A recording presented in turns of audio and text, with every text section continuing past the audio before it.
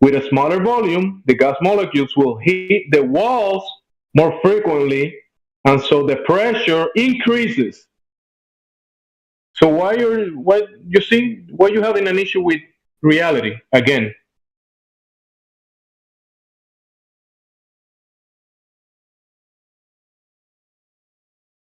Where is the guy that asked the questions about gas pressure? He ran away. I think he got muted, no? The guy No, above he me. ran away. No, Ragnar heard this before, but there was another guy asking Yeah, his questions. name was But, Fact Based Living or something like that. okay, so Ragnar is still here. Ragnar, you see the cause of the gas pressure? So let me explain something, Gemsy. A, you're quoting a bunch of shit out of context without understanding the context. That's No, A. it Well, says please exactly enlighten us. what Provided it a says. source here from NASA.gov, No, we're gonna which stop. you I'm gonna say are stop you. liars. I'm gonna stop you. It says exactly what it says. It means exactly what it says. Okay. Now, that comes with demonstration. If you have a way of restricting a volume of gas without a container causing measurable pressure, then you can go ahead and cite it and then demonstrate it.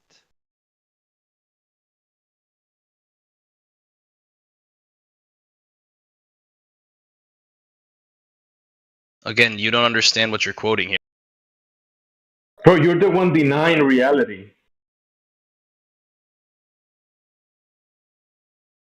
Demonstrable evidence, and you're saying nah to it.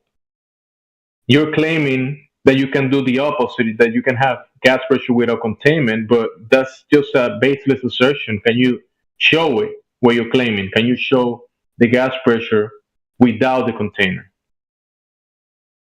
Just go ahead and show the demonstration. Do you have that? Yes or no? Yes, Earth. Earth? Earth? Yes, Earth. Earth. Gas pressure without a container. There you go. Oh my god. Can you show me the container?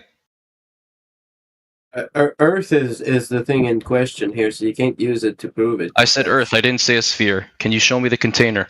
Incorrect. That's what I'm saying. The claim is that we have gas pressure on Earth. Contention. Well, we do have a gradient of gas, and that's even what you're claiming, not me. Also, I love the fact that you were quoting NASA with these quotes. Suddenly you rely on NASA to give you answers, but you don't rely on them with anything else. It's not us relying. It's to get you. You just quoted them. It's to get we're using it as some you hostile to deny witness. them. What? The goal here is to use a source you can't deny. Or it's not that me not denying it. Yeah, it's they're saying they're talking about experiments where they're done in a container. And you're not reading the whole article. You're just quoting random stuff. If you deny it, then you are the one who is like NASA lied. Again, Crit, I didn't deny it. Getting you to admit it is a big step. I didn't deny it. I said you're quoting it out of context. You know the difference? No, not out of context. Yes, out of context. What part was out of context? These are chemistry books. They're talking about experiments done in labs. What part was out of context? Yes, I'm explaining right now. These are chemistry textbooks, if you read chemistry textbooks, they explain things right while they're doing experiments in labs. How do you think they do experiments on gas pressure in a lab without containers? Nobody can do it. Okay, no. Just exactly. Enjoy the gas silence. needs a container. Enjoy the silence. No, that doesn't mean that all gas needs a container. It means if you want to conduct an experiment, you need a container for an experiment for the gas. I'm sorry, but you just admitted you need a container to actually contain gas. Oh my god. Okay, so where's the container? Show me the container. Hey, I don't need to show you the container. You don't need to show me the container. It's the antecedent. Do you understand what's the antecedent? Because if I get a filet mignon, I don't need to look at the freaking cow, know how fat it was, know the color of the skin. All I need to know that this filet mignon came from a fucking cow. So you're willing to trust that the filet mignon came from a cow, but you're not willing to trust footage. Where else the filet mignon come out of? Footage of satellites. What else does a filet mignon come out of? Well, it can come out of a lot of stuff. Doesn't have to be. Oh yes, really. Yeah. Like what? Other animals. A filet mignon from a chicken? Not a chicken, but Listen, an I think, antecedent, buffaloes, elk. that's a cow. Bro, we're talking Buffalo about is not a beef, you cow. idiot. Obviously, you're just being dishonest right now. That's not the point, bro. It's not about the cow. It's just an analogy, bro. Don't take it, bro. Fuck. Okay, so are you gonna It's like- provide evidence of the container? Or Filet not? mignon is a cut of beef from the tenderloin of a cow.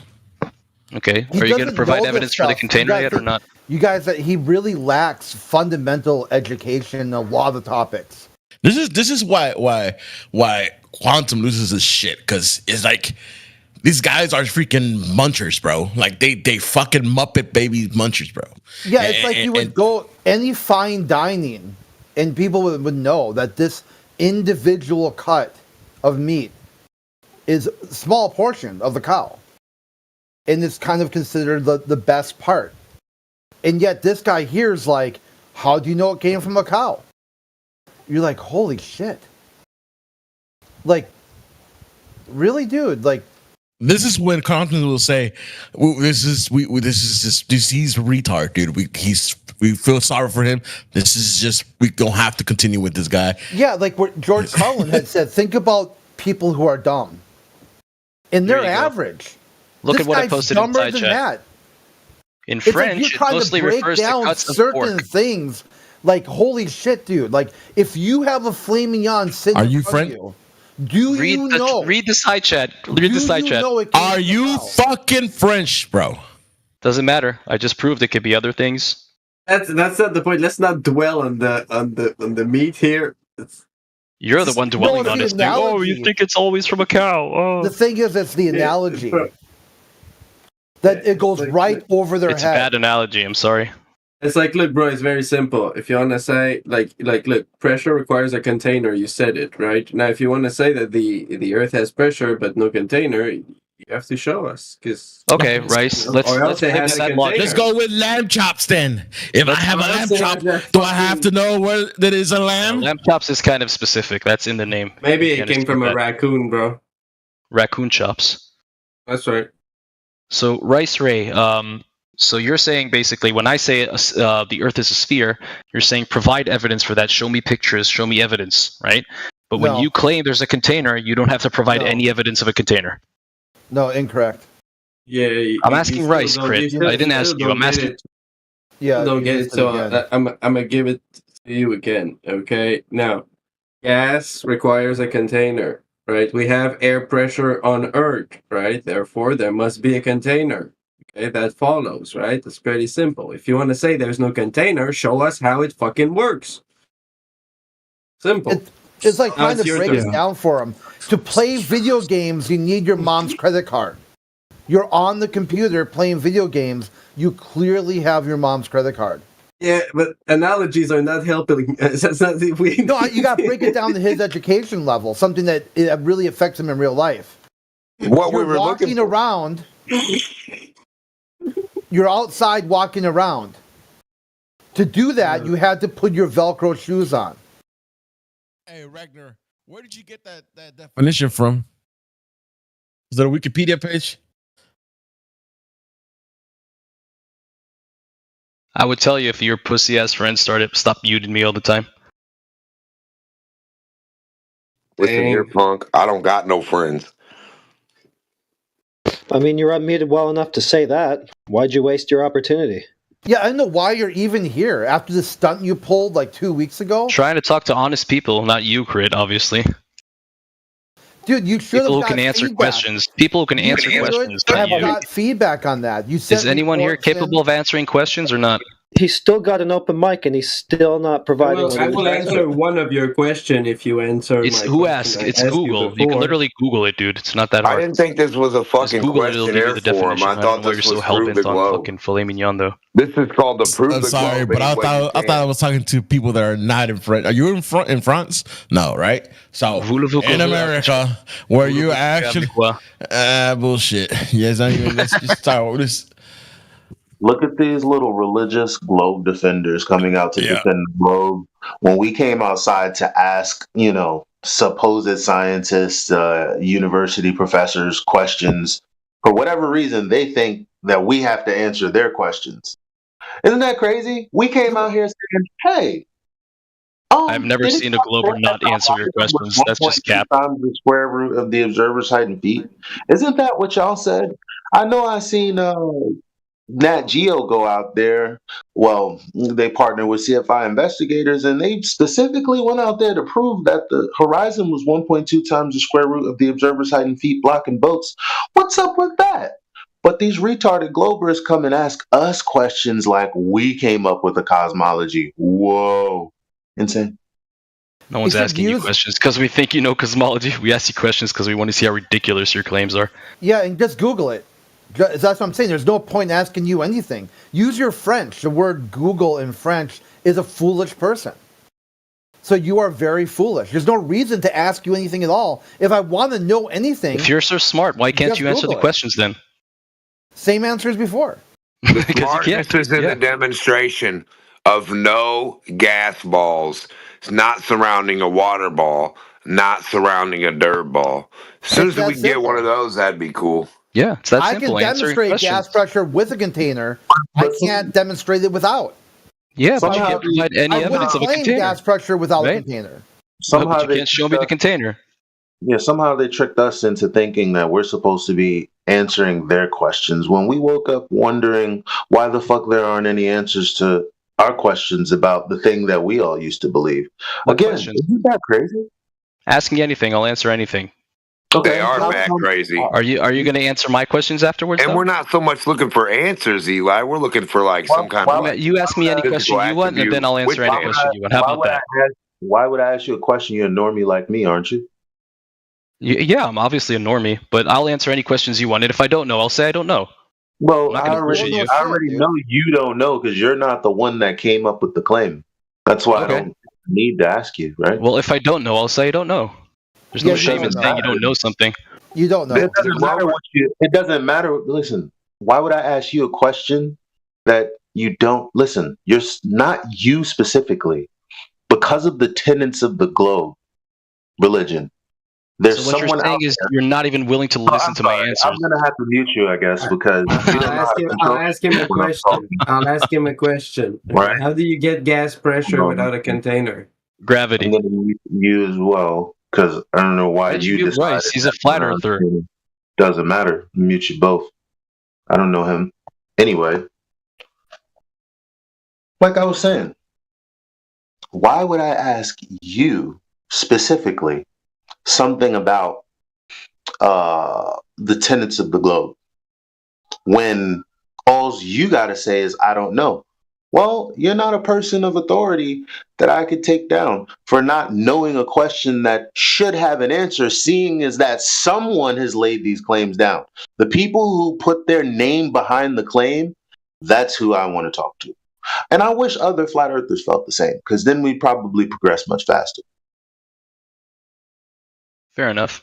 I can answer the gas So you're pressure saying without you're a not going to container. ask me, you're not going to ask me questions because obviously I can't answer all your questions. So You can. There is a globe answer. Just the globe answer is fucking ridiculous. The mass of the Earth. The mass of the Earth pushes down the fabric of time and space, creating a well of gravity that the gas is stuck in. You're like, what? Yeah, the horseshoe water. When the gravity well, the horseshoe surrounds the globe, and then you have the water going down around the ball and then up like a big horseshoe well. Isn't that what a gravity well look like? A horseshoe? Where's that at? The hell's that all about?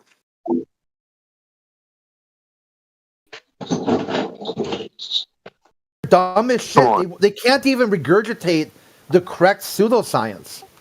They'll just randomly just just blurt gravity. You're like, what's that? They don't know. Just say it. Say the weird thing. Say the weird thing. It takes a mass of Earth to bend and warp the fabric of time and space, creating a well of gravity that the gas can't escape. Yeah, a magic one. Like if a bullet travels, it's gonna have gas and water around it, and it'll just sit there and go with the bullet. It's gonna be awesome. I can't wait for someone to demonstrate this shit. What do you mean? What do you mean by well of gravity, Chris? You're gonna shoot a bullet down, and it's gonna be in a well of space-time gravity because you're gonna shoot it down so hard and fast, and it's gonna create so much mass, right? When you say well, like what do you envision? We don't know. What do you mean? We wish we could figure it out together, guy who thinks it's a real thing. You think a gravity well's real? What do you say when you mean it? We mean I the same don't. thing, stupid. I don't know what the hell I'll a give you- gravity well is. I'll show you. I don't This is- either. Here's a gravity well. I don't think that. There we go.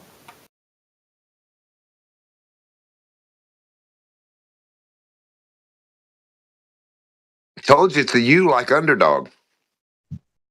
Here's another gravity well. So what you got here is that all the gas is stuck inside that gravity well. It can't get out. And what's even cooler, if it does expand, it gets stuck in the moon's well of gravity that then just pours it back down into the earth. I think those pictures are more like kind of like introduction to concepts, because it's actually a more accurate picture would be like it's stuck in a like grid matrix, not like a bowling ball and a trampoline, but like throw a bowling ball. Multi-dimensional. Yeah. That's what I'm saying. That's So why what's a moon would look like? If the What's a globalist moon wants to gravity be, well? if the globalist wants to be taken seriously, say the weird thing. Regurgitate the correct pseudoscience. A gravity well of orbit? So the more weird thing to say is like it would, instead of a bowling ball and a trampoline, it would be more like a bowling ball and a big cube of Jello or something like that. Yeah, that's what I'm talking about. Say the weird thing. Say it. Like, don't just be like, "Oh, gravity affects gases." No, gas moves freely in all directions. You know that.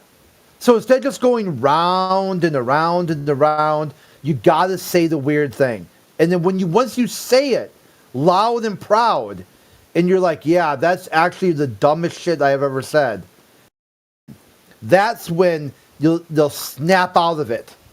And they'll be like, "Wow, I wonder why." They'll scratch their head. They'll be like, "Why say something so incredibly retarded?" But instead of facing up to the fact that this dumb shit is like in their face, Gas attracts they would gas. rather say, "Well, show me the firmament. Where's the firmament at?" And you're like, "Oh, that's Copernicus's model. That's how he explained gas pressure without the container. It was a giant, like, glass sphere right outside of Saturn. There was continuous pressure gradient all the way to the sphere." So you say, "Well, there it is. Now, is that dumb?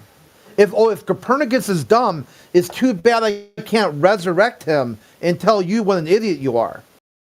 How many gas pressures can you have in one gas ball? Infinite. How do the layers of pressure work in a gas ball? It's an infinite gradient of pressure. So where?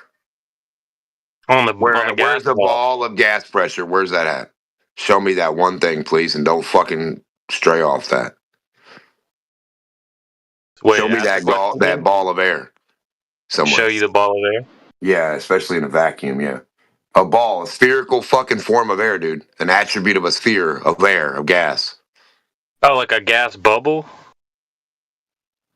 A gas sphere. Trapped in a vacuum. Do you understand, little guy? Yeah, it's like a gas bubble. That's what we're looking for. We're looking for a gas to be holding a shape. That'll be number one. How do we do that? And we want to know how the layers work from the center out.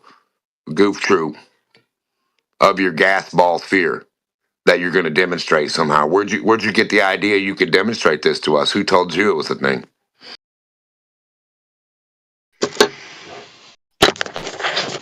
Who convinced you and demonstrated to you a gas sphere existed? You know, I never remember them once saying anything about the radius of Earth in school. Actually, the only time I ever remember it being brought up was in Probably because there isn't a radius to Earth. Isn't that weird? pre-cal. It was a pre-cal class, and the teacher was explaining how you could calculate how far you can see based on, the observer's height, the ground, making the triangle. I forgot. I think it was like cosine, or maybe it was trigonometry. That's what it was. That's the only time I remember I remember they went over it when I was in school because they talked about how Christopher Columbus got the wrong size of the ball because he used the observer's height in feet for ships disappearing bottom up and said that was a geometric curve of the Earth. And if you use those calculations, you end up with a very small Earth, small enough where you would be able to sail west and end up in the east.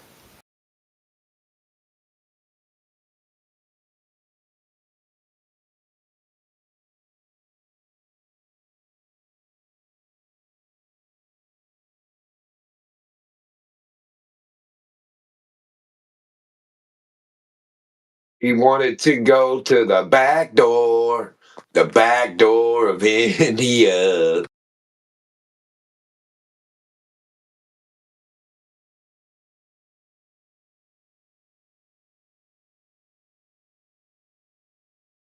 Christopher Columbus was a backdoor man. He said, "Don't you worry, boys. I'm coming in your back door, India." That's why he ended up calling Native Americans Indians, because he thought he landed in India. In the back door.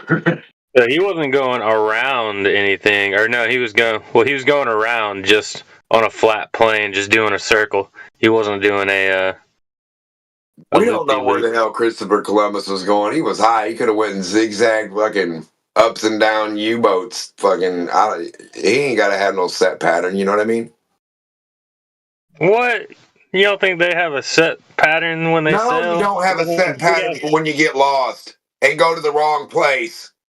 I don't think you have a set pattern that would help you out that's getting you lost.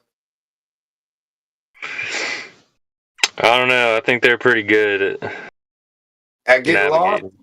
Not finding the right place. Okay, brother, we're not on your side.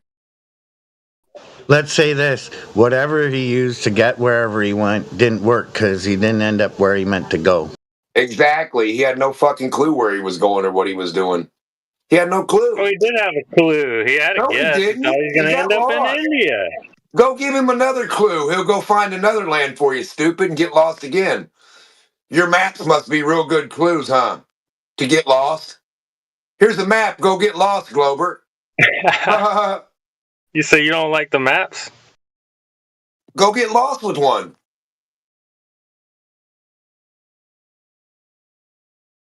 I don't have to like you getting lost. It doesn't matter to me. It's your problem. You go get lost with a globe map.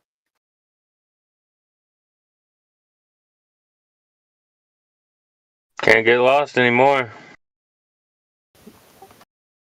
Yeah, cool story, Glober. GPS. Can't recall. Yeah, right. If I put a magnet on your phone, GPS ain't going to help you find your way.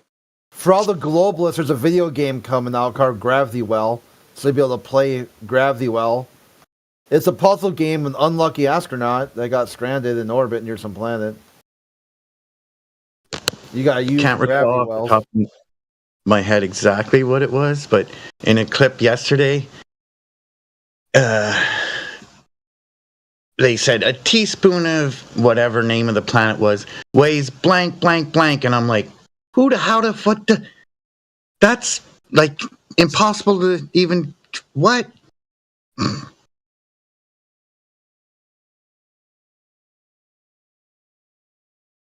Teaspoon of gravitron. It's a Mercury planet. Made from milk of magnesia.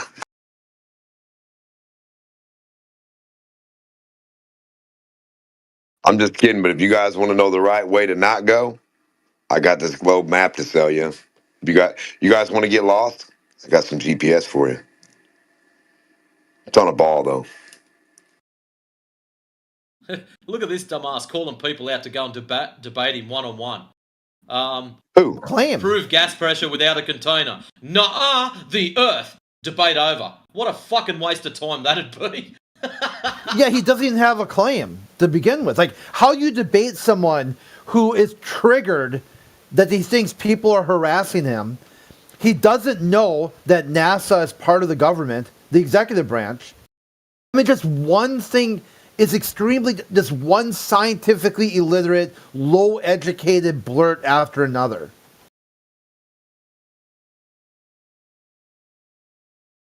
I want to see a GPS printed out on an actual sphere, and then I'll zoom in myself with a magnifying glass.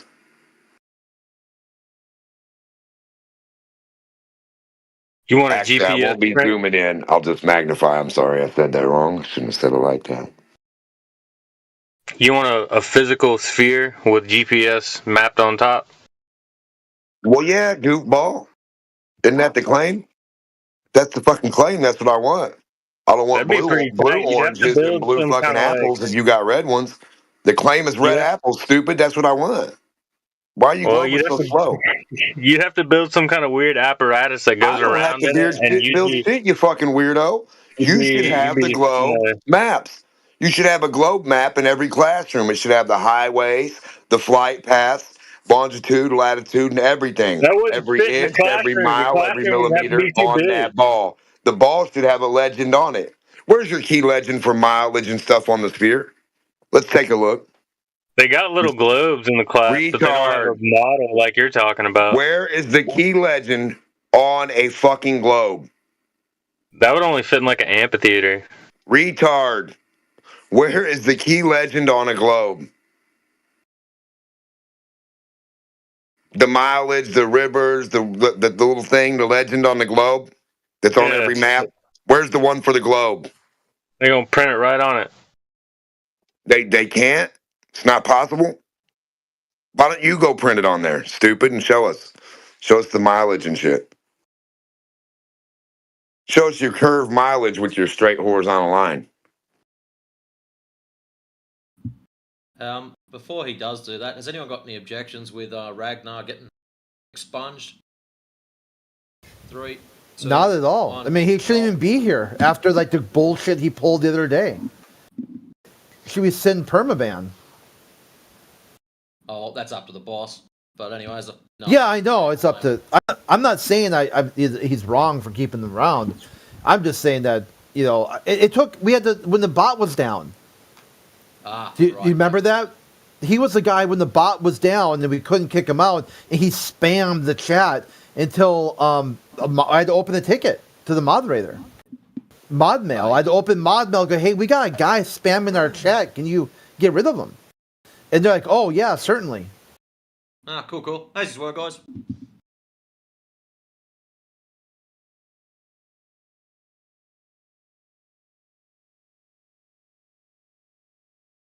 Oh, so you haven't forgot much, Kane. You were bringing data. I think the main reason not to permaban him is that he's annoying, but he doesn't really break TOS. He doesn't blurt, slurs or anything. So it's kind of like it's difficult to say, "Hey, this guy is out." He's not out of control. He's just really, really dumb. Pest. Yeah.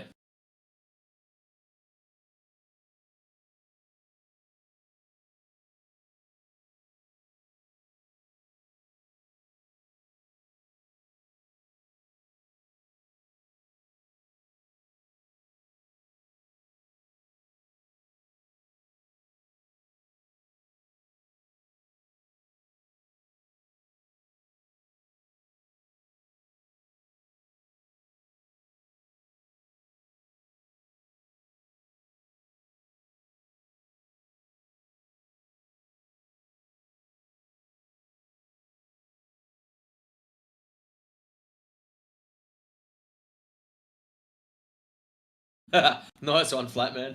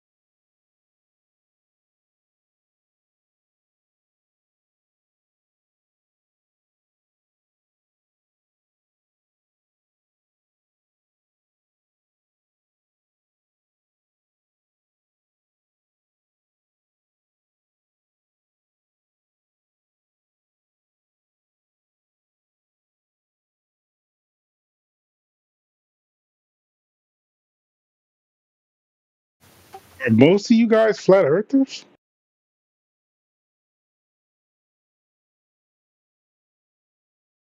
I guess nobody's. I don't know. We're a different channel.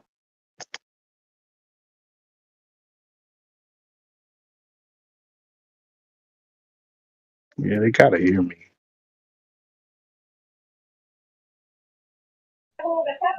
What's the question again? Go right ahead. Repeat your question. Oh, I was just asking, are most of you guys actually flat earthers?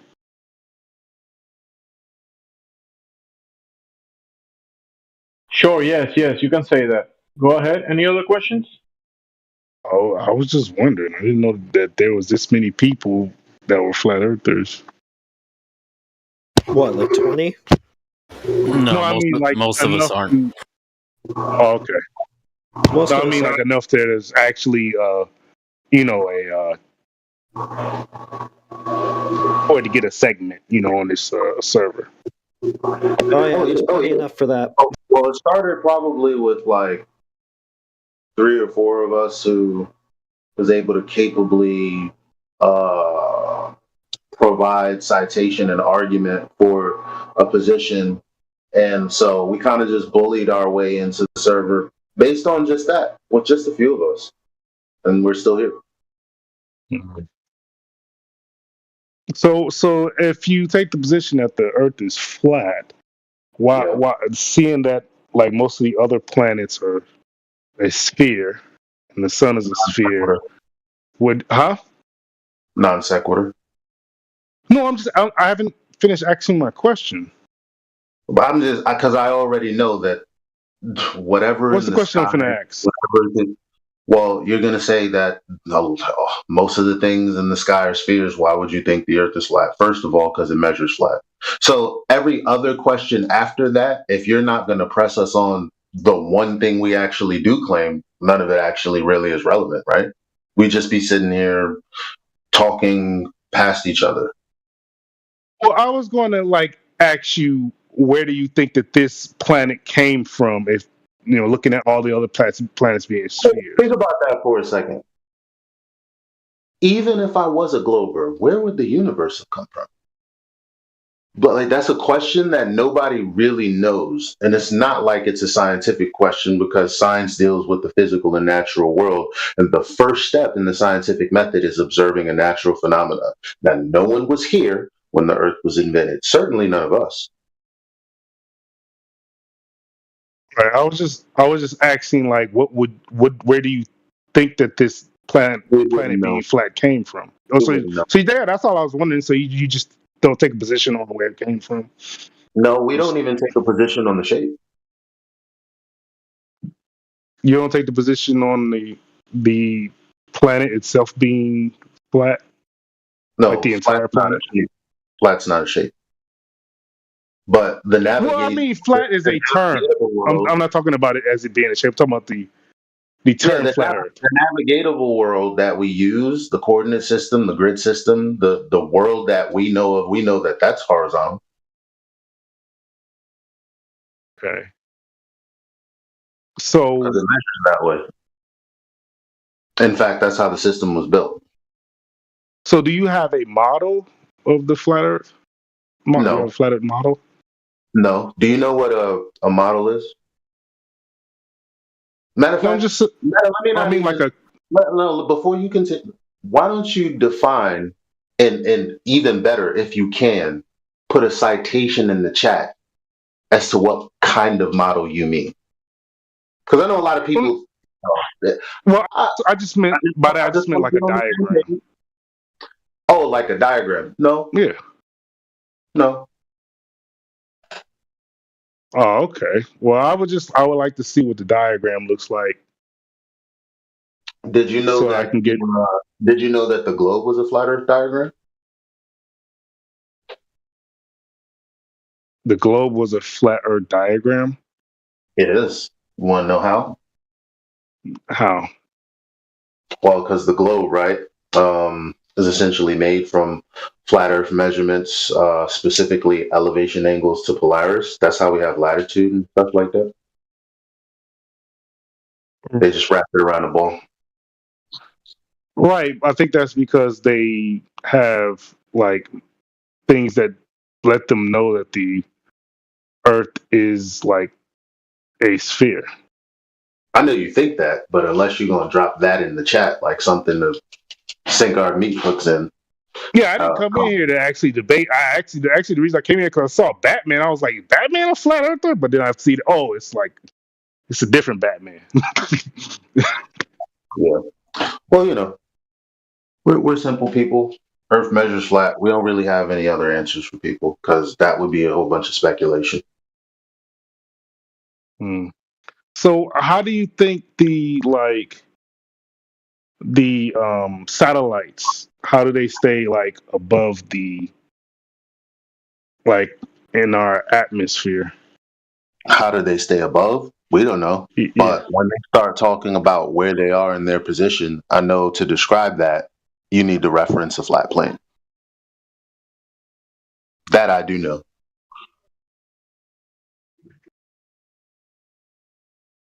Oh, okay. Isn't that weird? Do you believe in Do you believe in gravity? What's that? Do you believe in gravity? No, I heard you. What's that? So gravity is the larger objects attracting smaller objects. The attraction between objects. Well, I've read Newton's first work. I guess it's called the Principia. Some people, I don't know exactly how you pronounce it because you ask Google, AI, whatever. It's a lot of different ways to, probably two ways to Principia and Principia. Either way, when we talk about gravity, we're talking about an effect of other things, which means it's the cause of other things. Specifically, the force would be, right, the cause of the other things that we see, like standing on the earth, because if that wasn't the case, what, would we fly away or something? I don't know. So the first thing I looked to Newton for, yeah, that's cool. The first thing I looked to Newton for was his hypothesis, because that's what you would need to establish a cause and effect relationship in the natural world if you're going to claim something is science. And guess what? He didn't propose a hypothesis. In fact, he said that matter that could innately just attract other matter is absurd to him.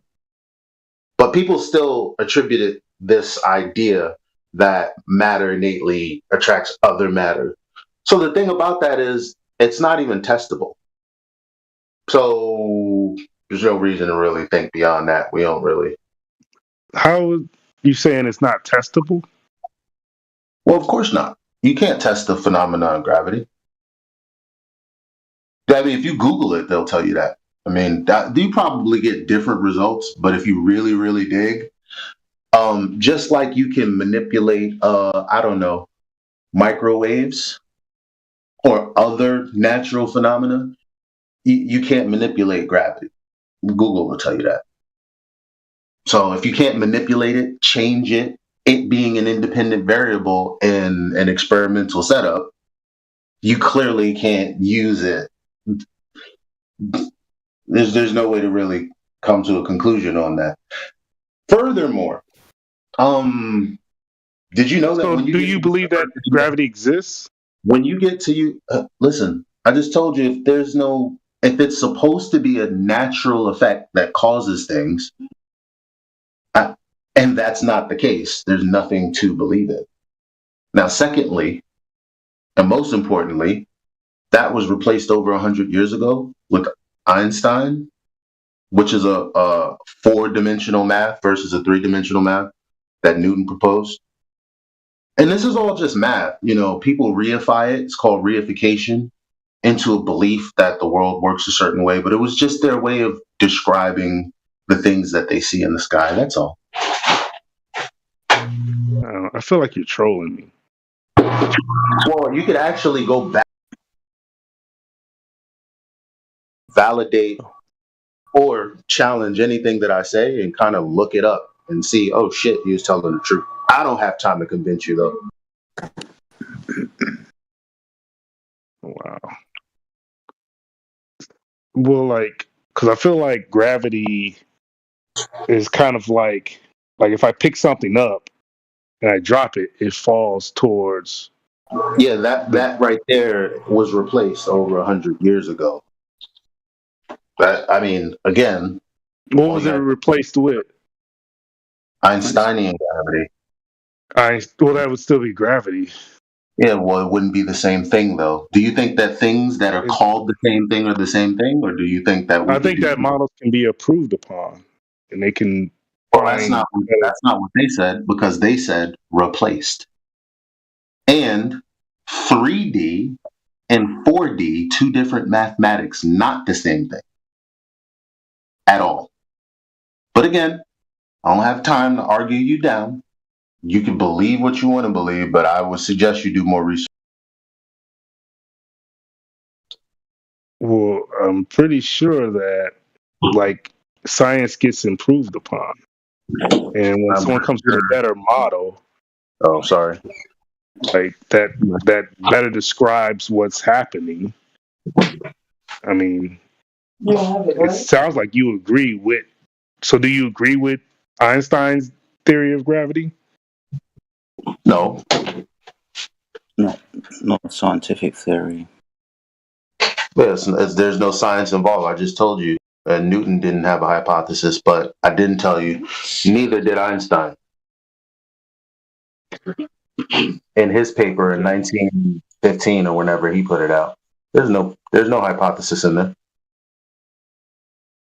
Okay, I have to look into that. Very good. Yeah, I'll check that out. I'm pretty sure it'll come to the conclusion that gravity exists. Okay. Good luck. All right. Thank you. Yeah, Einstein published a paper in 1915, November 25th. You will find no hypothesis, no experiment in the entire paper, but feel free to look. That's why I told you it was mathematics. And when I said reification, it's why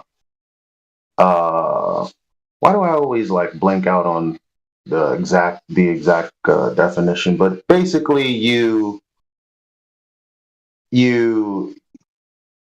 concretize something that isn't actually real, like an idea, like space and time. Those things aren't physical, but you give physical attributes to it. That's what Einstein did. That's reification. That's the fallacy of reification. So that's not good logic. That's bad logic. Just so you know. Okay. Not denying that phenomena exists. Like, I mean, a solid within a medium which it is more dense than has a tendency to go down. We observe that, measure that.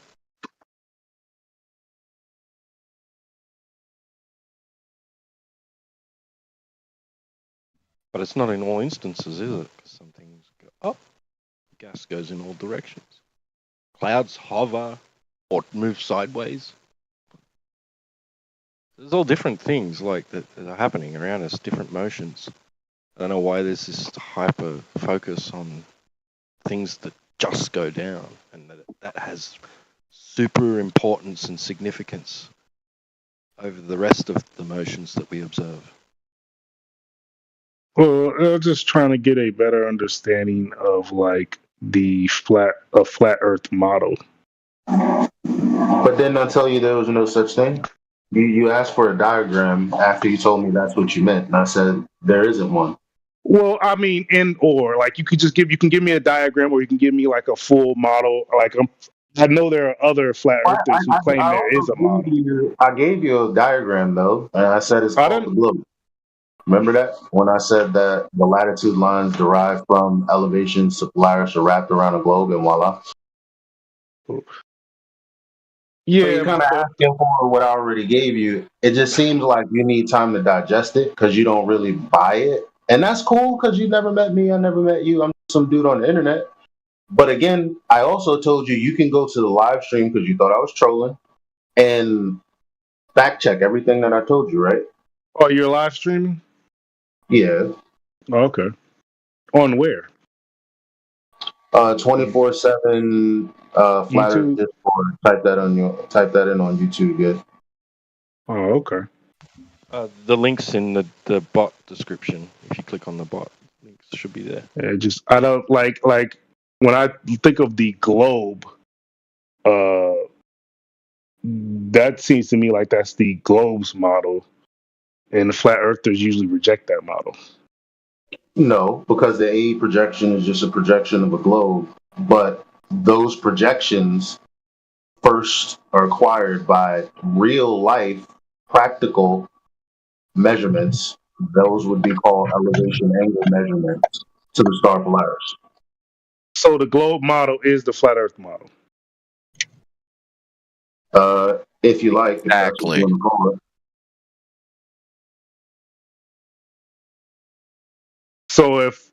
So you don't reject the globe model then, because you're saying it's the flat Earth model. Well, the bottom line is either I'm lying about elevation angles Polaris or I'm not. You can't undo a measurement. No model needed. You can't undo practical use case with another question or another question or another question, because that's going to be where it all began. The very first thing, right? That's the very first thing. Utilizing the Earth as a horizontal plane of reference for navigation and everything else. Another question or another question or another question isn't going to undo that. Only thing you have to do is to, I don't know, find someone who would invalidate what I said somehow. Well, I mean, it feels like you're taking parts of the model that is used in the globe, and you're just rejecting the part that says it's a sphere. Well, a model is a reification the way you're describing it, and I told you that a reification isn't something that's real, it's fallacious reasoning. But if you like, go on with fallacious reasoning. I'm just trying to help you out, brother. Can you give me like a detailed diagram of the flat Earth? The globe. So the globe Earth is the flat Earth model. Detailed, why don't you go with Google Earth and type in elevation profile and whoop, there it is. You'll see it. Google that and then click images.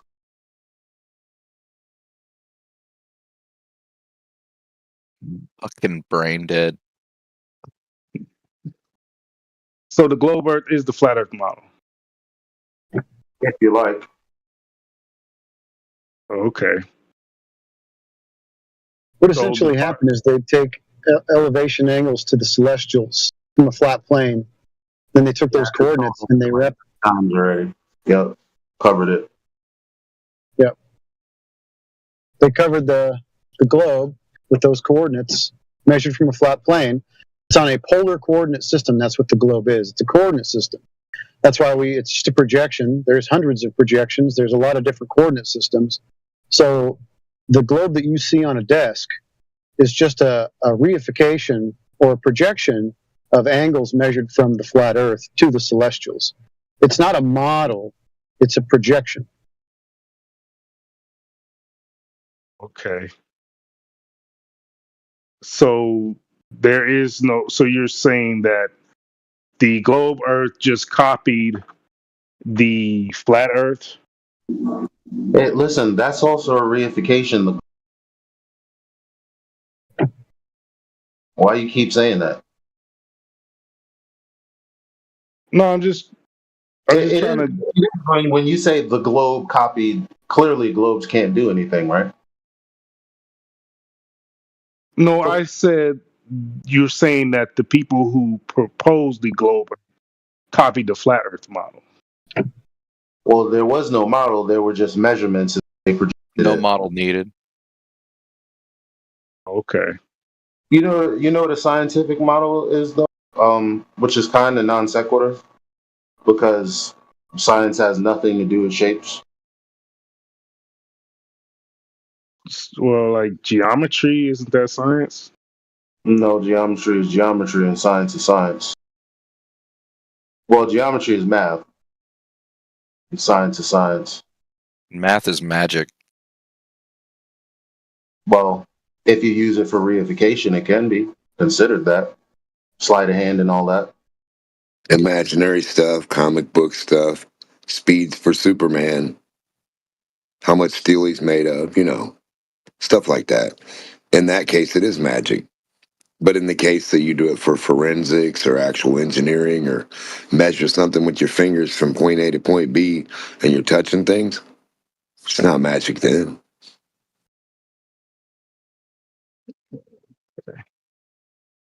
So I guess there is a lot of flat earthers in here. Well, they did tell you most of us were. Didn't start that way though. It's probably just okay. a hostile takeover of the whole server.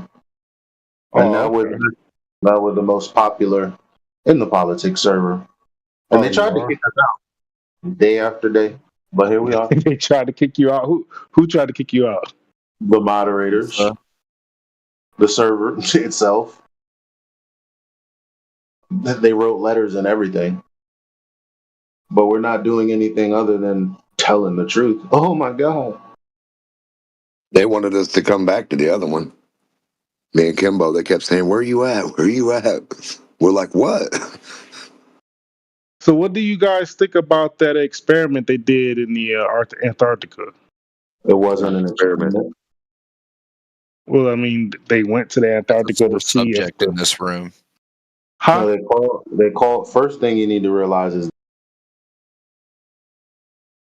completely asinine. That's number one. Number two, why don't you go ahead and formulate an argument for what they did, and then I'll tell you in what form you used it, whether it's valid or not in logic. Dude, final experiment cope in this room is through the roof.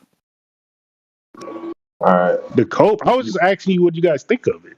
No, that's a globe earther. That's the best he can do is like try to throw wrenches into. Him do it 4 or 5 times, but that just got him muted because I'm kind of tired of it. So go ahead and tell me what you think they did in Antarctica, and like formulate some kind of argument. Well, you just said you're gonna mute me. No, I muted the other guy. You're still not muted, aren't you? Okay. Yeah, I'm good. So I think that what they did was there was a claim by the people who were on the flat Earth side that the sun should like go down or something, and there should be like something about the sun not being the sun should go down at a certain point. And I think the flat earthers was taking the position that the sun should never go down. And so they went to Antarctica to see if that would happen. Mm-hmm. And my understanding is that the people on the flat earth side was claiming that it's some type of conspiracy or something. That what they were expecting to happen didn't happen. Mm-hmm. So what's the conclusion? Seeing is that there was a 24 hours.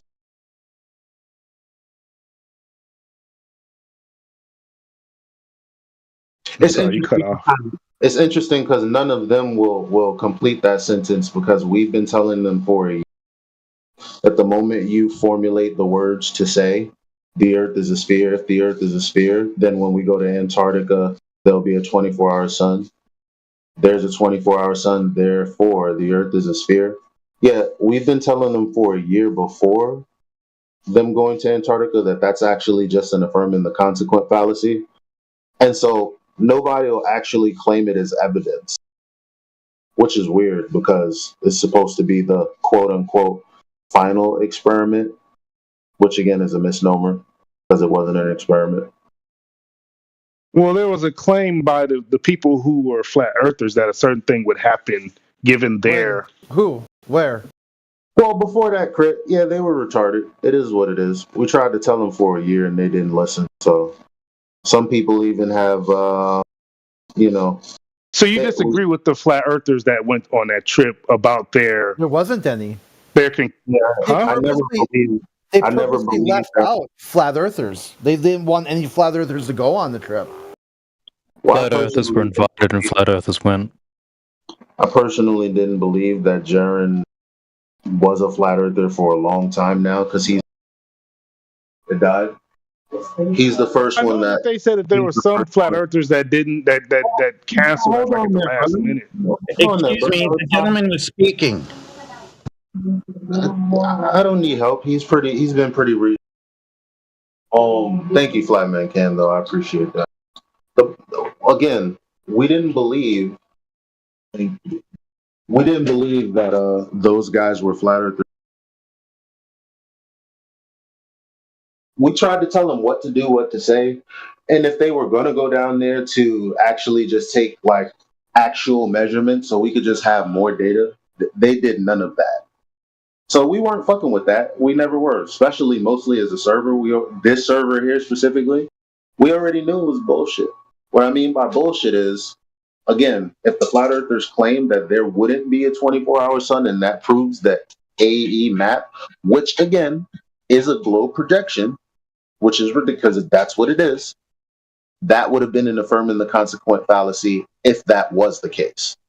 But with the 24-hour sun, either way, if you claim that's proof of the globe, that's also an affirming the consequent fallacy. Now, here's the thing. We told them that for a year, and they didn't listen. So we never had faith that they were actually flat earthers anyway, because you got a whole bunch of psyop behind psyop, fake ass motherfuckers behind fake ass motherfuckers to make this seem all illegitimate and all crazy. I mean, but what else do you expect from America specifically? So, what flat earthers do you like hold in like high regard? What do you mean high regard? Ones that are like public figures. Is there any public figure flat earthers that you think are like? I don't really think like that. I mean, I'm one figure, but I don't really think like that because that would be like an appeal to authority. I just go with data and information. That's well, no, I'm not saying that appeal to authority. Me, huh? Me. No, I'm not saying appeal to authority. No, I'm saying just must ask me. I am. Does anyone else disagree? No, I'm just saying, is there any public figures that you agree with? What the hell? Why are you not hearing what I'm saying? Me. Yeah. So there's no you other. Don't know. Wait, hold on. Do you know that Elijah is like a very well-known flat earther? Like, I don't know who Elijah. The guy you're talking to. Yeah, right. Okay, his name is Elijah. No, I'm saying other than himself. You're talking to a locally famous flat earther right now. Right, I'm why does he need to be? Hold on. Why does he need to be someone other than himself? Dude, you're not. No, I'm saying is there. You are talking to a very well-known leader of the flat Earth community. Right, but now, I'm asking right now. So your question is, hey, who in the flat Earth community is a leader that you trust? He's like, it's me. That's like Obi-Wan Kenobi. Yeah, of course I've heard of him. He's me. You're not. I don't think you're understanding the question I'm asking. I'll give you an analogy. If I were to ask, public figure. I was on the podcast. I'm gonna give you I understand what you're saying. No, but I'm gonna give you an analogy so you can understand the question I was asking. Understand what I'm saying. So I'm gonna give you an analogy so you can understand what I meant. Flat earthers, right? I just wanted to give you an analogy so you can understand what I was asking. Okay. So if I were listening, because I hope that your question is different from the answer. Like the question, hopefully the answer, but I'm pretty sure it'll be the same. Go ahead. Okay, so if I were to ask a president of the United States, hey, what is another leader of a country that you see eye to eye with and you agree with, the president might name a few other presidents that he agrees with and he sees as a peer. I was asking for you to just name some peers that are public figures. Crit Jedi. Yeah. Okay. Same. Ditto. Miggy. Okay. You have mutual respect for. Miggy. Crit and Jedi, are they are also public figures? Quantum Erasers. They have a He has a social. YouTube channel. Nathan Oakley, he has a YouTube channel. Okay. So the people in this room mostly are your peers. Okay, that's all I was asking. Well, I just gave you two other individuals, or three, or four. They do their own thing. We're not all the same person. We don't all. Right. That's what I was asking when you were talking. You kept referring to yourself. I was asking for like your peers that you see eye to eye with. Quantum Eraser has a web. Check it out. You'll probably learn more. Science isn't. That's probably if you ask me. Okay. Do you do any like debates with people who are globe earthers? I'm talking about like not just random people like me. Do you have any All like? the time. There's so many prominent professors that come in here touting their credentials, thinking they're gonna slam dunk. In here, over the years, plenty other different mediums that we've used to talk to people. They're all recorded, by the way. I will walk into any university, very fucking confident, and they all love me, bro. So I don't know. Yeah, absolutely. Would you ever consider broadcasting one of those debates at a university? If a university professor would allow me. Yeah, it'd be really good to highlight just how the university is a public, open space for all people, all identities. It'd be great to really get an extremely bigoted anti-flat earther in there and watch security take him out. I don't know what you're talking about. I was just wondering what debates would you engage in? Brendan, because Brendan's not allowed. Yeah, you probably got expelled from the college campus a long time ago. Well, I don't want to talk crap about Brenda, but she isn't allowed. So do you, Big Daddy, consider yourself to be like a? Do you have like a theology that you follow? No. I don't think so. So you're not like a Christian or anything? Well, even Christians, they call themselves Christians. Just by reading the Bible, I feel like that's so. Most people don't read. That's the problem I do. I can't really put myself in a box. Well, I mean, by Christian, I just mean you believe that Jesus Christ is God.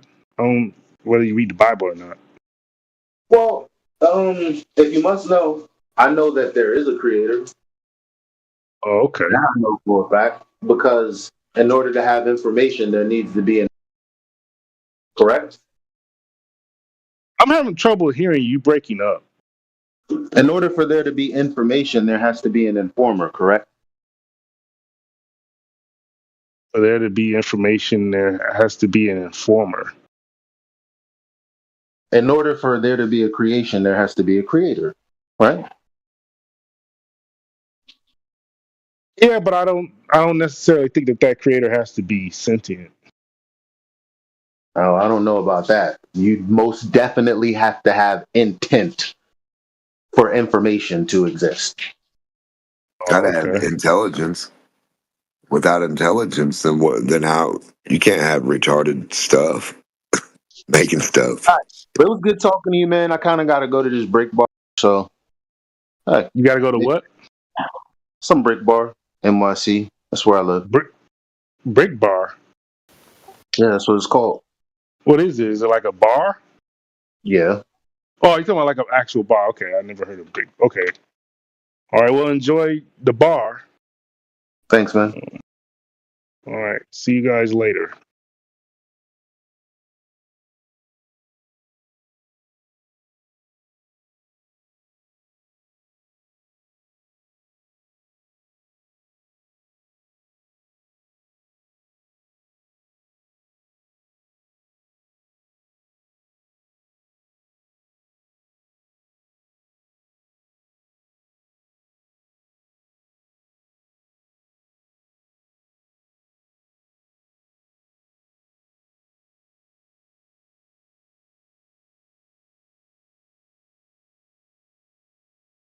Non-intelligence doing intelligent things.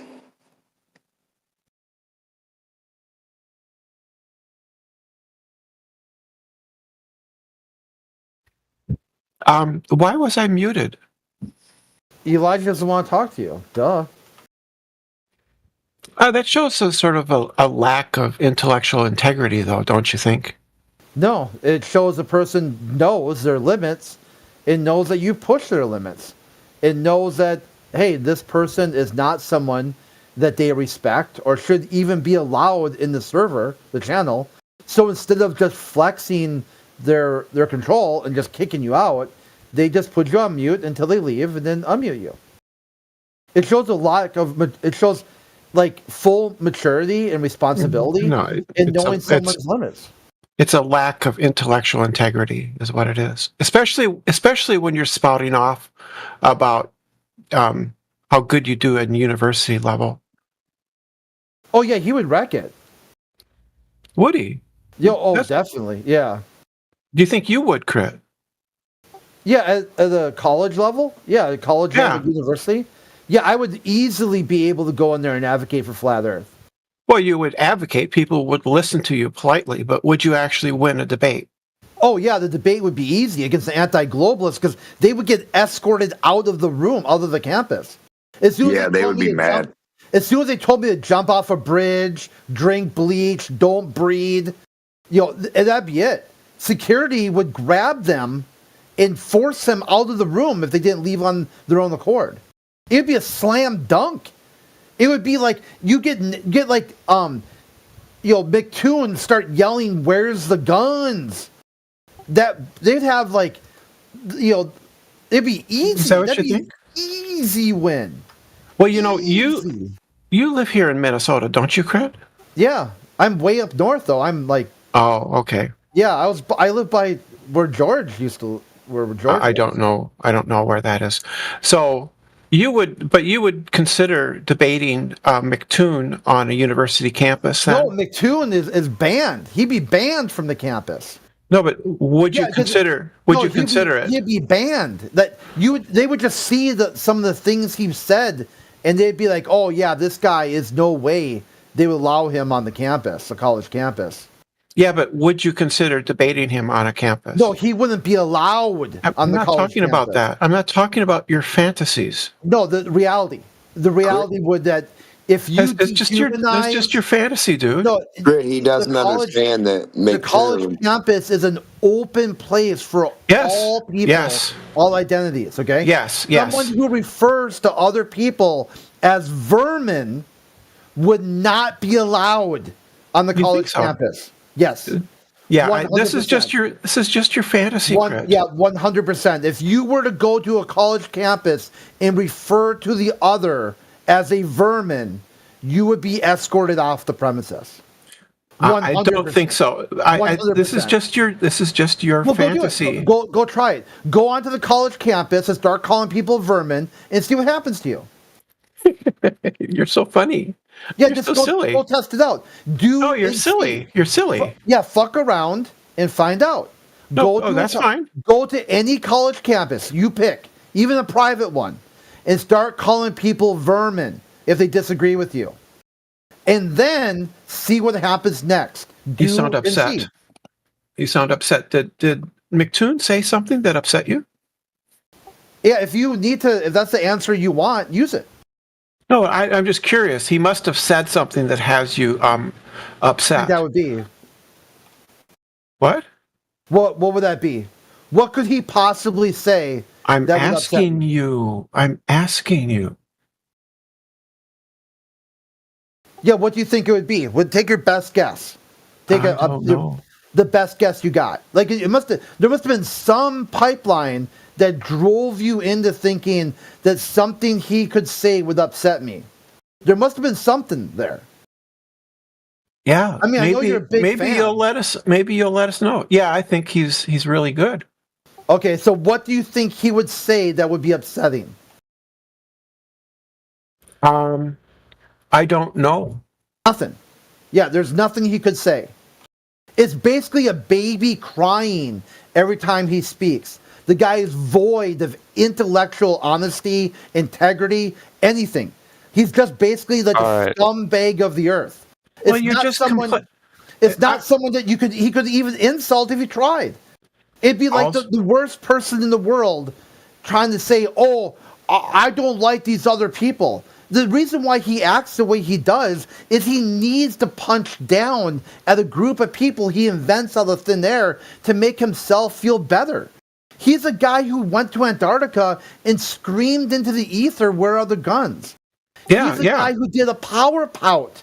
He went to Chile, and instead of walk around and see all the sights, he did a power pout in his hotel room rather than just kind of enjoy going to a country he'll never go to again. Is that your claim, that he just sat in his hotel room in Punta Arenas? McDuffie said so. That he's frustrated. Is that what you said? McDuffie said he's frustrated with the way the globalists act. Oh, I don't know about that. So you're not talking about... They couldn't follow the flat earthers around, so then they got frustrated and decided to protest in their hotel rooms. Yeah, I don't know. And then played with Star Wars toys. I saw McToon walking around in the city of Punta Arenas. Yeah, and you saw him do a power pout in his hotel room. Okay. And played with Star Wars toys. So you're talking about someone like that can't insult anybody. They've already insulted themselves to the point where it's just a pity case. It's wow, dude. Like, so this is what you're gonna do with the rest of your life? Okay, you do you, boo. And now you know why you'll never be taken seriously, even more so on the college campus. You're funny. You're funny. You're funny. What was funny? You're it's hilarious. I'm laughing. Yeah, that's what I'm saying. Unconditional acceptance. You are absolutely hilarious. Yeah. So that you get direct feedback. Elijah told you no, thank you, and you don't even understand the word no. Like, this is where we're at. Like, will Brenda know what the word no means today? That's it. A very low bar. Brenda, the word no means no. Do you understand no means no? Sure. That means that you fucked it up again. I said yes, dude. What is wrong with you? You are really upset. No means no. No. You're more upset than I've seen you before. Still no. She said, "Would I go to a debate?" Right. So what is your reaction, Crit? That's exactly why you get muted, stupid. See, I was clearly in the middle of a conversation. I mean, in the middle of a sentence. Sorry. Like I said, you think that I would go to a university to talk to a guy with the moniker McToon? No thanks. I'd like to talk to Neil deGrasse Tyson, though. You could hook that up. That was hilarious as shit. You said you in the nursery.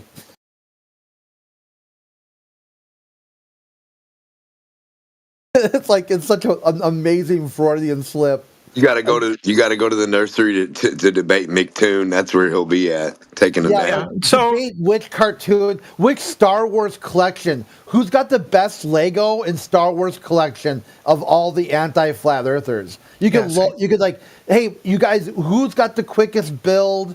You know, who has the more stormtroopers? No, the correct answer. So the correct answer is a flat earther. All I hear is crying, Crit. All I hear is crying. That's it. Yeah, it's all you'll ever hear because you're a baby. Right. So when are you going to have this debate at the universities? Either one of you.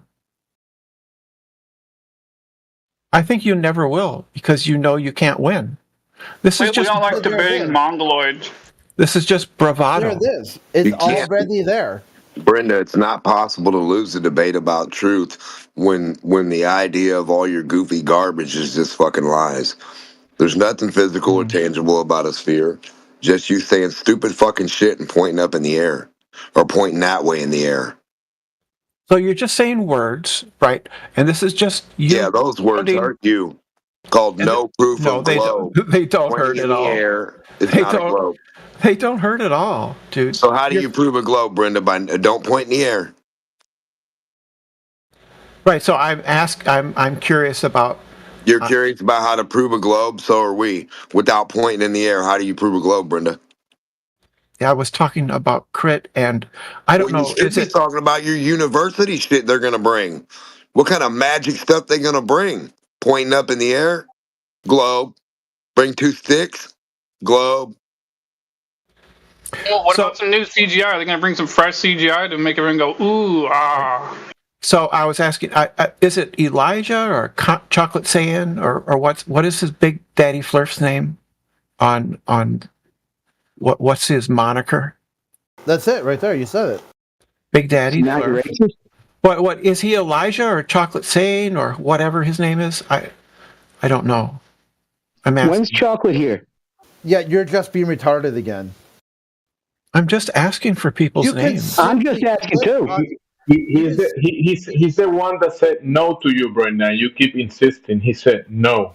Yeah, no, he said no for someone's profile. Yeah, because he's afraid. What their name is. Yeah, so it's Elijah. I didn't think it was that much of a problem to ask somebody their name. So Elijah is afraid to go outside of the echo chamber of Nathan Oakley. Crit is afraid to go outside of his echo chamber. Human being. If he's Crit- afraid to be outside Crit of the is afraid. If he's afraid to be outside of the echo chamber of Nathan Oakley, what the fuck is he doing here? You dubbo. Exactly. My God, how stupid can some people be? Open your eyes, boy. It's so funny, afraid. Like, get the fuck out of here with the derp.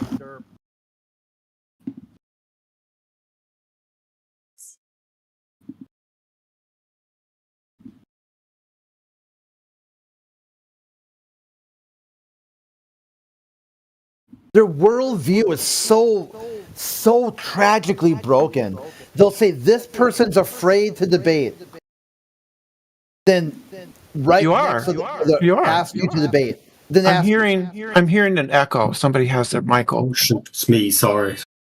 No problem. So one way I know it's an echo chamber, Crit, is because you mute me. I didn't mute you. You're lying. I get muted. I've been muted about 5 times already. You're repeating. You know why you get muted. That's how I know it's an echo chamber. You're bro. Oh, so it's echo chamber when you got one idea being echoed across multiple people. We disagree with each other. It's been 5 times. When you can't allow the other person to speak, Crit, when you You're can't not allow... talking about the topic. You're talking about people. You got a TMZ, BuzzFeed, top 10 flat earthers. Number 1 will surprise you, and you're just repeating it. You're just echoing it over and over. I'm just telling you that you're afraid to leave this echo chamber. Then don't ask. This is just another echo chamber you're afraid to leave. Then And Elijah is afraid to leave because they know they can't win. Follow the logic. Follow the logic. If that's your worldview and your logic, at least try to maintain a logical consistency inside your own worldview. At least try to maintain it. I'm just pointing out. I know you'd be expelled from the college campus as soon as you told me to drink bleach, don't breed, jump off a bridge. So of course I wouldn't invite you to debate on college campus. Crit, have I ever said one of those things? It sounds like you're trying to squeeze integrity out of Brenda, like squeezing water out of a stone. Like you're not going to get integrity out of this individual. So Crit, have I ever said any of those things to you? I've never said any of that to you. Stop lying. Look, you just lie. I have to go back and look. I know you've done some. Stop lying. Stop lying. The point is, I'm pointing out your hypocrisy. The hypocrisy. Oh no! Yes. Oh, have mercy! Hypocrisy. Yes, the hypocrisy of Nathan Oakley of going on a Mick Toons show and getting server muted and just having them read out insulting super chats. Oh, what a hypocrisy! What amazing hypocrisy you're pointing out that the anti-flat earthers are more flat Earth than the flat earthers are. What an amazing hypocrisy you got there. No, it's your lack of moral integrity and your hypocritical So let's get beliefs. this right. We're lacking in moral integrity because Absolutely. we don't want to go near McToon, one of the most arrogant fuckwits on the known to mankind. Really? He was about to say it. And we're the ones lacking moral integrity.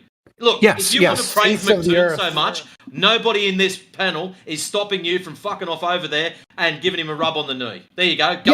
Go debate him. Go debate him on like your God versus your no God. Let him toss you around and make fun of you and tell you how stupid you are. Do that. Just go do it. Find something that you guys disagree with instead of hanging out. I do debate people. I do debate people on issues. You are shit scared. When's the debate? I'm not. I've had those debates already today. When's the debate? Today, earlier today. McToon, you got to do it with McToon. Your hypocrisy. You have to debate McToon outside of your echo chamber. He's over in New Jersey, dude. Go out there and lose like a little league. Like a little league team. Just go and lose. Brenda, that's what you're best at. You're shit scared. You are shit scared. Inside your own worldview, you're shit scared. This is great stuff. Keep it up, Crit. It's hilarious. Brenda, why are you scared of debating McToon? Why are you scared? I'm not. So why aren't you going after him and debate him? Because we debate. Because you're scared. You're scared of debating him. No, because I debate. You are scared. You sound scared because you're here and not talking to him. That's why he was trying to do. He's like, hey, you guys, there's a bully debating on me. Why don't you guys go debate him for me? There's a bully named McToon. He out debates me. Brenda, it's okay to be out debated by me. No, Brenda, now, since you're scared, now you're gonna supersede the fear, and you're gonna leave here, and you're gonna go debate McToon. Go. He's in New York, New Jersey. Okay, we just go and sit somewhere and wait for him to come to you and debate him. Just go to another room, send him an invite, and wait for him so you can go argue with him. The point is, your point is having no point. That's your point, having no point. So I'm not a hypocrite because I go out. Yeah, I go out. You're scared of McToon. Go debate McToon. You're scared, Brenda. You gotta. You're scared, Brenda. You're very scared. Otherwise, your worldview would be hypocrisy. He's quivering in his slippers. Tell him how dog bones are clocks. I'm sure he'd appreciate that. He agrees with me. Brenda, you are scared because you sound scared and you're here talking to us because you're scared of McToon. So go talk to him. Brenda's so scared she forgot how the internet worked that she forgot his DMs. Brenda, are you male? What? You forgot how to DM McToon to debate him. You said, oh, he's all the way over here. You forgot the internet even worked. He scared the internet out your ass. Okay. Whatever you say, Demok. Okay, go live, find Brenda. McToon and go debate McToon. No, I don't show want everybody. Show everybody you're not scared of him. I'll watch the debate, Brenda. Run from your echo chamber and debate. Don't crash out, Brenda. What echo chamber would that be? Whatever echo chamber you're in, just don't. I'm not in one. I'm not in one. You said this was one, so you're not in one. So this isn't one then. What are you talking about? Why are you scared, Brenda? Why are you scared? Go talk to McToon. Stop being scared. Go talk to him. You sound scared. Just go tell your real dad, McToon, that you're afraid to debate him and you would never dream up such a thing because you couldn't if you tried. Because he would smack the debate off your lips. You think so? That's what he said. Brenda, That's what you're telling us. You said he's you're here saying that other people are scared in here, so that means that you joined this space because you're scared. No, that's not what I said. You know that. You know I didn't say that. Hey, you guys, there's a bully out debating me. Well, can one of you guys not be scared of him and debate him too? Because he debated my pants off. So I said that you guys are hypocrites. No, but you go find McToon, stop being a hypocrite and go debate him. Jempsy, do you remember debate him. Jemsy, do you But remember? no, I don't want to remember anything. Just I've go debate already him. Go. debated Go. McToon. You sound He triggered. wasn't worth the shit. Now, if you're afraid to go debate He just McToon and I laughed at. debated him, what's that say about But you you, know, Brenda? you That know was what, just debated Brenda, McToon. that when you joined, you interrupted a conversation. Elijah was talking to someone about the I topic of didn't the mean VC. to. I didn't mean to. Elijah was talking to someone about the topic of the VC, and you interrupted just to talk about people in here. I didn't mean to. Not the topic of the VC. Not the topic of the VC. I didn't mean to. It was unintentional. No, you do mean to. So does that mean that you don't have control over yourself? Is someone else controlling you, or what is it that you're doing what you don't mean to do? What are you talking about? I think the drugs are controlling him. What's wrong with you, Brenda? So Democ, when you came on with McToon, you're just a laughingstock, Democ. We just laugh at you. We just laugh at you. That's We do. because That's you're what we do. fucking idiots and you don't listen to the actual. You know what's funny? No, for you know what's funny, Democ, though. Hold on. You know we what's just funny, laugh though? at you It's funny. because You know what's funny, funny is that we laugh at you. Exactly, because you're too afraid to debate McToon, but I'll debate him in my sleep. It's unconditional acceptance. Yeah, but we just you laugh at expect you, that Democ. people are and when everyone here laughs at you. Yeah, I know. Laugh You're at here for Brenda. entertainment purposes. I don't know. And at least you know it. I don't know, Crit. You don't sound like you're laughing at me. Oh, we laugh, dog bone clocks. Yeah, but you don't We laugh. sound like it, Crit. You know what you sound like? you sound like you're afraid. What's your You already observation? said that like A 5 shoe. times already. Like you're just gonna A say it shoe's again, my Brenda? observation. You sound like you're afraid, Crit. Keep saying All it, right, Brenda. well, that's all right. Repeat it I'm okay. until you're muted. Okay with that. What? Brenda, how do you laugh I at didn't hear you. elevation and how it works only on a horizontal principle, right? What? This is Elevation. hilarious. Brenda, You go get this so What? bad. What? You get Go this so talk to bad. Nathan. One word. It's hilarious. confused you? Tell me about it, Brenda, Democ. Brenda, you're let's scared take you of back to Nathan third Oakley. grade. Go talk to Nathan. Go. Nathan runs a non-debate debate show. Yeah, go talk to him. Go. The real question here. Hey, Brenda, what would you do if you found out the Earth was flat? Like, how would your life change, and how would your behavior change, or would it change I'd at have all? to question everything. No way. I'd have to question everything. Way. No one's lives would change if the Earth is globe. If it's flat, no one's life would change. Lovely. I didn't ask you. Brenda, what's your answer? I don't care. Never mind. I don't even care what Brenda's answer is. Yeah, did Brenda run? She got muted. Oh, okay. She sounded upset and angry. I think I gotta point this out. There's at least a little bit of irony, I think, in a bunch of flat earthers constantly referring to a man as a woman. Well, no, Just 'cause he wants to. Orion, no. We respect all identities here. Yeah, but that doesn't stop it from being ironic.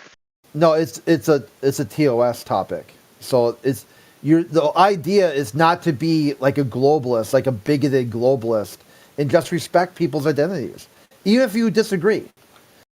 It's about agree or disagree. It's just about being open and inclusive to all people and all identities.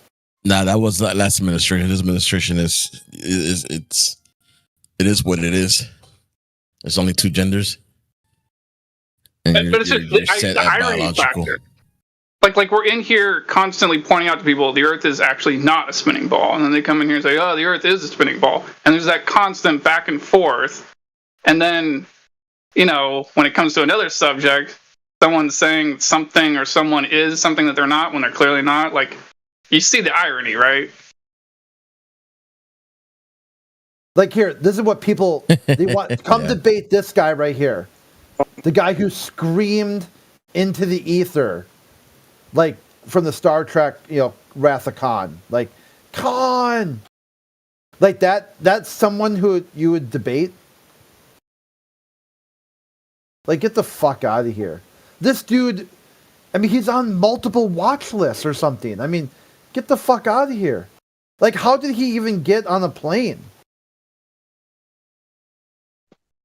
Well, here's a radical idea. Why don't we stop debating this and just live our lives, Oh, that's lame and stupid. Here we go. All right, where's your proof of curvature, kid?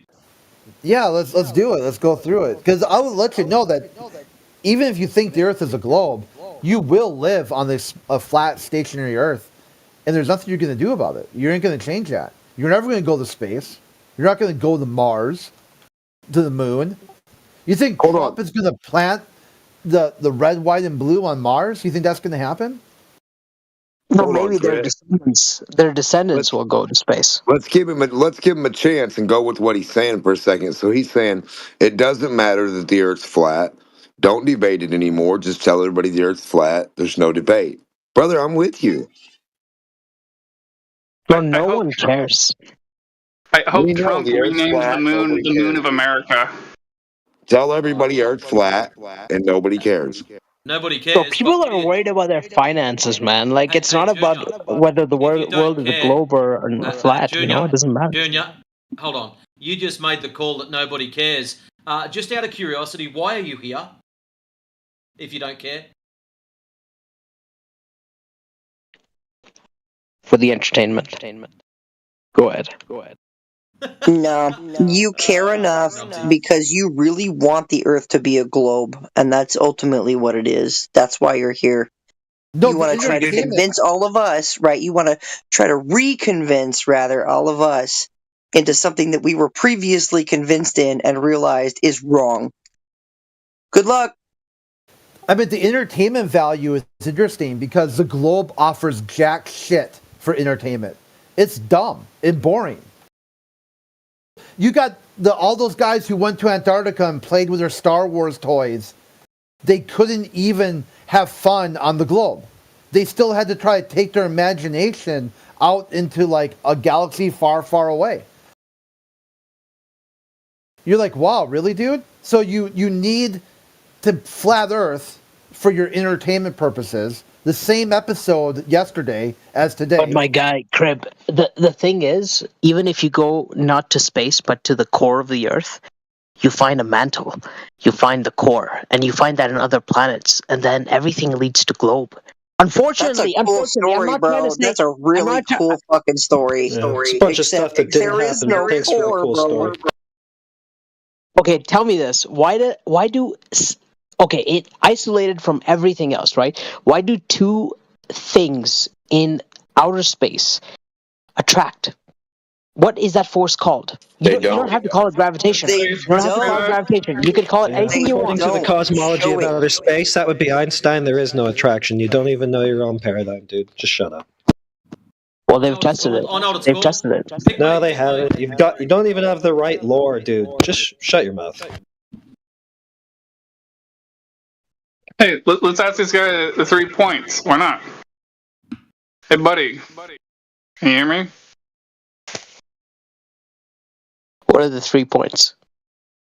So there are 3 questions.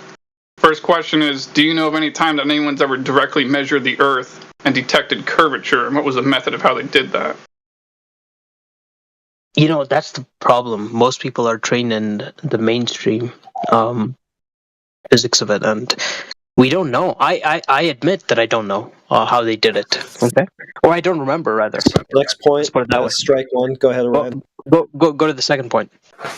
Do you know of any time that anyone's ever directly measured axial rotation of the Earth, the spin of the Earth? I think it's a lot to do with the way that planets spin. You know, it's all about astronomy and the deference to experts sounding like strike in two. this domain. You No, haven't said anything about I know the how it ground sounds like. I'm just saying that the deference to experts in this domain is because it's. Okay, that's strike two. Let's go to the next question. Okay, go to the next question. No problem.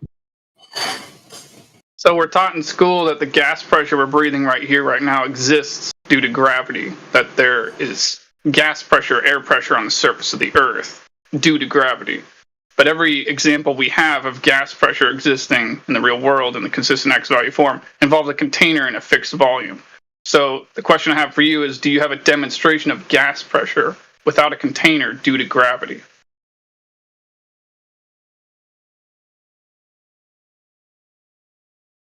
I think that's an oxymoron. No, I like a specific gravity anything that has gas and pressure is also subject to gravity. So no. But do you believe that the gas pressure you're breathing right now exists due to gravity? Well, it's not a belief. I mean, at least the equations make sense regarding specific gravity. So I would say that the equations make sense. I haven't been to outer space. I haven't, looked across the Earth. I haven't verified the NASA images. So, it may as well be flat. It would be a belief, though, technically. On my personal, like one person in 8 billion, yes. Oh, yeah. Because they say only 600 people, or a little more than 600 people, have gone to low Earth orbit, and only 9 or 12 or whatever people have gone, Sure, beyond but what I'm low trying to Earth say orbit. is, at least the Globers have a functioning, holistic mathematics that backs their Yeah, I know. But the point I'm trying to make is that the point I'm trying to make is that it's just a mere belief on your part. It's not like you have an actual demonstration of gas pressure without No, a computer. and no one who subscribes to it, they're just taught. Yeah, like I am. We were just taught this, and all the mathematics make sense. But let's say they have superimposed the mathematics on some clear observational bias, then we have no way of knowing unless we go to that stage and we discover, oh fucking hell, there's no curvature. But yeah. Does math always reflect reality? Well, I think reality can be broken down into math, but if you extrapolate the math. But if you extrapolate the math, then the more holistic, mathematically sound substrate of theoretical, whatever you have mapped out theoretically in mathematics, whatever is more comprehensive, it seems to be the right thing. And right now, it's the globe Earth. Flat Earth doesn't have a mathematically sound explanation of everything. I'm trying to just prove a point to you. I'm trying to just prove a simple point to you. The point I'm trying to prove to you, the relevant point I'm trying to prove to you, is that math does not always reflect reality, which is why when it comes to extraordinary claims, particularly, it's a bad idea bad idea with any claim, really, to try and demonstrate any claim to be true mathematically when it's a geometric thing in question, a motion thing in question, or a physics thing related in question. We're talking about the curvature of the Earth, the spin of the Earth, and demonstrating gas pressure without a container. Math cannot demonstrate any of these three things to be reality. Math can reflect reality, but math can't demonstrate reality. Math does not dictate reality either. So you can show me, math can work out in all sorts of different ways. You can write an equation, about describing how Superman flies. But that doesn't mean that Superman is real. That doesn't mean that Superman flies. So, there can be like mathematics regarding what Superman could be, right? But it doesn't mean Superman exists. Hold on, I agree with you. I agree with you. Yeah, the example I love to give to people is apples. I can have 5 apples plus 5 apples equals 10 apples. I can write this down on paper. The math works on paper. The math works in physical reality. But I can't have in physical reality 5 apples minus 10 apples equals negative 5 apples. I can write that down on paper, and mathematically it works, but I can't physically hold in my hand. But see, that's the thing. Negative 5 it's apples. About context. In that sense, listen. In that sense, it's like accounting, for example, right? So if you can't have negative 5 apples, you can have something like, well, between two entities. If I am the reference point, and if I'm in debt of negative 5 apples, it means I owe 5 apples. Yeah. Right? So is everything hold positive? on, you're not getting the point. This isn't a conversation about economics and debt. This is a conversation of. No, this is a conversation about context. About context. Yeah, this is about I'm not physical saying reality and math reflecting it or not. You have to apply mathematics to a context in order to, gauge reality in its fullest sense. Oh, well, not in regards to everything, no. You don't need to do that when starting a fire out in the woods. So no, you don't need math to do everything. I mean, for the fire, let's say it consumes the forest. You do need mathematics for that. Oh, God. Look, buddy, I understand that the word science and the word math are basically buzzwords for most of the English-speaking world, whether you're American or not. The word science and the word math are just buzzwords. You got to understand that.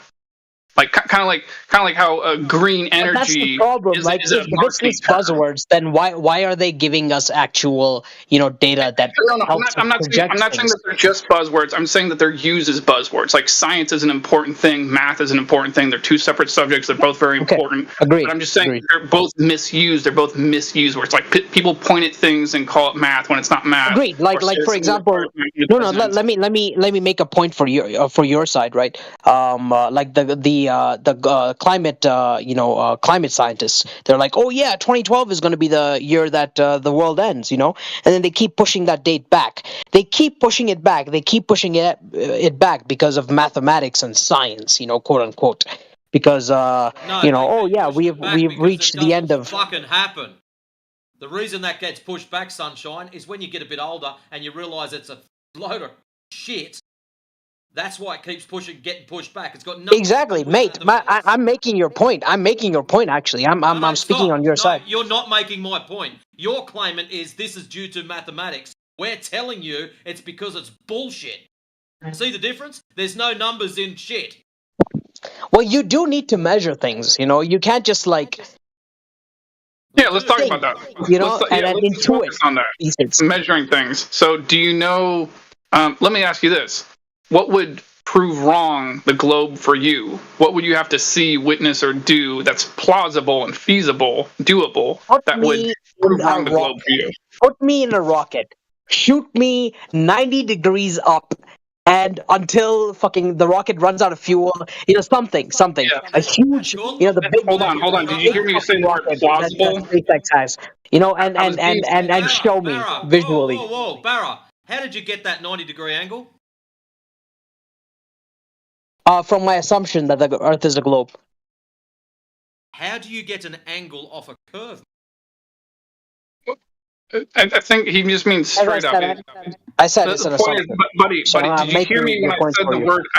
I qualified it. I put a qualifier on it. I put two of them. I said feasible and plausible. Now, what you just described was not feasible, not plausible. Why is it not feasible? I think what is Jeff Bezos' company, Blue Sky or whatever the name is. You don't have the money. You don't have the money, buddy. Well, I will have the money. Okay, I will have the money. All right, I will prove it for myself. It doesn't matter what happens to other people. Is this conversation really going to break down into you telling me one day I'm going to have a rocket and I'm going to go to space? Is that really going to this conversation going to break down into this? Because effectively the other side of the argument is, you know what? I have proof that it's flat because I can't see beyond the horizon, because that's your proof against it. So are you going to continue believing for the rest of your life that you're going to go to space one day when in fact you're not, because the vacuum space is not real? Should I then believe you, who has just like gone out and well, I don't see a curvature because I haven't gone sufficiently far enough into space to actually see the curvature. Am I going to believe you over me? No. I'm not saying you should believe me. I'm saying you should just not believe what you've already been believing. I'm just saying that you shouldn't believe what you've already been told. Why can't we just say we don't know? Why can't we just say we don't know until we go far enough into space until we decide that we know? Hey, yo, Linda, you need to take a breath, man. You're freaking the fuck out. Hey, let me ask you a really simple question. Can you go to a place that does not exist? Yes or no? You can grasp it with your mind, but no, not physically.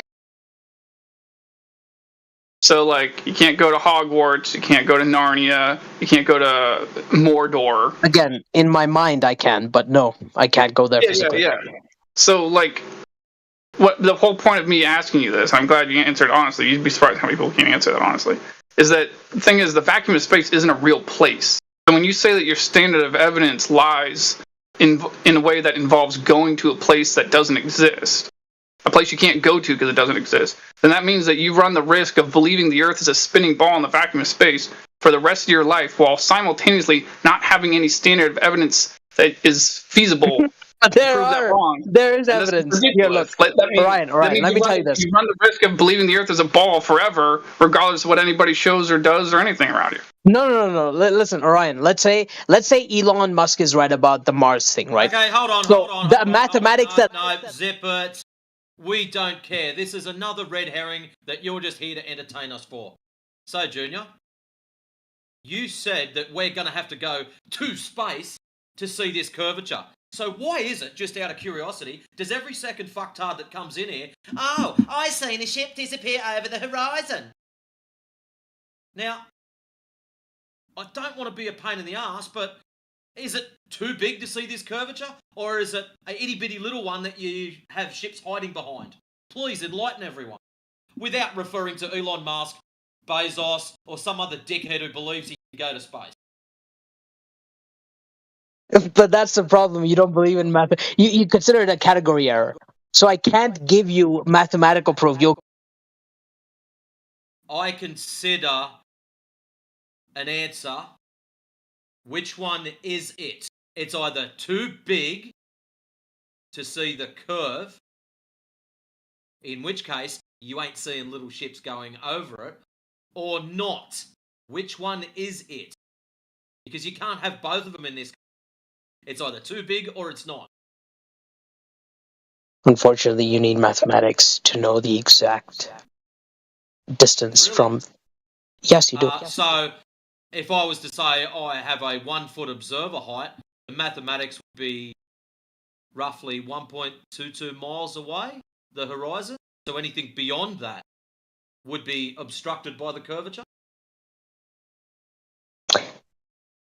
I'm not privy. I mean, there's actually many people in the chat. No, don't you fucking many pull an people. appeal to incredulity to me, sonny. No, incredulity. No. Call. I'm not making an incredulity. No. Don't. Yes. You made the call that mathematics is everything, and now when mathematics gets pushed in your face, you want to fucking sidestep. Do you want me to calculate the exact distance where you'd be like, oh, there's the curvature of the Earth? Is that what you want? Well, how about you do it the lazy way, like a lot of others do? Just type in Earth Curve Calculator into Google. Well, why don't you do that yourself? I'm sure you have the answer. So why don't you tell me? Didn't I tell you to take a fucking breath?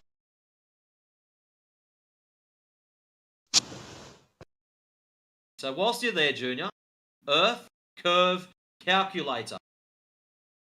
You can chuck in. Give me the exact height at which you would need to measure it. 1 foot.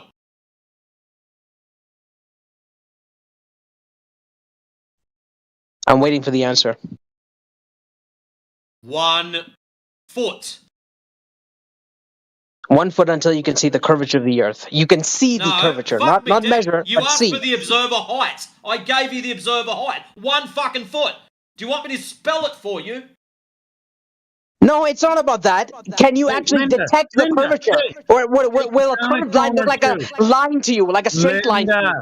Calm the fuck down. You asked for something, he answered, and then you act confused. I'm not actually confused. I'm asking whether a straight line will be a curve to him. Data bitch. Like, fuck, man, chill out. Observer height. I'm chill, man. Foot. In your Earth Curve Calculator that you just looked up, Okay. what distance did it give you? I didn't look up anything. I'm asking you. It's going to be one of these turds. All right. I'm not sure. We might have a short busser here. I'm understanding what you're giving him, not picking it up. Let's just type it in. Earth Curve Calculator. Let's have a look. Eye height. Foot. Oh, wow. Let's just chuck 10 miles in. Fair. Hit the calculate button. Holy Toledo. 1.224560 miles is where the geometric horizon should be. Now, Wow, so 1 foot is apparently 1 mile now. Okay, great. how the fuck did you get that? Observe. You're not listening you at said all. that. You are not paying attention. Observer height 1 foot. Horizon distance 1.224560 miles. Now, are you lost at that bit or what? Yes, no. I'd like some kind of an indication so we can slow down. I think what we're getting lost at is No. the idea. No. Listen. Let me respond. You asked me to respond, right? No, I just want you to indicate that you understand what's going on so far. Well, the idea is, when do you see curvature, right? Is the curvature 1 degree over 5 million miles, or is it 1 degree over 2 miles? Stop talking. Right? That's the difference. Stop talking. The curvature is your claim, not mine. So you tell me when you see your curvature. That's what I'm saying. You can't have a subjective curvature. You need to have an objective curvature. This is what we're trying to get through to your thick skull, Sonny. Observer height, 1 foot. Horizon distance, 1.22 miles. So, According to the math that's been given to us. Sorry, Kiwi, go ahead. anything beyond your 1.22 miles should be obstructed by the horizon. It's that simple. We've got an issue though. We keep doing these things called long distance observation. People go out and take photographs and film shit and have a great old time. Now, that's the thing about light. It bends. It bends around. I didn't ask you to talk. Light bends. We know. Hello. No, thank you. We know that the horizon should be at 1.22 miles. So if you scroll up to 50 past the hour, there's the horizon, clearly in the background, at comfortably beyond 9.41 miles. Do you accept that light bends for greater masses? Light when you say bend, do you mean to say refract? What are you trying to say, Sure. Sonny? I guess because bamboo bends, but light refract. Well, yeah, well, I'm not talking about gravitational forces of black holes. So yeah, refracts. Okay, so under Snell's law, don't you need the light to be passing through two isotropic mediums? The light bends at the Two media. Air is one medium. So what's the second?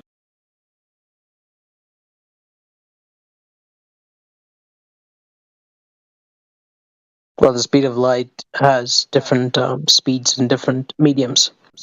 Yeah, I thought you should know this. So we've got the medium of air. I'll give you that one because I like breathing stuff. What's another one? You're asking me to point out all the mediums in which light can pass through? Well, I'm asking you because I've put forward an image there with the horizon clearly beyond 9.41 miles, and we all agreed that it was supposed to be at 1.22 miles. Therefore, that image showing you don't live on a ball tard of a given radius of 39 miles. You've claimed refraction. Under Snell's law, for light to bend, you have to pass from one medium to another, and it bends at the join of those mediums. Example, air to glass, glass to water, water to air. So, what is the second medium that you've invoked in this?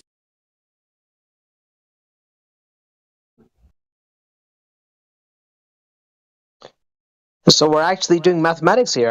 I'm actually proud of the direction of this conversation. Let's do the equations then. Assume glass. Let's go for that. What? Okay, so where's the glass in the image? Lost.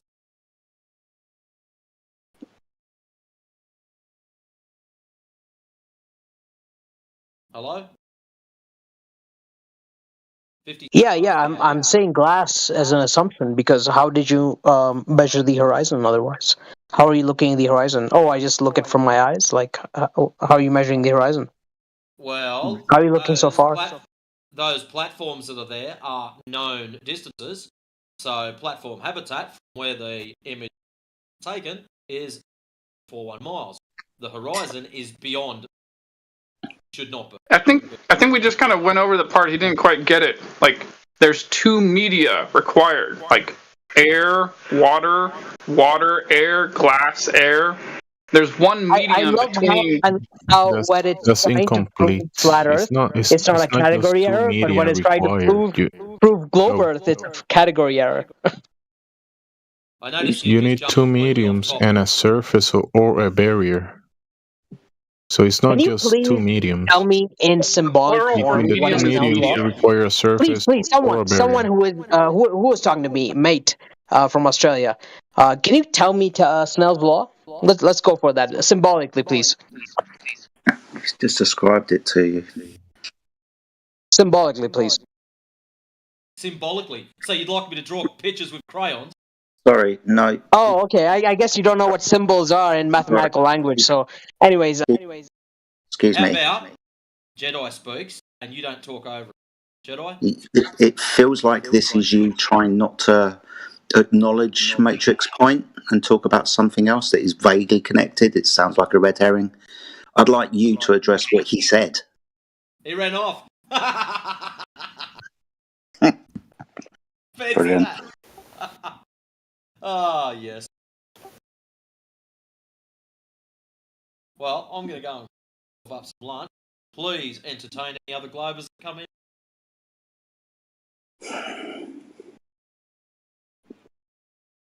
Enjoy your lunch, mate. Cheers, mate.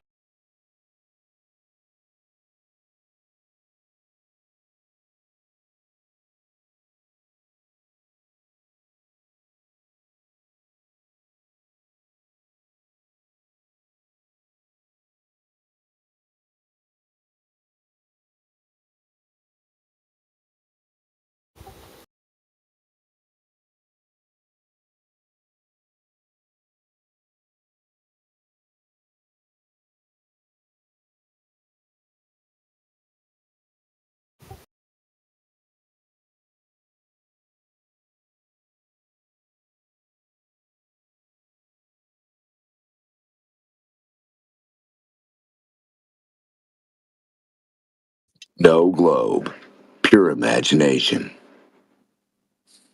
Check it out.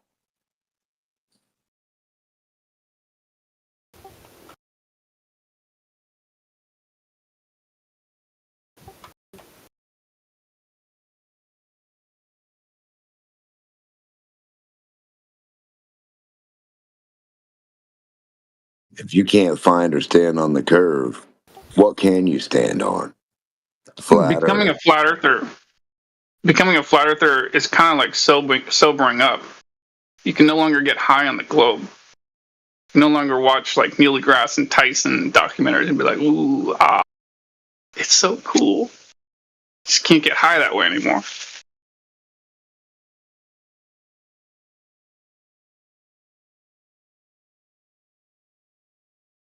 Get high on WTF. What the? Did he just say? The nebula smells like what? It feels like who? It's made of when? This and other what WTFs in somewhere called space.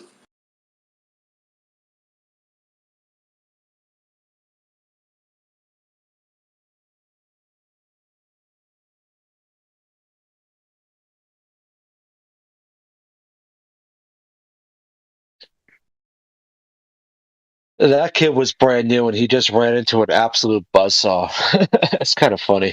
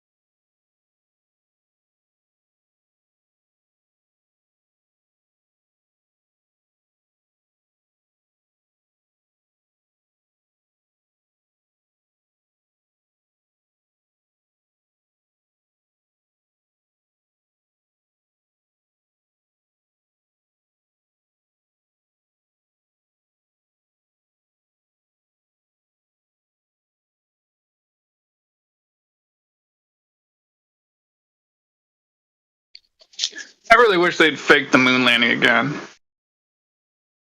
I mean, sure, maybe they'd use it as an excuse to, siphon extra tax dollars or whatever, but I just feel like it'd wake people up to the truth. And I think that's exactly why they're not faking the moon landing again. If they were going to fake the moon landing again, they would have to have it based off the Apollo footage. But it looks so shitty and corny, so they would have to date it and make it look brand new, but then it's not going to match up with what already happened. So then they're left in a dilemma, right? Like, okay, yeah, that was all fake. All that stuff that happened in 1968 up until 1972.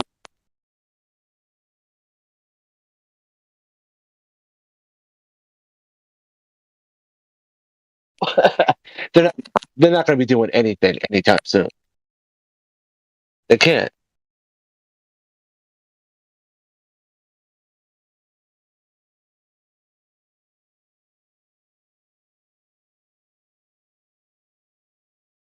You don't think they would give us like some interstellar levels of quality for the footage? Well, they're going to have to go to the moon before they go to Mars. I mean, Goes in the Mars, candy going to Mars. bars.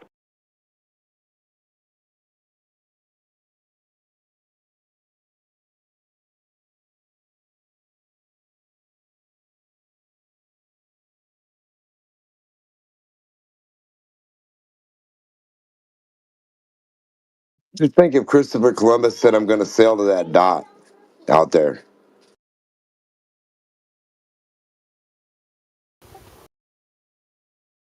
He pulled out his handy dandy telescope, said, "I'm zooming in, and I'm plotting a course to that dot in the sky with my boat."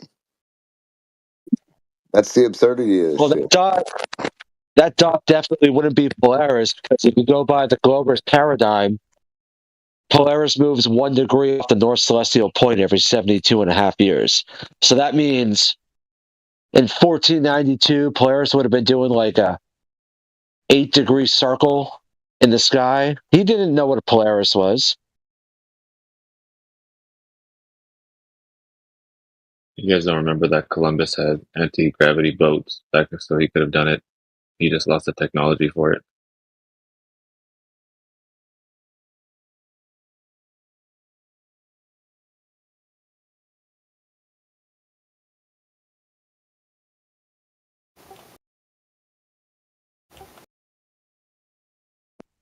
That's not right. I didn't get the exact date on that.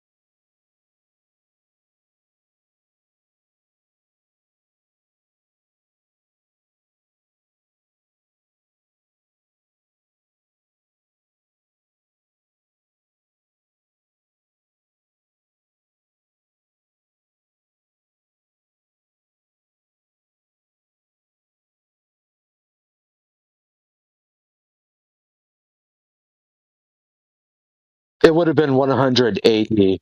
So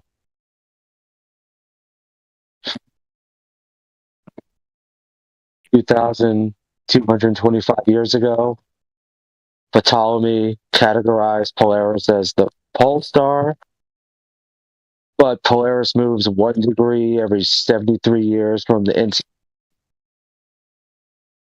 So either, let's see,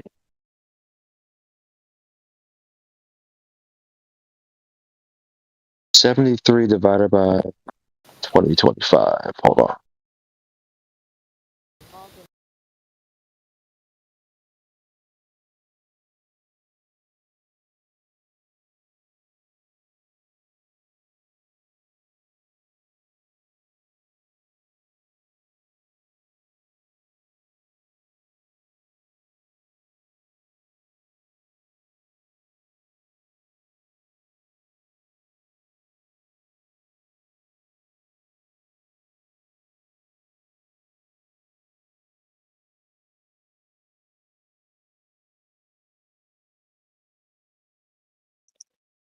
Yeah, I just read right now that supposedly NASA had a live stream on Twitch, February 12th.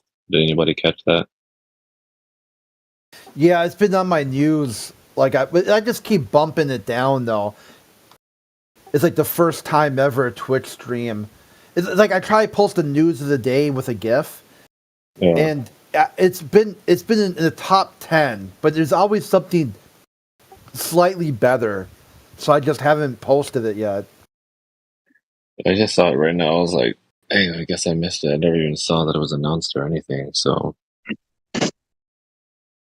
oh well.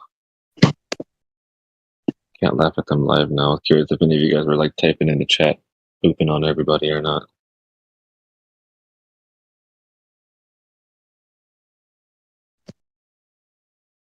Wait, so what did NASA do on Twitch? Supposedly they had a live stream on Wednesday, February 12th. Was that 3 days ago? It was the first live stream ever on Twitch. Says on their website. It's on Twitch. I got you. Because I was going to say NASA live streams like every day. Oh yeah, just supposedly from that streaming service. I don't know if they did like an interview. Let me see.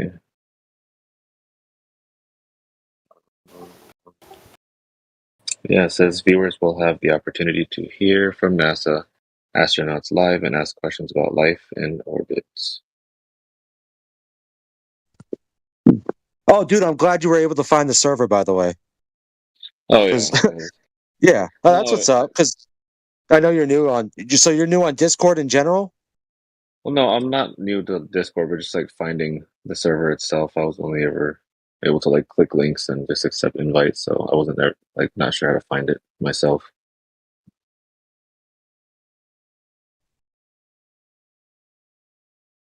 That's the one thing to do. Like, I wish Discord had like if there's a server you want to like ask to join, you should be able to just search for it and find it and send a request. But like, unless someone sends you something, you'll never know that server exists. Yeah, exactly. But yeah, it was T that gave me the link, so thank you.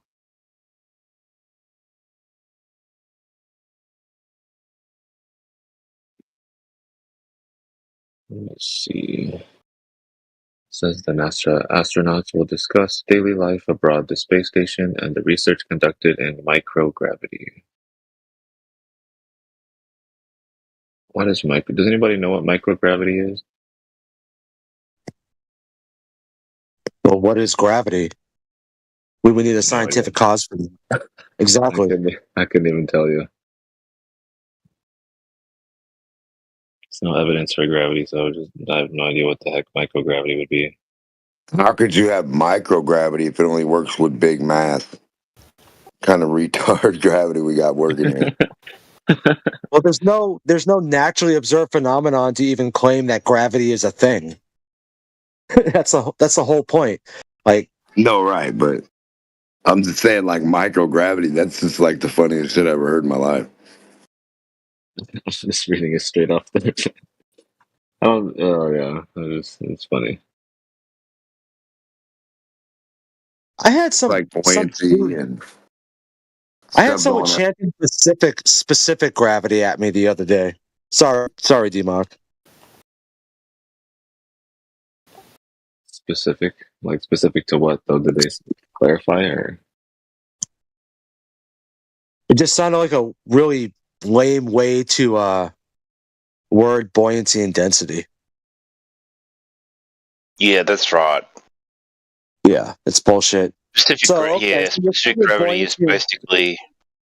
Yeah, it's basically. Yeah, buoyancy and density, relative density. So if someone says, "Do you believe in gravity?" say, "Yeah, specific gravity. That'll do."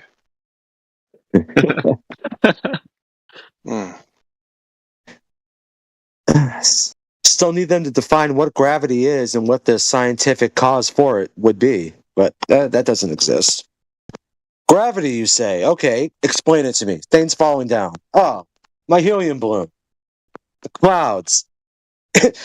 Any molecule of gas that's ever existed. Oh, those aren't falling down. Whatever. Everybody that I've like ever debated always just points to a pressure gradient for proof of gravity. Yeah, but Yeah, in order to have gas pressure, like you need something the to contain gradient that. comes after the pressure is already existing, right? Yeah, correct. Yeah. Yeah, you can't even You talk can't about have gradients. pressure without a container. You can't have a See, what I do is I'll ask the Glober, okay, show me a pressure gradient, and that's my favorite thing because they'll just start showing me pressure gradients inside sealed systems like containers. It's Oh, resistance, so it especially seems to resistance. me your gradient. So it seems to me your gradient requires a container. That's fucking weird. And gravity doesn't worry about resistance at all. Well, if they're claiming gas is being pulled down at the surface to cause a gradient, that means gas would have a directional bias. But each individual gas molecule, which is not bonded with other gas molecules, meaning they're not clumping together, they're moving freely till they collide, does not have a directional bias. So how are you going to claim that's what's causing a gradient? That's fascinating new information nobody here's ever discussed. Thanks.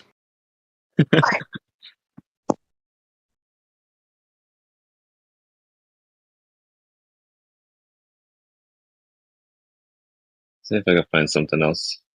I should just like scroll on their news site to see if I can find anything funny before I go to bed.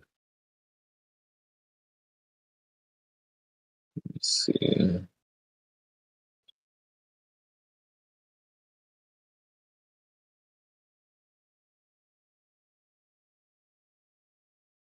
Oh, NASA got samples from an asteroid. What?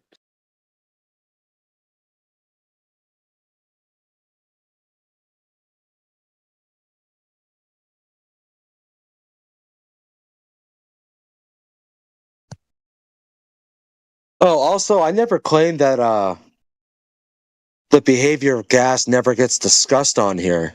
I'm sure it does. The only time I ever hear it, though, is when I bring it up. But, I mean, anecdotal, right? Well, I guess you got wax in your ears, hence the name. I try not to bring it up because I talk about it so fucking much. Yeah, it's talked about maybe probably cumulative 12 hours a day or so. Just take the wax out of the ears and you should be able to hear just fine. Well, yeah, I mean, if I wasn't banned, well, it doesn't matter. Yeah, it doesn't. It's a good thing. It's a good thing to talk about. I mean, it's a good point. Is it not? Oh, yeah, thanks for bringing it up. That's the first time it's ever been brought up here. It may have been the first time that Glober ever heard it.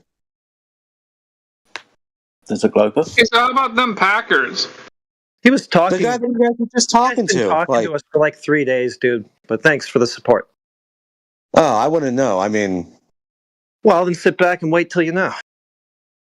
Or what am I supposed to do? Just... Never mind. I don't know.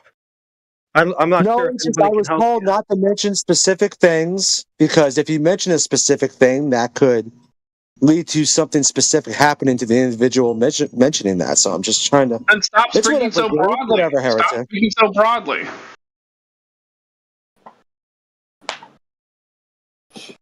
Yeah, well, It's fine. It's fine.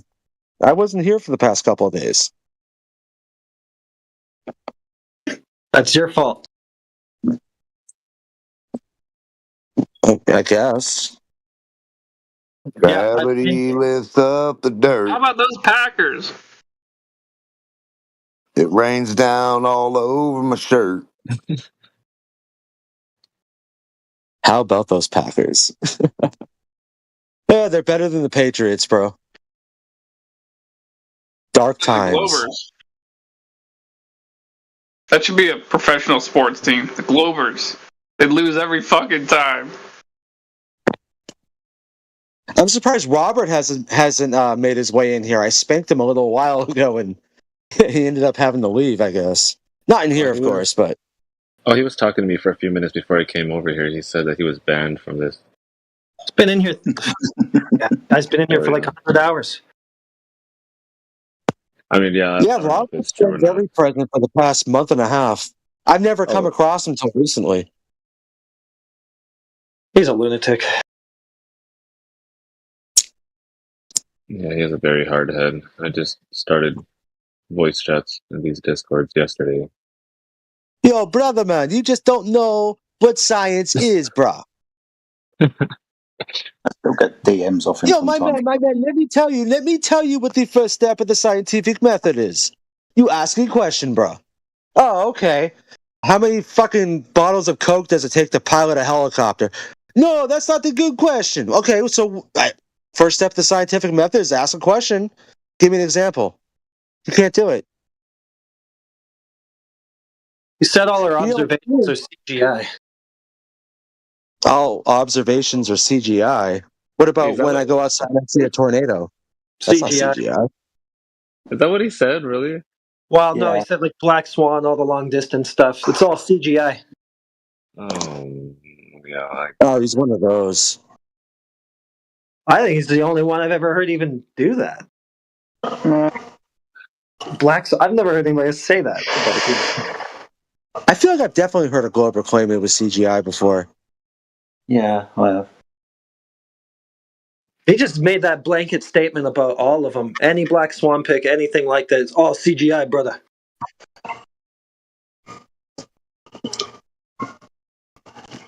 Getting high on the CGI. He jokes on us for entertaining him. He's got to be trolling. I busted him pretty good the other day when he's like, I want to have a conversation without insults and vulgarities. Come to my clubhouse. And I go, sure, give me the link. The link was, flat earthers are indoctrinated idiots or something like that. I don't remember the exact words. And I'm like, didn't you just say you want a space to talk about this topic without vulgarity and insults? He's like, yes, brother, or whatever. And then you title your clubhouse, Flat Earthers are indoctrinated idiots. And you see that as a compliment? All flat earthers beat their pets. Like, come on now. And then he said a compliment wasn't the opposite of an insult. So then I throw up, the dictionary antonym of insult, compliment. He's like, well, not what I meant to say. I meant to say, I'm like, holy crap, dude. I go, do you understand that you are vulgar and insulting? And then he's like, I'm not. That's your guys. Your guys are do that. And I'm like, and then you look at his about me. He changed his about me to something, similar, where, flat earthers are the most uneducated bunch of losers. You're like, holy crap, dude. Like, so your shtick here is to say flat earthers are vulgar and insulting, and then you try to out flat earth the flat earther as your only proof that the earth is not a flat earther, it's a globe earther. And he's like, yeah. He told me today that one day of creation in the Bible is equal to 1 billion years. And I said, oh, okay, Robert, how'd you come up with that conclusion?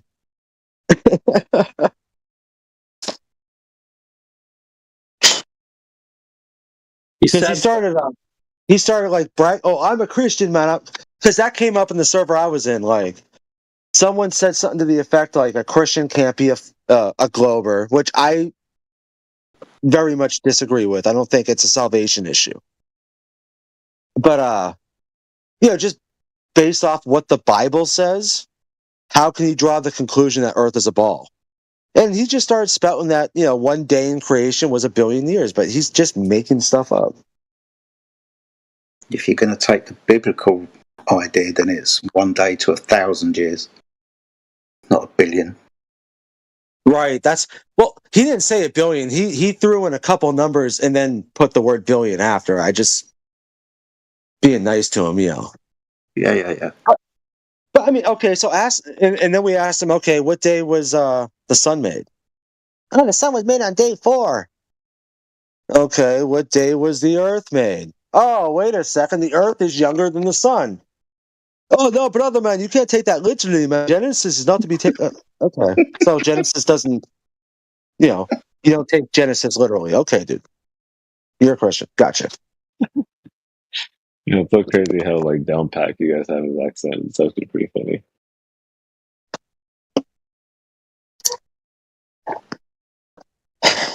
Like, I get the vibe that Robert just came across this subject like within the past 9 months. He's brand new, and based off his age, he just left college. He's mentioned that several times about his college professors and this and that, and he went to school and. Oh, what education do you have, brother man? Well, did you? But he just. Those are the toughest nuts to crack. When people ask me for my credentials, I like to tell them that I dropped out of 3rd grade. That way, when I have to correct them on certain issues, I'll feel twice as bad. I just tell them that I got the same government education they got. So if it failed me, then there's evidence that the government is uniquely bad at providing a service they said they can provide, which is the executive branch of the federal government, Department of Education. So if the Department of Education is so bad that it is failing people, then how are they also exploring space for the betterment of humanity so you don't have to? If you've got to step up and fill the gap that government failed and provide an education to me, the same education you said you got, then why are they also exploring space so you don't have to? Think about it, dude. Sounds like a contradiction. So either the government is super positioned or it's not. You got to pick one of those.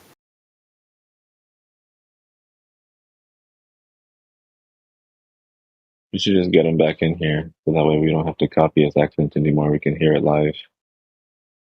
He's just so annoying because everything is just like CGI, brother. It's all fake, and I mean, he just doesn't listen to anything. He just says the wrong thing and doubles, triples down on it.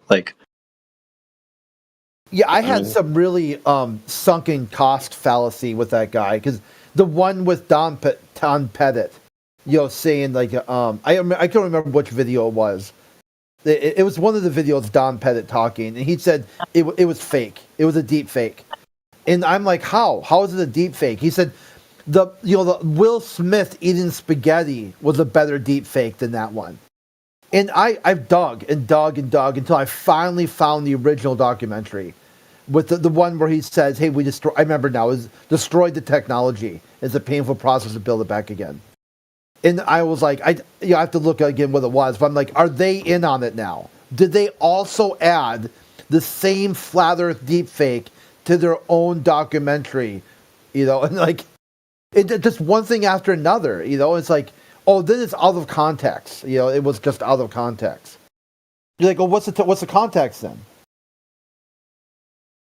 I'm surprised you're able to find that video because I was looking for an hour one day and I couldn't find shit on it. Just you're looking for the Don Pettit. Yeah. Hold on. Yeah. Let me see.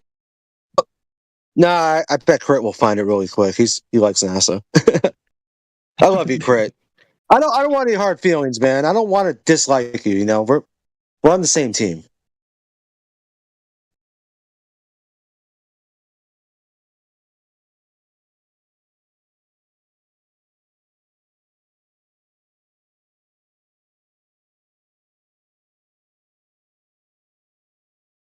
No, we're not.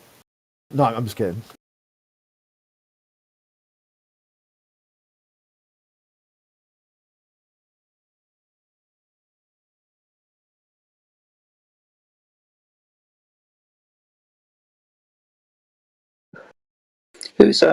Who's the clown Flo in the side chat talking about lizards and conspiracy theories?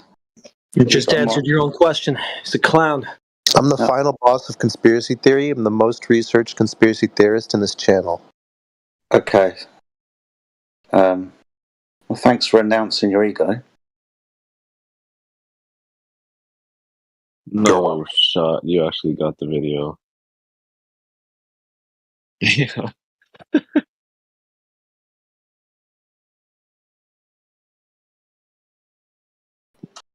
I'm gonna save this somewhere.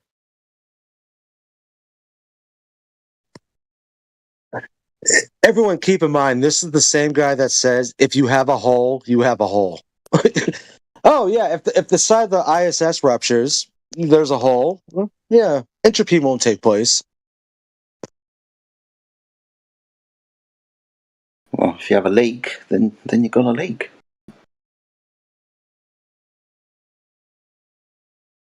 Don petted his flow on an alt account. You know what's funny? The man invented a special type of cup so he could drink his coffee, but then like 15 years later on the Chinese ISS, they just have a fucking mason jar of water chilling on a desk. It's like, dude, why'd you have to invent your little fancy cup?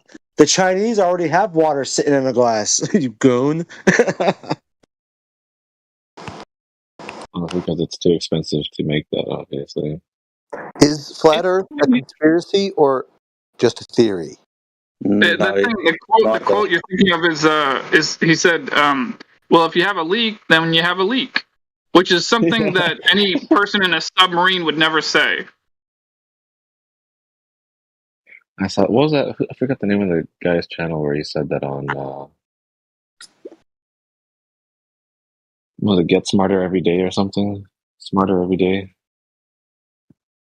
I interviewed him. That was... Why is NASA conspiring to hide the truth about flat Earth when they take all of those fish out? You're the top conspiracy theorist. You're supposed to know. Yeah, exactly. You're the most researched person here, apparently. Why are you asking us? Well, they're not faking the round part of Earth. They are hiding the UFOs they see in space, though. Not the most researched conspiracy theorist in the world. And they airbrush out the pictures of the back of the moon for some reason. They never went to the moon. There's buildings on there. I never went to the moon. I used to believe that too. Hey, buddy, listen to me carefully. No, listen, buddy, listen to me. I used to believe that too, and now I don't. I used to believe that too, but then now I know better. Now I know better. You switched positions doesn't change that they hired people to airbrush out photos of the moon. No, I'm just saying now I don't believe things that, are extraordinary claims without extraordinary evidence. What you're talking about is an extraordinary claim. So give a motive for NASA faking. Don't need a motive. They're in violation of the second law of thermodynamics. Period. But all right, I just want to go back to the point that there is. They're in violation of the second law of thermodynamics. We're not appealing to motive fallacies. Do not overtalk me. That's a second law of thermodynamics violation that you're appealing to. You're a moron. Well, I just want to establish that there's a conspiracy, according to you. No, the only conspiracy is the spinning ball space monkey religion you're involved in. That's the only conspiracy. Conspiracy to cover up flat Earth from NASA. From NASA, they're in violation of the second law of thermodynamics, and you're a moron. Well, they use fisheye lenses or what? I don't give a shit what they use. They're not in Narnia. They're not in Narnia. They're not in Narnia, glue sniffer. Hey, glue sniffer, shut your fucking mouth. The vacuum of space is a second law of thermodynamics violation. Open and shut case. No NASA, no nothing. Narnia, dumb fuck. Don't overtalk. But when I say that, my God. If the vacuum, are they covering it up or not? Shut up. Don't get mad. This motherfucker, I'll tell you what.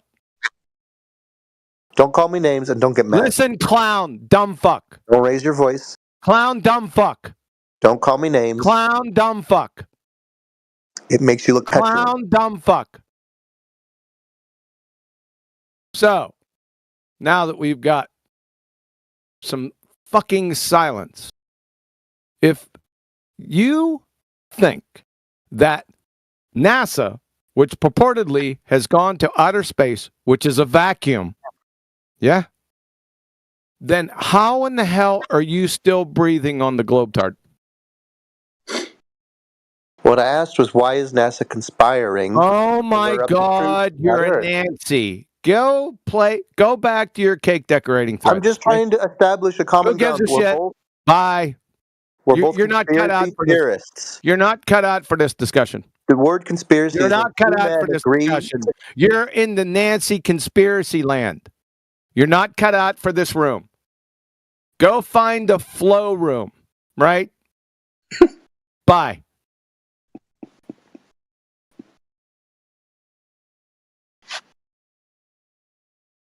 He should have been talking about the flow of his natural gas. Should have been talking about the flow of his menstrual cycle. That's what I was thinking. That's what I thought he meant by his name. How do you contend with the shape of a water droplet when it's suspended? Who gives a shit? Oh, but he's the one who's not capable? Who gives a shit about a water? Who in the fuck is talking about a water droplet? Do you want to answer my question or not? Fuck your dumbass question. This is not the water drop forum, dumbass. You don't even get it, do you? I know it's just so high above me. I just can't understand a fucking water droplet. Piss off. Do you get it or not? Do you understand it or not? Shut the fuck up. You don't understand it. That's all right, man. Just okay. go back to your whose favorite color is the best forums with flow, and you'll be good. What are you talking about? What is your best scientific evidence for your Globetard? Let me guess. Water droplet. Right? I'm really confused. Maybe I'm not cut out to talk to you people. That should be the title of your autobiography. What do you mean by you people? I didn't say you people, you dumbass. Not you, him. Hello, Flat Earth. Bro, you're having a hard time keeping up, dude. Shut the fuck up. You're having a real rough day. Shut the fuck up. Shut the fuck up. Hey, this guy, Master Debater's another Joe alt. Oh my God, really? Oh my God, really? Really interrupted. Shut the fuck up, Nancy. Shut up, Nancy.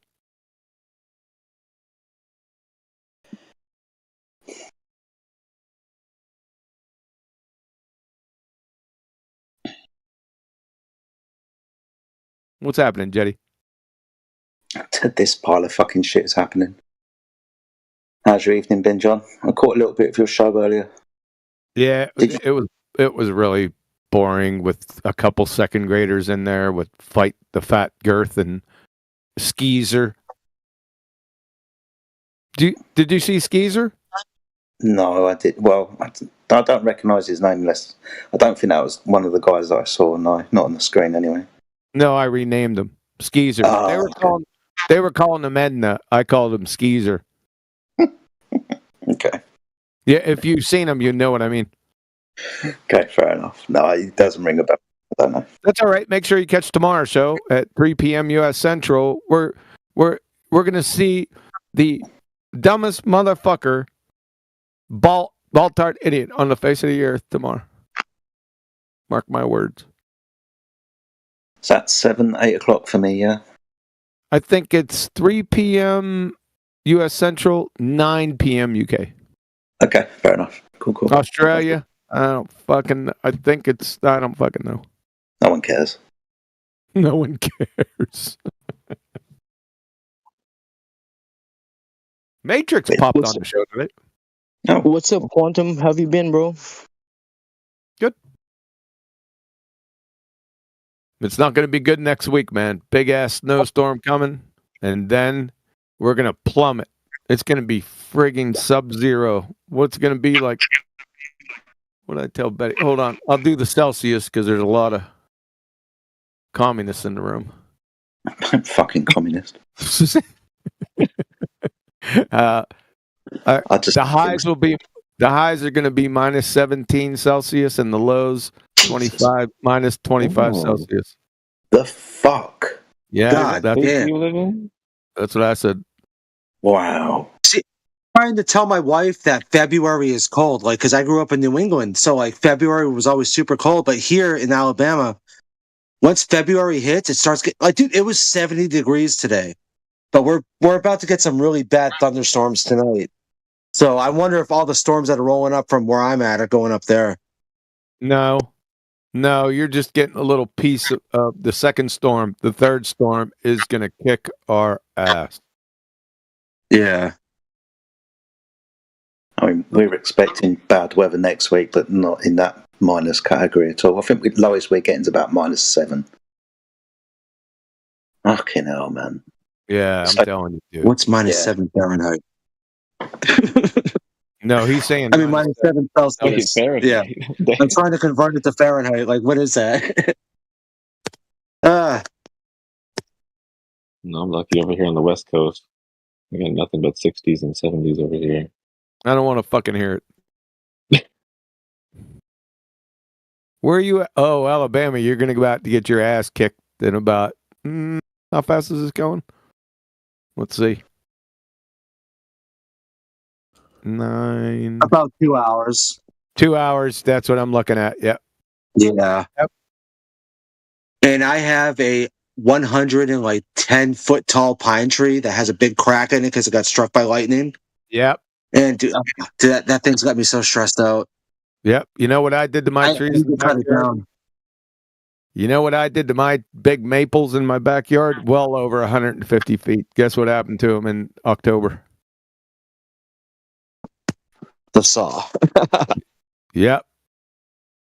The saw came to them, and they're both down. You got that right. The Earth is prove me wrong. Prove me wrong that the Earth is what? The Earth is orange. That's really deep. I'm thinking it's yellow. Prove me wrong. It's orange. Prove me wrong. Prove you wrong. No. See, there's this thing, right? You know, is it scientific or logical for you to imagine things, then ask others to prove your imaginings are false before you provide evidence for your imaginings? I mean, yeah, because you have evidence. You have some evidence. You're a glue sniffer, dude. You're just a glue sniffer. Thanks. Bye. You probably have some evidence. You probably have some evidence. You probably have some evidence. Does it make sense to you? Does it make sense to you to what I just said? And he's asking me to prove him wrong again. Go back to the cake decorating forums. Okay, dumb shit. You probably. If the Earth is not orange, shit. You can't overtalk me anymore. If the Earth is not orange, way because my compression will fucking filter you out. Oh, I saw the part of your. Yeah, that's right. I fixed your dumb asses. Fuck off. Go back to your cake decorating forums. Hey, Quantum Eraser. Quantum. What? Did you hear about all those flat earthers that paid for a couple Globers to go to the North Pole to see the 24-hour moon? No.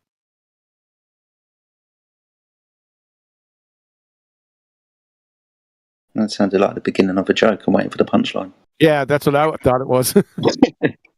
Hey, what do you call a rolling 60s gang member with money in his sock? Cryptocurrency. Cryptocurrency. That's nice, man. Good one.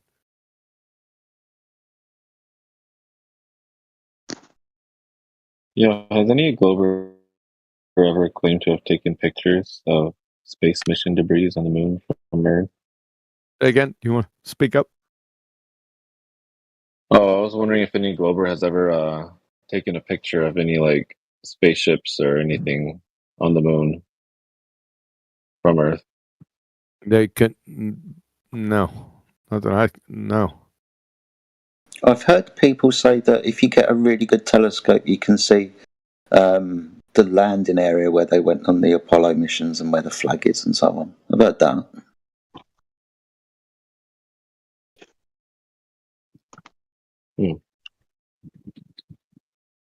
I'm kind of curious to see if that's legit or not. Well, I mean, I know it's not, but I mean, what they would provide would be funny. They probably lost the telemetry data, bro. They lost the picture they took, unfortunately. They had pictures of the flag from Earth on the moon, but they lost it too, so probably.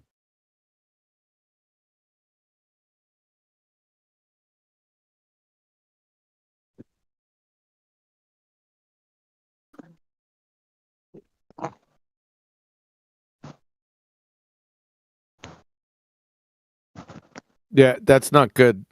Backflex, you need to do something about that before it comes down. Is it close to your house? Yeah. Yes. I would suggest to I have. noticed it about 8 months ago, and but every time it gets stormy and that thing starts swaying. You need to cut it. You didn't do it yesterday. Yeah, it's gotta be cut. Yeah. Oh, I know. Dude, why is that tree so freaking huge? Holy. That's how they grow them in Alabama. Damn, yeah, we don't get trees like that over here in Vegas. Vegas. Right here, we just get Mountain Dew fires. Right here where I live in by LA. Where you live? Remember, I'm from Santa Barbara, home of the Black Swan. Oh, I thought that was the other guy. Okay. That's me. I only have to walk a couple blocks up the hill and look at the ocean, and I can see the Black Swan. Sure. Yep.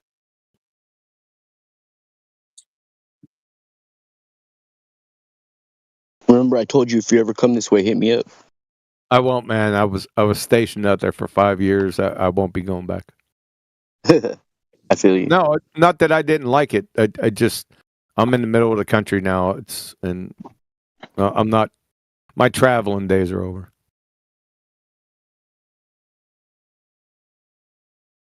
Not that I didn't. I enjoyed it plenty.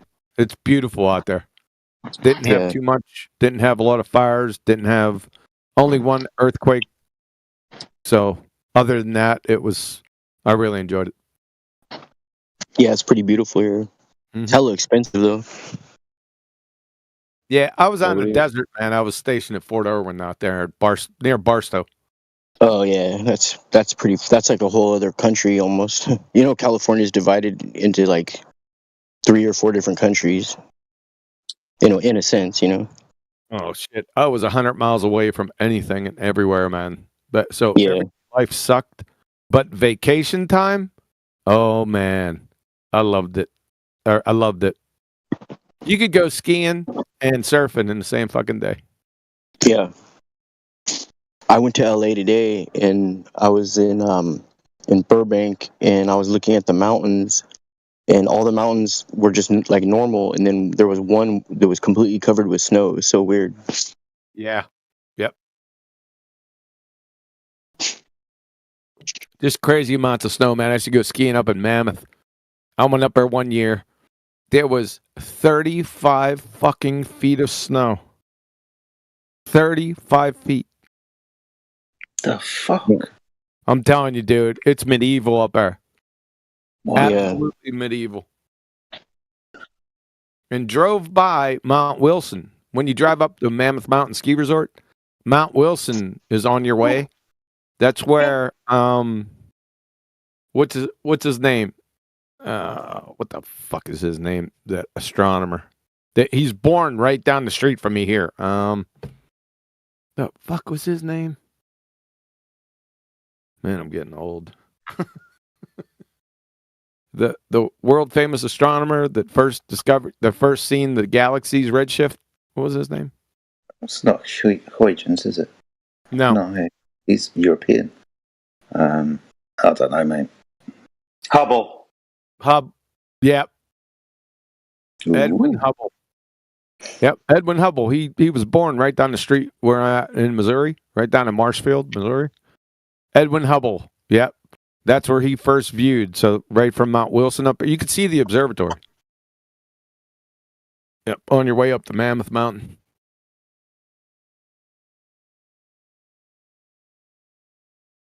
Yeah, California days. They were crazy.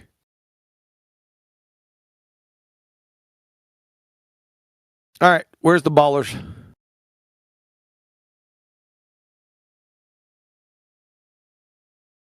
I have no idea. Scrolling up and down, but I recognise everybody's names. Too bad. Mark G spotted. Oh fuck! No, we don't need Mr. Level Curve in here anymore. Thanks.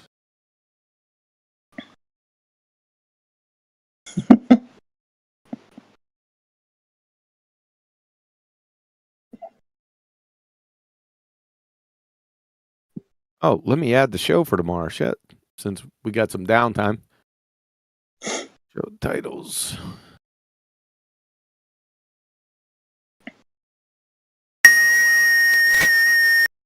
Thanks. That sounded great. Sounded like your sister. Sure.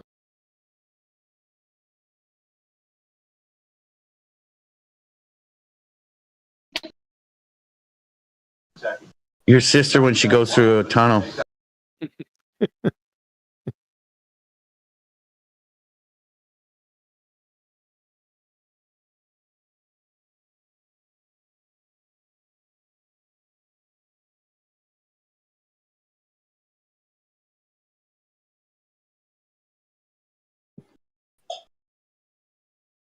Lady Stardust. Oh my God. I forgot all about her last night. What a colossal train wreck. She was a special type of idiot. She really was. He jumps dumber than her.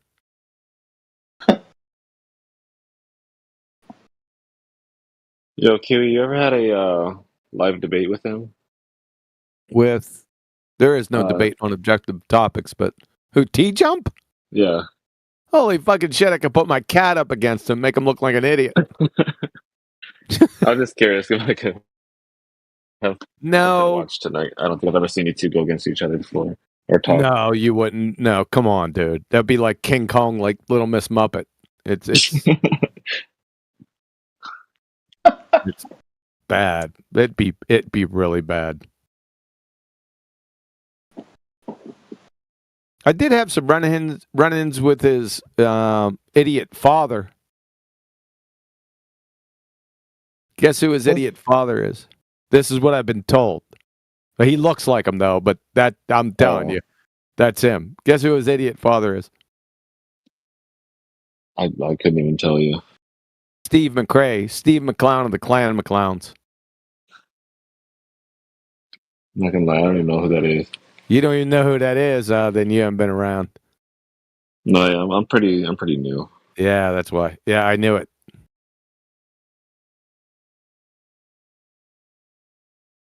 It's like there hasn't been a debate. There has never been a debate. People call it a debate, but there's no debates. You don't debate objective topics.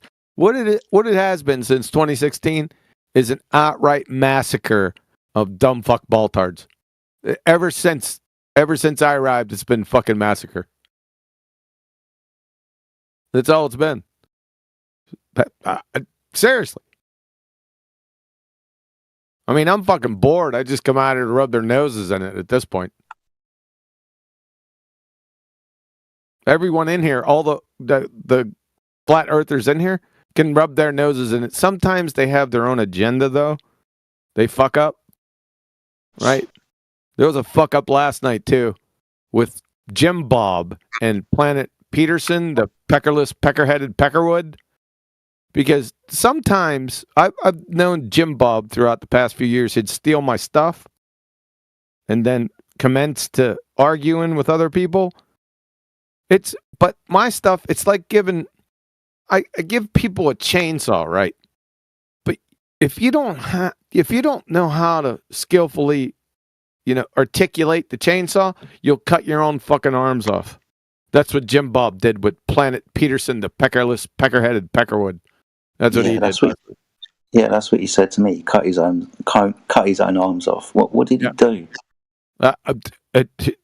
I listened to 20 minutes of it, and then I just fucking deleted it. Because Jim Bob, he's I don't know what people think, that he's such a pretender clown. He can surface puke a lot of stuff, but once you get past the surface puke, he fucking collapses. Just collapsed. That's not good. Colin, if a theory is validated and confirmed, first of all, he said theories aren't facts. But then, if a theory becomes a fact, it presto magico becomes a law. I exited immediately. I just fucking hit X as fast as I could. Wow. He didn't even get to the question or the title of the debate. He couldn't get to it because he fucked it up. Jim Bob, if you're listening, cease and desist, and don't use my stuff, man. Don't fucking do it again. The name of the debate is evolution a scientific theory or something like that? Yeah, because ever since, like, I was in the Evotard debate for many years. It took me about 3 or 4 weeks before I figured out these idiot dumb fucks, they're just baltards in Evotard's clothing. These idiot dumb fucks. There's never been a scientific theory of evolution. Never. Ever. It doesn't exist. So what they do is, what Evotards do, and you can check this, you don't have to watch you can watch future debates, but just go past debates. What they do is, they start out with evidences for their fuckwittery. No one ever defines it. So they just bypass defining it, not even the scientific theory. They don't ever get close to that. Right? So they just start providing evidence for something they haven't defined.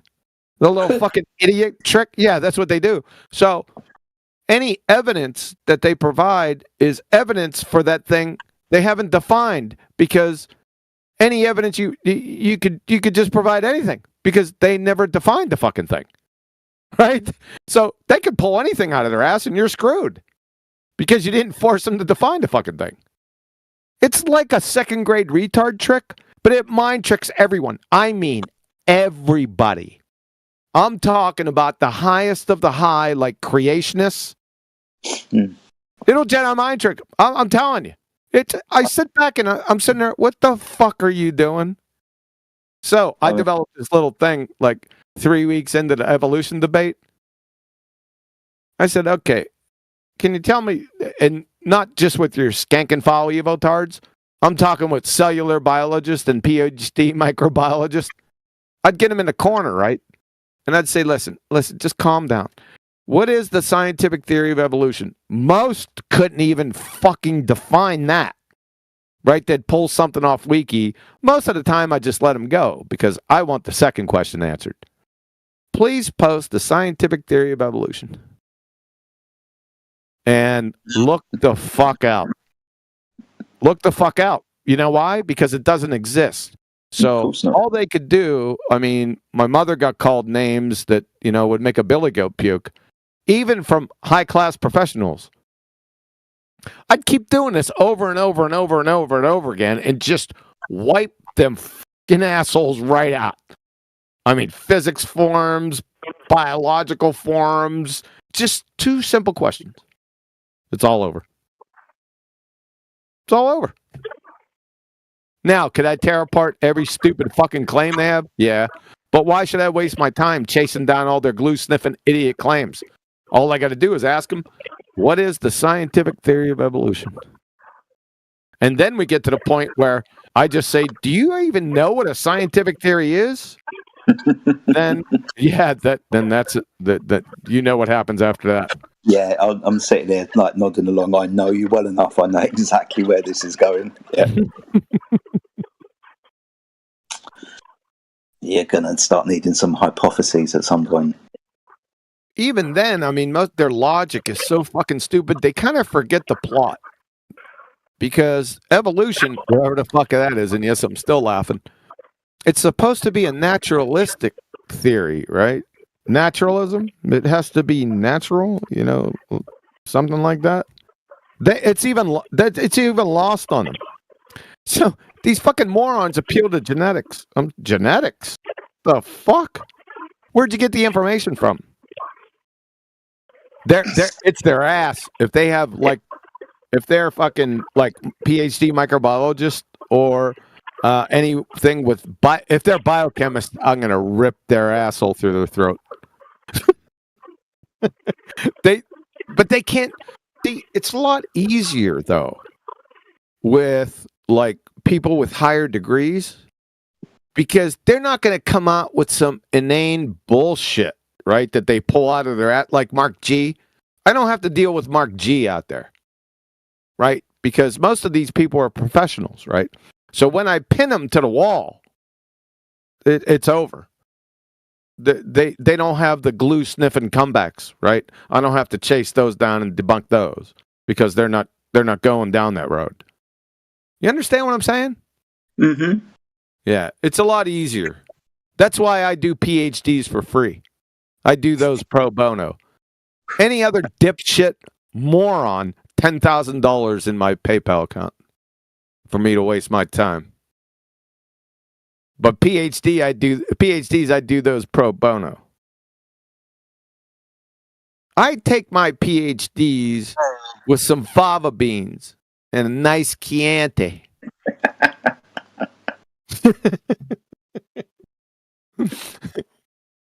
They all of a sudden get mic issues when we talk for some reason. My mic, my, it's break.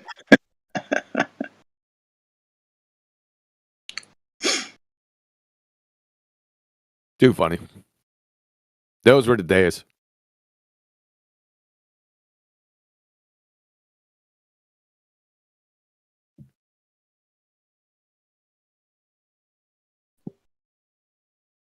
Go get that peckerheaded Peckerwood. Bring him in here. He's been in there once before, or maybe twice before that I can remember. But this is like last year before Christmas, maybe a good 4 months ago or something like that, and he hasn't returned since. He's obviously sitting in the server. He had a run in with Indio last time I heard. Oh, really? Yeah, I think I was. Great. I listened back to it. Yeah, I heard that.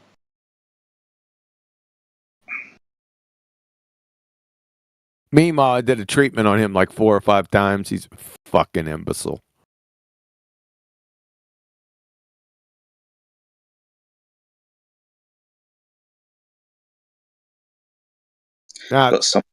Don't go get him because it would be $10,000. He doesn't have a PhD.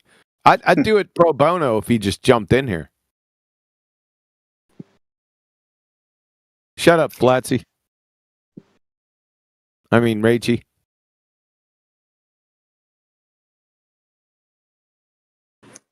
That's something else right there. Mama. Mama. Mama Rachy. He would never call me that. Yeah, too funny.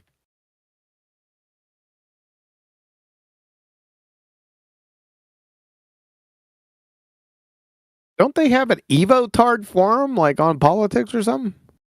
Yeah, from time to time it pops up. Does it? I think it gets run as a guest room, so they get taken down or something like that very quickly. Oh. If that just for like one-offs and stuff, but occasionally you see a chat room that says evolution on it. If you ever see one, make sure you PM me. Okay. Yeah, we'll do. That's why I DM'd you that debate with Planet Peterson and the other guy, because I thought you'd be able to join in, but it was obviously just between those two. Yeah, I wouldn't do that.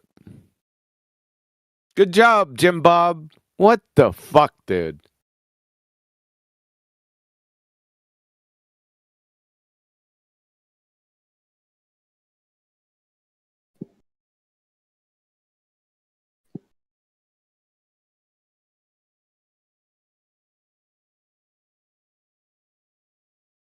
You got that right, Kiwi Buzz. Exactly. That's how I take my PhDs. Just like that.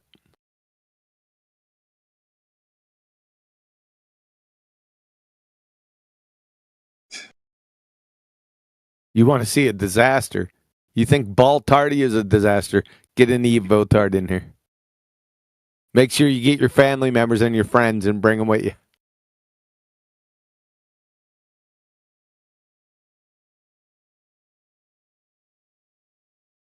I wish Faulkner and Lennox.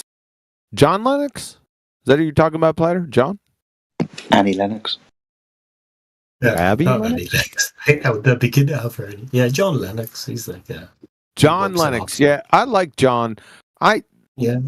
There was some thing he gets most things correct, but there were some things that there were glaring inconsistencies. So about I don't know, I think it was like 2013 or something that I got in contact with his people, and it was very cordial and stuff, you know.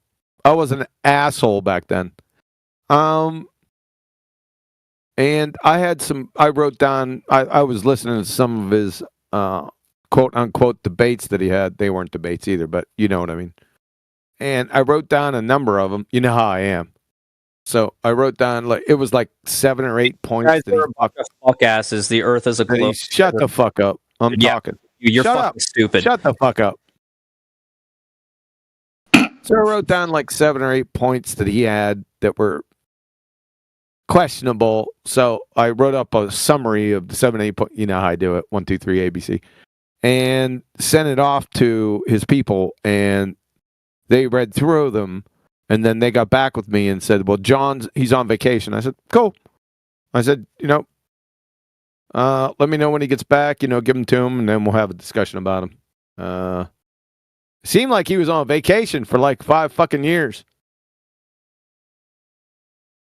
So maybe John didn't get to see him. Maybe his people protected him from that. I can't tell. All I'm saying is he never got back with me. So, like I said, I like him. I like the cut of his jib, but he's got a lot of tools that he can sharpen, especially in the science area, since he's a mathematician. I respect him for that, but some spots he's a little bit off the reservation.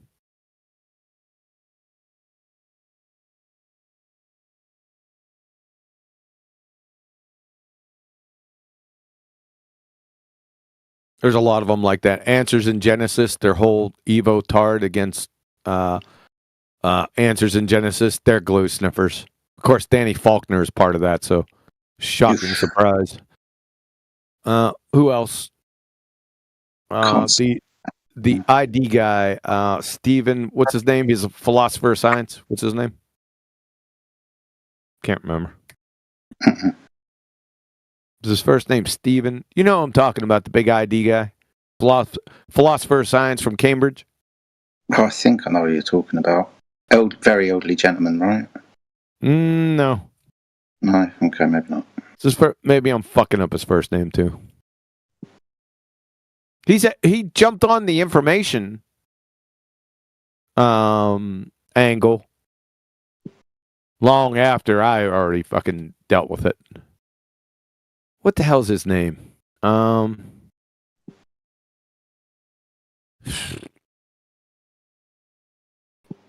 Let's type in ID proponents. I'm probably screwing it up. I can see his face. I'm terrible with names.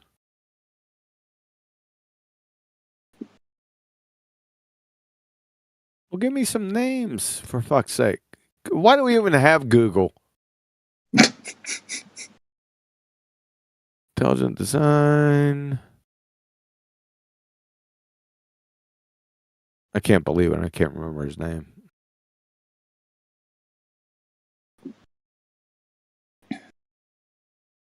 Oh, for fuck's sake.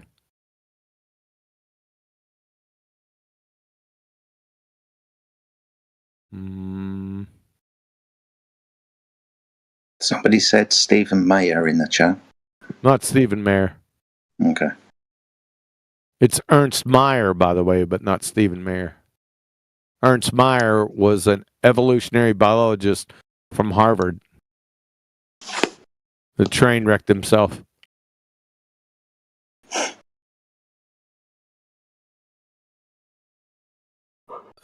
Stephen Meyer. Oh, Mayer. You're right. Sorry. Let me take that back. His name's Stephen Meyer. Yes. So I had the first name right. Meyer's the last name. Well done, Platter. 1 FED point. Yeah, FED. Sorry about that, Platter. I shouldn't have questioned your jib. You want to hear? You want to see something really funny by Ernst Mayr? Let me find it. Ernst Mayr with evolution. Oh, where is that? Presentation 1? Got to be in presentation 1. Come on. Up, I got him. Check this one out.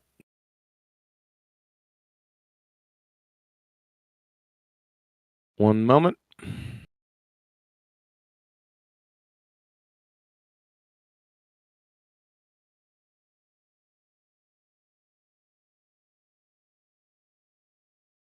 All right, make sure it's good to go. One moment. Again, a lot of moments. Oh, boy. All right, and I'll just leave this with Jetty. Right? I'll leave Jetty read it. It's not long, Jetty. I'm not setting you up or anything. Okay. You read it and you tell me what's wrong.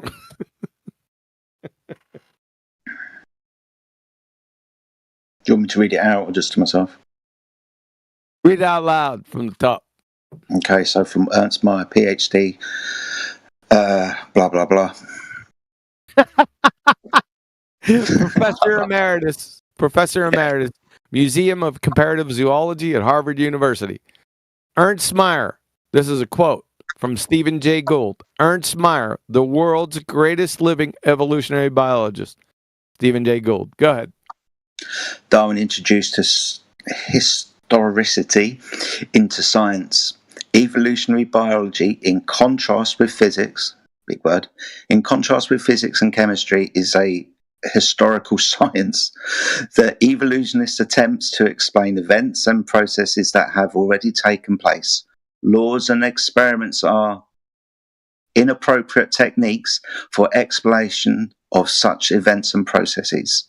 Instead, one constructs a historical narrative consisting of a tentative reconstruction of the particular scenario that led to the events one is trying to explain.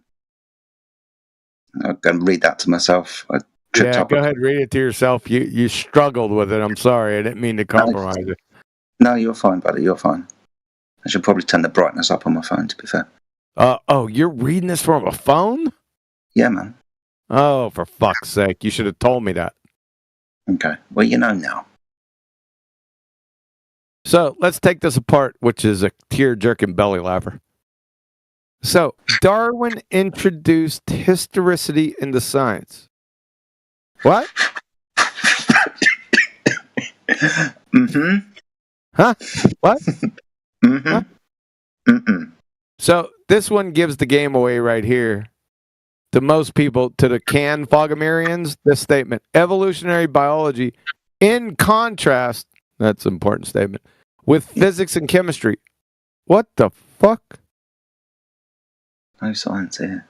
Is a historical science. In contrast to actual natural science, that gives the game away there, Ernst. Then he train wrecks. The evolutionist, whatever that is, attempts to explain events and processes that have already taken place. That sounds very, very. It sounds very close to begging the fucking question, Ernst.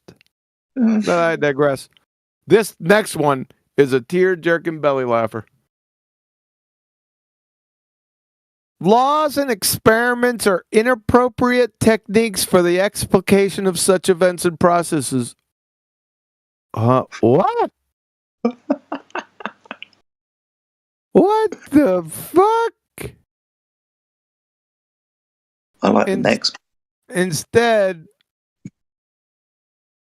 Mark G, then just take a part of that citation, you fucking retard, and then pop it in the Wayback Machine. You'll have no fucking problem. You glue sniffing fucking idiot. Instead, one constructs. Do you think I wrote this myself? I think that's what you're trying to say, yeah.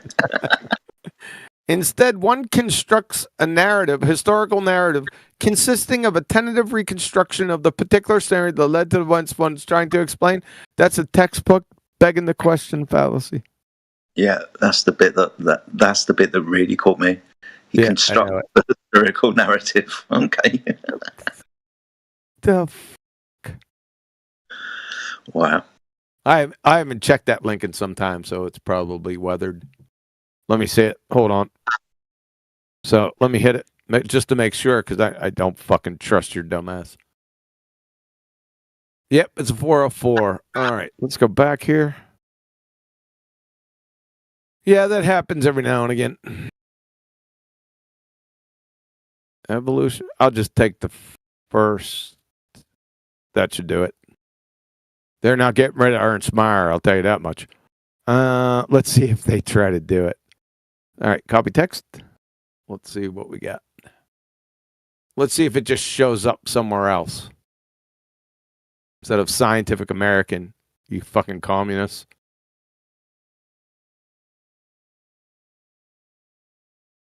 I'm not getting anything.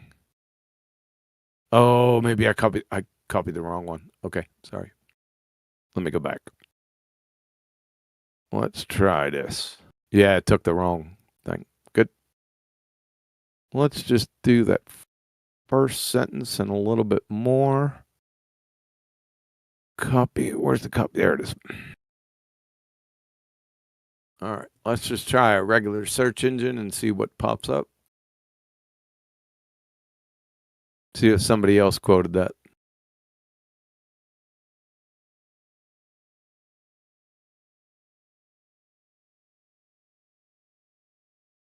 It's in Scientific American. I just need to update the link.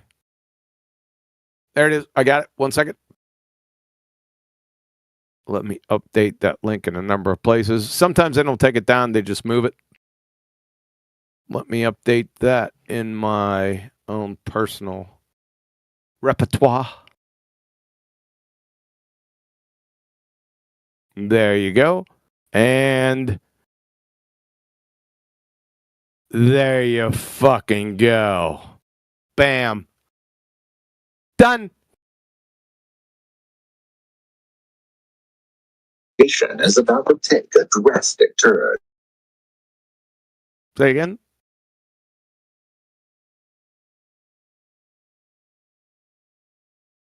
What a glue sniffer. Ernst Meyer just took evolution, just laid it on the table and sacrificed it on the altar of dumb fuckery. Way to go, Ernst. Hey, listen, at least Ernst was honest.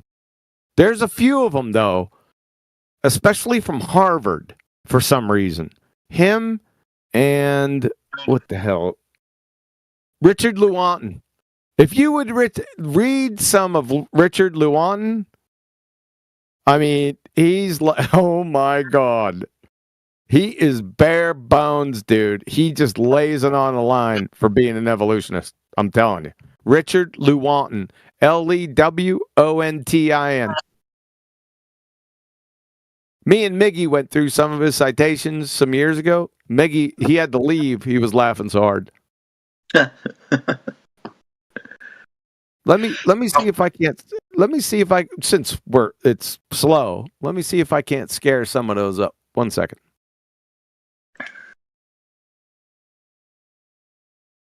Richard, he's a fucking character, boy. Richard Lewontin. Let me just put his last name in here in my folders. Lewontin. He's gonna give me something. Come on, give me some good ones. Let's try that one. Oh, just don't give me one for fuck's sake.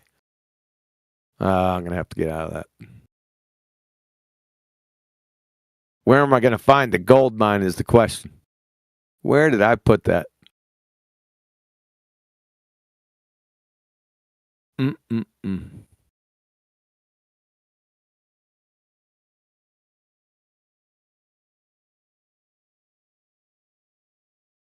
Why the fuck is it here?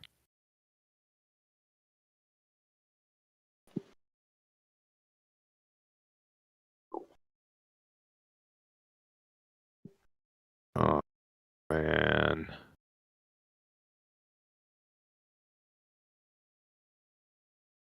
Oh, I found a couple of them. Hold on.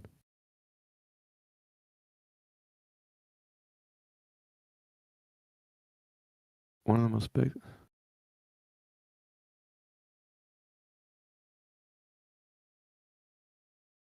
These aren't the ones I was looking for, but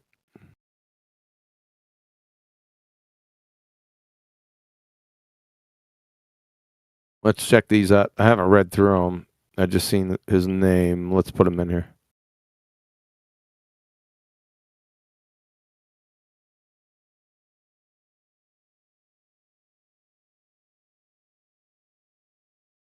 Just quickly, whilst you're doing that, John, have you seen Alpha Veritas around recently?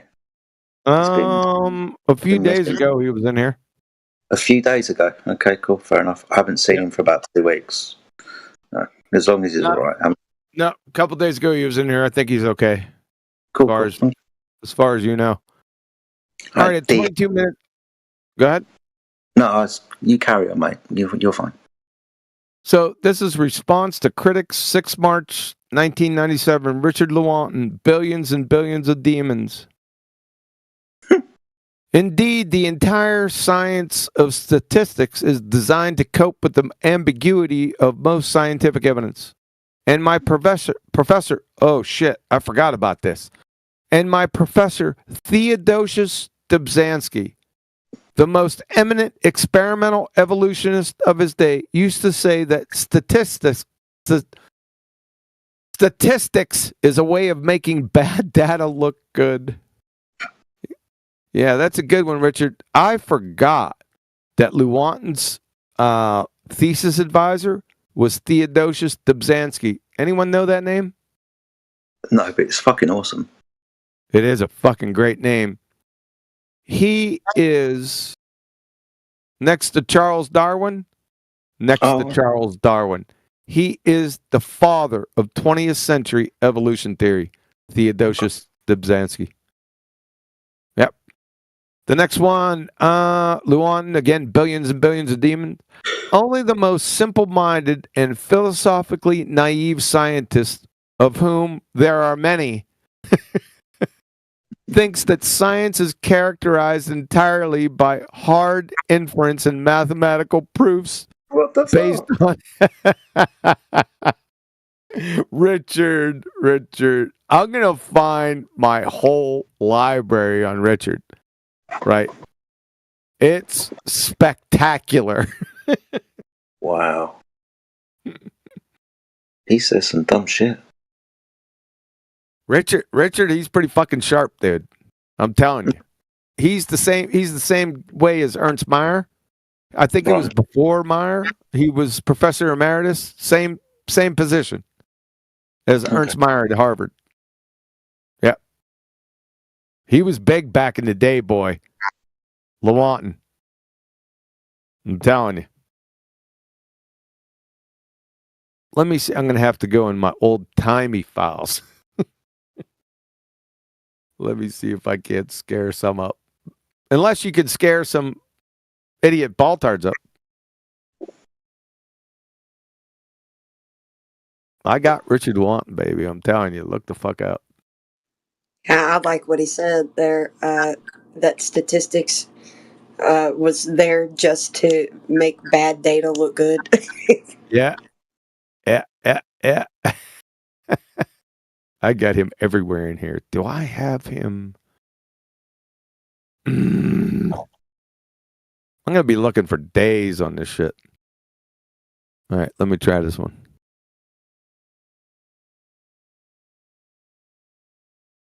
Yeah, that's not going to work. And we hear a lot of baltards come in and say that mathematics is science.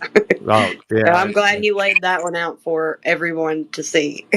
Yeah, they're morons.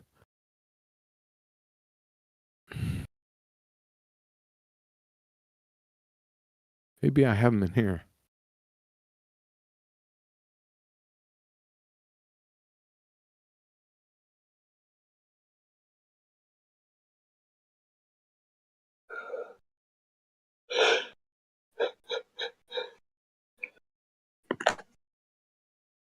Oh, he has a really good one. I think I fucking found it.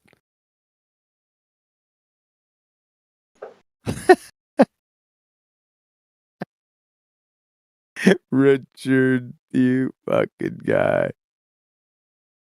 Do I have the citation for this? It doesn't look like it. This is a good one. I'll try to find the citation afterwards. Oh, where are you? Bitch. Thought I just had it. There it is. All right, let's check this one out.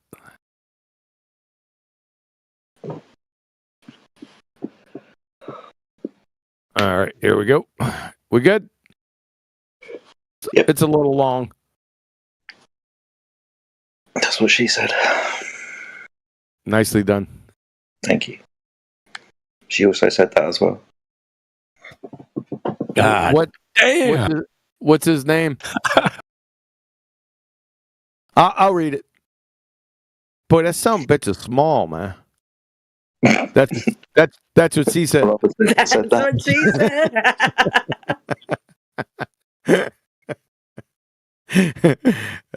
Okay. Richard Lewontin, evolutionary biologist, PhD zoology. Alexander Agassiz, research professor at Harvard University. Darwin's theory of evolution by natural selection in particular is hopelessly metaphysical. According to the rules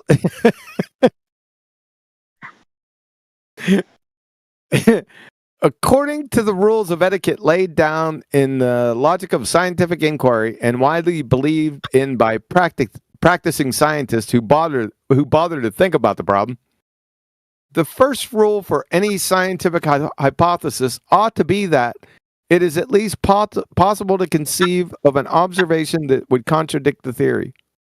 For what good is a theory that is guaranteed by its internal logical structure to agree with all conceivable observations, like I was talking about before, irrespective of the real structure of the world?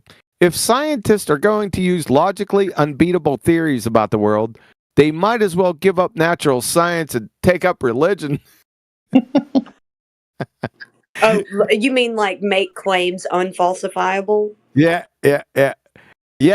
Isn't that not exactly the situation with regard to Darwinism? This guy, he's fucking priceless. The theory of evolution by natural selection states that changes in the inherited characteristics of species occur, giving rise to differentiation in space and time because different genetical types leave different numbers of offspring in different environments. Such a theory can never be falsified. It's not a scientific theory, Richard, but I'll let you go. Such a theory can never be falsified, for it asserts that some environmental difference created the conditions for natural selection of a new character. It is existentially quantified so that the failure to find the environmental factor proves nothing, except that one has not looked hard enough. Can one really imagine observations about nature that would disprove natural selection as a cause for the difference in bill size? The theory of natural selection is then revealed as metaphysical rather than scientific.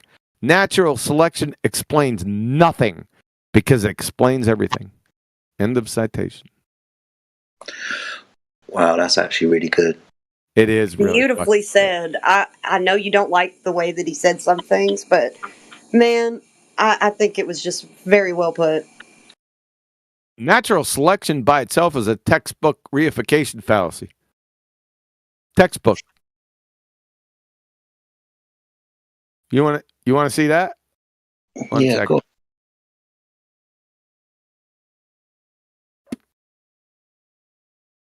Let's get that out of there. I'm gonna have to search for more Richard. Richard is priceless.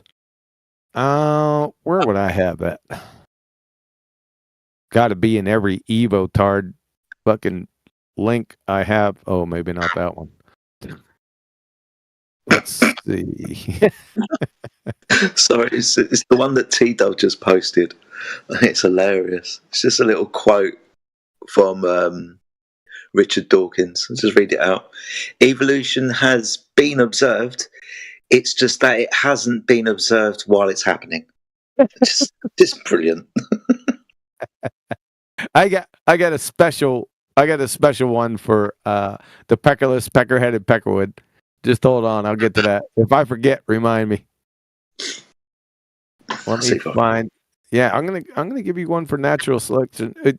Just think about it. Natural selection. Think about why that's a reification fallacy.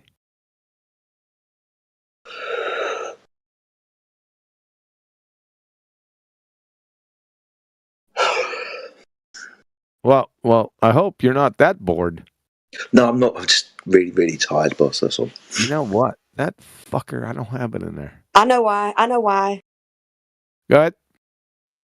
Because nature isn't sentient to decide something, so it wouldn't be selecting anything. Exactly. Oh, that's brilliant. Is it? Yeah, she's right on top of it, right? Wow. Well done, Flats. One FED point to you. She's fucking on. She's on top of this shit, man. Most people that would Jedi mind trick them, they hear natural selection, they go limp.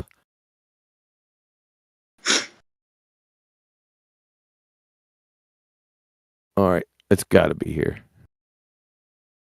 Before I hear natural selection, I not go limp. I asked them, what the fuck has that got to do with flat Earth? You're quiet. You're quiet as shit, Matrix. Probably because I was sitting 2 foot back from the mic. Yeah, probably, huh?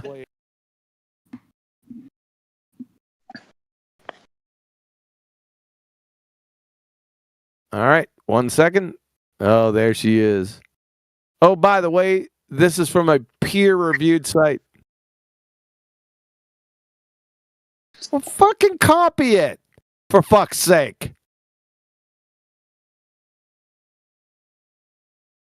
Sorry, it's my internal voice.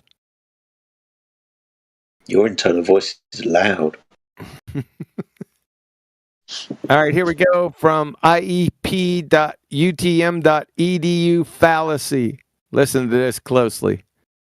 The error of inappropriately treating an abstract term as if it were a concrete one, also known as the fallacy of misplaced concreteness and the fallacy of reification.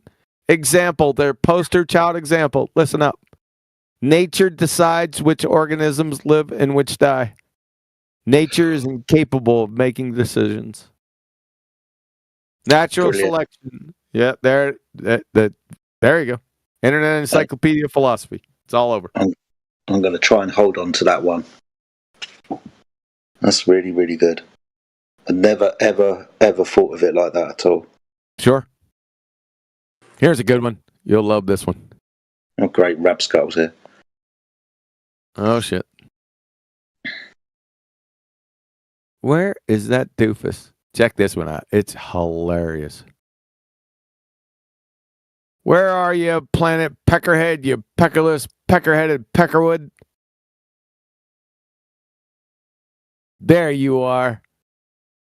Meet Dr. Craig Venter. Say good night.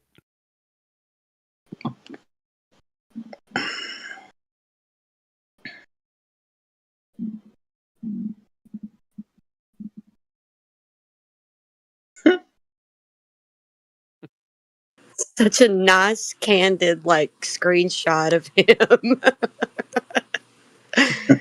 It's just it really does encompass his whole demeanor in any scenario that he goes in to debate or whatever. He's always like that. I think he's supposed to be some sort of educator too. I'm not sure if he's. I feel like I remember him saying that he was an educator, and that is just. Yeah. So was Mick West. So unfortunate. So unfortunate. Yeah. Yeah, fucking clowns. You should have seen that where I got this. So there is not a tree of life. So when you hear tree of life from idiot evotards, they're talking about universal common descent. So what you had, this is really cool. If you go to that link that I have at the bottom right there, of what Craig Venter said, there's a link right there. You go to YouTube video. It's Arizona State Origins Projects. You had this whole auditorium filled with people. And then you had a number of Nobel Prize winners. And then you had Richard Dawkins, Lawrence Krauss, and a couple other guys on it. And you would notice every time Venter would speak, everyone would shut the fuck up, right? Because they knew, right, that there's nobody getting by him. When he speaks, right, everyone shuts the fuck up. It's like E.F. Hutton. But anyway, he's sitting there and I think it was Krauss and it wasn't Penrose. It was that other guy. I always cite him all the time. But anyway, I can't remember his fucking name. Anyway, this guy's going on and on and on and on. And Venter stops him and says, what the fuck are you talking about? And then he said this. So there is not a tree of life. There never was. So that took universal common descent to the woodshed. You had Krauss and Dawkins. You should see their faces. They turned different shades of green. And he was like a matter of fact, like 1, 2, 3, A, B, C, Y. It's a sight to behold. So just go. I don't know if I have that. Do I got that link? I got that link somewhere. Hold on. Let me get it. I think I'm just making it up. You'd be wrong. Yeah. We got Dick Dawkins obituary. I wish I could put these in files. That would kind of help me out a bit. This is one of the reasons why I highly respect you, John, because you bring everything to the table. Everything. Well, of course. Well, you also make us critically think about things, and I mean, I've learned a lot just from being in this arena, being a flat earther, and having to always deal with someone's faulty reasoning. So I do like that you have a good amount of. You're able to identify it on the spot where it would take somebody maybe a second to think about it, you know? Well, thank you. Appreciate that. You could also go to my YouTube channel, go to playlist, and go to Evo Tardia. Look the fuck up. That's right. That's right. Look the fuck out. All right. There's some good presentations on there, man. I'd have to say. What the fuck am I looking for? Oh, I know what I'm looking for. Irreducible complexity. I will rip your asshole through your throat. Don't even try it. You just leave. You think Behe was irreducible complexity? You have no idea what's about to fucking befall you.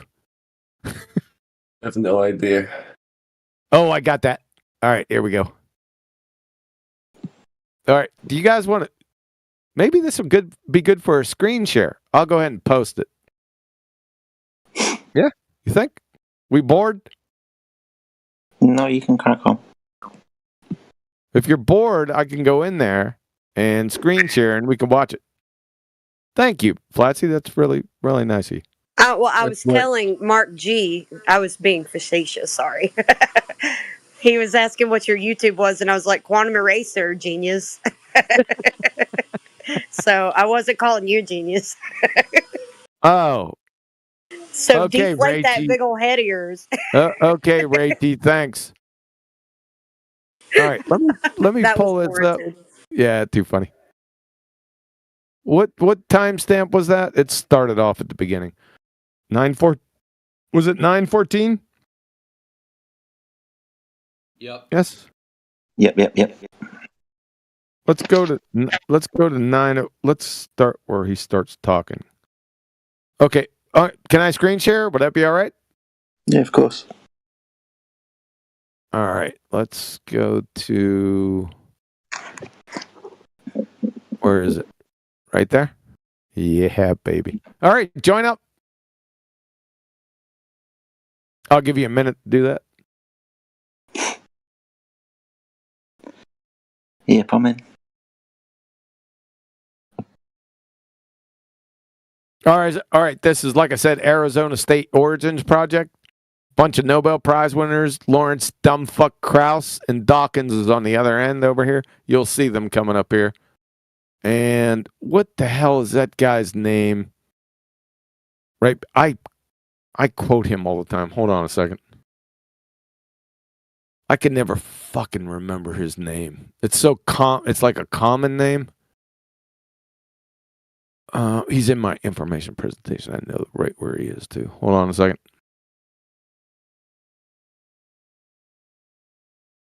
Of course, I can't find that. Information. Come on, dude. What the fuck? Oh, take your time. You're loading. Meanwhile, I got fiber out the ass. What the fuck?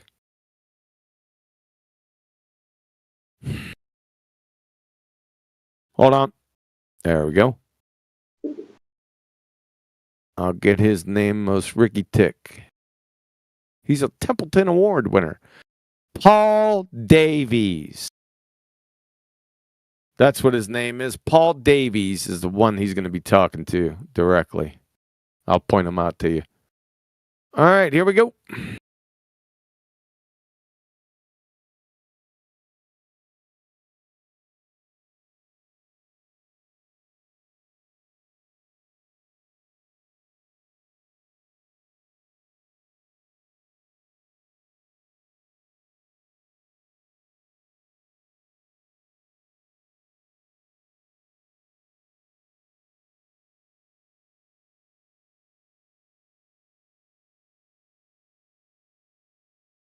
How about that? Davies, you got the same what? No, you don't. Did you hear him? You don't have the same genetic code, you doofus, Davies. Who do you think you're fucking with here? Tell him, Craig.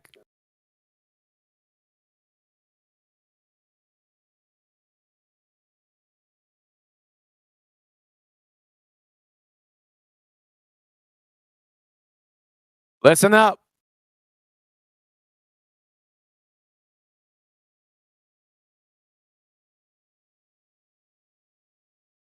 Tell him, Craig. Oh, look at Richard on the end down here. Getting real uncomfortable now, you dumb fuck, aren't you? Start smiling, Kraus. Your ass is just handed to you, you dumb fucks.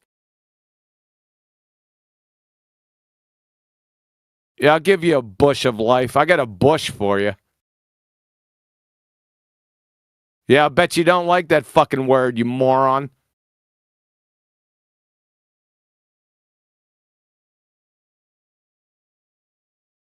What? Wait a second. What did you just say? Dr. Venter, say that one more time.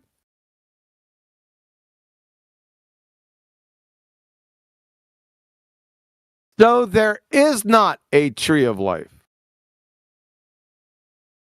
Turn out the lights. Party's over. Clown dumb fucks. Like we didn't already know.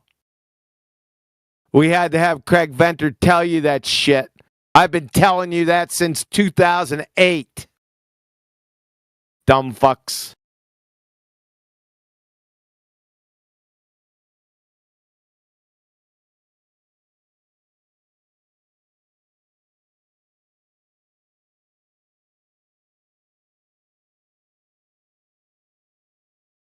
Don't you think? Are you thinking that you're a dumb fuck right now, Davies? I'm thinking so. Wait till Krause and Dawkins get a hold of it.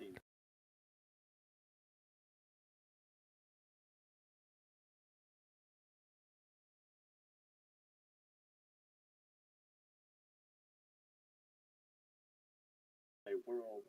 I'm not so sanguine and ready to throw out the DNA world. I think we're going to, maybe like Richard was saying, we're going to find this thing. He's just placating these morons. Look at their faces. Dawkins, Nobel Prize winner. Nobel Prize winner. Beside him, Nobel Prize winner. They all shut the fuck up when he talks. You're not as dumb as you look.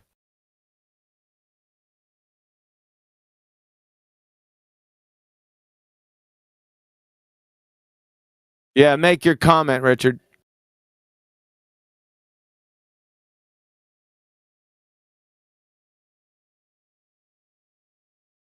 Now get back to the point where he ripped your fucking asshole through your throat. I'll give you expediency.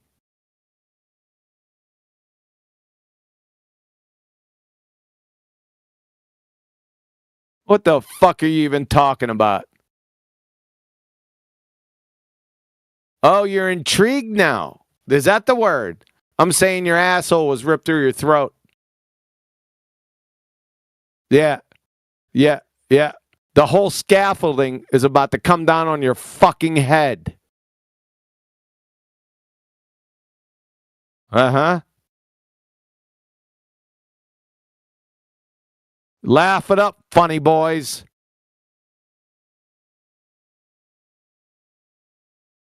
You get a bonus treatment for today.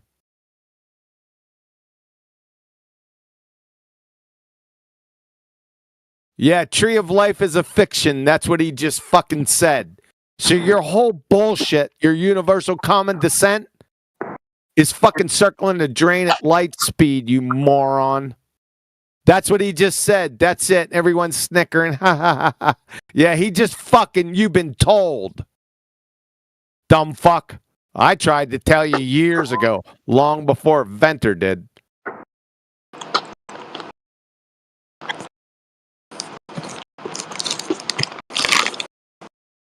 Oh, he's trying to tell the geneticist of geneticists about genes. This fucking egotistical moron of a dumb fuck.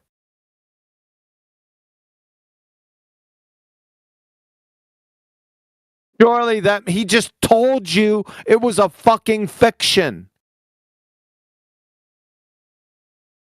What you gonna say, Craig?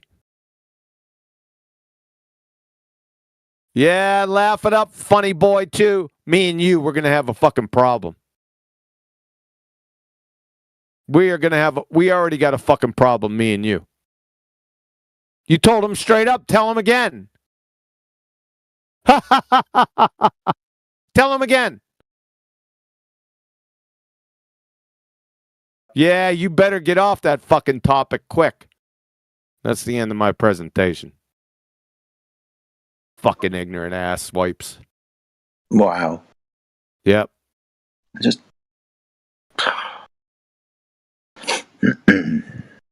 that was concise and to the point, and everyone just turned around and ignored what he said. Yeah, and then Craig didn't help matters with the he wanted to be polite for expediency. Fucking clowns.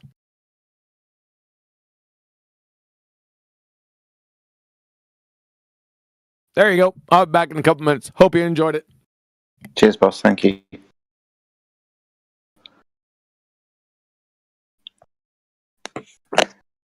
Let's have a scroll through this chat, see if anybody's jumped in.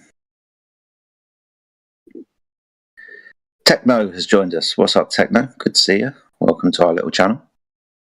If you want to ask any questions or speak about anything, please unmute your mic. Lots of people in the chat, lots of names that I do recognise. Who else we got in Well, here? I recognize you too, Jedi. Oh, thank you, mate. Flo has rejoined us. Flo's rejoined us. That's going to be fun. I'm going for a new record before I get banned out of the channel. It usually lasts about 4 minutes, maybe 5. Okay. And all I talk about is reptilians, UFOs. You're in the wrong chat. I make, fake theories to make all conspiracy look stupid. And the biggest one they push is flat Earth, the one you guys fell for. Do you understand that it's not a conspiracy theory? It's a direct measurement of the surface of the Earth. Flo. The real conspiracy theory is that our children are eaten alive underground by a negative extraterrestrial race that comes from space. This is probably they land on the round Earth. Let's put it like this, Flo. Let's put it like this. You're in the wrong room if you're going to be talking about stuff like that. What you need to do is address what I just said, that the Earth is measured flat, if you want to stay in the room. No. You guys are in an echo chamber all day. I'm here for only 2 minutes before I get banned. I'm going to talk about what I want to talk about, and then you're going to ban me. That's the subject. Yeah, demonstrates that this is not an echo chamber, you idiot.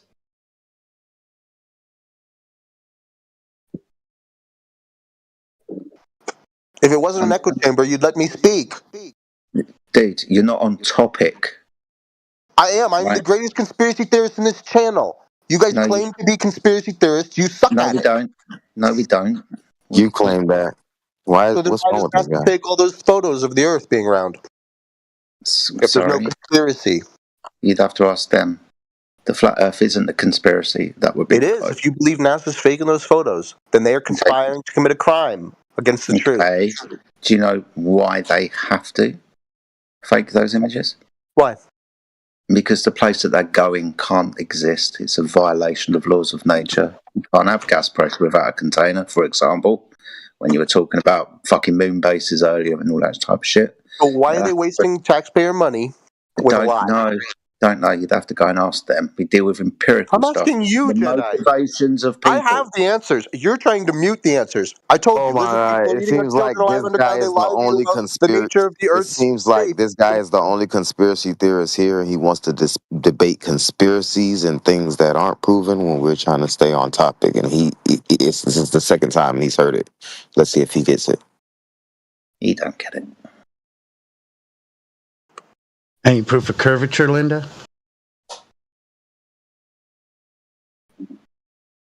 There's pictures of the round Earth from both planes and satellites. Satellites. So pictures of the round Earth from an aeroplane. You're not high enough above the surface of the Earth if you understood math. You're just angry and wrong. And you're covering up a horrible crime. That's what the fuck you said, stupid child. Trying to address what you said. It's not being angry. What will make me angry is you talking through the response. It's like you don't want to hear it. I'm not here to be flat Earth. I can't be because it's not flat. Okay, then go away. No, At least be reasonable. That's with a bunch of what he lost said. souls. At the very least, be reasonable and stop interrupting him. It's like you don't want to hear what anybody else has got to say. It's weird. I'm not here to believe in a false theory. I'm here to preach the right one. Theory. It's not a belief, it's a knowing. And unfortunately, whether you want to accept it or not, we're all walking on a flat plane. There's some, like yourself, whose beginning of your sentence is interrupting the middle of mine, don't wish to look into it or accept it. So that's the truth. Walk through it with him. Why do you believe it's low? There's pictures of it being round. From where? You verify these images.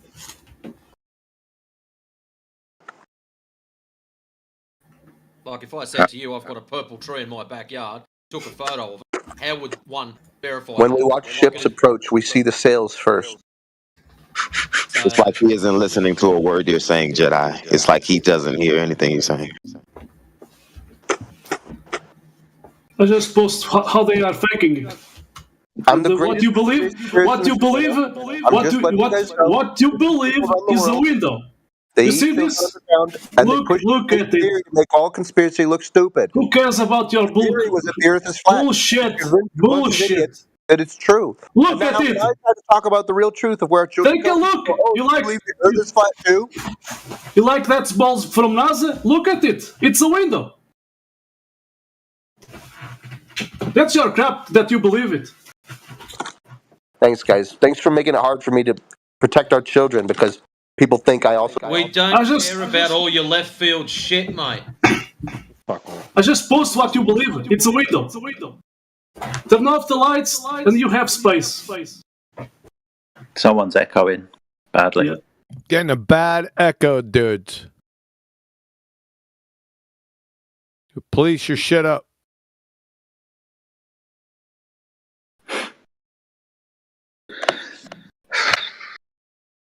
I guess there's no point. Was it? Sorry, did I? No, you're right, buddy. You're really far away from the mic, and somebody else is still fucking repeating what I'm saying. Yeah, you know what? It's Matrix's mic. I'm feeding back. Yep. Oh shit! Yep, How? yep. I've got headphones on. You sound clearer though. But I can hear myself. Oh, that's Jetty. Jetty, it's you. Go ahead, Matrix, talk. We'll have another go. That's Jetty. Nope, it's not. I'm getting something else. Nah, mine's lighting up when you're talking, and it shouldn't be. I've got headphones on. I get accused of being low, and I've got headphones on, and I'm still getting feedback with headphones on. That is unreal. Who is it, Flatsy? It's Matrix. If maybe just like unplug, turn off your headset or something, and turn it back on. Maybe that'll help. I don't know. Just drop out and come back in. Thanks, Ray G. Appreciate that shit.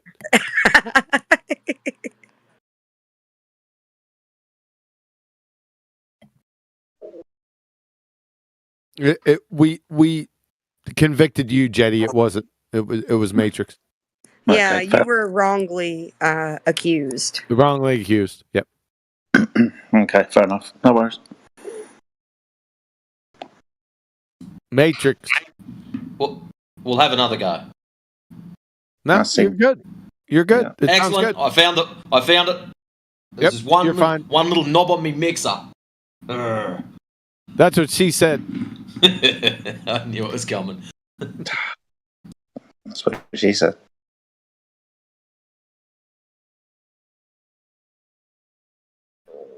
You know what? I do miss Steve Irwin. I kind of miss him.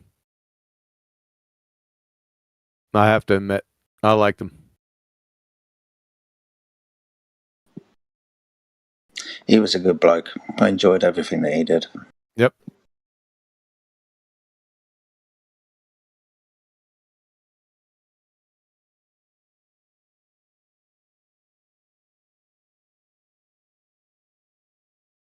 It made me think, it put unreal expectations on Australians for me because I thought all Australians were like him. And then I met Matrix. Nah, just messing with you, man. He's the other Australian. He's Crocodile Dundee. The other Australian. Yeah. So you've played Knifey Spoony before. I tell you, this morning, QE, I had a good laugh when, I don't know who it was that posted it up in one of the super chats, but the Crayonversation. I didn't even have time to hit my mic button. I was laughing that hard, and it just wiped me out. That was just gold. Yeah. Who was that from, Fletchy? Ledwell? No, it wasn't from Ledwell. It wasn't from Tony. It was from fuck. That was some funny shit, though. Yeah.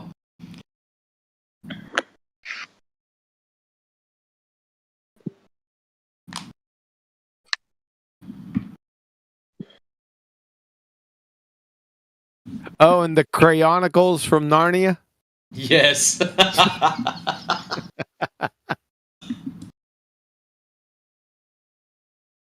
Yeah. I got some characters around.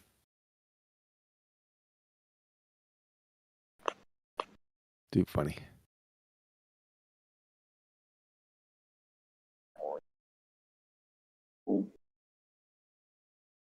What have we got? 11 o'clock? Oh, I got an hour. I'm good.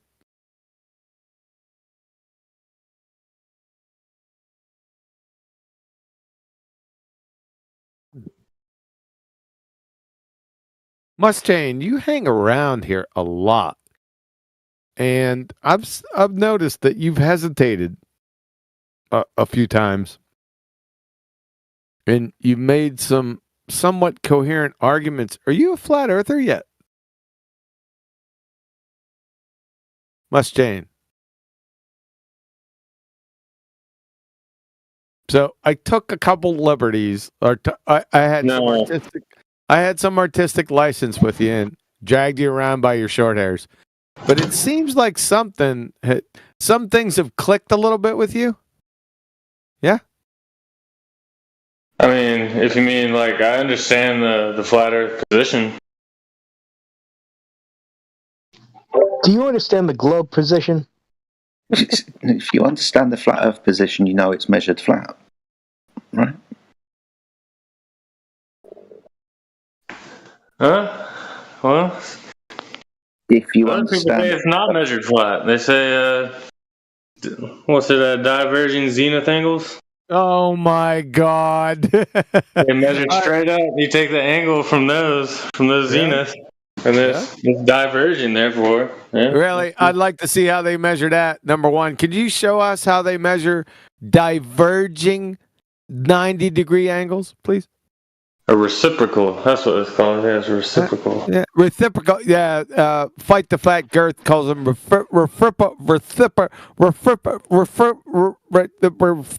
yeah, those angles.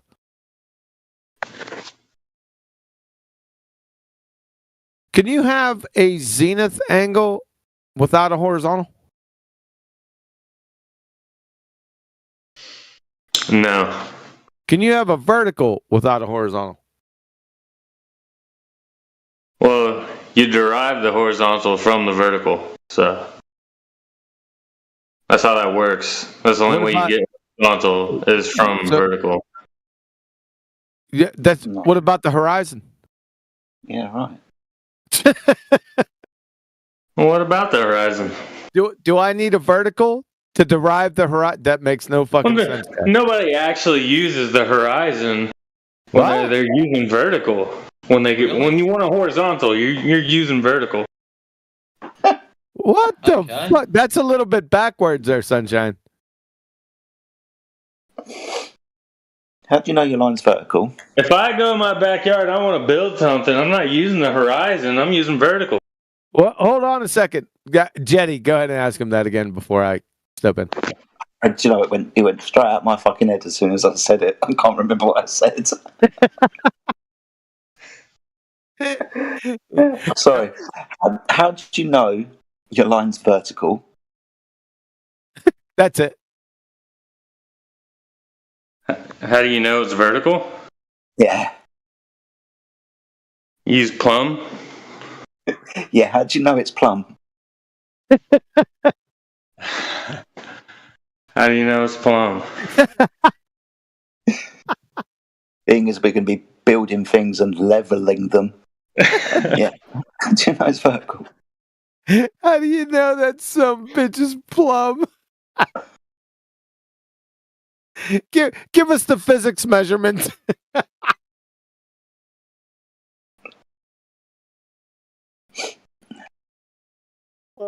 mean, serious question, dude. Sounds funny, but it's a serious question. I know how a plumb bob works. I don't know how more to describe. Like what it's doing. It's using the vector of down to get a vertical from that. Wait. Hold on a second, Jetty. Hold on a second, Jetty. You don't have. Yeah, hold on, Matrix. You're too late. I left that out there for you. You fucked up. Now, how do you have down on a globe? Down from what? All you have is a vector of down. No, everywhere no, there isn't. No. All you have on a globe is in and out. You do not have up and down, son. Nope. Sorry, I'm taking that shit away from you. That shit's mine. How do you get down compared to what? Say it.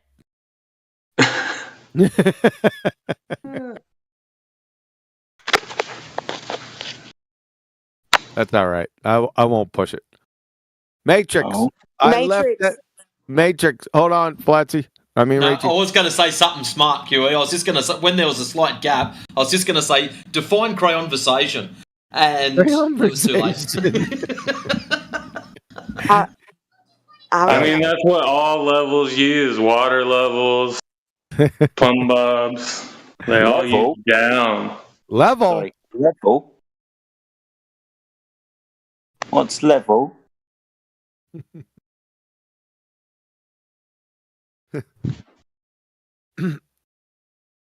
Levels flat. Your Honor, I suggest the 804 conference. You don't have to answer that question.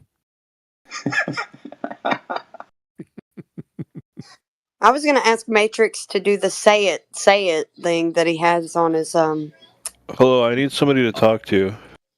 Oh, God. Sorry. Go find a mirror. So Go find a mirror. I just went in the UAP channel and asked them how you have aliens on a enclosed system that you can't leave. Oh, sorry. Go ahead. Sorry. My fault. Listen, they called me a Reddit flat earther. And then they called me a retard and muted me. Do you want counselling or something? There. We got a bunch of fucking comedians in here tonight, man. Matrix, I left you a hanging watermelon-sized curveball with the physics measurements, and I heard nothing from you. Sorry, I was still adjusting things, but anyways. Oh, okay. All right, fair enough. That's a good excuse. All right, carry on. Did anybody ever define crayonversation? Crayon. I think that man, what is it? Retro Bill, man, he is sharp. I love yeah, he's every time I see a super chat from him, I'm like ready to read it. Yes. Retro Bill, that's where that came from. Thank you, Flatsy. Retro Bill, he's been a sharp tack for years. Years. Just so you know.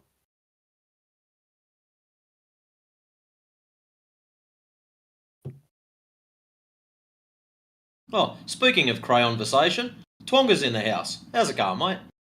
Yeah, buddy. Oh, God. Alrighty, did you bring your proof of curvature with you this time? Dude, it's the middle of winter. You gotta give me some time on that. Well, you're sitting inside doing 5/8 are not much. You've got plenty of time. I'm not going out there and measuring curvature, bro. Where is he at in the world? I'm in the mid-Atlantic. Roughly? Yeah, roughly.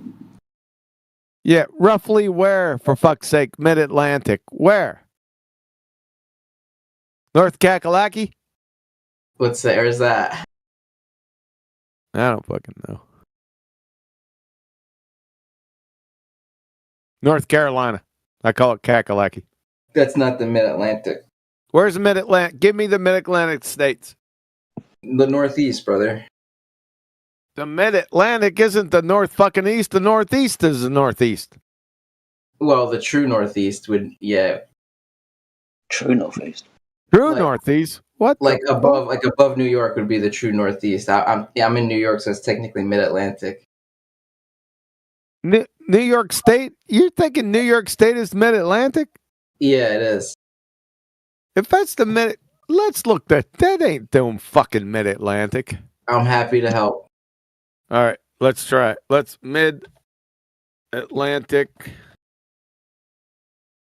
Mid-Atlantic Ridge? No. States. I knew it was West by God, Virginia. Its exact definition differs upon source, but the region typically includes New Jersey, Maryland, Virginia, Delaware, West Virginia, District of Columbia. Ain't no fucking New York there. What are you talking about, man? Click images. Every single image has New York in it. What the fuck? That's not what the definition states. I don't give a fuck what images are. Oh shit. I'm sorry. I got another one says New York's in that mode. Just click images. Shut the fuck up. Is that the North Atlantic or South Atlantic? Hey, listen, I'm just telling you there's multiple different definitions of what people define Mid-Atlantic. Shut the fuck up. I just told you. All right. But okay, you're in New York. All right. Yeah. Yeah. You're getting a little storm up there, aren't you? Yeah, I hear the plow going by right now.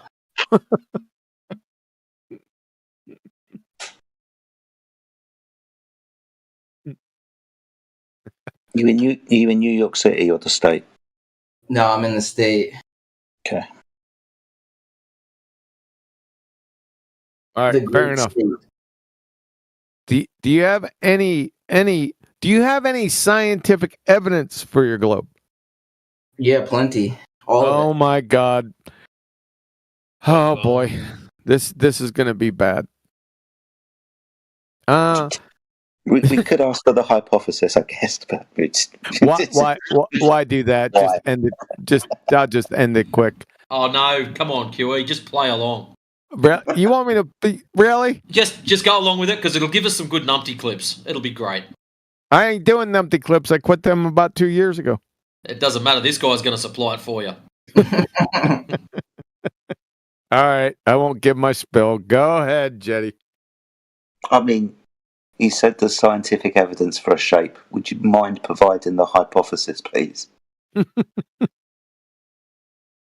There is none. I'm just going to hand you back to QE. What the fuck? No, I'm not dealing with that. Fuck off. That's you. You and Matrix, you caused this shit. Well, there is no one single hypothesis, I should say. So there's many hypotheses. Yeah, there's many, many, many. Okay, could you give one? Yeah, let me formulate it in my mind. Give me a second. Okay. That translates to let's Google it. I'm gonna Google a hypothesis? Okay, bud. Hold on. Don't do that. They'll get it fucking wrong.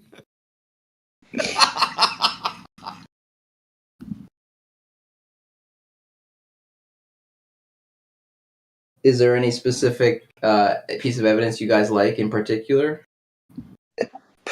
What we like. No, your claim that there is scientific evidence for the shape of the Earth. I'm asking you for any hypothesis that you think backs your statement that there is scientific evidence for a shape. A concrete noun. Yeah, that's tough, but it's definitely. Let me think about it. Tough. Objection, Your Honor. I suggest an 804 conference. My fucking client has rights. Yeah, the right to remain silent. I hypothesize that the Earth is round. Because... Wait. What's so funny? You should have taken sorry. What the fuck, Flatsy? Should have taken the council's advice to, waive your rights. Let's say if ships disappear bottom first, then the Earth is round. That's my hypothesis. This wants to affirm the consequence. This is brilliant. Let's go. You say let's go. Hypothesis confirmed, baby. Let's go. Sorry. What was your dependent variable? The dependent variable is the whether or not the ship disappears bottom up or not. There you go. Okay. Ships do disappear bottom up, therefore Earth is a globe. He's got it, guys. Dub. We're getting somewhere. Yes. Oh dear. This is hilarious, dude. What was your independent variable? My independent variable is the shape of the Earth. Cool. So now you've got to vary and manipulate the shape of the Earth. Realize this, right? Well, no. I mean, I'm not doing an experiment. No. You don't have to. Since I'm feeling generous, hey, check it out. Since I'm feeling generous, I'll help you. What do you need me to hold? Wait, let me write it down, and then I'll make sure, because I don't want to say anything incorrect. I'm going to write it down, and then I'll... Objection, Your Honor. I suggest immediate 804 conference. My fucking client has rights. I'm writing it down. That way I don't I don't say anything incorrect. Hold on. You've already said about 10 things fucking incorrect. Like what, dude? Scientific evidence for shape to start with. Yeah. So yeah. Oh, hold on. Let me write it down. 1 second. No, don't write it down. Don't embarrass yourself, dude. Just listen. You're in a category error, right? Science only deals with cause and effect relationships, right? It's your hypothesis. What caused that to happen? It's your prediction of the cause of the phenomena. You're talking about a shape, a concrete noun, not a phenomena. To figure out the shape of an object, you're not going to use the scientific method. You're going to use observation and measurement to describe a surface. You're not going to be using the scientific. No point talking for me. You're not going to be using the scientific method. That's why I jumped all of this and asked you to provide the hypothesis, which you struggled with. Because you can't. I gave you one, and you guys laughed at it and said... Yeah, because we're playing with our fucking food. No, you're not. That maybe the meal is over, and I should just stop you from embarrassing yourself. Don't write anything down ever. You guys are my food. Let's be real. No. This isn't my dinner biting me back, mate. Just settle down on the fucking plate and let me devour you. You're in a category error, right? No, I'm not. Right? You are. All right. Let's do it like this. What is the scientific method? It's a way of knowing. No, what's the method? Step 1, step 2, step 3, blah, blah, blah. The method is observe and then... sorry. No. Incorrect. What do you mean, incorrect? Observe what? You're going to be autistic about it. What? Which one? Observe, not autistic. Precise and correct. Observe what? Observations. Empirical observations. What? Oh, my God. Just observe observations. What do you want me to say? You see observations, Jenny? Yeah, that's the first step is you got to observe stuff. Yeah. Stuff? Stuff. Like I observe the boat going over the horizon and disappearing bottom up. That's an observation. Oh. Are boats natural phenomena? Yeah, well, it doesn't matter. Going over the horizon is natural. It doesn't matter. Everything is natural. Nothing is supernatural. Everything is natural. That's a composition fallacy. What's supernatural? Are transmissions natural? What, are you talking about in a car? Yeah. I don't think you understand the word does wind, waves, and erosions make transmissions? It doesn't. Just because something is man-made doesn't mean it's not natural. Really? Oh my God, that's the fucking definition of not natural. Not. Yes, it is. Yes, it is. Natural is outside. Natural.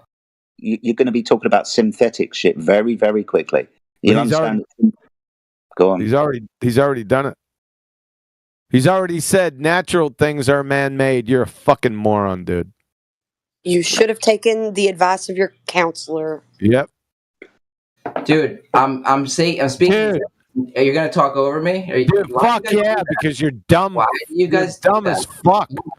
You're scared you're of dumb as fuck. So natural. Define natural. What I'm about define to say, natural. So define natural. Define natural. You're not gonna overtalk me.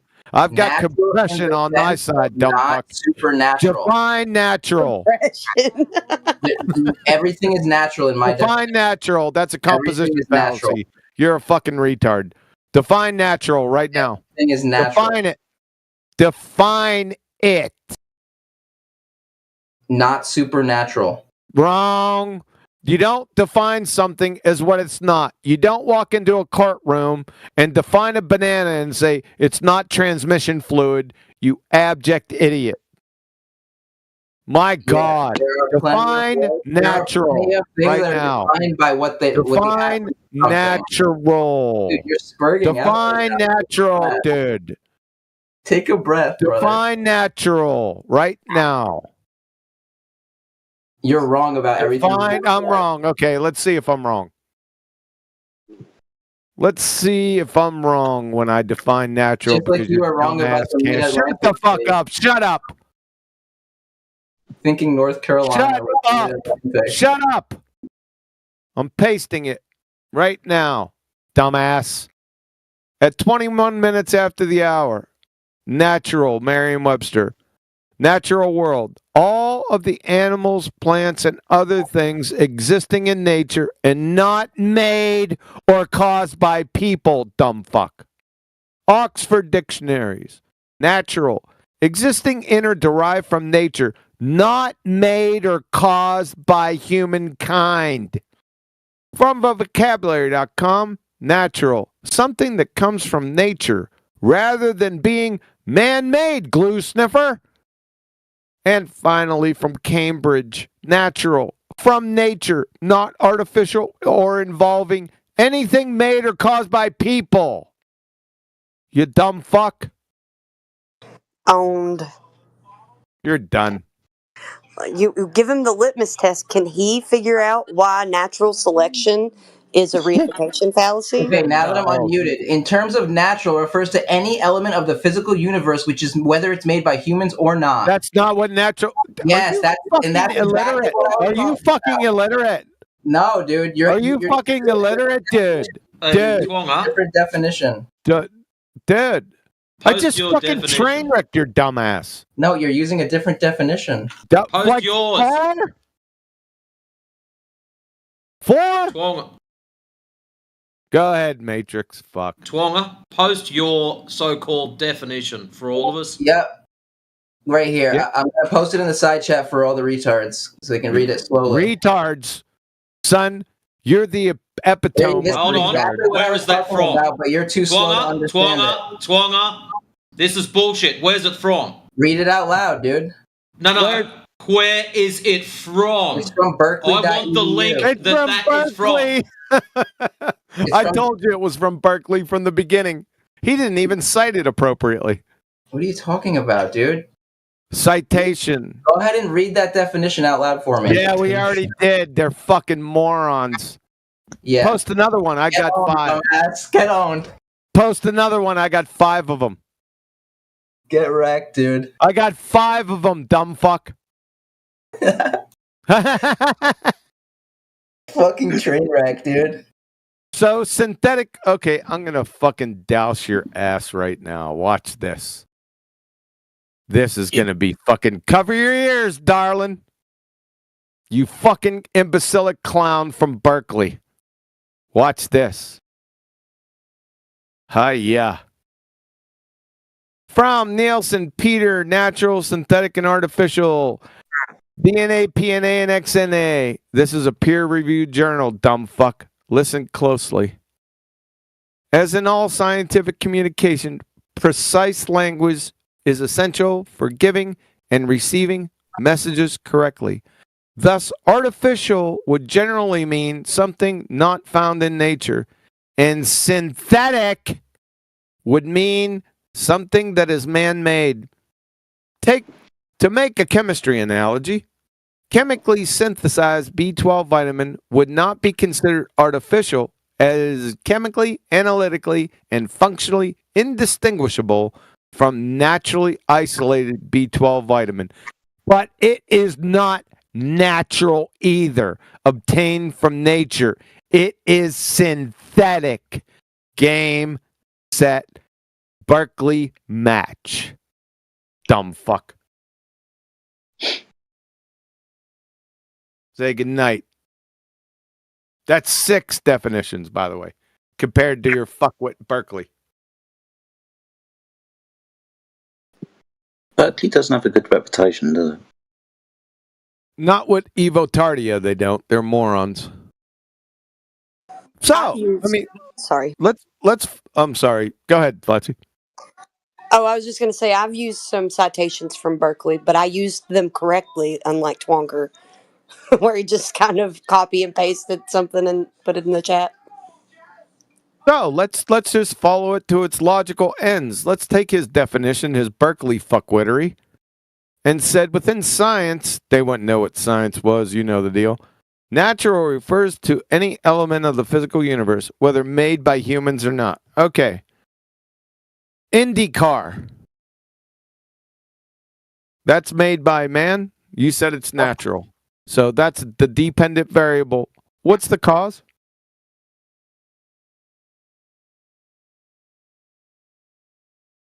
Come on, Twonga. He's busy chest skanking. What's the cause? What's the cause of IndyCar? Shoes. What's the cause of shoes? What about barbecue grills? You dumb fuck. So what's the independent variable of barbecue grills and bowling balls? You fucking moron. That's what you get for mindlessly parroting Berkeley. What a clown.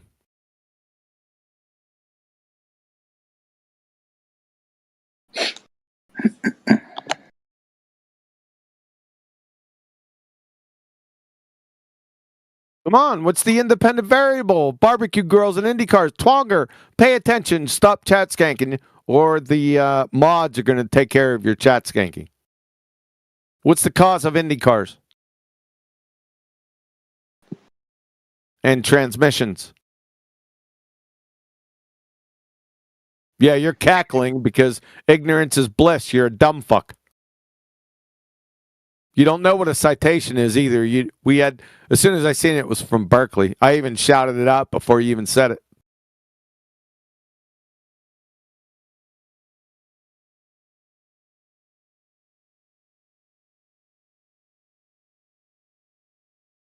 Like a bitch.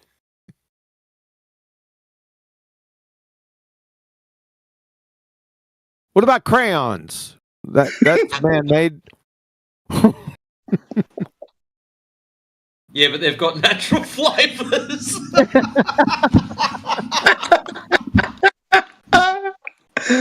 Ow, that was hilarious. That's a good one.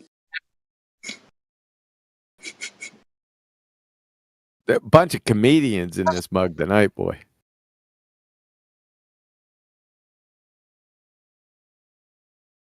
Yep.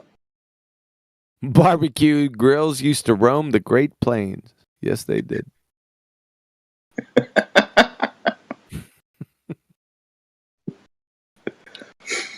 Maybe they evolved into something else.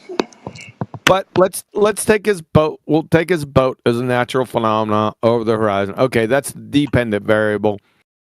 He said the independent variable was the round Earth. Of course, round and flat aren't mutually exclusive. Round and flat penny, round and flat CD, round and flat LP. But that's okay. We'll disregard that too because he's a fucking idiot.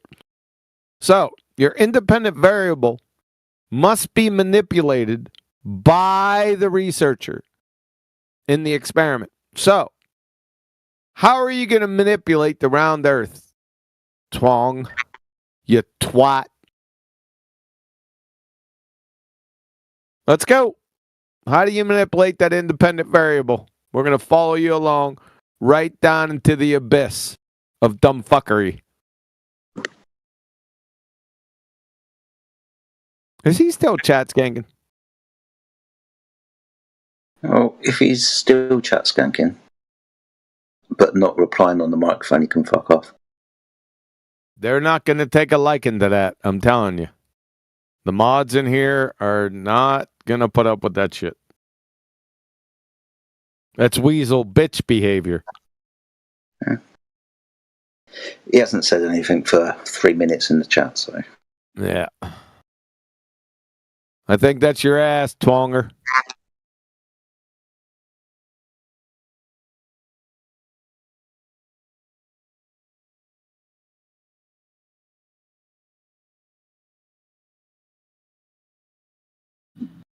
Well, in that case, thank you very much. Please come again. Well, I must say, I'm happy to school you tonight. You couldn't school the bionic woman on hearing if you chained to her the back of a dump truck and drug her through a nitroglycerin plant. Don't fucking interrupt me. Listen, you've been yapping. You dumb fuck. So, we traveled down your train wreck of a dumpster fire. Your dependent variable is boats disappear over the horizon. Your independent variable is your round fucktard. So now you're going to have to manipulate your round fucktard in the experiment. How do you manipulate the round fucktard? Well, at this point, I would just be playing with my food. So. Yeah, you think you're so delusional, Dunning-Kruger. You dumb. Get the fuck out of here. You half a sissy.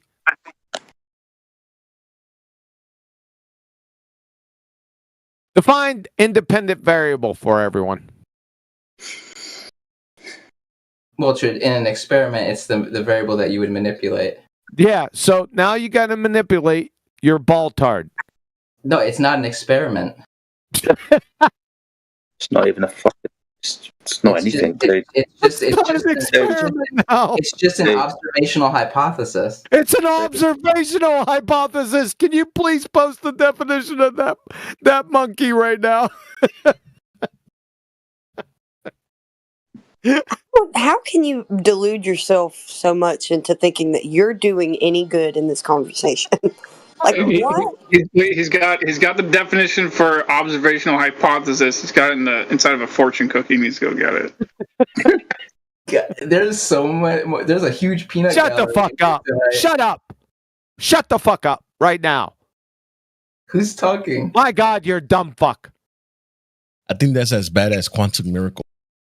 You're a dumb fuck, dude. You fucking embarrassed yourself 6 ways from Sunday. Elmer Fudd is fucking. Elmer Fudd is over in the corner, belly laughing at your dumb ass. Shut the fuck up. Go back to your cake decorating forums. They'll probably laugh you out of there.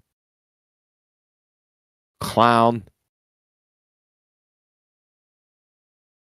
Fucking overtalk me. This fucking idiot still. He said we're wrecked. Yeah, you're done with your chat skanking too. I think the mods have had enough of that.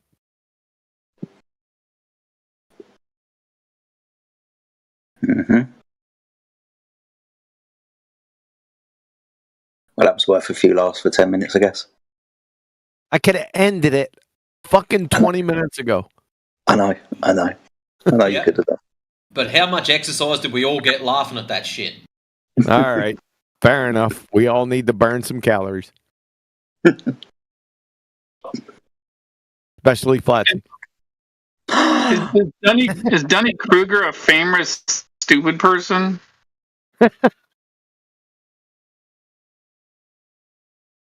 Man, you should be happy that I don't ever get offended because you sure do lay into me a lot. Yes, I do. That's why I do it, because I know you won't. Fair enough.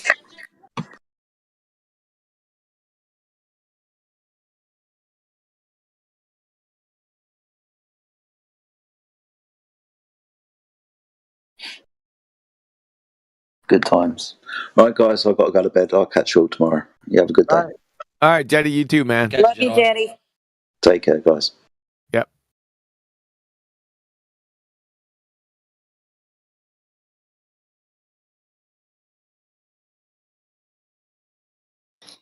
It won't be too much longer, and I'll be getting off here too. Can't wait. Oh yeah. Oh man, I have a friend that got me a Valentine's Day basket. Like my husband took us out for dinner last night, but he didn't get me anything for Valentine's Day. But it's so funny that he didn't, because we went to remember that golf simulator place. Booger sang "Fancy" for karaoke by Reba McEntire. Booger also sang "Landslide" on karaoke. It was the cutest thing ever. And she got me this basket full of all these cute things, like a soft blanket that came with little soft. I got a big one. Yeah, okay.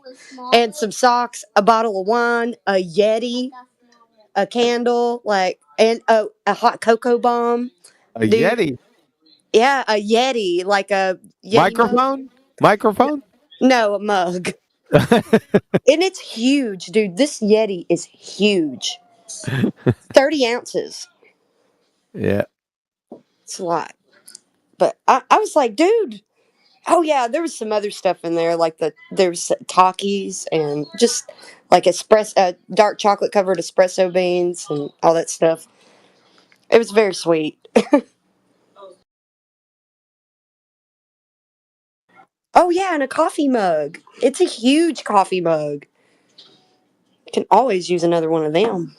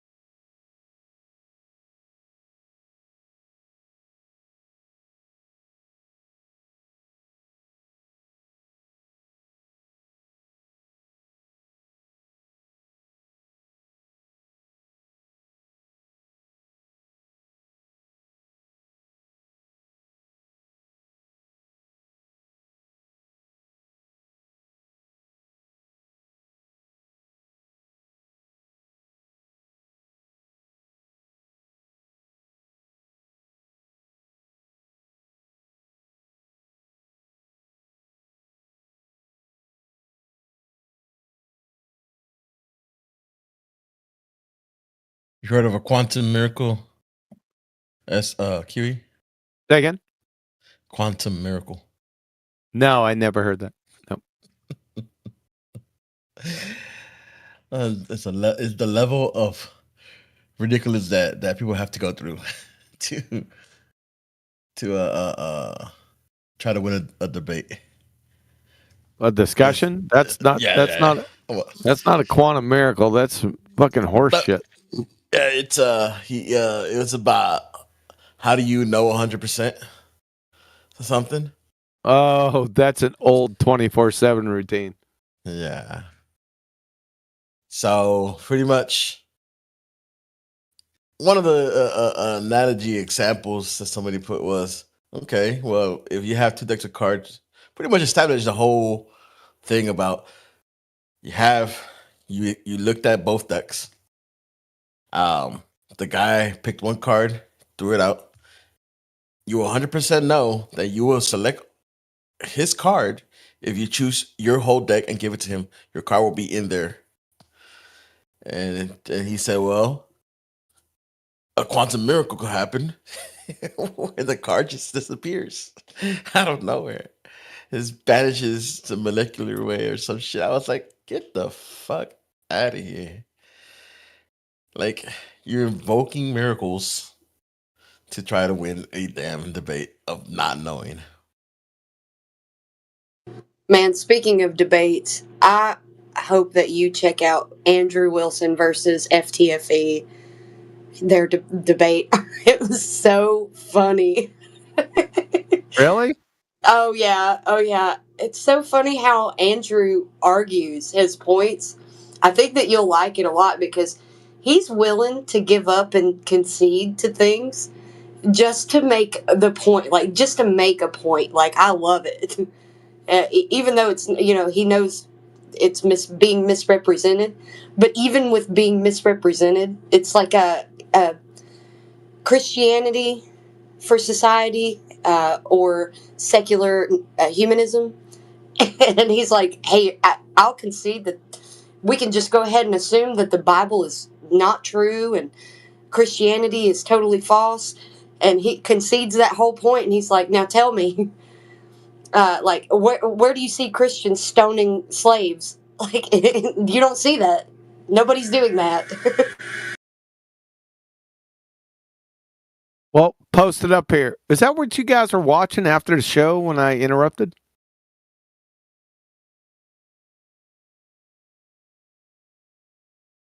Hello?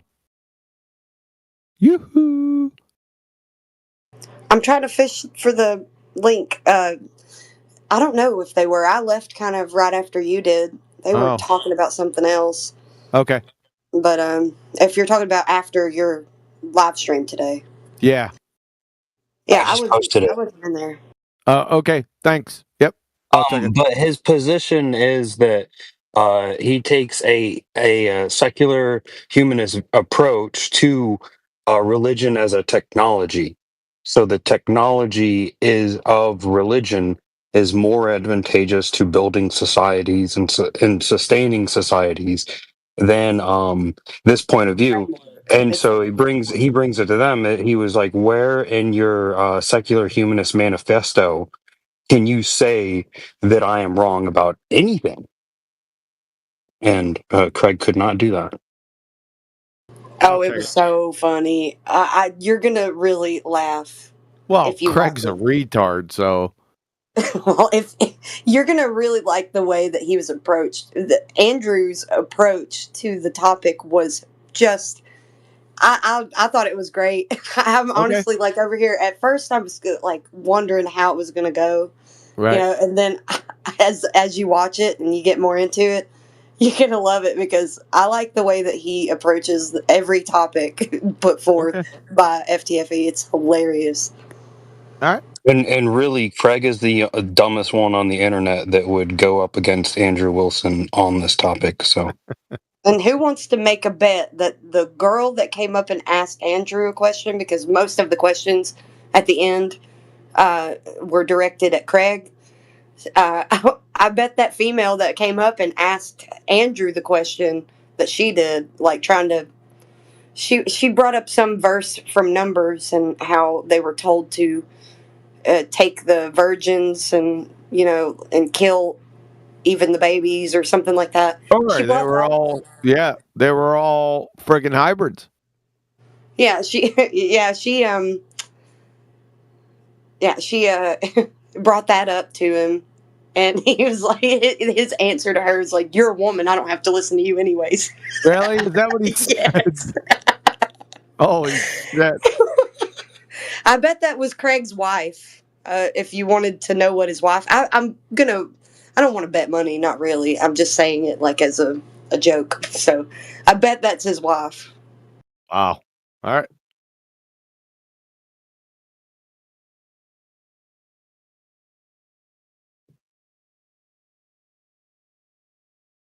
But Andrew saying, "You're a woman and I don't have to listen to you anyways." She got so, you could see that her face was about to turn beet red.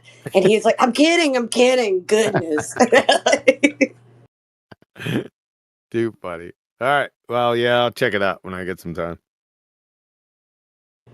I think that you'll like this Andrew guy. Although you won't like everything he says, but overall, like, it's good. Yeah, I heard a couple things already that I thought were questionable from into the break, but I held back.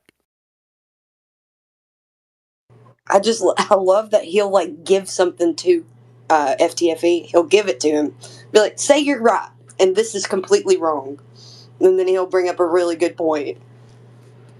How laws, like your laws about your person and your rights as a person are derived from Christian values and stuff, and how secular humanism is always all over the place. It just depends on what age you live in and how they're defining words. And I like how he was challenging, how do you even define harm in secular humanism? Like, how do you define the harm?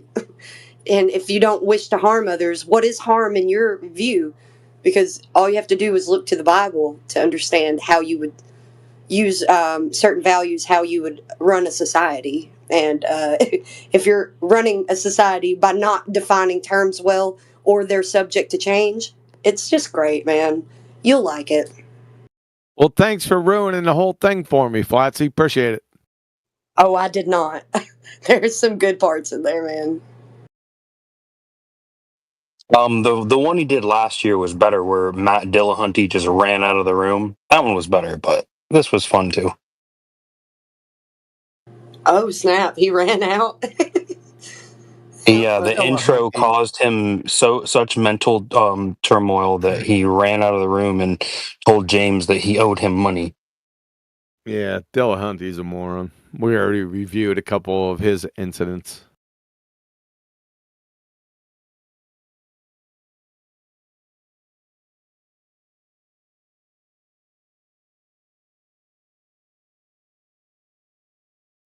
I want to give you some more teasers so bad. Don't. Oh, okay. Just watch it so we can talk about it, dude. Dude. Sorry. Man.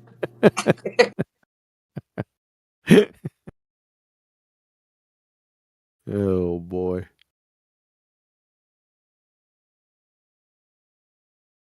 Brother man, dude, get you a nice cream of soup sandwich ready and box that some bitch. And every time I make anything, I always I'm tripping over myself to tell you about it just so I can hear your criticism because it's hilarious. Because you always have criticism. It's never just like, oh, that sounds good. Yeah, because everyone fucks up for some reason. I don't know why. Okay, what's your favorite color? They're not thinking clearly. I don't know what it is with people, man. I don't get it. Your stance is totally subjective, and you're making it seem like it's objective. It is objective. No, it's not. Yes, it is. Okie doke. and idiots commenting today on the photo, right? What they haven't seen. That was truly hilarious. I felt a lot of people that they were like, what's going on here? Yeah. You know what I'm talking about? No, I don't. No, the photo today where Brian said, whoa, what photo might that be? And you made a comment too. I can't remember what it was, but you don't even know what you're talking about. I was just being a shithead, probably. So, who knows? Ironically, it was connected to you in a weird way. I just didn't. I almost did it, but I stopped. Yeah. Maybe one day you'll see it. Are you talking about the photo that Adam brought up? Yeah. That nobody saw? You were just talking about it? Okay. Yeah. I can't remember what I said. Or how it relates to me at all. I'll tell you what, you'll be asking the question about what you're going to do with those teeth. What? After a while. After you get just fucking... It's fucking... Are you talking about Booger's teeth? No. Oh, I don't know what you're talking about. Yeah. It's all right. That's good.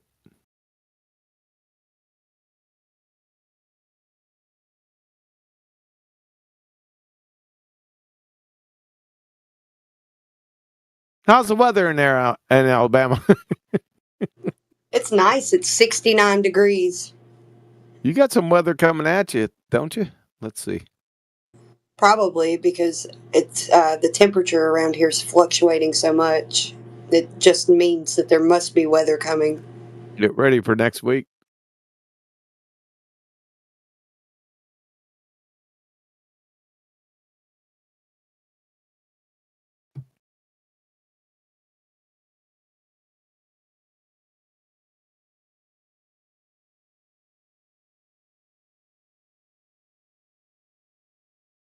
Oh, we must be getting a lot of snow right now. Let's take a look at Alabama. Oh, where are you at? North of Birmingham, somewhere up there. Yeah, like a bit northwest from Birmingham. Jasper.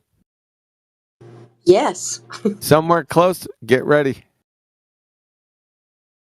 You about headed into some thunderstorms. I can't believe you guessed it. Maybe you've heard me say it before. No, well, you said no. I'm looking at the satellite right now, and you said I'm looking at Birmingham. You said northwest, and I'm looking northwest of there is the Jasper area. It's gonna start drizzling, some rain. You might get some wind here in the next few minutes, and in the next 20 minutes, you're gonna know. I'm not gonna know unless I'm outside. Well, you better have the friggin' windows shut.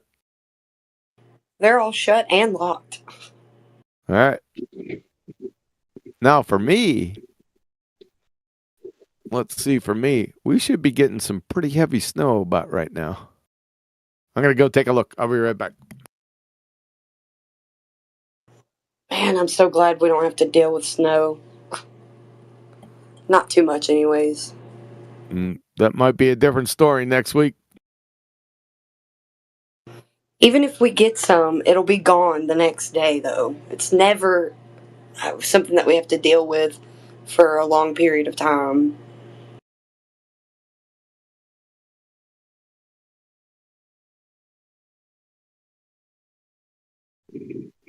Alabama people would not make it with snow.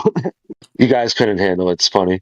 Yeah, we're not equipped here to deal with snow because we don't ever have it. Like, it's such a rare, even when we do have it, it's so short-lived. It's never something that we deal with for days at a time. Yeah. We got like 3 inches of snow. Like, I think it was like 2018. I don't know if you got it in your part of the state, but Yes, I do remember having one year where we had a good amount of snow for a few days. Everybody was, taking advantage of it. I remember because we made this tie-dye snowman. Like, we built the snowman, and then we got our dye from inside and started just tie-dyeing the snowman. It was so cool. that's so funny. I'll go fish. I'm pretty sure I still have a picture. Just give me a second. I'll go fish it out. But the thing is, like, that's not even snow. That was like a flurry for a couple hours. Oh man, I miss actual snow, like where you would wake up and like you couldn't open your front door. You have to like wiggle it open and then like shovel off your porch, like actual snow that's like piling up to your windows.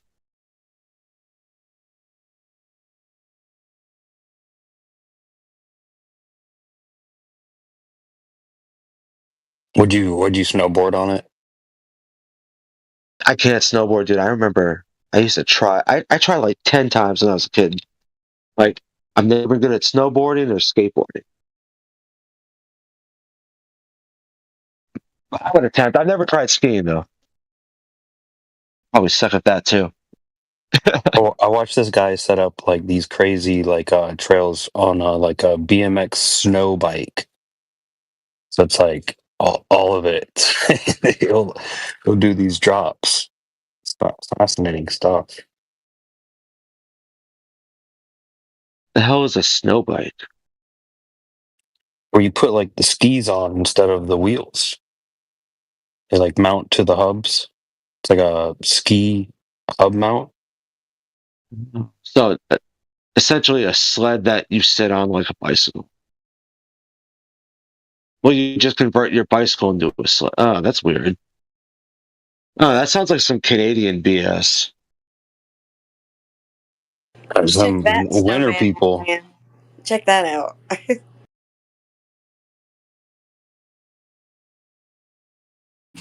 Holy shit, it's like a 5-foot snow cone. Oh yeah, that's a good sized snowman. That snowman snowman was on something.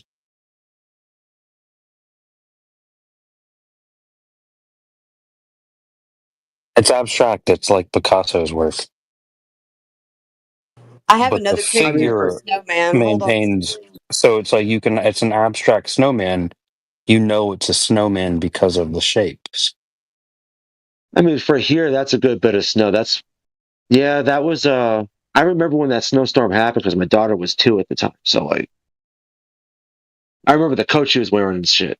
And that morning I had to drive to work, and it freaked me out because like I've driven in snow my whole life, but I've never driven really on untreated interstates where you have to go like 70, and like there's nothing, there's no salt on the roads, nothing.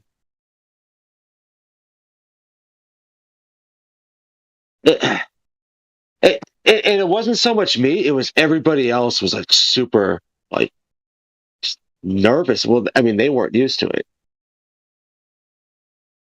That other picture is the same snowman, but we put a Hop City shirt on it just to be funny.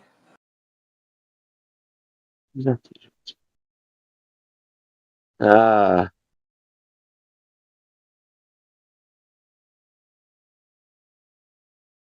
Still good. Like just the bottom ball is like that must. I feel like that would have been like half your yard worth of snow. So you guys got some good snow then. Yeah, the size of the snowman should indicate how much snow we got because we were able to Yeah. build that snowman fairly quickly, you know. We had plenty of snow. This was in 2015. Yeah. Oh, okay. That's not the storm I'm thinking of then. It's the most recent one that we've had. So 2015 was the last like significant snow that we've had. Yeah, yeah. But see, that just shows you how big our state is because I think we're probably good. Well, because I know where Jasper is, so I used to have to go up to that paper mill a lot. So we're like 3 hours apart too. So I remember getting a decent snowstorm in 2018, and I haven't seen nothing since. And it sucks because like this last snowstorm, because we've had 2 snowstorms this past winter, and one of them I was too far south, and that's when you got hit with it a couple weeks ago. And then the other one I was too far north, and that's when Mobile got hit. I was so irritated because like right in the part of the state that I'm in, I missed both of them, and I saw nothing.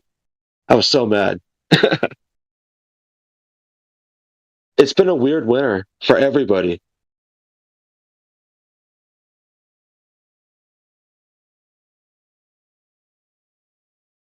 Shit, dude, Florida got covered in snow this year. That's not common. I mean, the beaches in Pensacola, like that doesn't happen. That's global warming for you. Yeah, they just turn they just turn the snow on in a different location. It's no big deal. Global warming.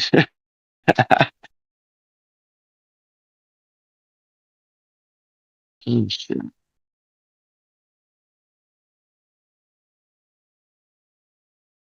Maybe if you like throw tomato soup or red paint at a priceless painting, that may do something about it. No, it wouldn't. It's just absurdity to say things. Why do you think? What do you think this big draw for these crazy like sort of lunatics that want to destroy like history? What is causing that?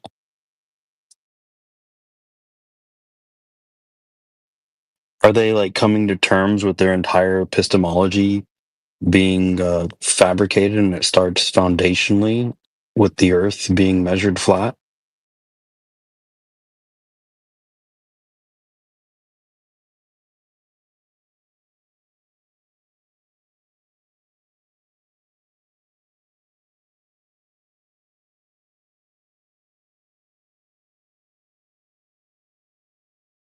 Just some food for thought.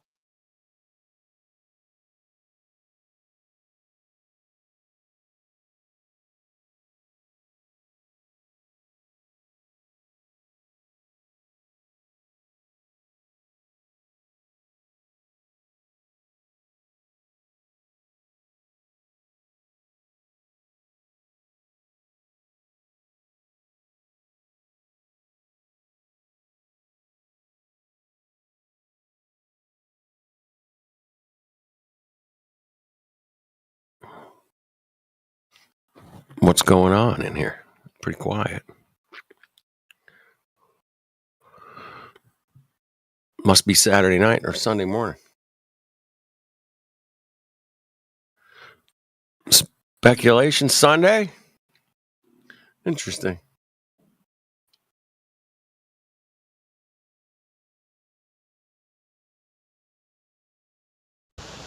Officially. Yes, officially.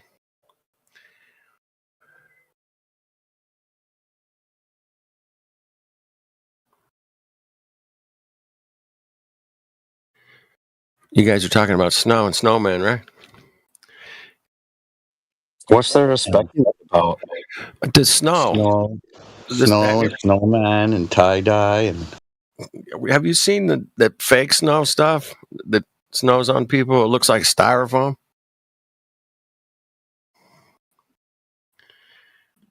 Anybody? No? Well, I saw a brief clip, but not in not in my backyard or anything. Yeah. All right. Yeah, I saw a brief clip too, man. Kind of weird looking. Anyway.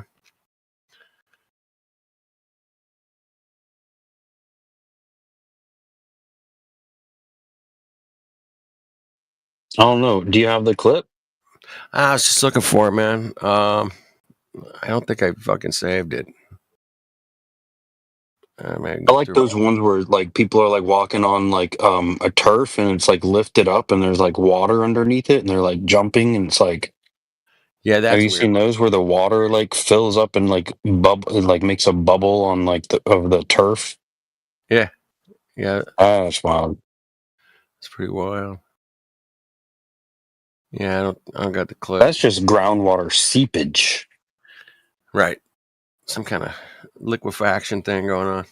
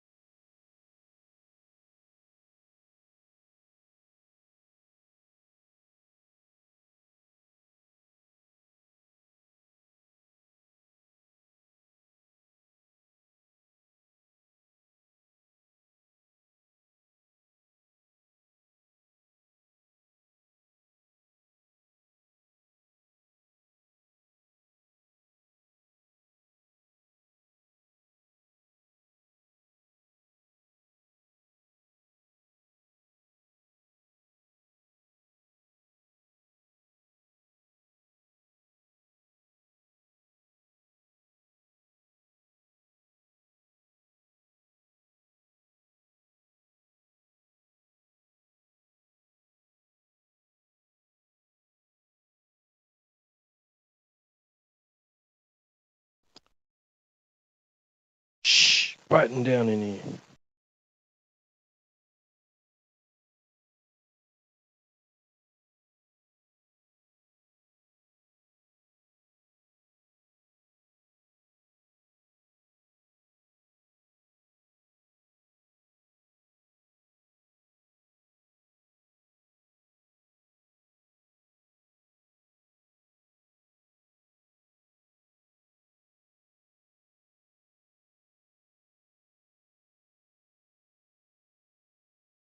Whoever just left, fuck you too.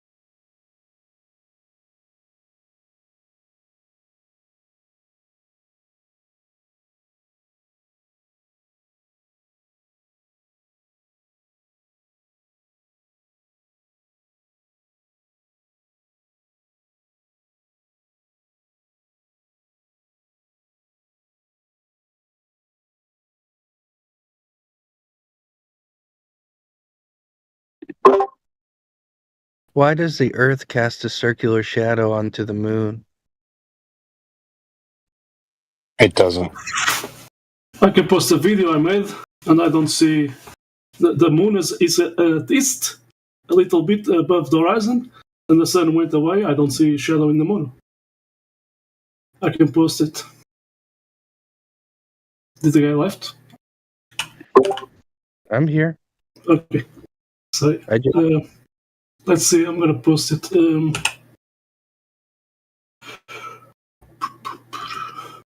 So this. It's just a really, really big projector.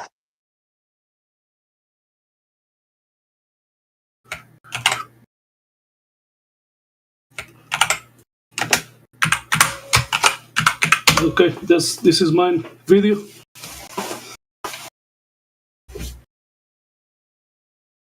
So the moon is at east, a little above the horizon, and the sun went away. Why there's no shadow in that moon? If that Earth was a ball. So no eclipse.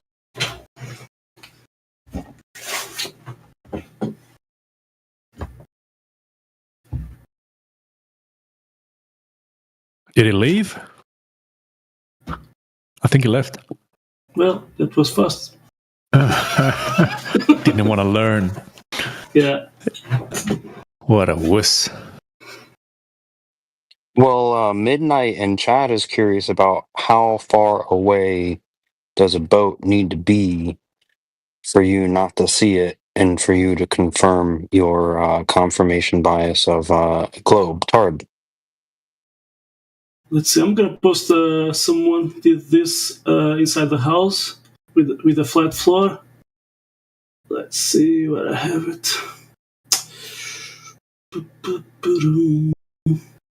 I think it's here.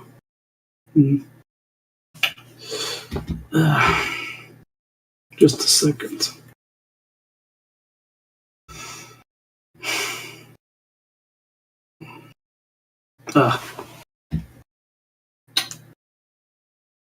Okay, I just found it. I'm gonna post it. Okay. Oops, just a second. Okay, drag here. I saw your video. Yeah, that's a flat floor, and as the guy is raising up the camera, you can see more farther. Let's see if this is this one. Yeah, this is this one. I'm gonna post. Let's see. Let's see where I have it. Miguel, I saw your video. It seems a little bit like far away, and I don't know if we would expect to see Earth's shadow in that specific instance. Sorry. Yeah. Can you see the sun at west?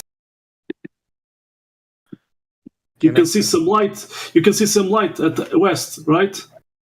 You can see some light, but you don't see the sun. So if there was a ball, that should be in the moon is the opposite side. So at east. So if the sun is going over down some curve, if there was a ball, why we don't see any shadow in the moon, in that moon? You see the problem? It's simple. You can use a flashlight and you put some sphere object,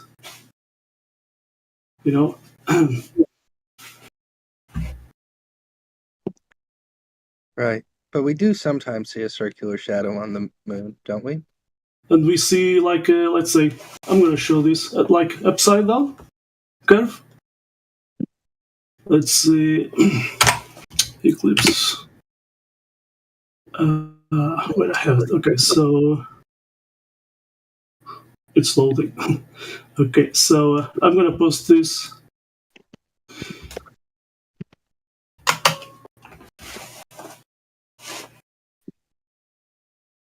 You see that shadow there?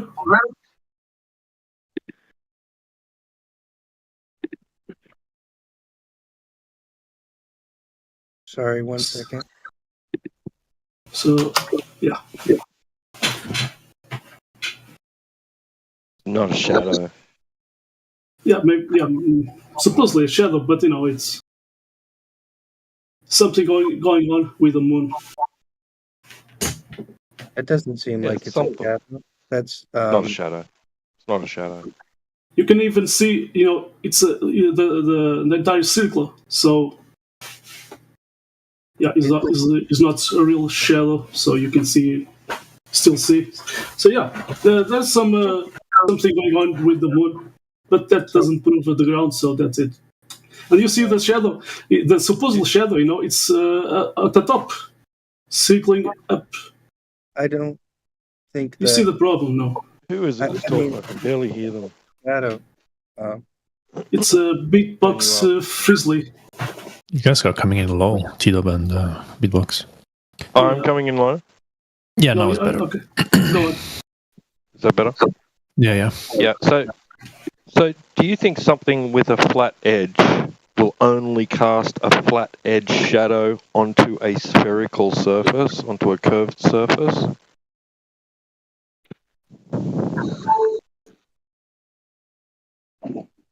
Beatbox. I'm thinking about it. Do I have? Do I think that something with a flat edge will only cause a flat shadow on something with a spherical surface? Since the surface is curved, if the surface is curved, right? And if the moon's surface is curved, and if it's a shadow that we're seeing, right?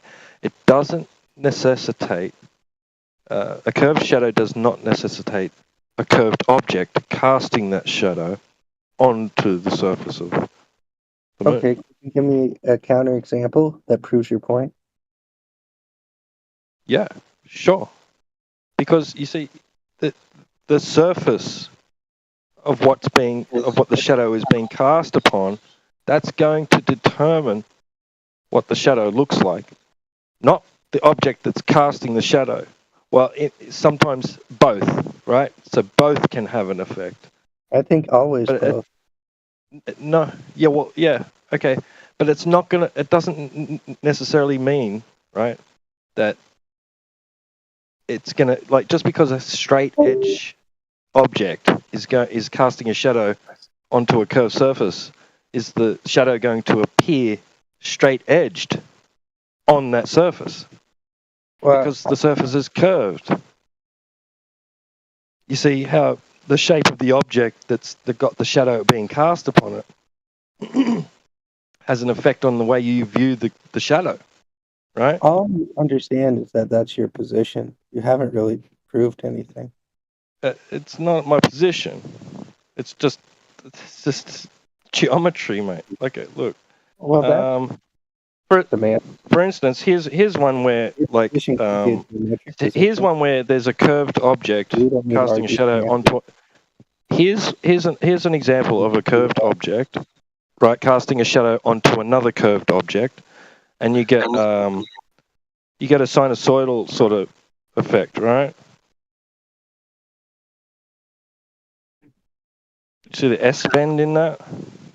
Now here's like a straight stick, right? Casting a shadow onto a ball. And see how that straight stick, the shadow of it is curving, but the stick is straight. You see? But that's not what I was talking about, though. Yeah, it is what you're talking about. Well, maybe you misunderstood me. I was talking about a circular shadow.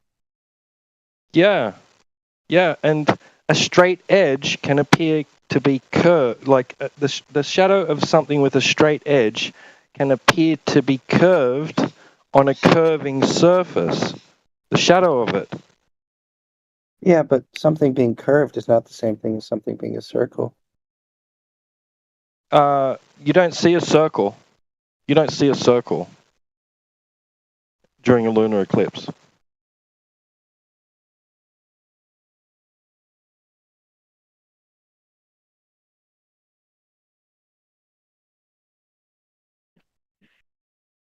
Just because the moon gets cut, just because the moon appears to be like covered over, like obscured by something, its shade changes or whatever, right? Doesn't necessarily mean that it's a circular object doing that thing. If that's the cause of it, I'm not even in agreement that it is the cause of it. That's a shadow even to begin with. Apparently, you also don't hold propositions either, according to your semantics. So, but I don't know. That's picking it. That's nitpicking. But yeah, I think that if you see a line, like something that goes over an object, and it's curved one way, and then it's curved the opposite direction as it leaves, you can presume that this is some object that has, curved on both sides. If you see the same curve in the same direction, you can presume that this is sort of a distortion of a shadow. No, you've got a lot of presumptions there, mate, and assumptions. Well, it's just logic, right? Right? No, if it's you not look logic. at something one way, then it leads to certain conclusions. And if you look at something one way, then it leads to other conclusions. Right? There's something we would expect to happen if a shadow was a circle, and something we would expect to happen if it was a rod or something. Yeah, if it was a large enough rod, it could pass in front of the light source and create that exact same effect that you see. I don't think so. I think that it would need to change orientation drastically in order for the curve to be curved in one direction one way, in the complete opposite direction the other way. No, it just need to reverse its effect, that's all you'd see as it passed in front of the light source from one side to the other. But to reverse. But anyway, what's the proof that it is a shadow? Well, I don't know. What's the alternative hypothesis? I mean, I'm not offering one, and I don't need to offer one. Don't need to offer an alternative. Believed it, and I think that we sort of have to have faith in sort of institutions that work for us, right? Like the idea of gravity is, I don't know, fundamental to basically. What did they do? Well, what did they do in order to determine that it's a shadow? I mean, you could assume you're smarter and better than those people. What did they do? Maybe I just So what did they do then? So what proof did they have that it's a build shadow? off of that, and if there's something we can critique it. Do they have proof it's a shadow?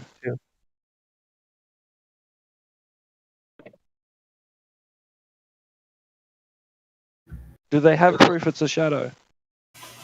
These institutions that you're putting your faith in. Oh, I mean, well, we went to the moon, so there's something. How you know we went to the moon?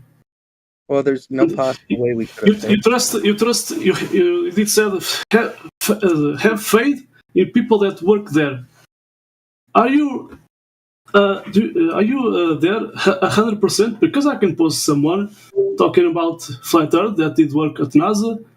Yeah, and I can post someone that his father was a security guard, and when his father saw the moon landing on TV, he said I saw inside that hangar, military hangar. I can post to you. So you have to. If you have that faith in people that work there, I can post to you, and you have to figure out. So you have two anecdotal accounts that go against thousands of other anecdotal accounts that say that the moon landing was accurate and say that they did actually go there. Okay. How about an astronaut? How about I show you an astronaut saying we didn't go there? Who actually helped? Actually, it's very disrespectful. If you have faith in those people that are working there, I can post an astronaut that supposedly went to the moon, and the guy is saying we didn't go there, and that's the way it happened. And the guy supposedly went to the moon, but the guy is saying we didn't go there, and that's the way it happened. Do you have faith in that guy that supposedly went to the moon, and the guy is saying we didn't go there?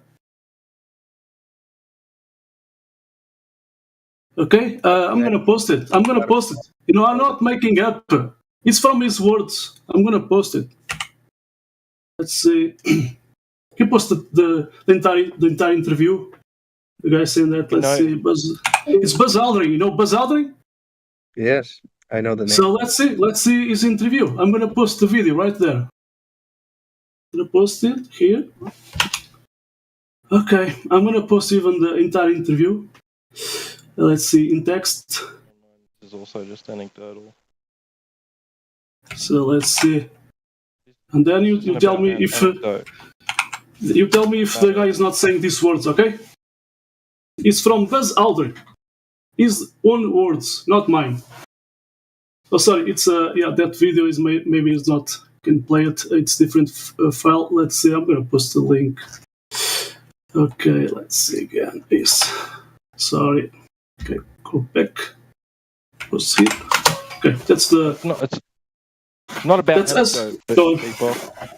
That's Buzz Aldrin. Evidence. Anyway, if you have faith in the people that work to NASA, yeah, listen to this guy.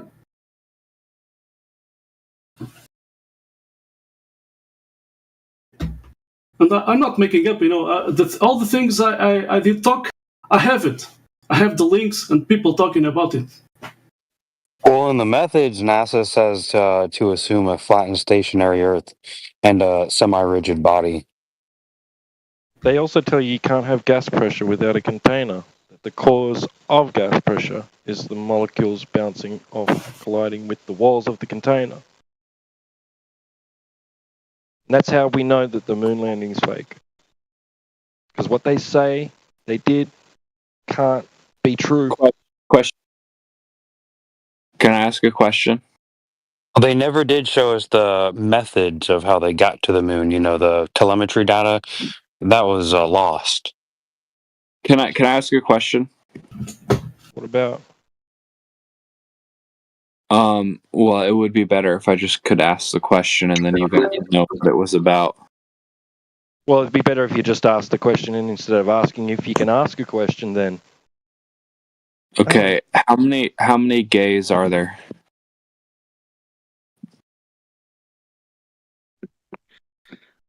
So I saw your video, Miguel, and it's interesting because I did post all the words. It's there, all the words.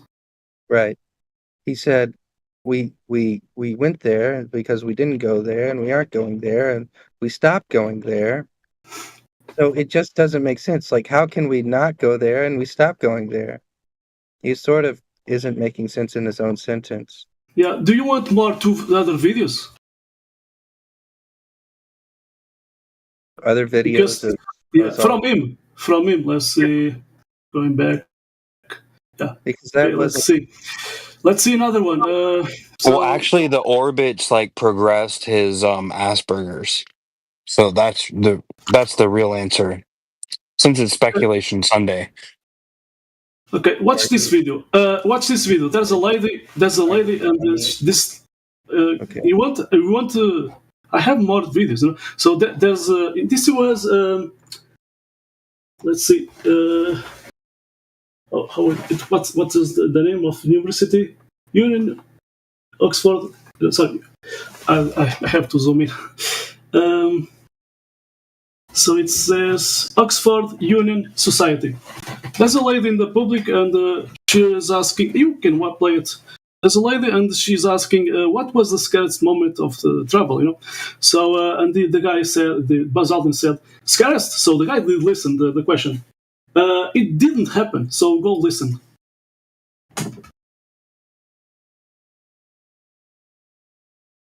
I can show you an escape route from those supposedly rockets. There's at the bottom. There's a theater room, and they are just watching the show.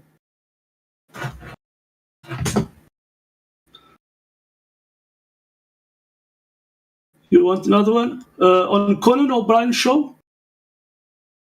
I'm gonna post it. The guy saying what you saw was animation.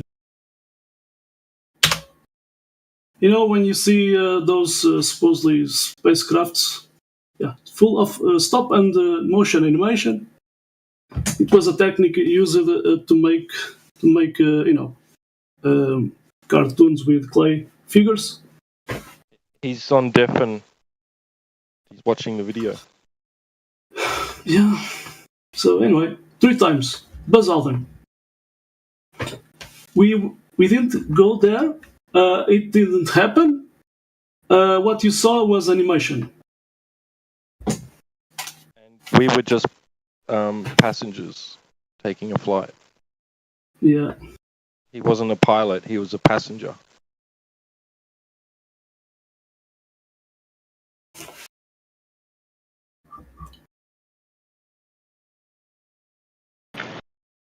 You watch an animation. It was not real. He says you watch an animation. Yeah, but to be fair, what he was talking about was the landing. So once they'd landed, then they were able to film their experience. He wasn't saying that the whole thing, the whole entire event was animation. Just that landing. You know, the landing is very curious because it's like, you put like a little model at the bottom of an helicopter, and you are landing down, and you see it. It's spreading away, the wind. I mean, so ridiculous. But it shows that they were capable of presenting something as animation to the public, right? At that time. They even went to talk to Stanley Kubrick.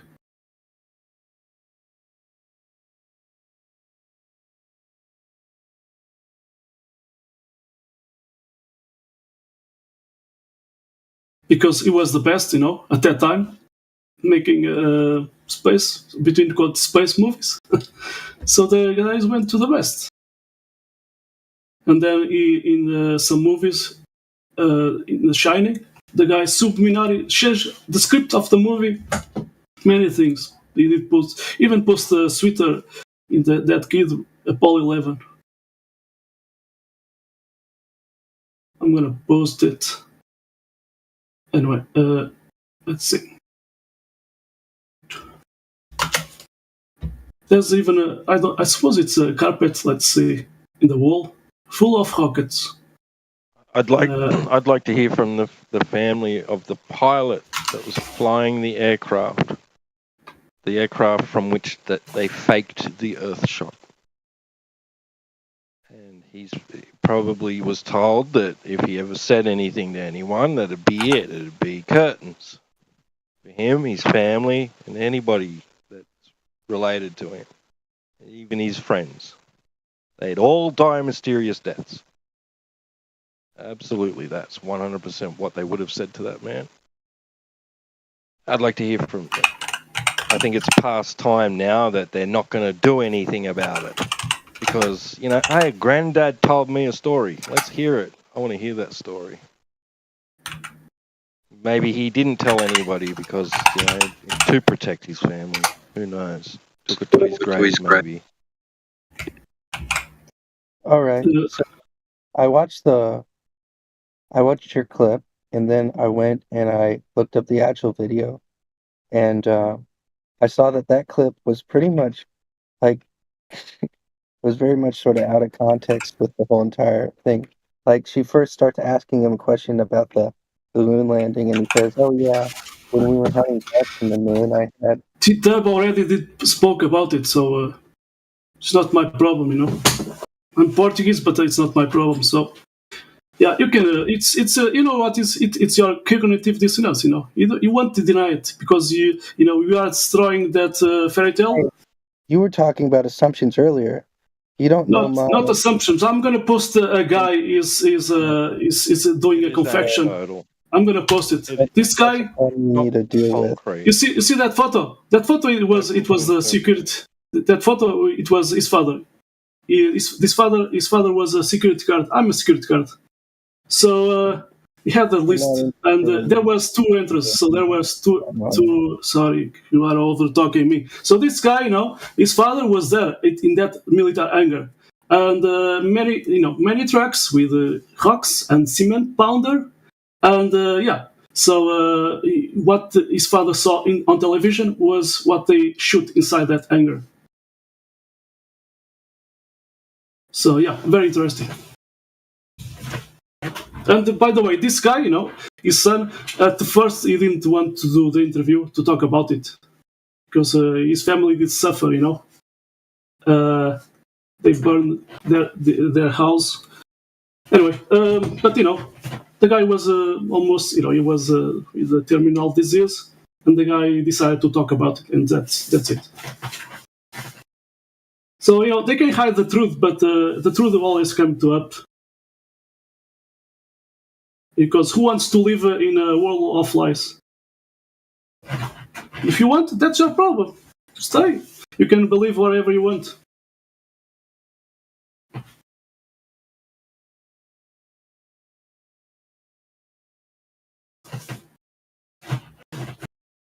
Do you want the next engineer from NASA talking about flat Earth?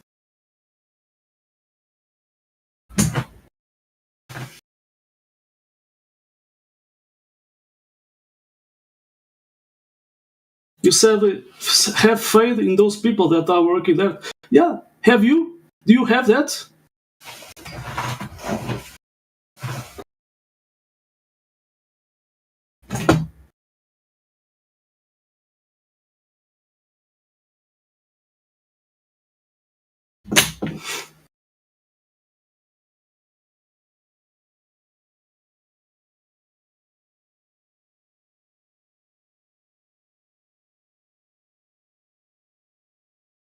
We left, right? It was too much.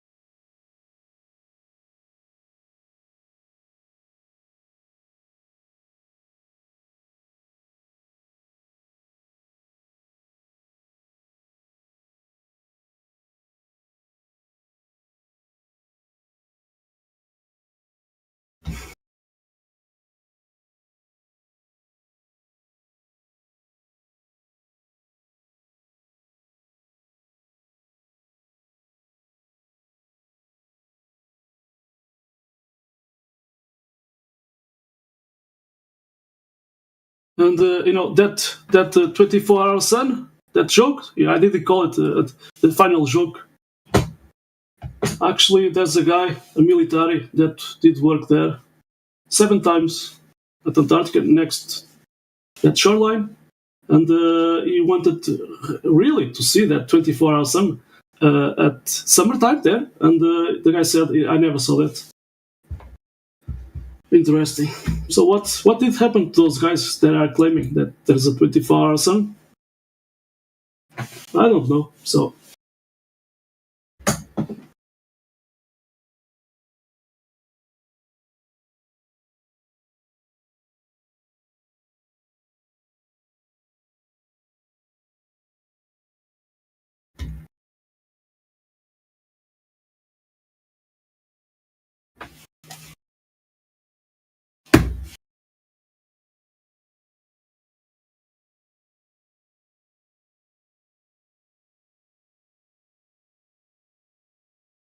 I did advise 2 years ago.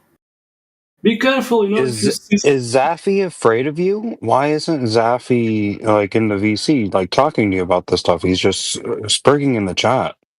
Zafi, let's see. Oh, Zafi. I was not following the chat. It's not here with us. The voice. Let's see. Anyway. Skull and Bones, it's his profile.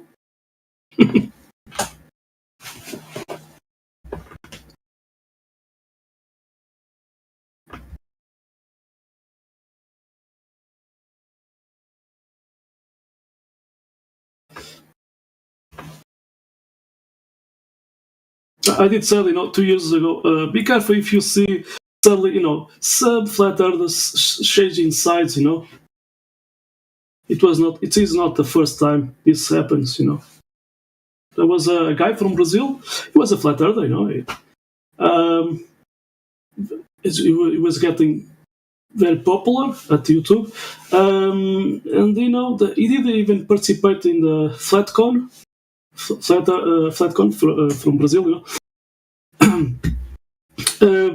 and after that there were some Freemasons that invite this guy to join them, and after 1 year the guy decided to change sides. So what happened? I don't know. And actually his ex-wife is a flat earther, and his ex-wife now is running the YouTube channel.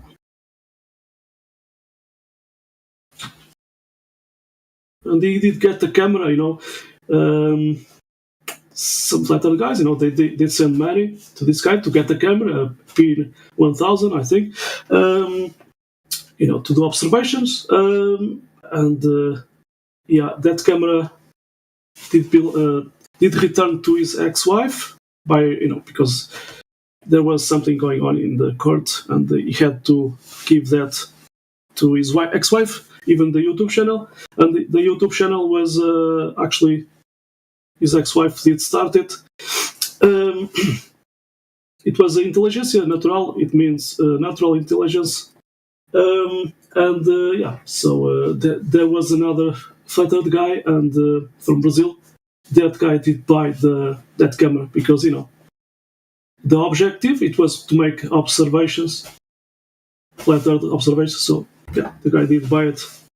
That's it. Interesting.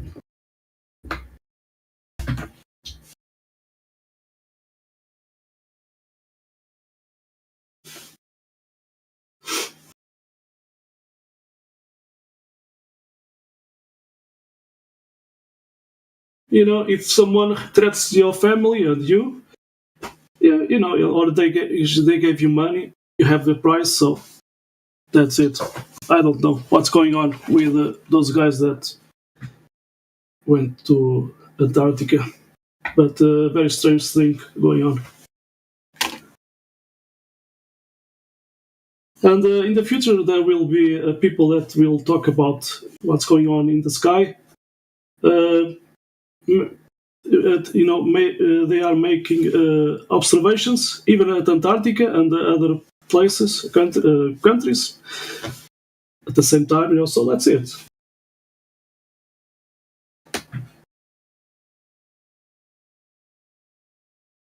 People, taking time and money to do those observations.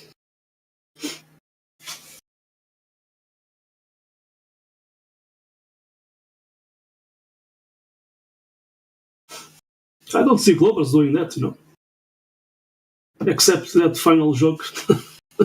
But anyway, I did call it a final joke because I saw a long time ago a security camera at Antarctica and the moon and the sun was just passing from east to west.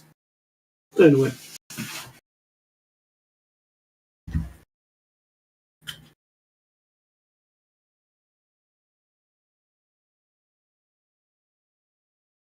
There are guys that went to Antarctica and they have to put the cell phone batteries close to the body under the t-shirt because if they spend a lot of time outside they can die because those cold temperatures. And there was guys trying to do time lapses and sadly they couldn't because after let's say almost 20 minutes the camera it's frozen.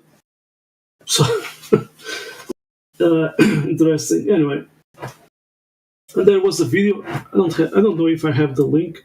Someone did find a line, a black line, almost vertical or diagonally, in some of those time lapses they made. Like there was a black line and then going down. So I don't know what's going on. They are following orders when they went to that place. Anyway, but money is it's a good thing. I think they just want money, right? Generally, talking about the sky, never about the ground. Did a video in the other day. 8 things that debunks flat Earth, but he was just talking about the sky, never about the ground.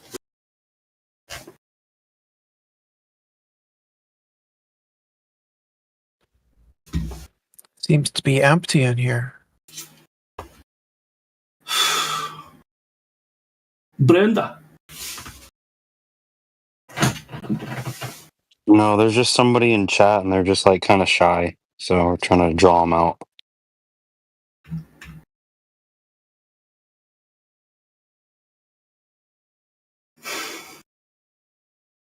Hello, Matthew Lawrence. Good evening. How's it going? Good evening.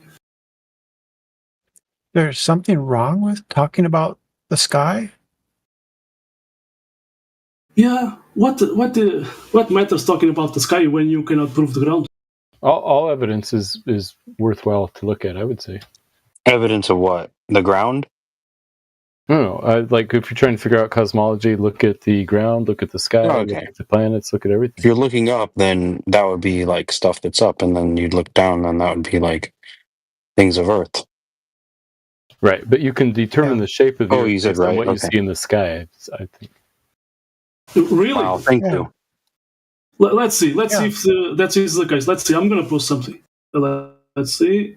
I can determine the shape of my room, of my floor, by looking at the ceiling. Okay, let's see. Let's see. How do you do that? The ceiling is square. So the floor is square. That doesn't make any sense. Have you ever looked at your room? Have you noticed that the ceiling is square? And so is your floor? Have you ever been inside a temple? Have you seen how the ceiling of a temple looks like? Yes, but do you notice? That's a pretty good point. So, Matthew Lawrence, I was talking to Matthew Lawrence. So, Matthew Lawrence, you see that lamp, right? It's round. Yeah, I see that lamp. It's round. So, yeah, my floor is round too, right? No. Very interesting. Is your ceiling square? No, actually, Matthew, you have to bite the bullet and say, actually, yes. Ultimately, level is that curve. But his ceiling is rectangular. No, he's asking if the you have to say, round that ultimately the floor, on the grand scheme of things, that would be not flat, right? Yes, he asked if the fact that the light was round determined if the floor was flat. Round.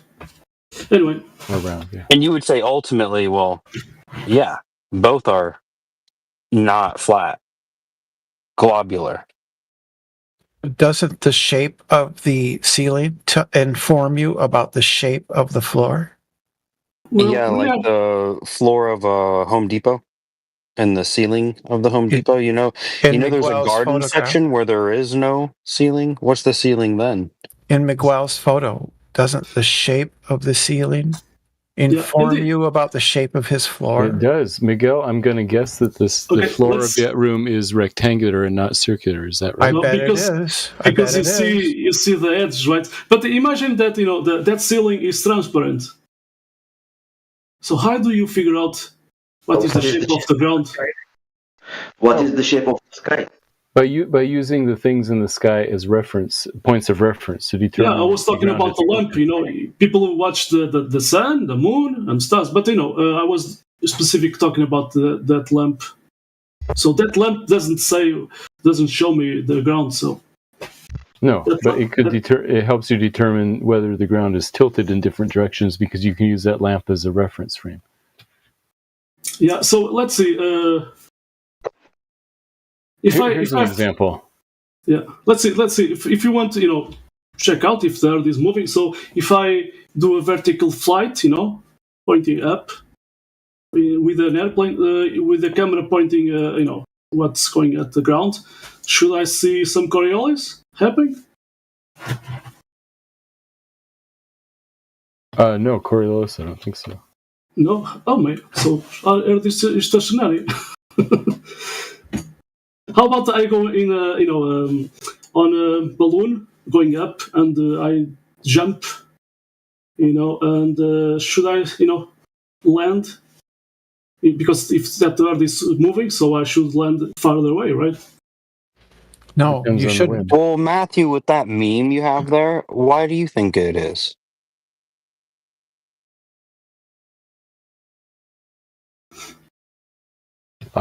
Because I think this is why it really is. The second picture I just posted at 51 past the hour. Because they're about the same distance. 382 versus 385, they appear the same size. The second picture, I can get with the first picture, but the second picture, bro, what is that, like half of a nipple? I don't know where your mind's at, but I'm talking about this is a diagram of a spherical Earth that has a good explanation for why the moon appears the same size in two different cities. And we're just gonna look past that it's not spherical or whatever. Okay. No, the second diagram is a diagram of a spherical Earth. And the first diagram that's interesting. Could you diagram on that? Could you diagram a few things? I want to know where the horizontal is from each position. Sure. From Guatemala. Diagram the horizontal. I want to see where the horizon would be, and where's the refraction. Sure. The horizontal for each city is basically the text. No. Diagram it. You went through all this effort. You made this cartoon. Can you just diagram a few things? No, I will tell you. Guatemala City. Do you see the baseline of the words in Guatemala City? That's horizontal at that location. But on a globe, horizontal changes. Where's level? Is that why? Is the whole brown thing, is that level, that shape? That's the surface of the Earth. That's level. The direction of level. At the position. Can I say one sentence in a row, please? Label horizontal. I just want to make sure you know the task. In Guatemala City, the direction of level and horizontal lines up with those words. In Montevideo, the direction of horizontal and level lines up with those words. On the globe, the direction of horizontal and level changes based on your position. Wait, no, he went through words, like words can translate, and then you jump to a different category. No, translating it into words that have the same meaning, translating to different lexicons, right? Like that's feasible. Now you're I trying to thought I jump was very clear. categories. Now you're trying to jump categories. Yeah, everybody knows what level is. You're the one that's claiming that little quarter nipple is a is the same category geometrically. No, it's a diagram of how things are on the model of the mainstream model of the globe Earth. It's a pretty straightforward diagram. So you're not going to label those things on the cartoon that you presented? The words are the directions of horizontal.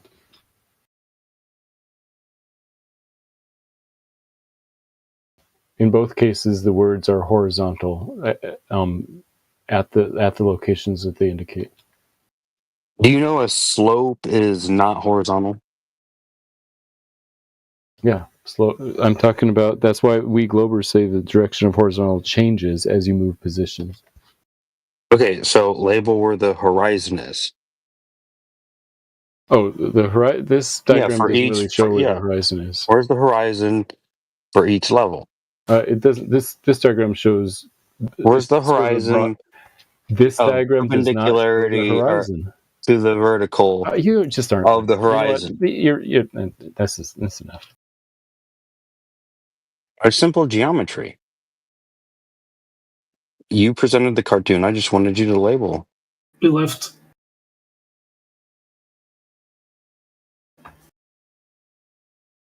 And Brenda, they left too, so. Well, I tell you what, Matthew, I'm saving that picture and I'll label those things for you. How about that? Great.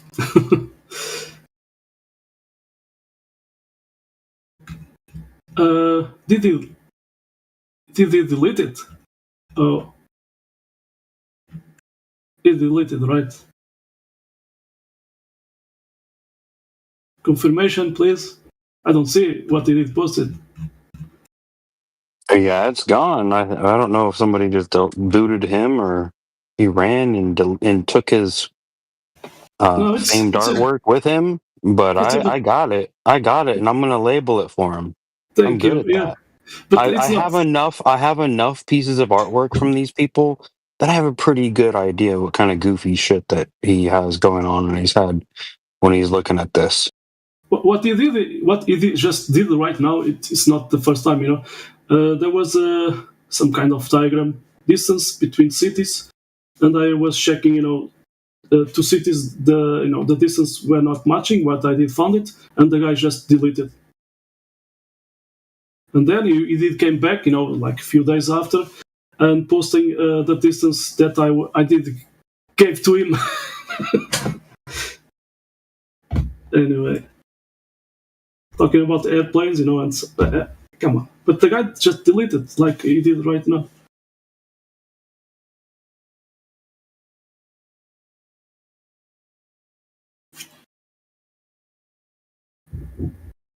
But it's amazing, I was talking about reality, and the guy's posting diagrams.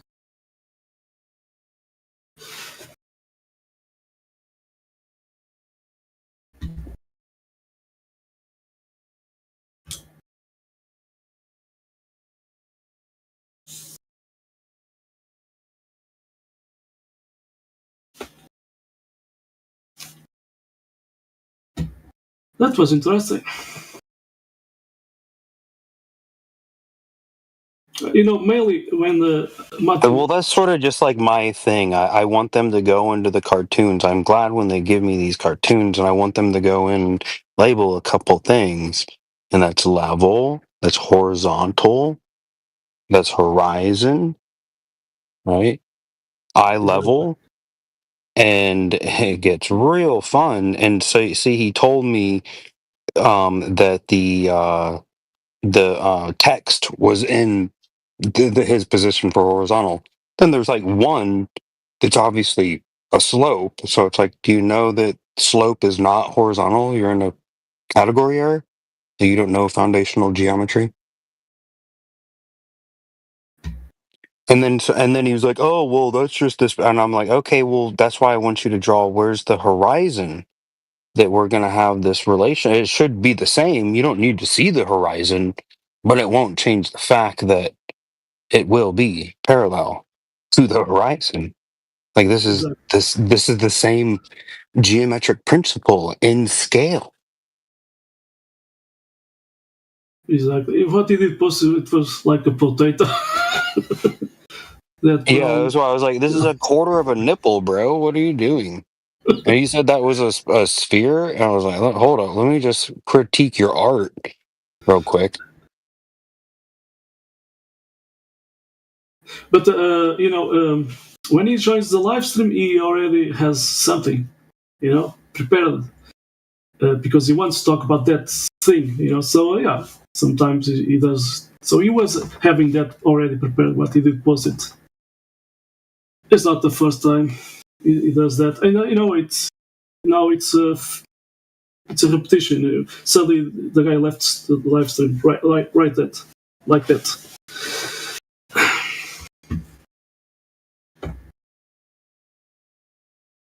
Yeah, he's not, I mean, I don't know how far he's getting, in the back channels where he's, got the confidence up for that one, but whew.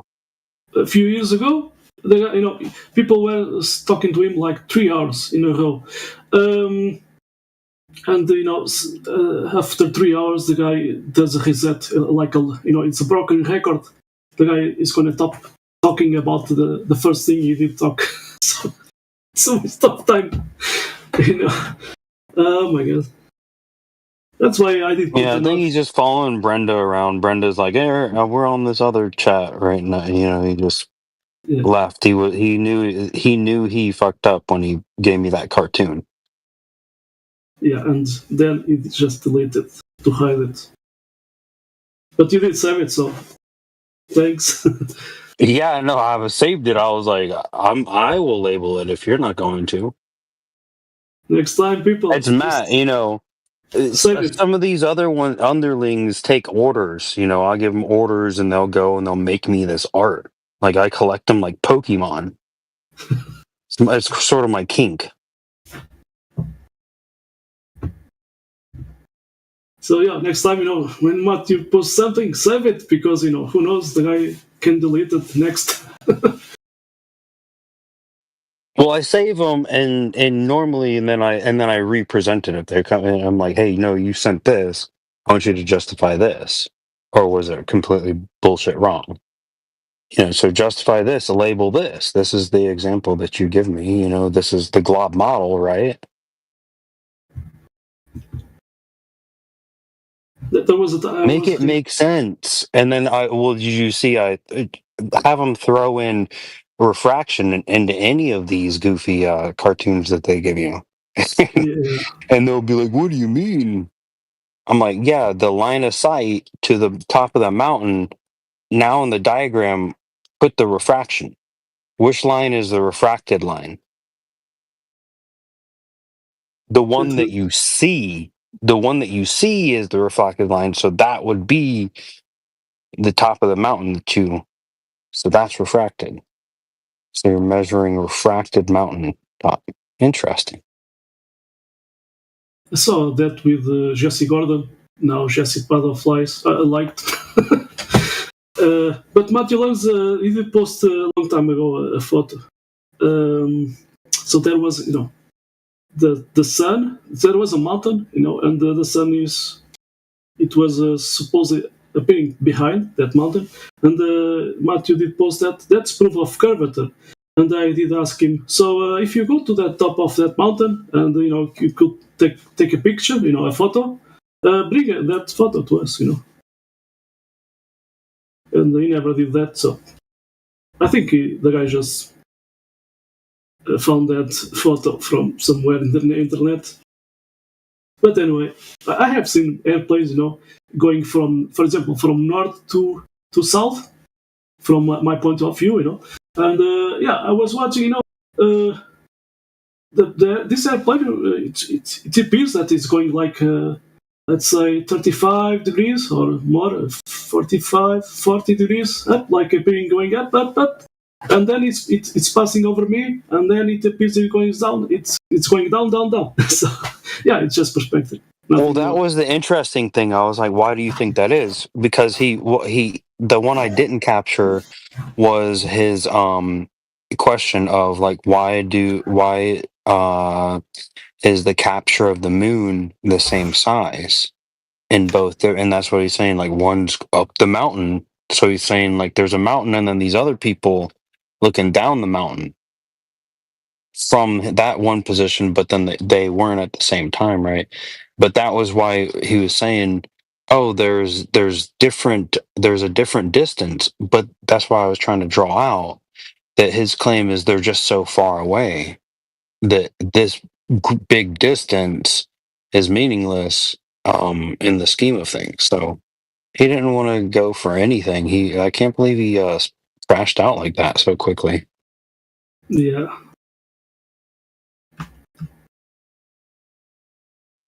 It was like I had him by the collar. He can go left, right, center. Doesn't matter where he's going.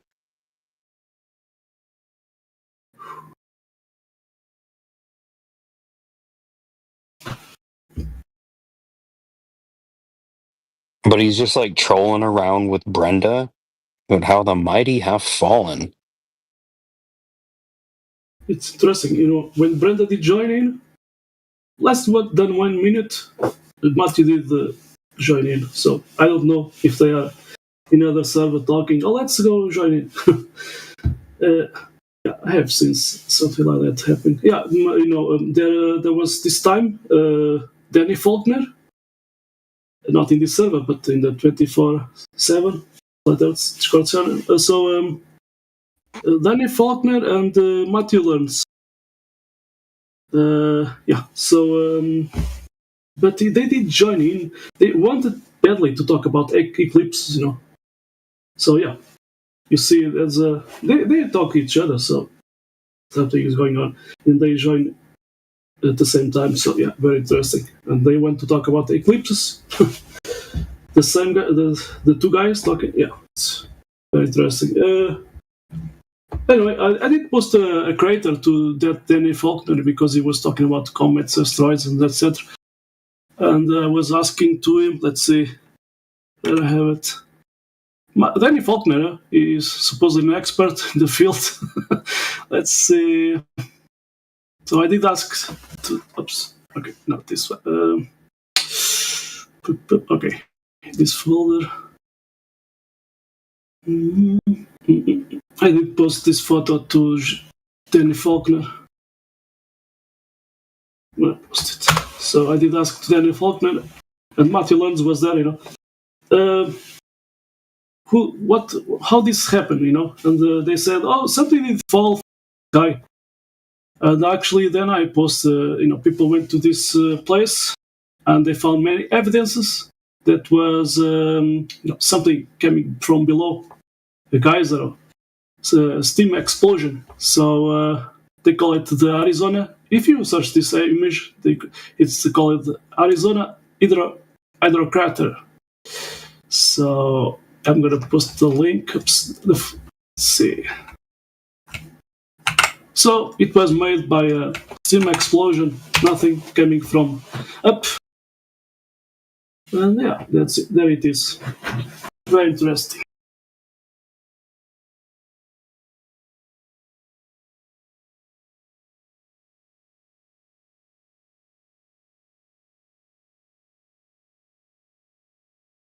So, they can believe everything, some story they learn at school, etc. But, when people go into the field and they collect some evidences, yeah, very interesting. Well, I mean, is there a lot of volcanic activity around the area, or like where would that be linked to? It would be what kind of explosion are you talking about here? Steam explosion, like a geyser. Like a fissure in the ground, right? Yeah. Yeah. So let's see. Geyser.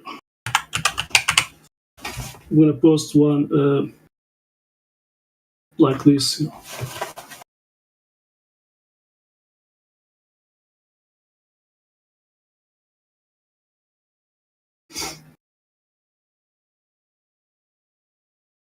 And it's just like drained. It's just dried up. Yeah.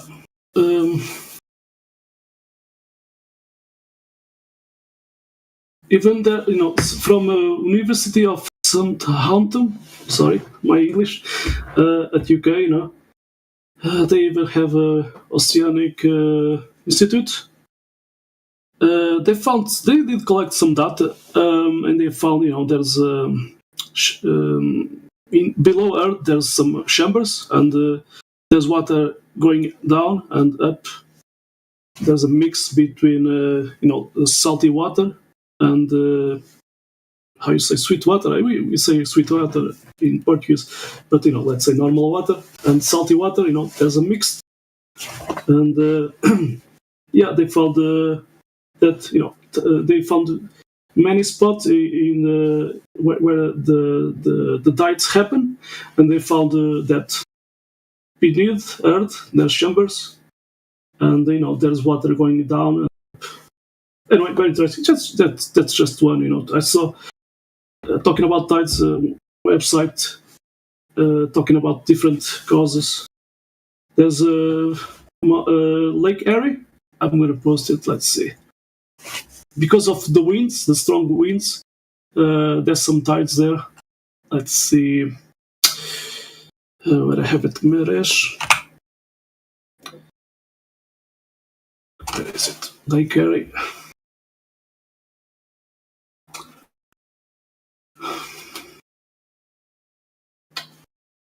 Sorry, I'm looking. Okay, so I'm gonna post it. This is not from me, I'm gonna post it. So that's Lake Erie. There's a strong winds going from Toledo to Buffalo, and they call it shake. I don't know the word. So yeah, because of the winds, at Buffalo it happens low tide and high tide.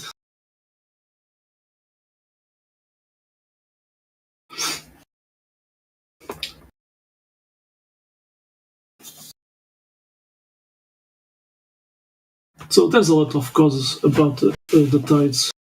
I have seen some videos.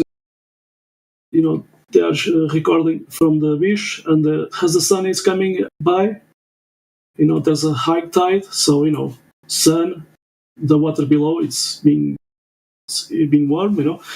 So hot expands. So very interesting. But the explanation for Neil deGrasse Tyson. Let's see. Where I have it? Okay, so here. Yeah, according to Neil deGrasse Tyson, he's claiming that ball Earth is inside a bulge of water. So everyone is underwater. That's from the Star Talk.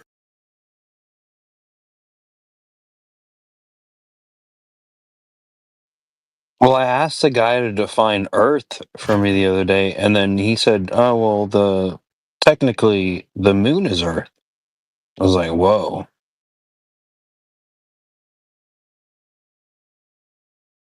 Sorry, I didn't get the moon is. Well, he said the moon is Earth. I asked him to define Earth, and then it came to, well, technically the moon is Earth. Oh, it's like, all right. He's a lunatic.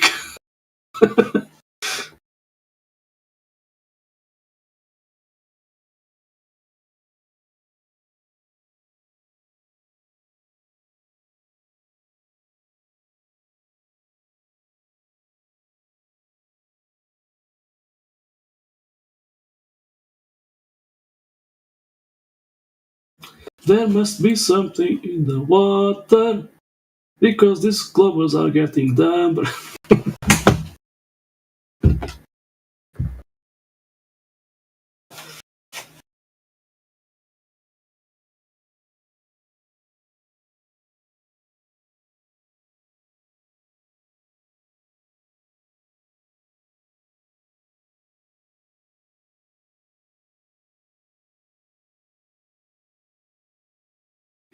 Sometimes they talk, Matthew, they don't, because I was talking. So if I go, vertical up in a jet airplane, going up vertically, so I should see, with the camera at my back, the ground moving, right?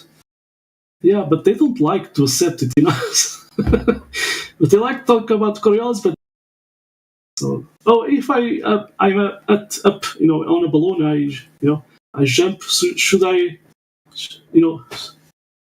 testimony that Coriolis happy? Oh, they don't like No. that too. No, well, what they like to do is say that, yes, you are angled, pitched up from horizontal, but they don't like the fact that the horizon indicator indicates horizon, and level is horizontal, which is parallel to the horizon. Exactly. The how you call it, the bubble sextant. Actually, it was invented by a Portuguese. So these two guys went travel from Portugal to Brazil, flying for the first time. So and before that, there was a problem. How can they use a sextant at night? On the airplane when the airplane is it's not steady, stationary. So and the guy that invented the bubble sextant. So some guys were doing construction and the guy saw a spirit level. So the guy took the bubble from the spirit level and he put on that sextant to get the artificial horizon at night. Anyway.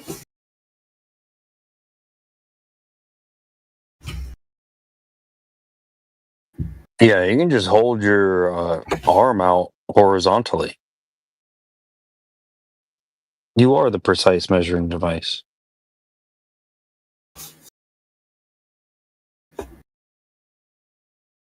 Did you see what? This is a tool, right?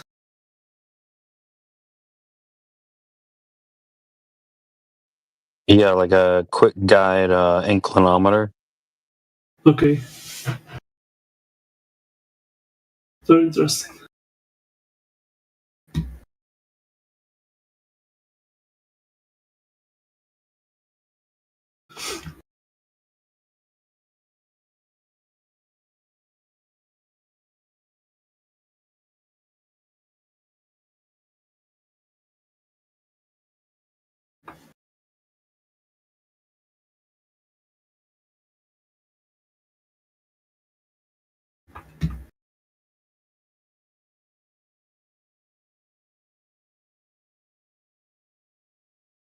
But there was a guy a few hours ago who was talking about construction. Man, he has no idea. They use plumb bobs and spirit levels, and these days they use laser, many things, but they are still using to construct the wall. I don't know, these days they have better plumb bob. Yeah, you can tell what day of the week it is just by holding your hand out horizontally, if you know what you're doing. That's very interesting, right there.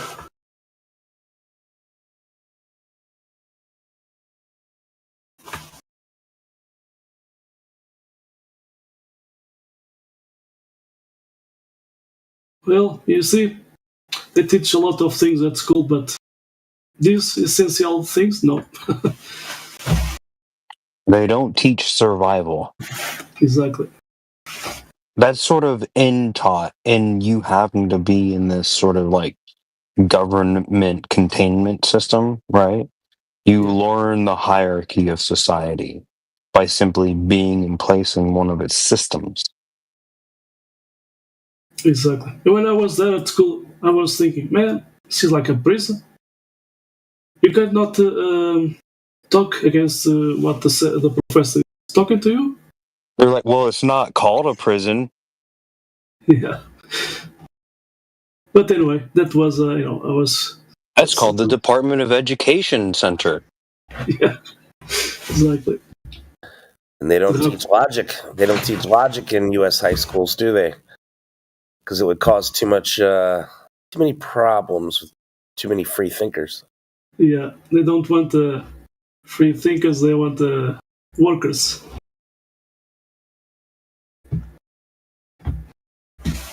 That was a quote from, let's see. They want clunkers.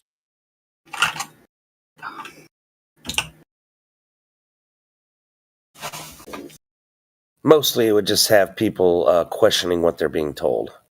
I guess that's my point when I say free thinkers. I think question everything, especially the bullshit you're told. Sorry, it's not this one. I did post it. Where is it? I think it's this guy. No. Yeah, this guy.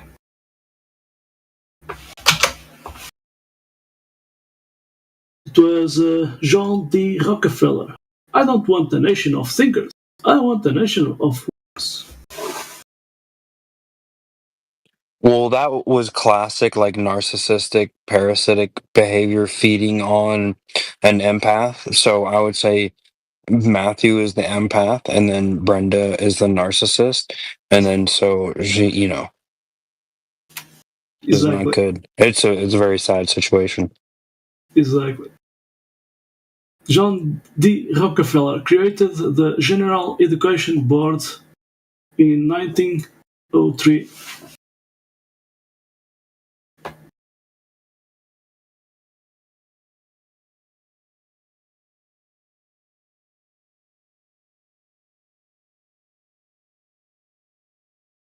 Sadly, my last years there, it was a professional school. From 7 year until 12. So I had a class. It was talking about animals are not intelligent. A big joke. Oh, and I was asking the professor, why they are not intelligent? Oh, because they don't construct houses and etc. Oh, but we have beavers. They construct dams. They even construct their house. So it was amazing.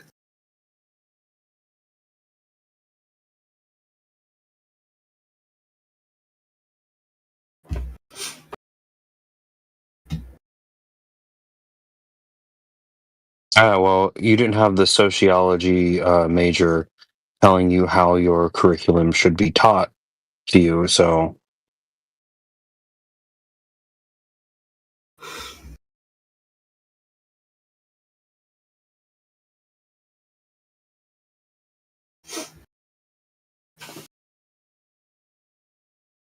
Sociology is in the science department.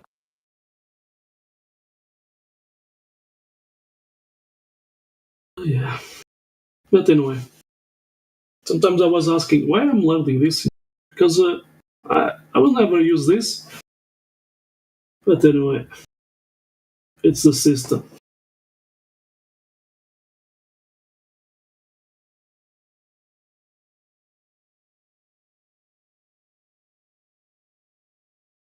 Your old technology, my friend. The elite don't need workers running the cash registers anymore. We've got robots and AI to do that now.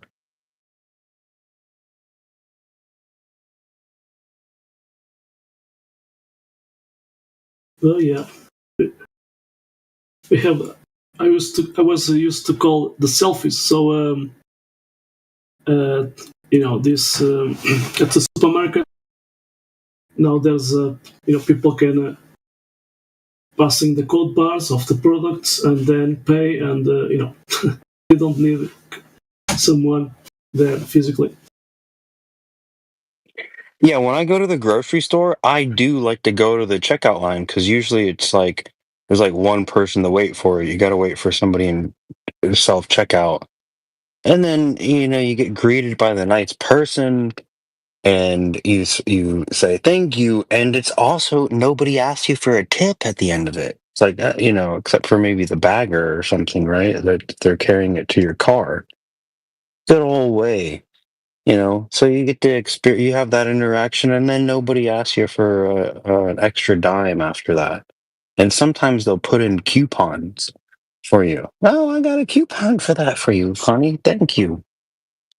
Exactly. That's Except better. if you're buying something embarrassing, right? You get getting condoms or Yeah, that's a you problem. But you probably like to go and talk to the people at those kind of stores, like, a lot anyways. So they don't have self-checkout at those kind of stores anyways. So we're kind of not talking about the same kind of store.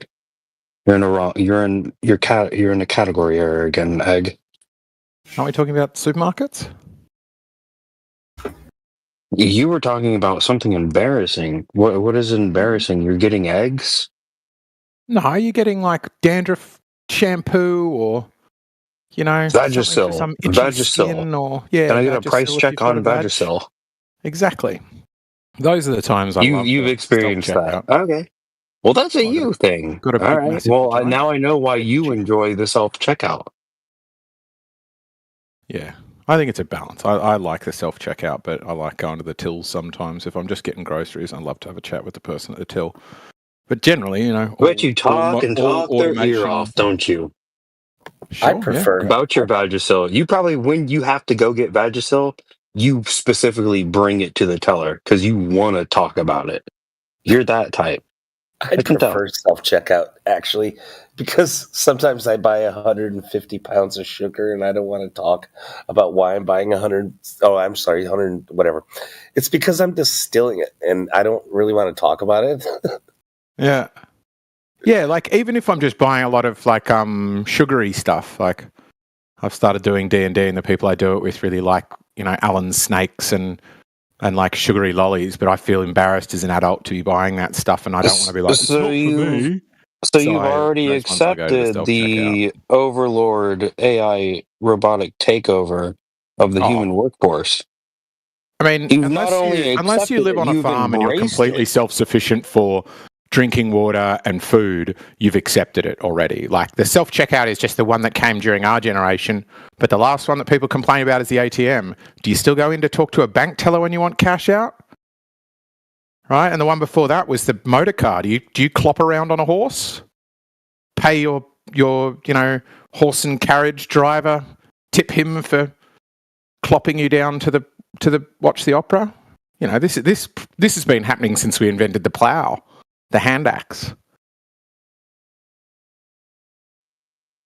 So you are just retired old technology. You're no longer needed by the machine. Displace humans. You're no longer needed by the machine. Yeah. Oh, I don't think that's a big issue. I think people just move into more. What do you call it? Like recreational industries, right? They make TikTok videos, or they run a hair salon or something like that. They move into non-essential stuff because the essential stuff's covered by the tech. I don't think it sends people jobless. It just means it frees up time and labor to do non-essential stuff.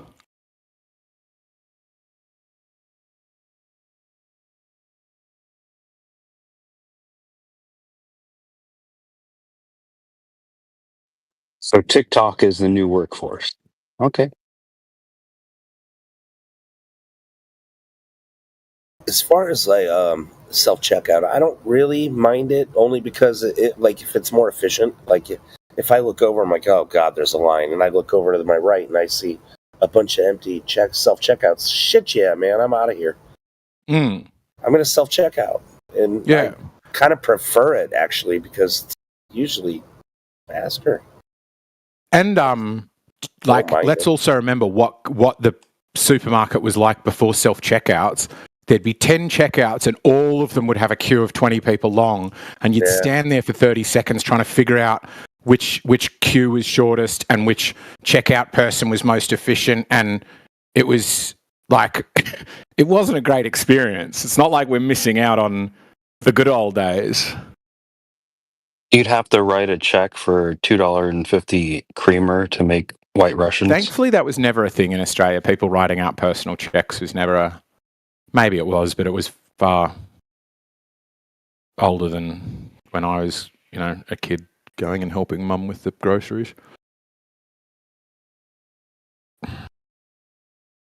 But yeah, I just think it's like the plough is a labour-saving device. The wheel is a labour-saving device, right? Think about how many people used to have to walk things up from the docks when they came off a ship, and then somebody invented a hand cart, and they're like, all right, well, you four are fired. We don't need you anymore. We just need this one guy in his cart.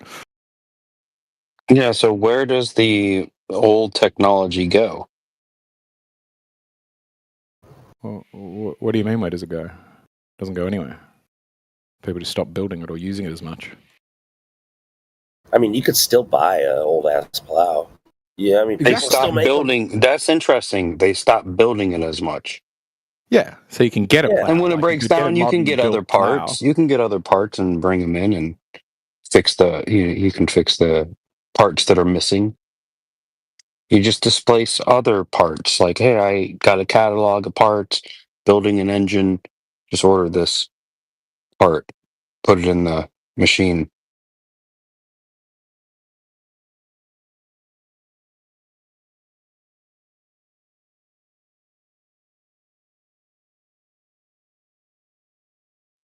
Like nanotechnologies. Have they done anything interesting with nanotech yet, though? Like, it was all very exciting when they first started doing it. They're like, oh, it's going to be in medicine and computing and everything, and I don't think there's a single application that I know of just yet. Carbon, bro. It's all been nanotech. What has? Carbon? Yeah, like the carbon lattice, the tubules. Yeah, that's what I mean, though. Like, what's that in? That's a small scale. Like, yeah, I mean, they're not going to build any, like, space elevator out of it anytime soon. Just put it that way. Maybe they'll just build an elevator up to the container. Would that be farther? Dunno. Nobody's given me an altitude for it. How high is it? And then we'll be able to say. Okay. Is the moon inside or outside? Well, what are you talking about? The container. For what? That gives the gas pressure. The necessary antecedent for gas pressure. A walled container. The necessary antecedent for gas. Okay. That's what I've been told for years by flat earthers. It must be there. Oh, really? Oh, yeah. Yeah, so it's probably somewhere flat above the Kármán line. Conceive of the gas above laws? the Kármán line or below it? Above the Kármán line, obviously, somewhere above the Kármán line. Why above Which is 80 miles. But why above it?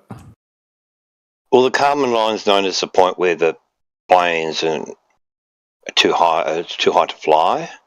Right. Missiles, planes, anything. It's not enough air resistance. Well, I don't think missiles need 80 air miles. resistance. They don't have airfoils. They just. But why? Yeah, why the Kármán line? Well, I'm just guessing it's probably somewhere above that, which is 80 miles. So, no, I don't know. That's all I can. My best guess is somewhere above Is the there Kármán gas line. up there? Is there gas there? At the Kármán line, yeah, there's a bit.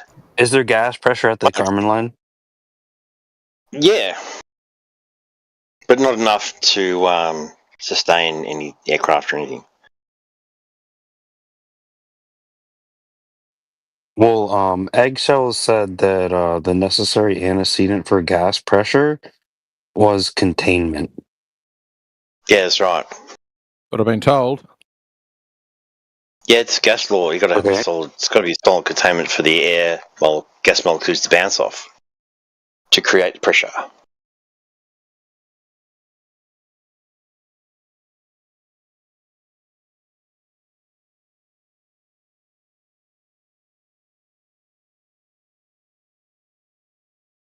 Didn't you know that, Break? could it be like 2,000 miles up? Yeah. Could it be Is like what? 200,000 We're miles trying up? to figure out what you're talking about. So container, no, we've I don't already said understand how this you far don't up. understand. We have gas pressure still. So what are you talking about? Yeah, so how do we have gas pressure next to a vacuum of space? That is a bit of an iffy one, right? If flat Earth doesn't have a vacuum, then it doesn't need that. Seems like a Right, we don't requirement need for a the globe vacuum. that's for some reason inserted into a non-globe. I'm just wondering though. You said so I've been told, but you agree that that is a way to achieve gas pressure, right, Eggs? Say again. Oh, my game is making a lot of noise and you're coming in very quiet. I agree. Which? Is this better? Yeah. Okay. You said so I'm told, but you agree that you can achieve gas pressure with that method, right? You can, yes. The question is whether it can be achieved through other methods as well, right? Because nobody disputes that you can get pressure with a container. The dispute and that it is the definition of gas pressure. Oh, some definitions. Depends which definitions you go with. If you look for a bunch of different definitions, only some of them imply or demand a container. Many say the pressure that would be exerted on the walls, right? So it doesn't necessitate the walls are there. It just says if there was a wall, that's what it would be experiencing. But is there any other form of demonstration? Is there any other demonstration of achieving measurable gas pressure without a container? So two interesting things about that. A, yes, there is. And B, we went from just the definition was enough to then we need demonstration. So if we need demonstration, then I would agree with you. I would go with demonstration rather than definition, because definition. The measurement? What was the measurement? The measurement wasn't what you were claiming. What are you talking about? I haven't said the word measurement. What are you talking about? I didn't say any of those words. Where's this come from? Okay, no measurement. Yeah, I've got no idea what you're talking about. I haven't talked about a measurement. I just said yes, you can get gas pressure. Like they've done it in labs with I forget what it is. Definitely one I've seen uses electrostatics, which is something that Whitsit's talked about. That involves plasma, not gas. Well, I've read about it being done with gas. It's being done with plasma as well is certainly so that probable. would be a volume for the gas to fill. Sure, yeah. No, he's arguing there's not volume. We don't live in a 2D world. There must be. No, it would have to be that. It would be a specific area, a volume, designated and controlled by something other than walls. Sure, yeah. Any force will do it. So then the gas would be freely moving around inside that and bouncing off of what? But it doesn't need to bounce off of something. That's still begging. Yes, it does. It needs to collide. Why? Because that's what's going to cause the pressure. Is that just because the word pressure sounds like press? Is that where you're getting that from? Where it's coming from? The press. The pressure. Yeah. Yeah, that's not how I would reason it. I would say what I would agree with is say you would need something that affects the path, like of a gas particle, a molecule. It would need to be turned around in some way, but you're begging the question if you say what's it bouncing that's not off? Pressure. Can you affect pressure with acceleration? That's not pressure, though. Can you affect pressure with acceleration? No, that's not pressure. Pressure is you exerting can't force on something. But that's again, you're back to begging the question. You're saying I'm right because I defined it to be right. No, that's pressure. That's what pressure is. Well, by some definitions. No. Only if you agree with some definitions. No. What Do you think all definitions imply that there's a container? Eggs, what other forms of pressure exist where it's not an exertion of force upon a fucking area? The ones I've said, any force. Acceleration can do it. No, that's why not I was asking, pressure. can acceleration? That's not pressure. That's not a force exerted on an area. But then that's what I'm saying. You're just begging the question. If you're saying pressure is only... No, I'm not begging the question. That's what pressure fucking is, That's dickhead. what begging the question is. No, that's not begging the question. That's what we have all what is agreed begging and the question identified as except what for this? pressure is. What else is pressure? Well, you could say it's the number of gas particles within an area, within a fixed volume. No, that's just the existence of particles within an area. Pressure would be something happening. Something happening. Yeah, I'm not following you at all, mate. Yeah, it would be. Well, what would define the area? Maybe that's what he's looking for. Like, well, when you say within an area, well, what would define the area? A boundary of some sort? How are you going to measure the pressure? Yeah. How are you going to measure the pressure? However you want. I don't understand what the relevance of the question. Yeah, you don't want to fucking understand the relevance of the question because you realize you've got nowhere else to fucking go. That might be. It might also be it's just not a nonsensical question. But, like, the simple point I've made is not you just all got definitions... fucking roasted hard. You think the definition of pressure is... What did you say? It was a joke? Think it's funny?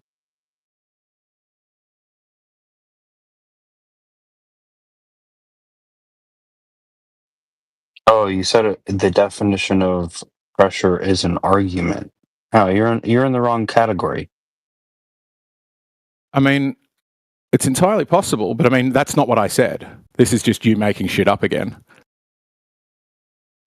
Or just you gaslighting. It could be, but I mean, I didn't say those words. You did. So if you're arguing with yourself, let me know who wins. But I didn't say those words, so you're not arguing with me. Well, you are arguing with yourself right now. Go on.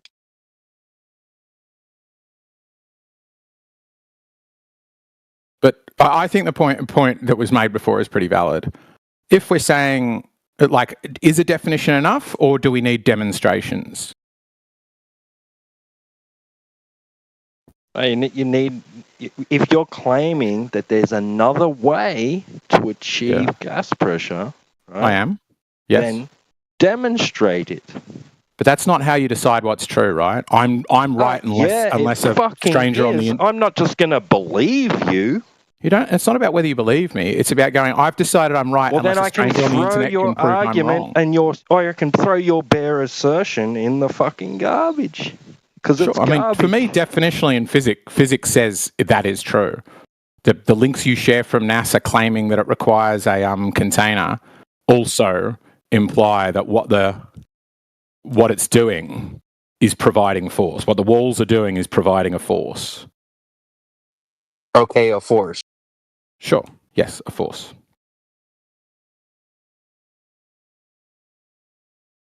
Go on. What do you mean, go on? I've been saying the same thing the whole time. It's just, so the physical containment is providing a force? One of the ways to get that force is a physical container for the molecules to bounce off. But anything that'll change the direction of molecules... Come on, guys. Come on.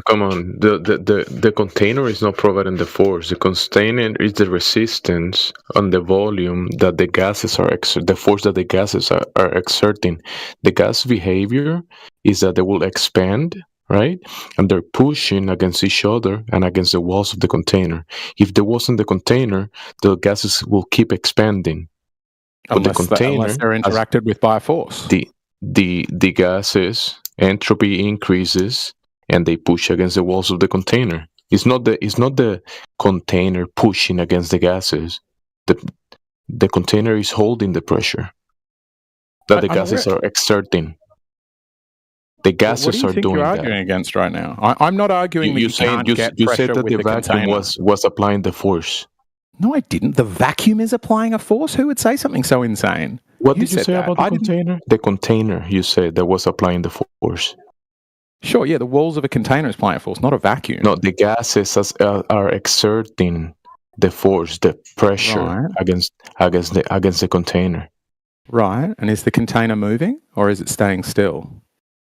Well, if you hold in a container, you move in it, still the gases are pressing against it.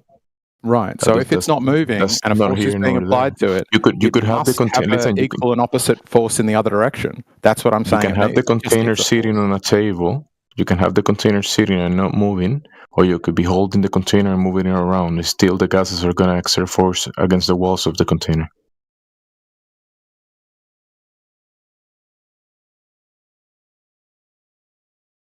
Yeah, again, like I've said, I'm not arguing that you cannot get gas pressure with a container. That's not the argument. That's the argument you seem to think I'm making, and you're effectively debunking.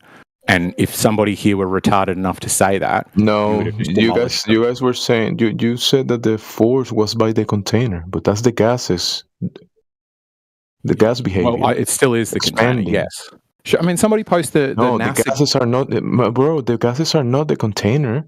The gases are behaving in a certain way, expanding. Container. I'm saying the container is providing a force against the container. There's an interaction, right? There's an interaction. Okay, here we go. This is the one that everybody always uses. I've gone and found it on the NASA website. This is the one I'm shown that I've been told by flat earthers everybody is aware of that image I've just posted. It's not new to you, right? Right? The container is holding the gases. The gases are pushing against it. So do you see where it says on the left side at the bottom in blue text, or left side image, at the bottom of that image, it says opposing force? That's what I'm talking about. Opposing force. That's a small scale of a wall. A wall. Yep. One wall. At the right, you see, that's 4 walls. I feel like you guys are too schizophrenic to have a discussion. No, it's the explanation of what is right of one wall. The molecules colliding with the wall. So yeah, what's your problem? Yeah, my problem is that I can't have a conversation with 4 people, none of whom are following the conversation. Oh, I just debunk you, know? You are making... Well, I don't think you're aware of what I'm saying. That's a small scale of the molecules colliding with one wall. It's easy. You don't understand that wall. And that wall is providing an opposing force, according to that image, right? Now you adding something exactly. The opposing force. Before you didn't say opposing. Now you added that, and now that's Is an opposing force not a force? An opposing force to the force of the gases are exerting against it. Okay, so you're happy with it being an opposing force. You agree with an opposing force. Okay, you agree? Yeah, is that a yes? It's an opposing force. The container is holding the pressure. Is gas pressure defined as... If the container wasn't strong enough, it wouldn't hold the pressure. Exactly. Is gas pressure defined as the gas as the force that the gas particles and the walls of the container exert on each other, or is it defined as the force that the gas particles exert on the walls of the container? Because that's what we're talking about. It's generally the latter one, not wall pressure. Okay, you nailed me. You got me there.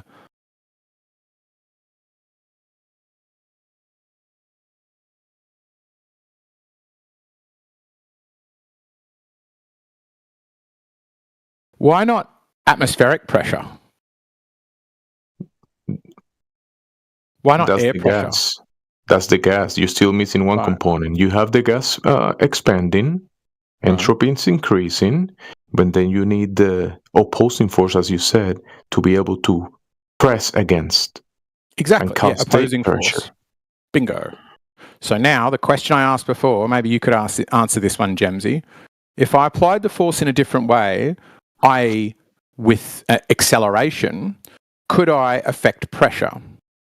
No, because you have a fixed volume, and the acceleration is not a fixed volume. It's a force, though. Can pressure be affected? It's not a volume. Okay, but it's still the question. The acceleration is changing, though. I want a direct answer to the question. Yes or no. Can acceleration affect pressure? Weight of gas? Can, just a yes or no answer for any brave person who knows what direct answers look like, can acceleration affect acceleration of what? Wait. Yeah, if you have the acceleration container, of gas. if you have the container, like if you have the container with the gases inside and you accelerate the container, it might affect it. Earth is flat, just like your ass. Shut the fuck up, bitch. Oh my God. He asked a specific question. I'm just answering him directly. Thank you very much. Everybody else is dodging it. In a If wing, you have the gas if you have the gas wing inside anywhere. the container and you accelerate the container, you accelerate the system, the pressure might push against one side of it or something. Okay. That's good. So gas... Because you still require pressure. the container, though. Fine. That's fine. The question is, can the container pressure accelerated be affected with acceleration? And Oblivion's given one example of it, which is a wing, right? As a wing airfoil moves through the air, it accelerates gas particles in a way that causes a high pressure zone on the top and a low pressure zone on the top and a high pressure zone on the bottom. Right? And so the volume isn't changing, is it? The amount of molecules the volume aren't is in changing. place. No, the volume is in place already. The volume is in place already. A Venturi there's a reaction of Venturi having effect, a that's pressure another one, yep. differential. And it's a violent reaction. We have airplane flight.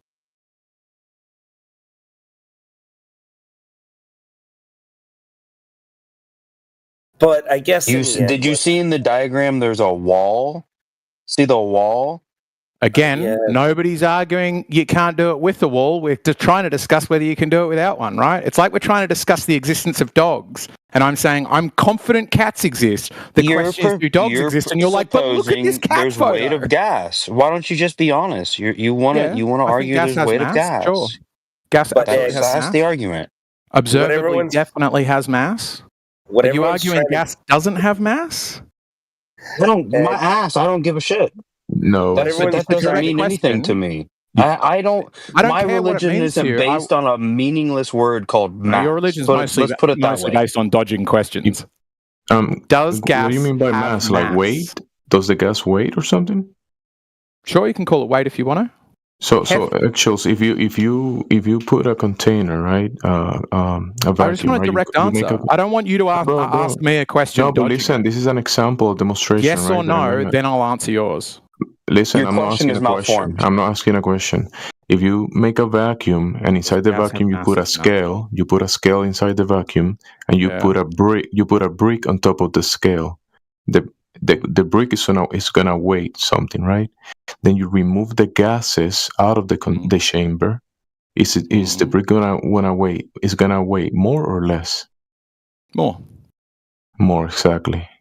So why aren't the gases? Why aren't the gases?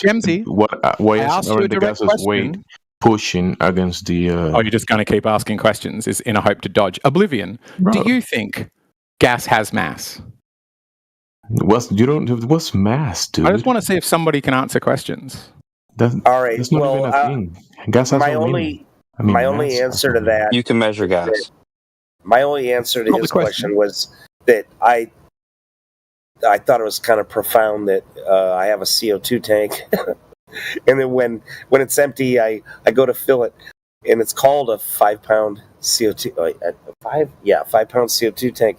And when it was refilled, I said, "Hey, man, this feels heavier." And he goes, "Yeah, no shit." Yeah. Yeah, absolutely. It's pressurized. Why they tell it? You can tell a propane tank is full because it's got more weight. That's how you test whether you're getting a one with, whether you picked up an empty one at what we call swap and go in Australia, where you're taking your old barbecue gas and swap it out for a full one. And you want to make sure you're not picking up somebody else's used one. It's pressurized. That's if it wasn't pressurized, it wouldn't have the weight. Still, answer the question. Does gas... Well, is it liquid? Is it liquid or is it a gas? No. Gas. I'm asking about gas. Does gas have mass? Well, it's pressurized. You're weighing the tank, right? It doesn't. Okay, there we go. Well, there's also a It's a container. magical substance. Do we agree that when you're driving along... Sorry, Oblivion, you were speaking. Go for it. Oh, I'm sorry. I just said... I want to point out the obvious. There's also a container in this example. Yeah, that's fine. I'm sticking to a container, otherwise people spurg out. It's pressurized. That's fine. I mean, all of these things are fine. You know what's also cool? Answers. Direct answers to questions.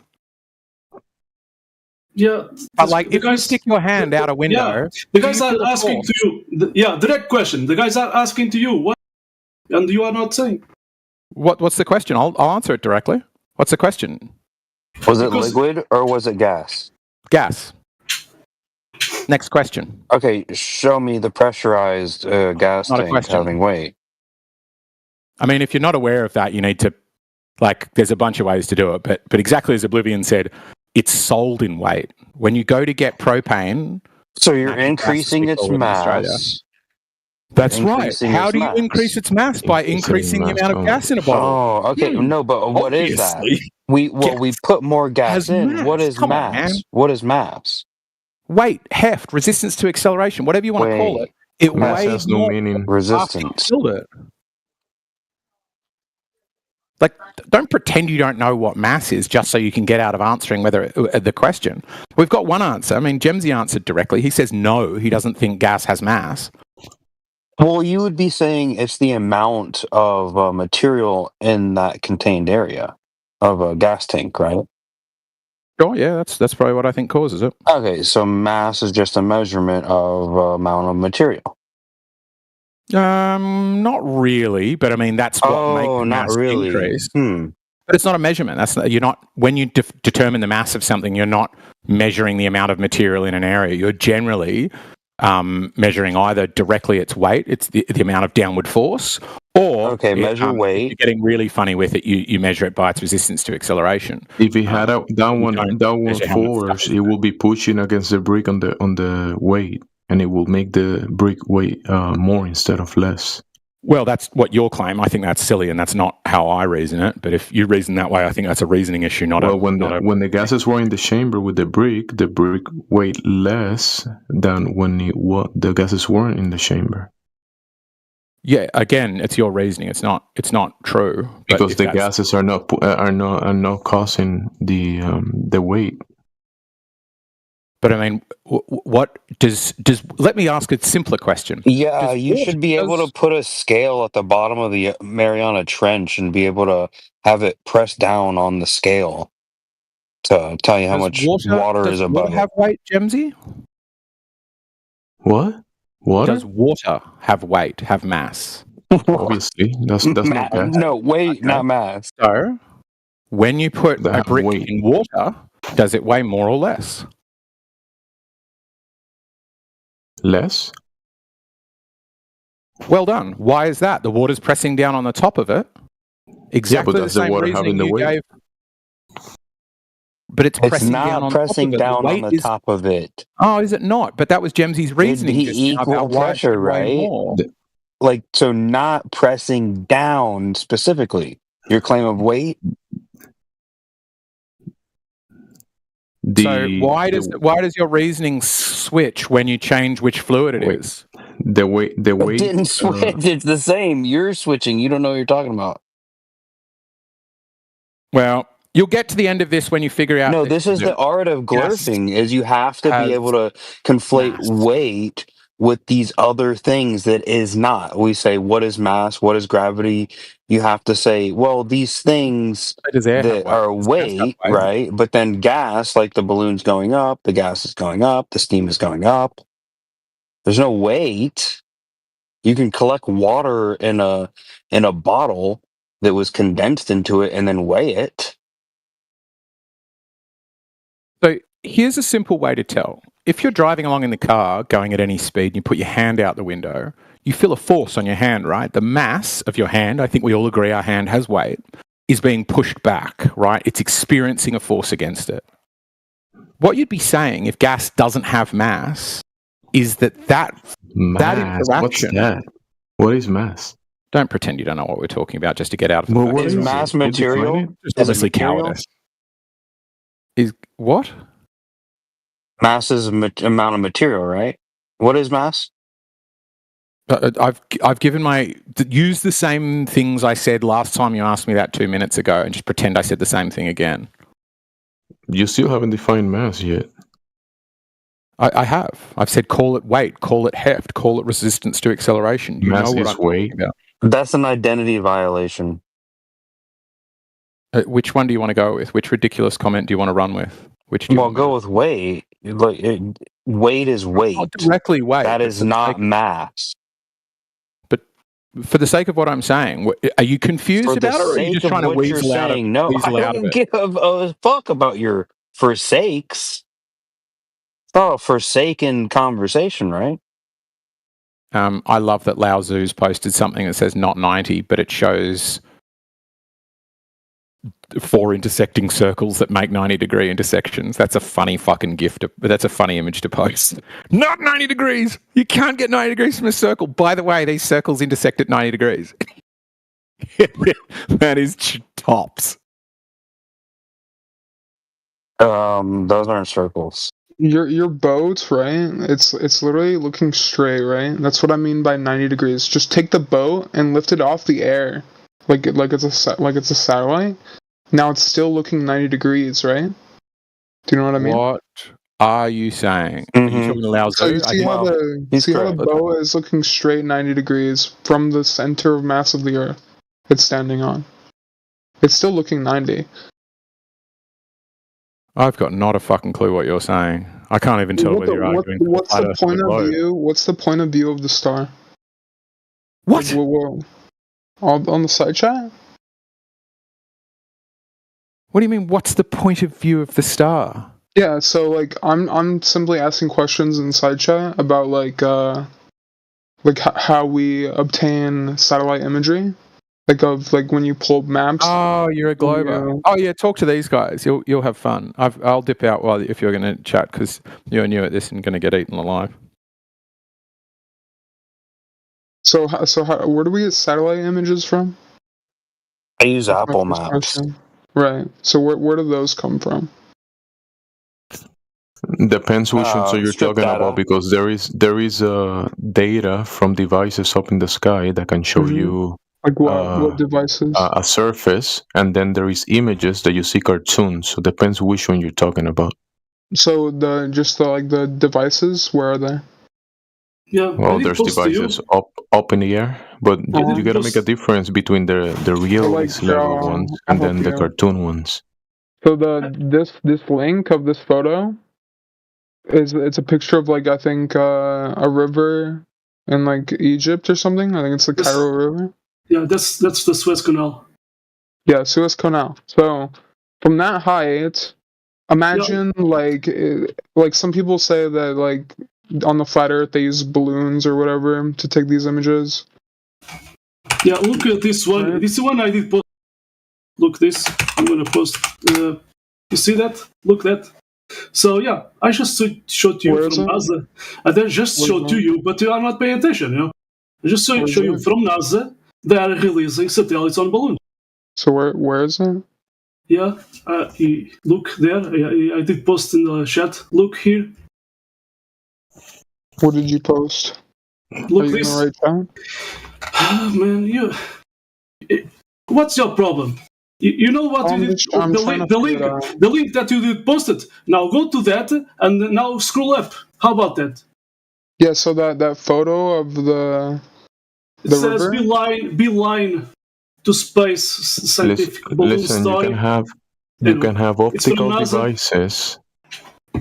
It's from NASA, and they are showing. Well, I'm trying to get some evidence of that same balloon from that height looking directly in front of them 90 degrees from that point of view, because the point of view we're looking at from that river photo is looking straight down, right? So I want to get a photo. It's better if the balloon's in the photo too, of a 90 degrees from looking straight down. So you're looking directly right in front of you. I did post. Where are those photos? Yeah. Do they just not take those photos? Yeah, shut the fuck up. Okay, look at this. Okay, I'm gonna post that. Let's see. Yeah, so these balloons, right? You're claiming that they're balloons? Let's see.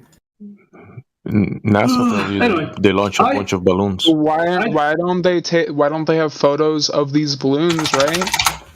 Okay. First you talk about okay. Shut the. Now you are talking about from above facing down, right? Yeah. Why are they only facing down? Look, you are just jumping. Why don't they look forward? Don't those questions after third questions, okay? I'm answering to you, okay?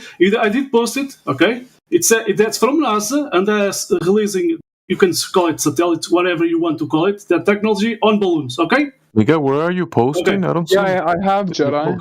I've seen the footage, but a lot of flat earthers claim it's not real. I'm gonna post again because screw up. But anyway, let's see. Okay.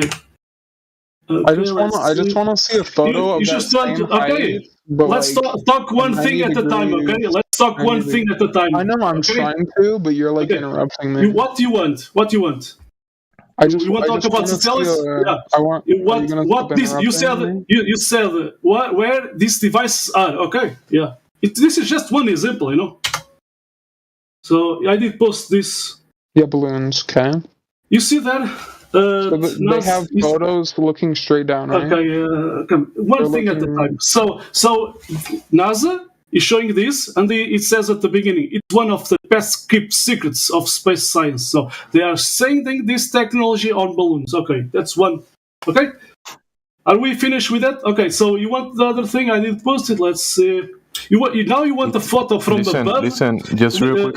Down, right? Listen, hello. We already have here. Okay, hey, dude, so it's no secret. It's no secret that NASA uses balloons. Were you denying this? I know that. Okay, let's say that they are balloons, right? Why do we see a lack of photos of them looking straight directly in front of them besides a photo that is looking straight directly down? Like photos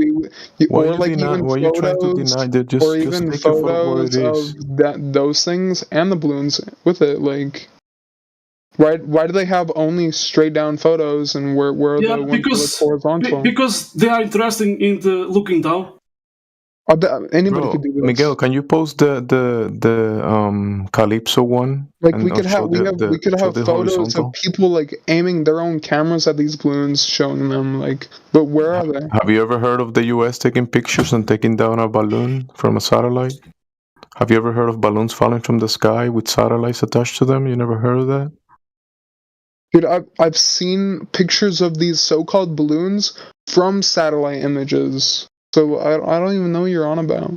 Yeah, but it sounds like you don't know what you're on about. Is it just higher balloons or what? I don't know. That's what would be necessary for your case to be true. You would be saying, I have to know the thing taking the photo must have not been a balloon, despite the fact it's taking a photo. I know these in the same medium doing the same thing. But so where it's are not very good logic. Why is there a lack of photos looking straight in front of them when they're taking these photos of taking straight down? Like, yeah. Hang on, what did that mean? Say that again. Amount. So these photos taking photos. They're taking photos straight down, right? And all these images that are like way up in the sky, right? Incorrect. They're not all straight down. You're incorrect. I don't think they are. No, I don't think they're all straight out. But what would that mean even if the answer was yes? Show me a photo that isn't straight down from that height. What would it? But I mean, sure, I could show you thousands, but why? What would that tell you? You could show Kerman, right? Is satellites not capable of taking photos straight down? No, they can only do it straight down for some reason. Right? Why? Are you sure you're not a flat earther? I don't know. They're from balloons, right? You only have evidence of the Earth being like photographed from like somewhere at the height of plane, like the highest that a plane can fly. Yeah, but they're claiming these are from balloons. So where's the picture with the balloons in them? Like, where's the photo and the ground? Demshi. There's the balloon and the ground in the same photo. Okay, like, why would you finish that though? What's that's going to prove? Demshi. If it's actually a balloon or not? Like, are you seriously trying to suggest that satelloons and Satelloons. Like balloons, high altitude balloons don't exist. Is that your current case you're trying to make? And they do. They just don't have these images of that height. I just posted for you infrared LiDAR from Satelloons. Listen, hello. I posted for you infrared imaging from Satelloons. What is this? Oh, what is this? What you asked for? Are you gonna deny it too? The second one and the third one are infrareds. One is across the Caribbean Sea to the Atlantic Ocean, across Cuba, and the other one is across the Atlantic Ocean next to Greenland. So these are all done from looking literally at the horizon. That's it. You ever heard of weather satellites? Isn't that what you asked for, though? That's directly what you asked for. So all these videos that I know come from satellites, right? Yet there's like, you guys claim that they're in balloons, right? But where are these like images of the balloons taking the photos? Like, where's the image of the satellite taking the photo? The reasoning is just fucking retarded. No, we have images of satellites taking pictures of these so-called balloons. So. Yeah, you've got no photo of the fucking satellite in it. Literally don't. He literally doesn't. No. Let him show us those photos because he doesn't have them. Yeah, exactly. They exist. They just exist. You just claim it so Trust it me, is. bro. Yeah, I can tell the Earth is a globe because it's impossible for a balloon to take a photo of another balloon. It's whatever. It's because anything I show you, you'll just deny. Like, you haven't shown anything. But somehow these balloons don't have any photos that are looking horizontal. So. But it's just put you in the chat, you fucking retard. I did. You see that the print screen? Where are those photos from this height? Where are the photos from this height? Listen, I did post a print screen. I did post a print screen from NASA releasing these balloons. If you are interested, why you don't search that title in the YouTube? How about that? You are interested to see those balloons? Photo. Where's that same photo? But taken sideways. I'm gonna send the link. Let's see. Why would what's the sideways got to do with it? Like what technical capability would one have? No. Let me finish the question. I'm quite clear you don't know what the question is. What would be some capability that a satellite wouldn't have, that a balloon would have, that would prevent one or the other from taking a horizontal photo? Like, surely it's just a matter of orienting the camera in either device. Why will a horizontal photo settle for you? When we see actual satellite imagery, you guys claim it to be not real. So that doesn't answer the question. And so why can't you take a horizontal or a vertical photo from either platform? Where are the Excuse me. ones? Excuse me. Hello. Do you have other people chew your food for you before you swallow? Do you have corks on your forks? For what? Hello. Are you in charge of your own finances? Like, do you have a professional carer or something? How old are you? How have you gotten to this stage in life? Holy. Eggshells ad hominem again. Hey, It's just Chasewood. projection, it's not any Chasewood. ad-hom. Hello, projection. Chasewood. Wood. Come on. Hey, I posted and That I wasn't an tagged you ad-hom, by the way. with a. Oh my god. Yeah, it was just projection. It wasn't ad-hom. I posted for you infrared imagery of a horizontal. You see, it's 600. Yeah, but is that how high is that up?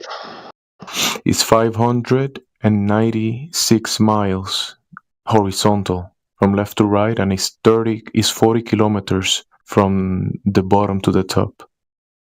So is that the picture where that's taken? Is it up in the sky where the shown where of my image? Yeah, it's part of the it's what is called weather balloons, right? Or weather satellites. They grow these ones come from Texas and they go across the Atlantic Ocean. Hold on.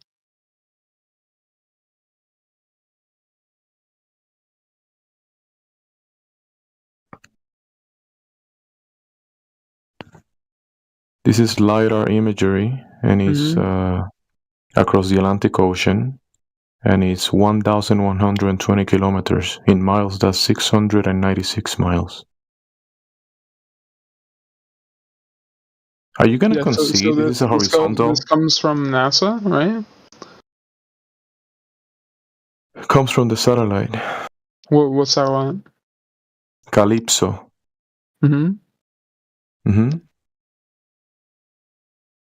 How close is Calypso to Earth? How close?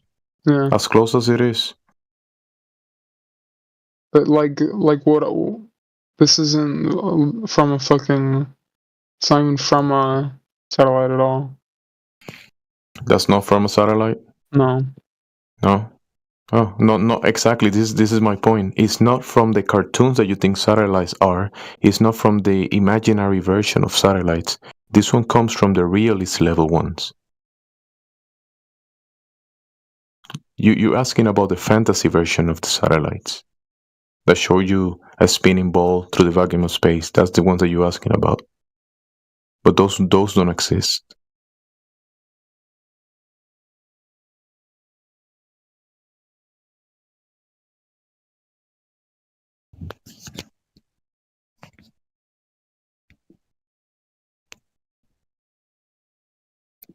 This was. Let me look.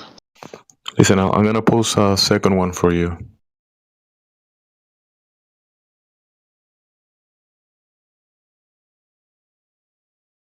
You see it? Yeah, but do you see how like short their range is?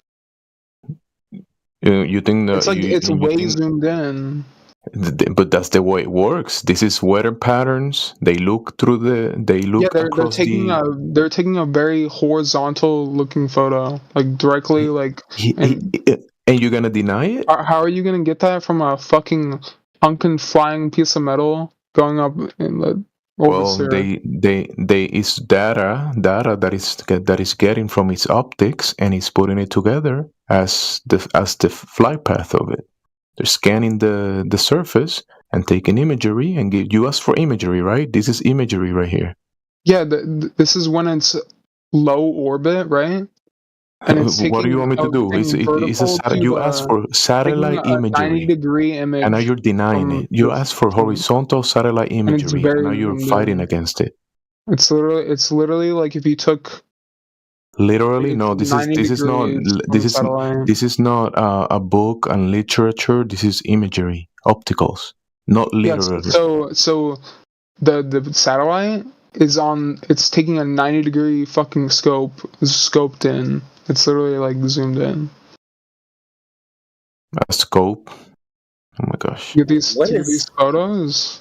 What is your problem with what he's showing? You said it's like if you take anything, no matter the height, if you zoom in, as you can see a flat. Yeah. Hold on. Mm-hmm. You said specifically you had a problem with its range. Range meaning distance, or do you mean its field of view? So this is a photo taken not 90 degrees from the thing, right? This is very zoomed in. But like what I'm talking about is very zoomed in. Yes. Really? You think someone just pressed the zoom button on the satellite and took these infrareds? Yeah, like they use cameras, are you just imagining that? Do you think they're just not cameras? I told you it was later, dude. Later, it's taking data from its path across the surface and it's adding images one after the other one, and then giving you this optical view. So, what do you have a problem with? I'm just saying, like these photos that people like are claiming that are coming from. Like balloons that are taking photos of satellite imagery, right? Like they don't have any, like if they're actually from balloons, where's those photos of them taking a photo of this instead of looking straight down on the surface of the Earth, right? Why don't they take a photo looking directly in front of them? Satellites do it, but these balloons don't apparently, right? You want the balloons? I'm gonna give you the. Yeah, give him the balloons. He wants the balloons. I'm gonna give you the balloons. You go watch it, okay? The balloons. Are we gonna be able to see the balloons during the whole time? No, you want the balloons? I'm gonna give you. I did took a print scheme. I'm gonna give you that link. Go watch the balloons, okay? Now. Listen, buddy. The weather agencies and NASA, they launch balloons almost weekly. Just because you put NASA Listen. You want the balloons? Go watch the balloons, okay? And Did you watch it? Did you watch it? Did you watch that video in 1 second? It's not even fucking. Listen, yeah, you are spiraling. Now you are spiraling. You know, you don't want the things that we are posting to you. You don't want just.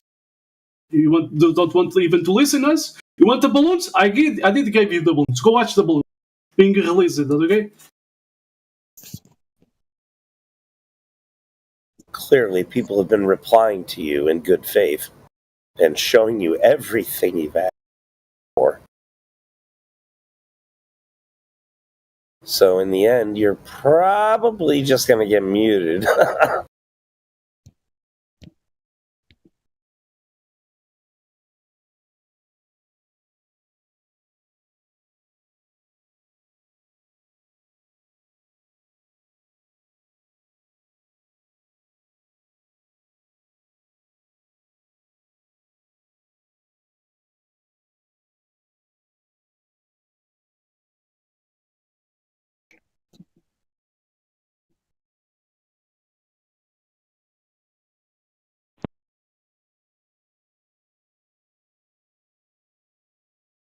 Is he gone? Did he leave? Yes, he's gone. I hope so. I was losing brain cells listening to him. Yeah. He went to go see the airhead in his mirror.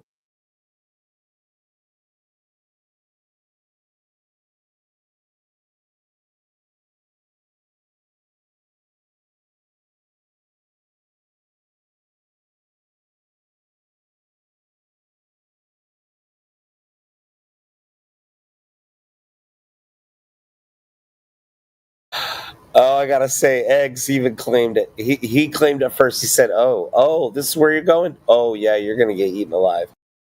That was like his almost exact words. He's like, "Oh, you're gonna get eaten alive." Yeah. Then I couldn't restrain myself. Why can't it take a photo forwards? Satellites have taken photos of balloons. How do you know it's not taken from another balloon? Oh, it could be. And then he still used the argument again. Is astounding.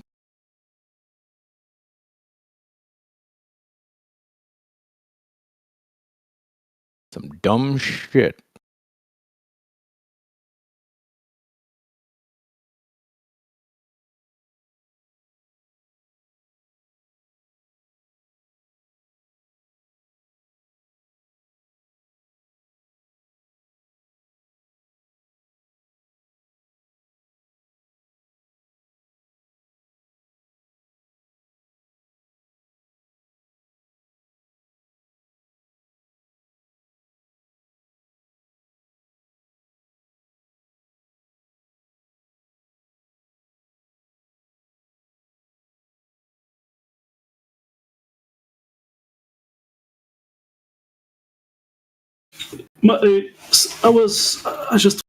Is my mic on?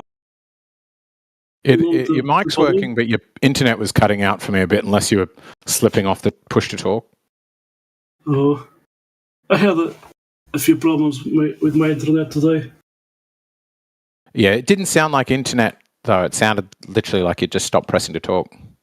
No, I don't have that option. So. All right. It sounds good to me now. Okay. But, sometimes it happens. I did change the gain at the back of my Yeti microphone.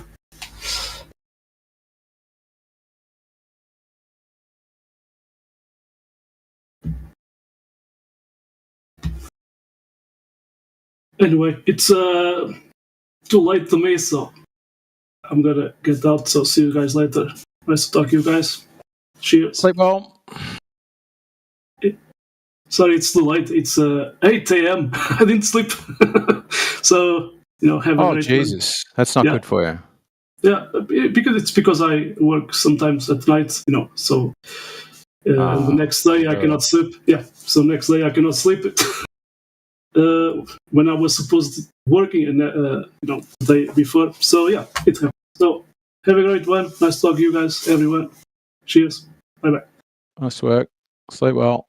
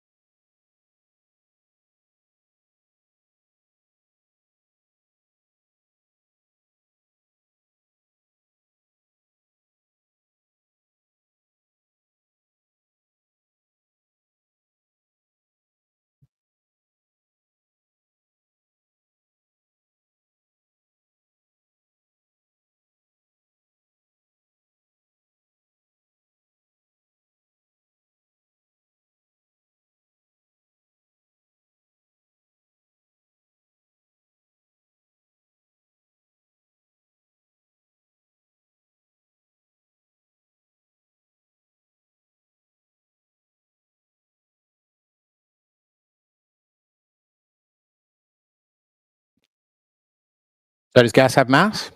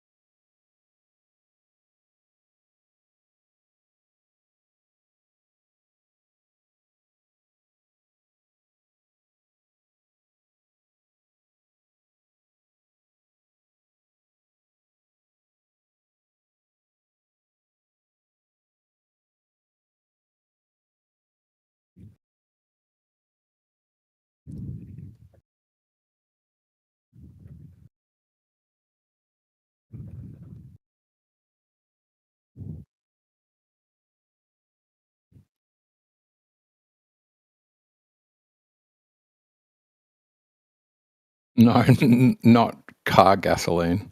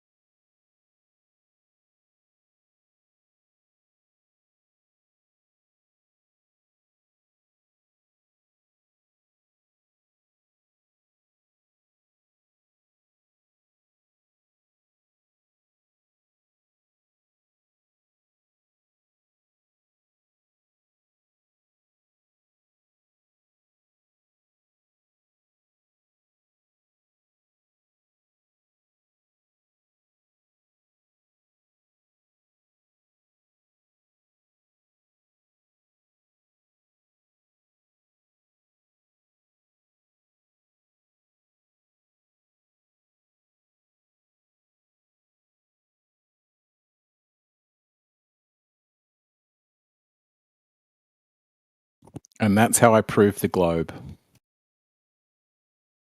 So you're welcome, everybody. You can pack it up.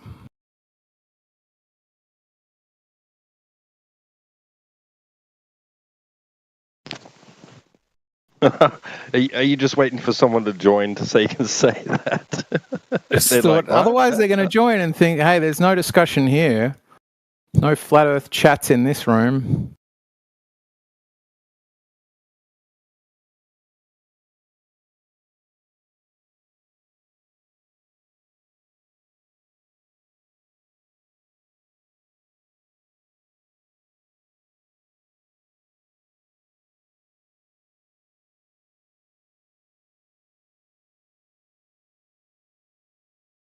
I'm just going to wait till someone joins us. And that's the story of how I knocked out Mike Tyson. And that's the story of how I knocked out Mike Tyson. Eratosthenes' end of story reckons dystopian. That is a lot of optimism. Well, yeah, even though Mike Tyson bit off my ear when I fought him. Well, they did call him Mike Teethson, didn't they?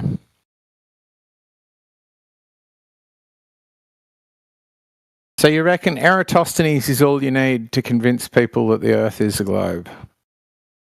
No, I just think he offered definitive proof. I mean, obviously, flat earthers haven't gotten the...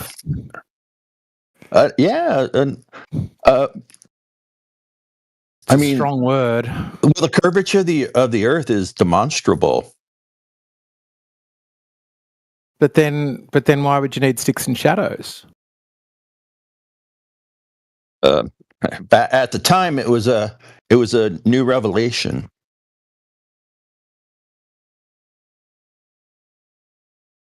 You reckon it was a new revelation to them, but it would be kind of weird to go and measure something, the diameter of something you still thought was flat, right? Well, he saw that pretty well established it was a ball, and then go, okay, but how big to be doing the Eratosthenes measurement? He saw shadows, and he reasoned that based on the flow of shadows over time, that the Earth must be curved. And so he sat down on his philosopher's stone, put his hand to his forehead, and he came up with an experiment. And he used that experiment, and that was his hypothesis. And he used that experiment to demonstrate that, his hypothesis was validated by the curvature of the Earth, as demonstrated by his experiment. And it's reproducible today. You can even go and do it.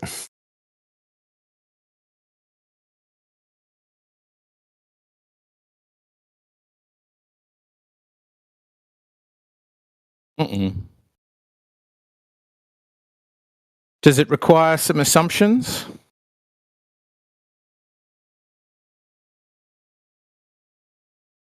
Do you think? Well, I would say so. Yeah, you got to have some assumptions, but if you validate your assumptions, then everything's copacetic. Would one of the assumptions be that light travels in straight paths?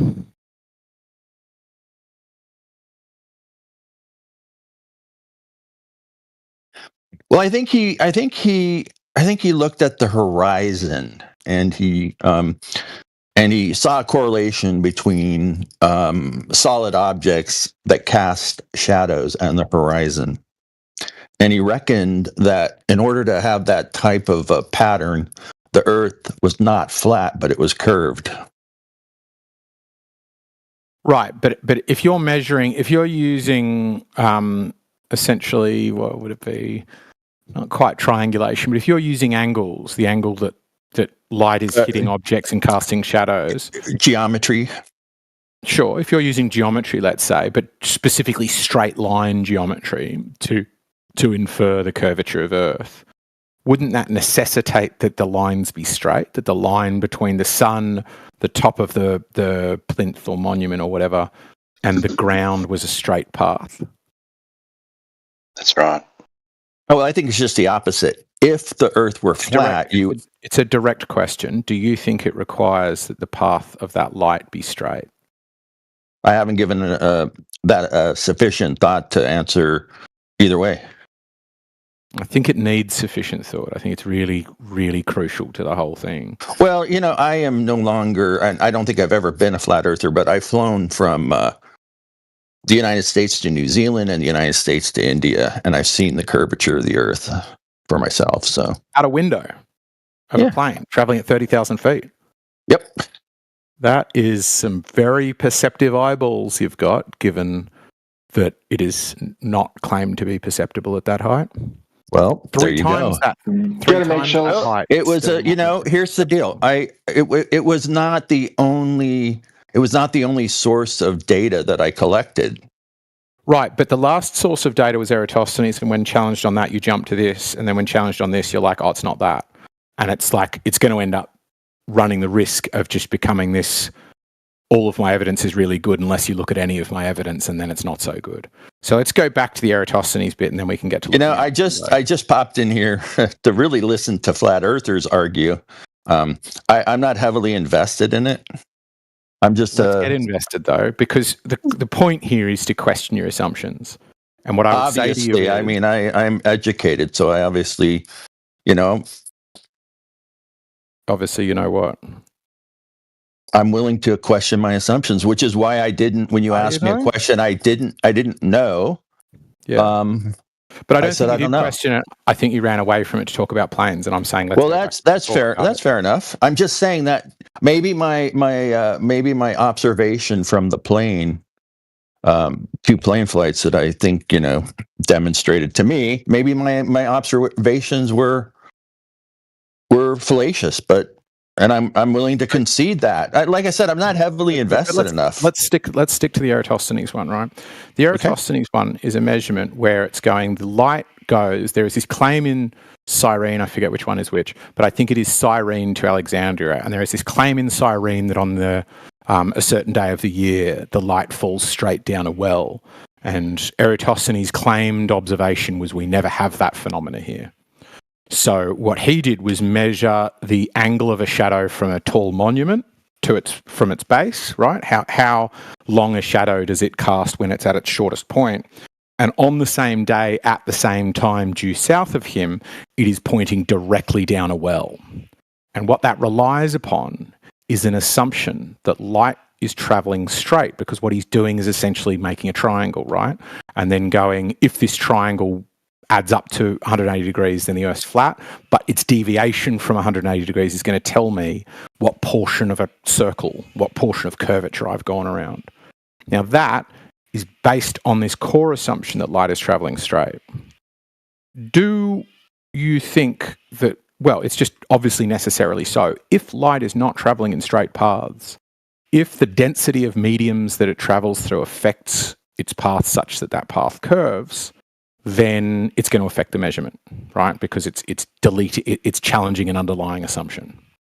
Would you agree with what I've said so far, or have I described it well? I'm not sure I described it very well. Like I said, I am not heavily invested enough to. Maybe I should just leave the room. By that I mean I'm not willing. I was really coming in here to listen to flat earthers. But you said you were willing to question, and now it seems like you're doing anything but. No, like I said, I came in here to listen. There's no discussion. I popped that in the chat, and it seems like you're shutting down the discussion. Well, then I'm shutting down the discussion. I do have a more interesting question for you. How do you get tags in your profile? Like you have, everybody seems to be a politics something. You're independent. You're a centrist. So am I. Progressive. You're British. So maybe our different definitions. I would consider myself progressive. I'm liberal. I am definitely a globalist. I'm not sure about determinism. I don't know what accelerationist is. I am a humanist. Channels and roles. Yeah. Well, I could do that. I'm not an atheist. I was an atheist, but now I'm an agnostic. I am secular, and I'm a man. So yeah, I will Google that. I just thought you could just say, hey, you can click. You can. Yeah, that's what I'm saying. You can click on the left side where it's got politics. Then there's a picture of RFK, and then events. Under that is channels and roles. Jedi's also put it in the chat. Oh, okay. Well, thank you. Yeah, I'm very new, and so but I'm not technically, incapable. So I'll definitely figure it out. Thank you. That's why I asked about the flat Earth stuff. Like, I'm new. Well, I'm not new to the idea of it, but how do you feel like the water? Being instead of outer space, the water stuff, and the firmament. It's like I've just learned about this stuff. So, well, I think the Bible is an indefensible collection of ancient myths. So, I grew up like I guess in a completely, like, my granny was Christian, like on both on my mom's and dad's side, and like raised around Christianity. But then I went agnostic for a bit. I never really lost the belief in God, and then I reverted to Islam. So Islam. Yeah. Yep. Well, there's if you're looking in the Bible, there's lots of verses that either directly, like deductively, say the Earth is flat, or inductively imply the Earth is flat. But in Islam, there's even more. So if you're a Muslim and not a flat earther, you don't agree with the Quran. You're not a real Muslim. Yeah, so that's pretty much where I was going with it. Because like in school, we learned all this stuff. So that's the reason why I was asking about the water. Because I've been also seeing like posts, and then I guess like Reddit all the way to Instagram, just stuff about the firmament and SpaceX and all this. So that's what got me kind of interested in all of it. Yeah, like seeing stuff like not AI. Yeah, there's a story the Quran describes a firmament. It's got the same stories of like Noah's Ark or Utnapishtim, as it was originally called, but that describes a firmament. There's also a story in the Quran of the devil taking Muhammad up to the top of a mountain and showing him all of the kingdoms on earth, and that's just not possible if you're on a ball. So half of it's got to be hidden. And the earth being laid out like a bed sheet, and the firmament like a tent above it or something like that.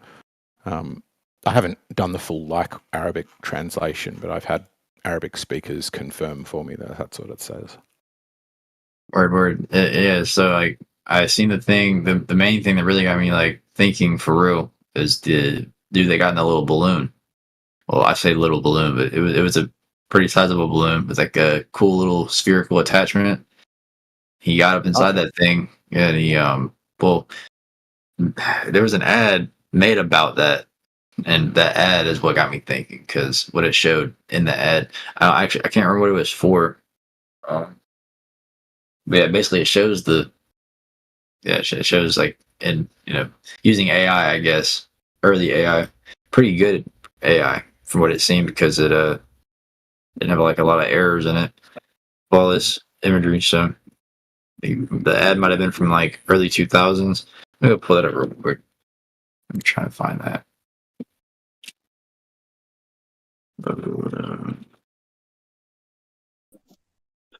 It was lots of people will come across. It was Picard. Pixar. It was Picard in his balloon, and the ad from memory was about a gin.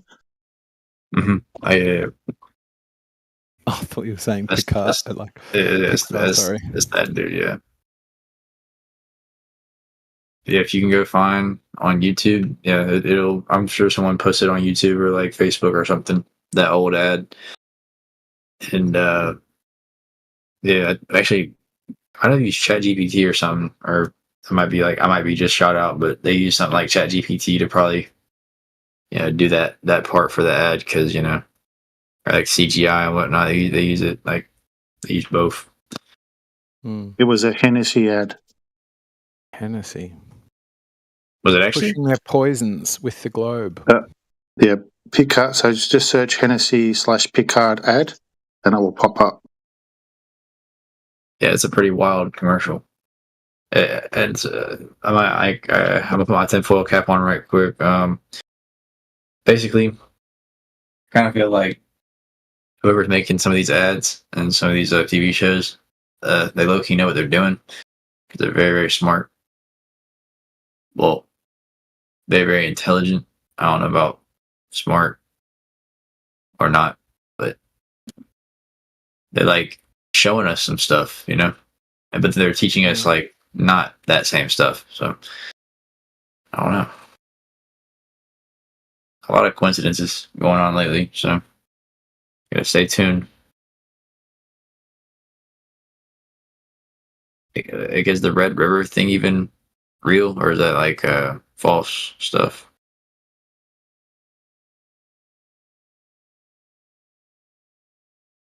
I've seen that lately, or within the past 2 weeks. I saw videos of that.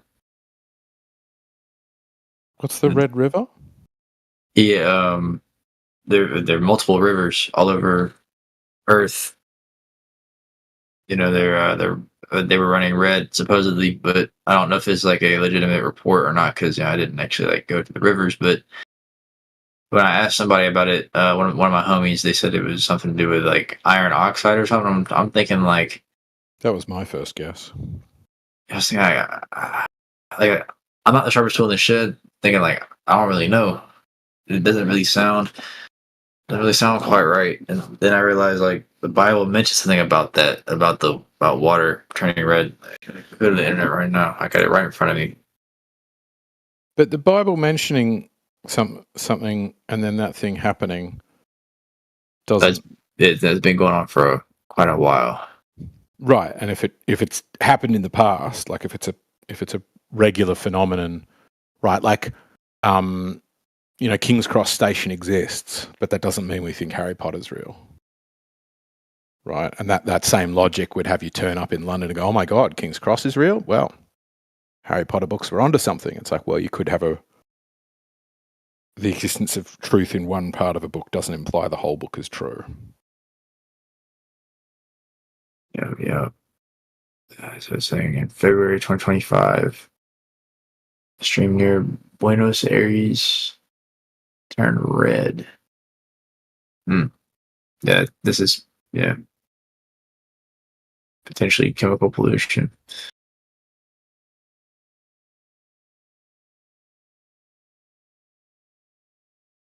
Not good. And then something happened in 2010 with the river in Russia, and then so it's happened in the past a good bit too. So, but in the Bible, I think in Revelation it says in some part that the water became blood or something like that. I can't remember the actual verse. I haven't read it in a minute, but yep, crazy stuff. We might be in Revelation. Revelation 16:1. The third angel poured out his bowl on the rivers and springs of water, and they became blood. Yeah.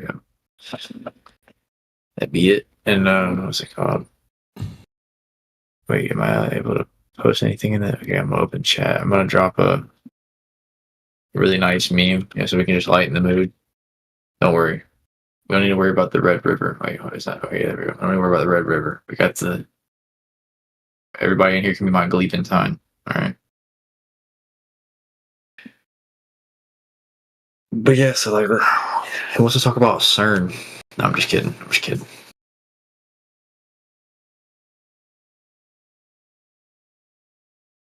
Not for real though.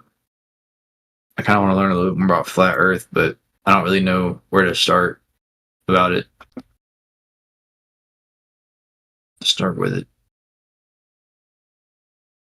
Yeah, just get in a boat and keep sailing, and eventually you'll fall off the world. Dude, I'm not even gonna lie to you. That is the last thing I'm doing. Even if I actually end up with a yacht or something, like a really nice boat, I'm not doing that. I'm sorry, bro. I'm way too scared of like humongous kaiju, sea creatures and stuff. I'm too afraid of that. I'm too afraid that like we'll be at the wrong place at the wrong time. And it's like some what is that? It's Sea of Thieves.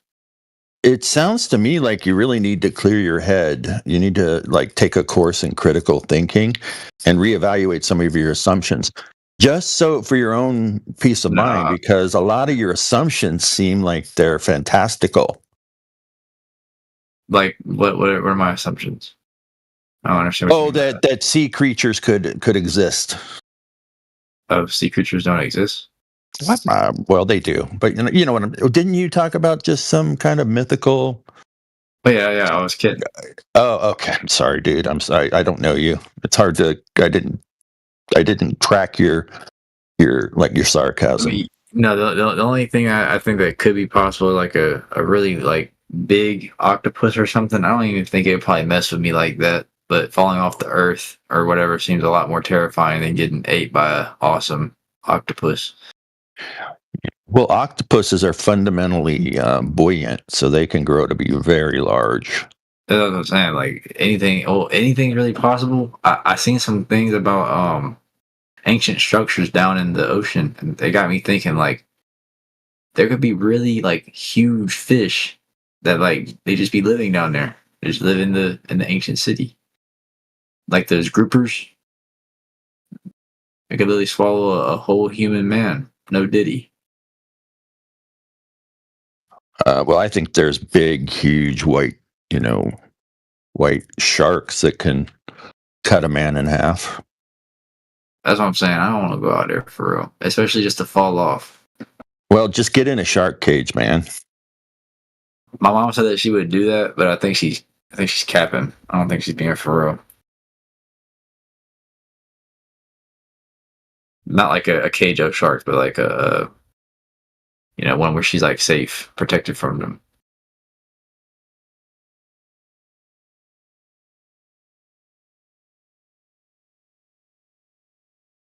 I ain't gonna lie, I don't even think I would do it. So what would you rather do? Jump in an ocean full of sharks or a river full of piranha? I'm not even gonna lie. It depends on how many sharks. Probably the sharks, because you could just punch them in the nose. You could maybe get the fuck away. But piranhas, you're not getting away from that shit. I seen the movie. Yeah, absolutely. They'd have you. I think they could strip your bones in like 10, 15 seconds, depending on how large you are. Super rare, though. Pardon me?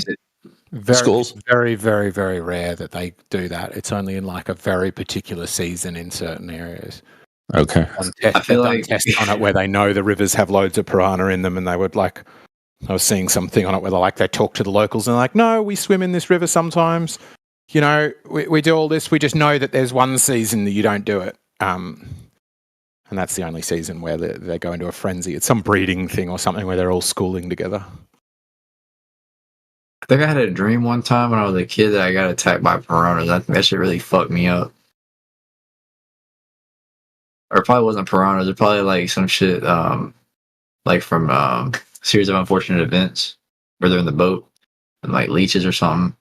They can eat the wood. That's some scary ass stuff right there. But yeah, no Truman Show. We don't like that. We don't want to go to the ice wall or to the end of the dome. No. We don't want to do that. I have an unrelated question for you, Andy. You feel like telling me a little bit about your political philosophy when it comes to destabilizing structures?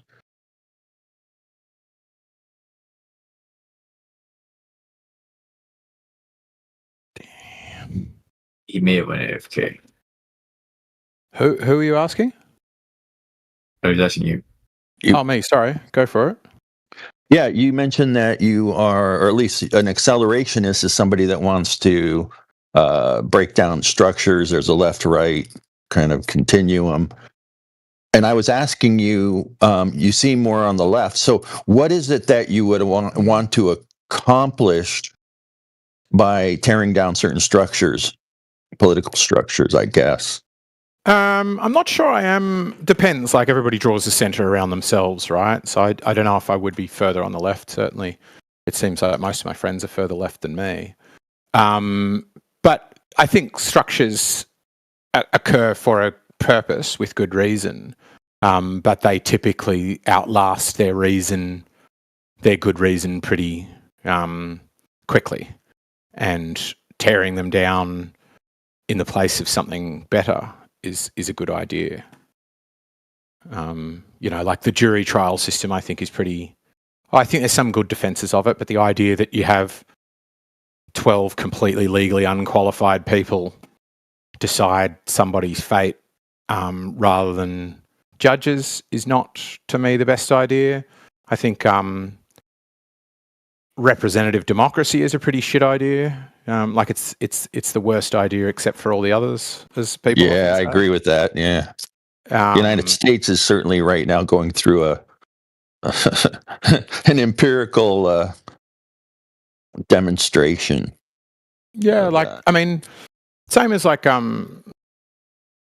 what's his name? Musk's thing about gutting USAID, where all my friends are like pearl clutching like crazy about it. Where I think like one of the structures that could go is international aid. I think it's cancerous. I think it's awful.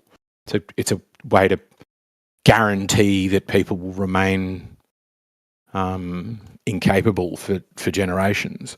And some of the things that have come out about that, well, some of them demonstrate that Musk is a fucking idiot and doesn't understand stuff. But some of the other stuff is like, why is the United States sending something close to 100 million on what was the one I heard? Pottery classes in Morocco or something like that. You really need to verify that. A lot of one of the things I don't like about Musk is he doesn't believe in providing definitive evidence. I mean, that's one of the reasons that government moves slow, in my opinion, is so that technocrats can collect data and people on the right can look at it, people on the left can look at it. There can be hearings and all that, and people can come together. Now, I think if those processes are fundamentally based on goodwill, the outcome is different if they are powered or pushed through by people whose motive is the shift of large amounts of power or money one way or the other. Oh yes, my view is the opposite. I think that malice is very easy to identify and reject, do something about. But I think most of the ill in the world is done in the name of a maternal kind of intending to do well for the people. I'm not. Maybe I misspoke. I wasn't trying to describe a welfare state. I apologize. I'm not. I was talking more benevolence, not. I mean, you seem to have a bias against any kind of government assistance because you and I'm just. No. You said it builds you said the aid built generations of dependency. That's. Yeah, I think that we've known this since Mansa Musa went on Hajj in what was it, 1100 CE, and he gave away so much money on his pilgrimage to Mecca that on his way back he was racked with guilt and tried to buy it all back and made the problem worse. And it was because he was insanely wealthy, and as he travelled through these lands, this sort of once great empire of Egypt, he saw that they were impoverished and thought, I know what I can do to fix that, because he's, is considered to be probably one of the richest people to have ever existed. And he gave away so much that when he came back, it was 10 times worse than it was when he went through. And I think, I don't think that welfare is bad. I think that providing healthcare and education is a good idea. But I think the road to hell is paved with good intentions. And I think they're far more pernicious. They're harder to get rid of. It's hard to argue against. I think you misapprehend the purpose of USAID. It's a farm subsidy that masquerades as soft power. So it's really designed. American farmers have really, unfortunately, kind of migrated to 3 crops because of the most hardy: corn, soybean, and wheat. And as a result, we have a surplus. And so what do we do? Rather than, get farmers to start growing different things or get farmers reoriented to do something else, we buy up all their excess product and ship it overseas and call it charity. I yield the mic. Sorry, I didn't mean to interrupt you. I just wanted to be clear. I wasn't. Okay, go ahead. I think we're probably agreeing on this. I think that's terrible for the farmers. It's terrible for the taxpayers. But the people it's worst for are the poor fucking suckers getting fed free food. Like, what chance does a farmer in Uganda have of ever hoping to earn a profit if he's scratching in not very fertile soil and he doesn't have access to a tractor? And even if he had one, who the fuck would maintain it? And so he's breaking his back day by day with hard manual labour to scratch out a crop in the ground. And it's destroyed by giant shipping containers full of corn being sent over. Like, it's apocalyptic. I think it's there was a very interesting quote I've heard, and now I'm going to butcher it. I just shouldn't say it, but anyway, it was somebody saying they were researching. They were anthropologists researching the effects of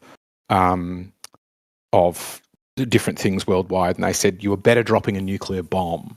If you look at what happens after Hiroshima and Nagasaki, it was almost good for the people. You turn up 20 years later, and it's like you'd done them a favour.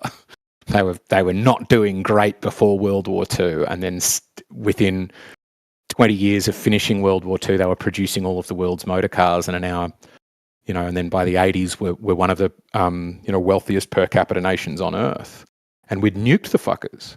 And then you look at Africa, who we've been shipping aid and crops and stuff to for the last 60 years, and it's still, if you were going to pick a continent you didn't want to be born in, you would still year after year pick Africa. Like, if aid works, Africa should be sending it back our way by now, but it doesn't. Just ensures that you are keeping your boot on their neck, calling it and patting yourself on the shoulder at the same time. Sorry, I rant about this a lot. It's I'll tell you what my background is. Just incidentally, I have 30 years as a corporate strategist. So you could say my expertise is in restructuring capitalist organizations for, usually it's efficiency, but occasionally it's effectiveness. So, I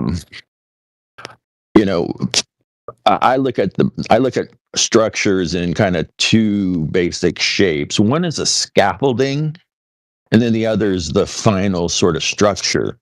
And so if you look at a transition, you have to have some kind of a structure to build a structure. And I think what happens in modern political economies is they build the scaffolding, but they run out of money before building the final structure. And so what you're left with is kind of a remnant of the scaffolding and sort of a improperly built, what ends up being a permanent structure. Mm. And so that's, it's actually one of the reasons that you get a lot of corporate welfare, because, corporations, they typically are in one of three phases. They're ascending, meaning they have some kind of a product that gives them, differentiation, has some kind of barrier to entry, blah, blah, blah. After a while, all their competitors enter the market. The differentiation, unless there's monopolistic forces in the market, there is typically parity, and then there's different economic drivers, from profitability to market, like global. I'm trying to go fast and not lecture. But anyway, so what happens is, as corporations are sort of in that flat area, they end up kind of vacillating between structures that are concentrate service decisions centrally, and then they lose, I hate the term, but it's what's used it's the term in the trade, is agility. They can't, adapt to market competition and all that. And so then they decentralize, which is too expensive. The decentralization typically doesn't yield enough profitability to justify that. Then they vacillate back. And eventually, if their structure isn't flexible enough, then they end up on the downside, and that's when Americans typically end up with corporate welfare. But I think it's a broken analogy to use a company that's trying to make profit. Like, I think the better analogy would be, let's say BlackBerry, we see it struggling as the smartphones come out and they're not agile or smart enough to tell which way the wind is blowing, and they don't make smartphones, right? And they keep producing these pointless bricks with giant keyboards. And then the government goes, oh, poor BlackBerry. Why don't we give them money per stupid unit they produce, right? The stupider the unit, the worse their sales, the more money we give them. Yeah, that's a corporate subsidy. Yeah. Right. And then what do we expect BlackBerry to do? Are they going to start producing better phones, or are they going to start producing worse phones? Because their profit motive is now perverse, right? Their profit motive is now 180 degrees in the direction of where it should be. It should be, you struggle, you fire a bunch of people, you go back, you rouse up the product team, and ideally you either go out of business or you fix up your shit and you start producing better phones. But what charity does is mean that you make more money the worse your phones, the worse your profit. And that's what I think happens with charity, right? If you go to Uganda and you go, oh, I've got this really big problem with AIDS, so why don't we send them money? And you're getting $14 billion this year to fix your AIDS problem, okay? And then the president, prime minister, who is almost definitely already corrupt, but let's imagine he wasn't corrupt. Let's imagine he was a well-intended person. And he goes, right, how can we spend this money to get rid of AIDS? And then he's got to find a bunch of, NGOs or quasi-governmental organisations, health providers, all these sorts of people. And every individual within that system and the president himself are going to be acutely aware of the fact that if they do anything to shift the needle and send the overall rate of AIDS down, the money will dry up. So then they're given this choice of damaging their own income, making a personal sacrifice and helping people, or embezzling the money, spending it poorly, I gave it to this contractor who might have been my cousin and he didn't actually provide the needles, but that's okay because we provided in the next contract as well. And as a result of all of these problems, our education program didn't work. Actually, the rate of AIDS has now gone up. Yeah, I think that you're mixing public and private sectors kind of changes. Public, my expertise is on the corporate side, not on the public side. But I have observed over time that the best public programs are designed to help people constantly adapt to change. Well, that's what I always say. No. I'm talking about like in one of the failed models in the United States, for example, are these stupid work centers, right? These companies get rid of all their, their middle sort of tier of, managers and technocrats, and then they outsource all that to, Malaysia, India, wherever.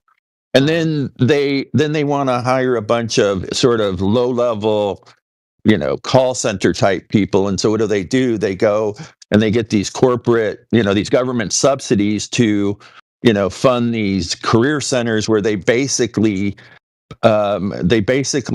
train people to be obsolete, in a very short period of time. And so public investment is squandered and the corporations become lazy and they just keep repeating the same model over and over. And and this is US. I mean, I've done some international strategy, but mostly my work has been in North America. But that to me is a good thing, right? You offshore your stuff and that drives up profit. But as you say, if you find out that you've gotten rid of useful know-how, the company will struggle. And that's good. That's what you want because they've got a clear motive and then we have this clear needle that goes towards profit or away from it. And we can use that to, performance manage. We know, all of us know what we're doing and we know how to measure performance. But if you're working for a charity that, tries to let me just interrupt you there. So you make that assumption, but I mean, one of the biggest things, like when I was doing restructuring companies, is you want to figure out what metrics, what KPIs, key performance or KPIs. I'm sorry. Yeah.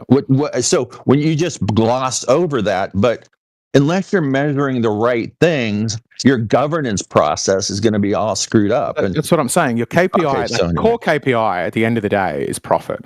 Now, there's a bunch of other ways that you can do that. You can have engagement surveys. You can have sort of all manner of other things. But essentially, at the end of the day, particularly if you're a publicly listed company, it has to be, necessarily must be. Otherwise, you can be charged with, I forget if it's fraud or what it is, but like your duty to your shareholders is to return to them the most profit. And so while you might count the KPIs in some vaguely different ways, at the end of the day, they're all the profit motive is the only one that wins, right? And you don't have that. My point is, in charity, you don't have that. You don't know what winning looks like. Yeah, what you're basically saying is you don't have feedback mechanisms. Yeah, and so you would turn up and think, oh, I'm obviously not doing a good job because I haven't improved. Like I don't know if you've ever worked for charities, but I do consultancy work and training. And if you ever work for anything not for profit, it's a fucking nightmare environment. It's horrible.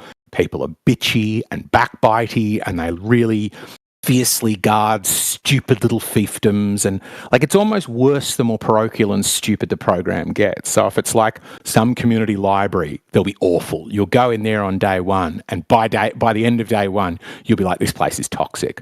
That person doesn't talk to that person. This person won't let me put the books on those shelves, and it's chaotic. Now, I'm not saying don't provide libraries. I'm not saying don't provide education and healthcare. But what I am saying is, because they don't have a clear profit motive, you end up with really perverse incentives where people aren't quite clear on what they're doing, where at least if they were trying to make profit, you can get rid of a bad boss by going, well, library profits have gone down over the last year, so obviously what you're doing is wrong.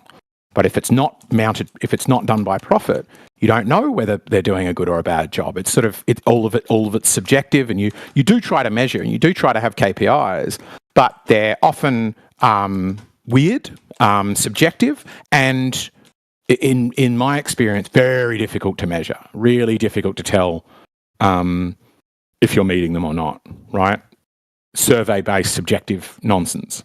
Yeah, but I think if I'm just going to repeat what I said. So you're saying basically, without a profit motive to sort of keep people hungry, the sort of measurements become kind of way off, and so we're back to feedback mechanisms.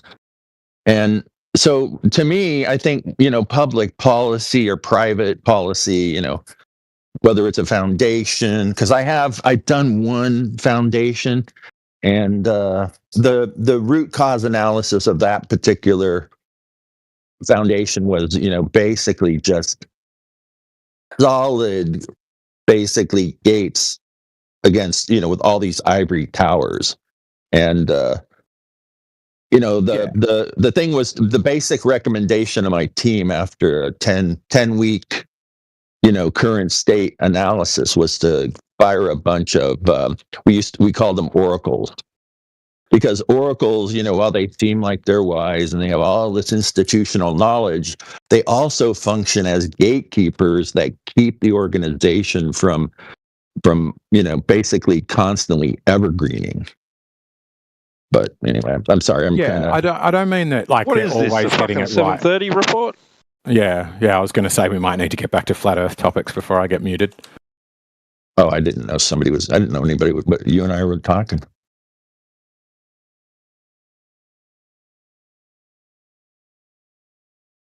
No, keep going. Interesting convo. Is that one of the room mods though? I get muted quite a bit. I got to be careful. I don't know what to, if there were people actively talking on topic, I wouldn't, of course, go off on a tangent. But we seem to be having a really good conversation, and so far, I think the common ground is appropriate feedback mechanisms for appropriate, let's just say, for the lack of a better term, domains of discourse. Yeah, it's because I was very much pro all of that stuff, all charity and us fortunate should look after less fortunate. And my dad wasn't, he was always very fiercely right wing. And yeah, I went to Sri Lanka for like my first trip outside Australia, pretty much, I think. But I went there by myself as a gap year after school, and met these guys for a charity that was called SOS Malta, that were trying to help Sri Lankan fishermen who had their houses destroyed by the tsunami. Like the tsunami had picked up their fishing boats and, like a battering ram, had slammed and knocked over all their houses with them. And this charity had come in from Malta and bought them all new fishing boats. And I thought, right at the get-go, I was like, brilliant. That's what we should be doing as charity, right? Don't give a man a fish, give him a fishing boat. And hung out with these two Maltese guys for a bit as they were like coming over from Malta, and they were like, oh, me and my family have been donating to this charity for the last 12 months. It was like bang on the eve, the first anniversary of the tsunami, and was like, oh, great. Like, and so we got to have a look at it, and turned up, and we were like, where are the boats? Where are the boats? And we just couldn't find these fishing boats they'd bought. And we're like, we found one outboard motor, but it was on the back of an outrigger boat, like a traditional outrigger boat. And I was like, oh, is there the boat? And they were like, well, no, that boat is one of the traditional ones. We gave them fiberglass boats. And I was like, well, why is your engine on somebody else's boat? Whose boat is it? And they're like, oh, it's this woman. And she's the one that was really helpful and wrote all of the affidavits from all of the fishermen to replace their boats, because the charity didn't want to come in and give boats to people who shouldn't have them. And she spoke the best English. We later found out she spoke the best English because she was a prostitute and used to servicing Western, white men. And it was just all sort of weird and opaque. We couldn't figure out what was going on. We were hanging out there for like 2 weeks. And then it turned out that she'd just basically installed herself as the head of a kind of a mafia. And she had the police in her back pocket. And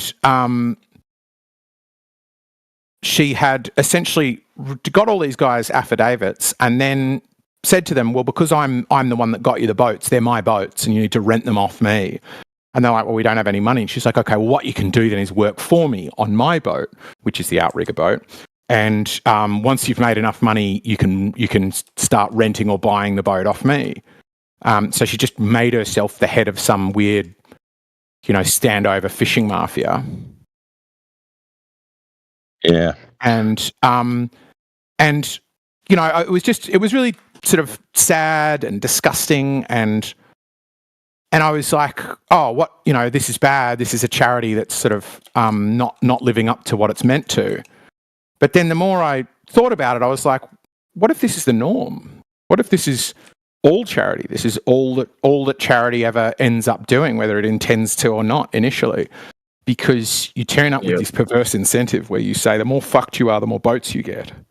And that, well, let me interrupt there for a second. Means that you're going to have people who are disincentivized from helping themselves. And the fishermen did. They wanted to go out fishing. I mean, the reef had been destroyed by the tsunami and there were all sorts of other problems. Plus, we later found out, they were like, oh, we were going to go somewhere. I forget what was going to happen. They were like, oh, you better not go there. And we were like, why not? And they were like, well, that's where the boats used to get made.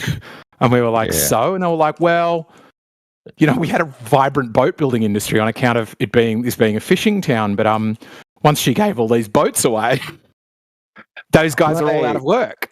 But I'll tell you this, and this is an American thing. We were talking about AID and you were saying it's a cancer. Again, you missed the point. And, the Americans don't give a shit about who it actually benefits. They just want to benefit the farmers. It's a farm subsidy because the farmers are a religious voting bloc and they show up and they vote right wing. And so, the right wing, it's something they can do that, doesn't cost them a lot, makes them look good in the world. The issue with capitalist charity is that it turns out to be, in many cases, corporate dumping. And instead of, you've got two managers, one super, efficient, doing a great job managing a department, an organization, whatever, and then you've got this guy or gal that's kind of slow, not really doing well, and they want to dump, maybe they had a product that didn't move. and they want to dump it. They figure out some kind of a charity. They assign this really mediocre, maybe terrible person. They, do the charity, and then they write it off and they get the tax benefit, but the recipients get this crap. And a lot of times, especially in disposable kind of commodity type situations, a lot of times what these corporations dump isn't serviceable. And so these poor people... I almost think that would be better. I almost think that if what they're dumping is shit product that's going to break, I would be like, oh, at least it's only going to be a short-term problem then. The last thing you want them to do, which is what they did in SOS Malta, is donate really good Yamaha outboard motors and fiberglass boats that are just never going to degrade and never going to need any work on them. Yeah, presto, black market for boats. Yeah. Where had you at least given them something that was going to fall apart, they'd have the blessed chance that... That's funny, yeah. That at least the boat building industry will come back in 5 to 10 years, but these boats are going to last 40 years, and there were hundreds of them. That was the other thing we found. We were like... I was looking at the village, and I was like, how did this village support... I forget what it was, 150, 200 boats or something. I was like, how did this village have 250 boats? It makes no sense. Where did they moor them all? There were only like 40 houses in the whole village, and that would have every person on more than one boat. And I was like, how many? And so it was really difficult to get information because it was all so corrupt and cloak and dagger. But I remember asking the question when I saw these guys coming back off the outrigger. I'm like, oh, how many people is normal to go on a fishing trip? And they would go, 5 to 10 people.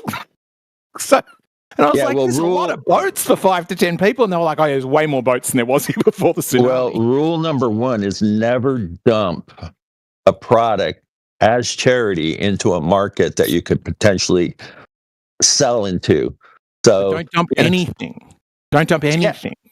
Well, no, I'm saying that, the reason that they had, like, say they only had, hypothetically 10 villagers that got wiped out by the monsoons or whatever, they sent them 200 boats and, 200 motors. That's because the corporation wanted to write those boats off, and that, that fishing village or whatever would never be a consumer of their products, so it was safe to dump them.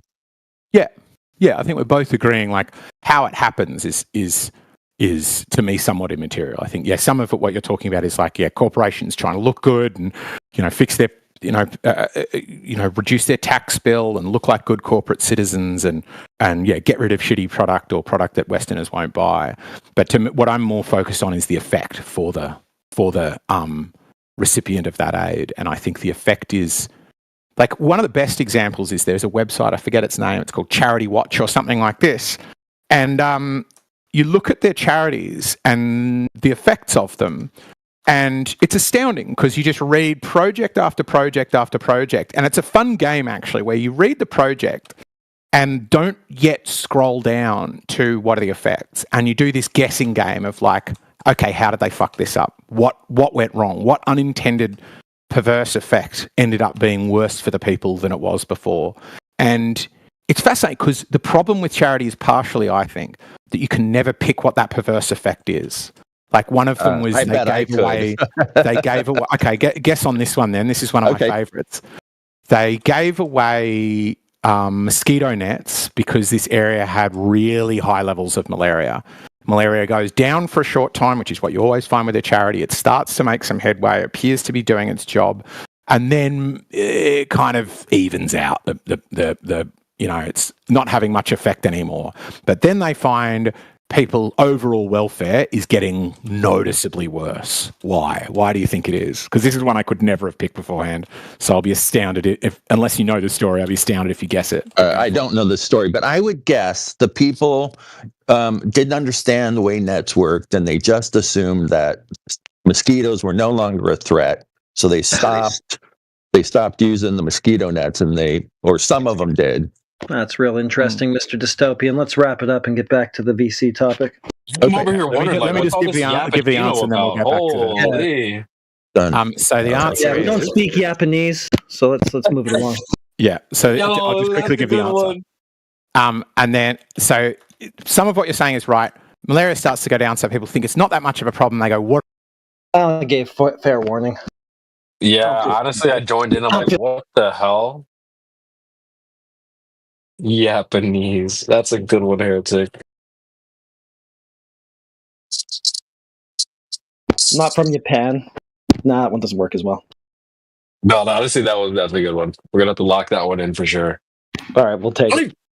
I don't even know what these guys are talking about, dude. Like, the hell are they talking about? Hey, CB, did you hear the other one this morning from QE? Someone dropped a super chat, and it's a crayonversation. No way! Fucking awesome, isn't it? Yo, I love this shit. Honestly, it's spreading like wildfire. Like when I mentioned the big octopus, it just went south from there. Do what? Yep. Octa what? Did you say Arctic or Octa? No, octopus. Arctic puss. Sign me up. No, I'm just kidding. I'm kidding. Oh my. Quetzalcoatl, what's up, dude? Oh, man. Oh, good, man. I've been listening to this news report in the morning. I'm like, what the hell is going on? Yeah, man. What the heck? Yeah. Crazy. So this Babu freak, what's going on with you? Just listening to some music. And I was talking earlier, but getting pretty tired now. You sound tired. Yeah. Are you a flat earther, bro, or no? I mean, I wouldn't say that I'm not, but I don't know. I don't really know what it means to be a flat earther. I guess it just means believing that Earth could be or is flat. Is that correct? Yes and no. Probably more on the is, right? So I think it very well could be, and probably is just because of what I've been doing research on as of lately. Which is my version of research is like listening to people, reading a little bit of stuff, but mainly just listening to people talk about it, and it's very fascinating.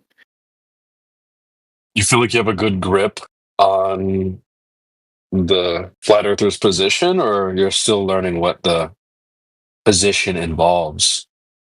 So when I was introduced to the flat earth theory, it was by some pretty wild, I ain't gonna lie, people from edgy Discord servers, so was not very was not very good. It was not a good way to and I don't think many people on that server are very good people.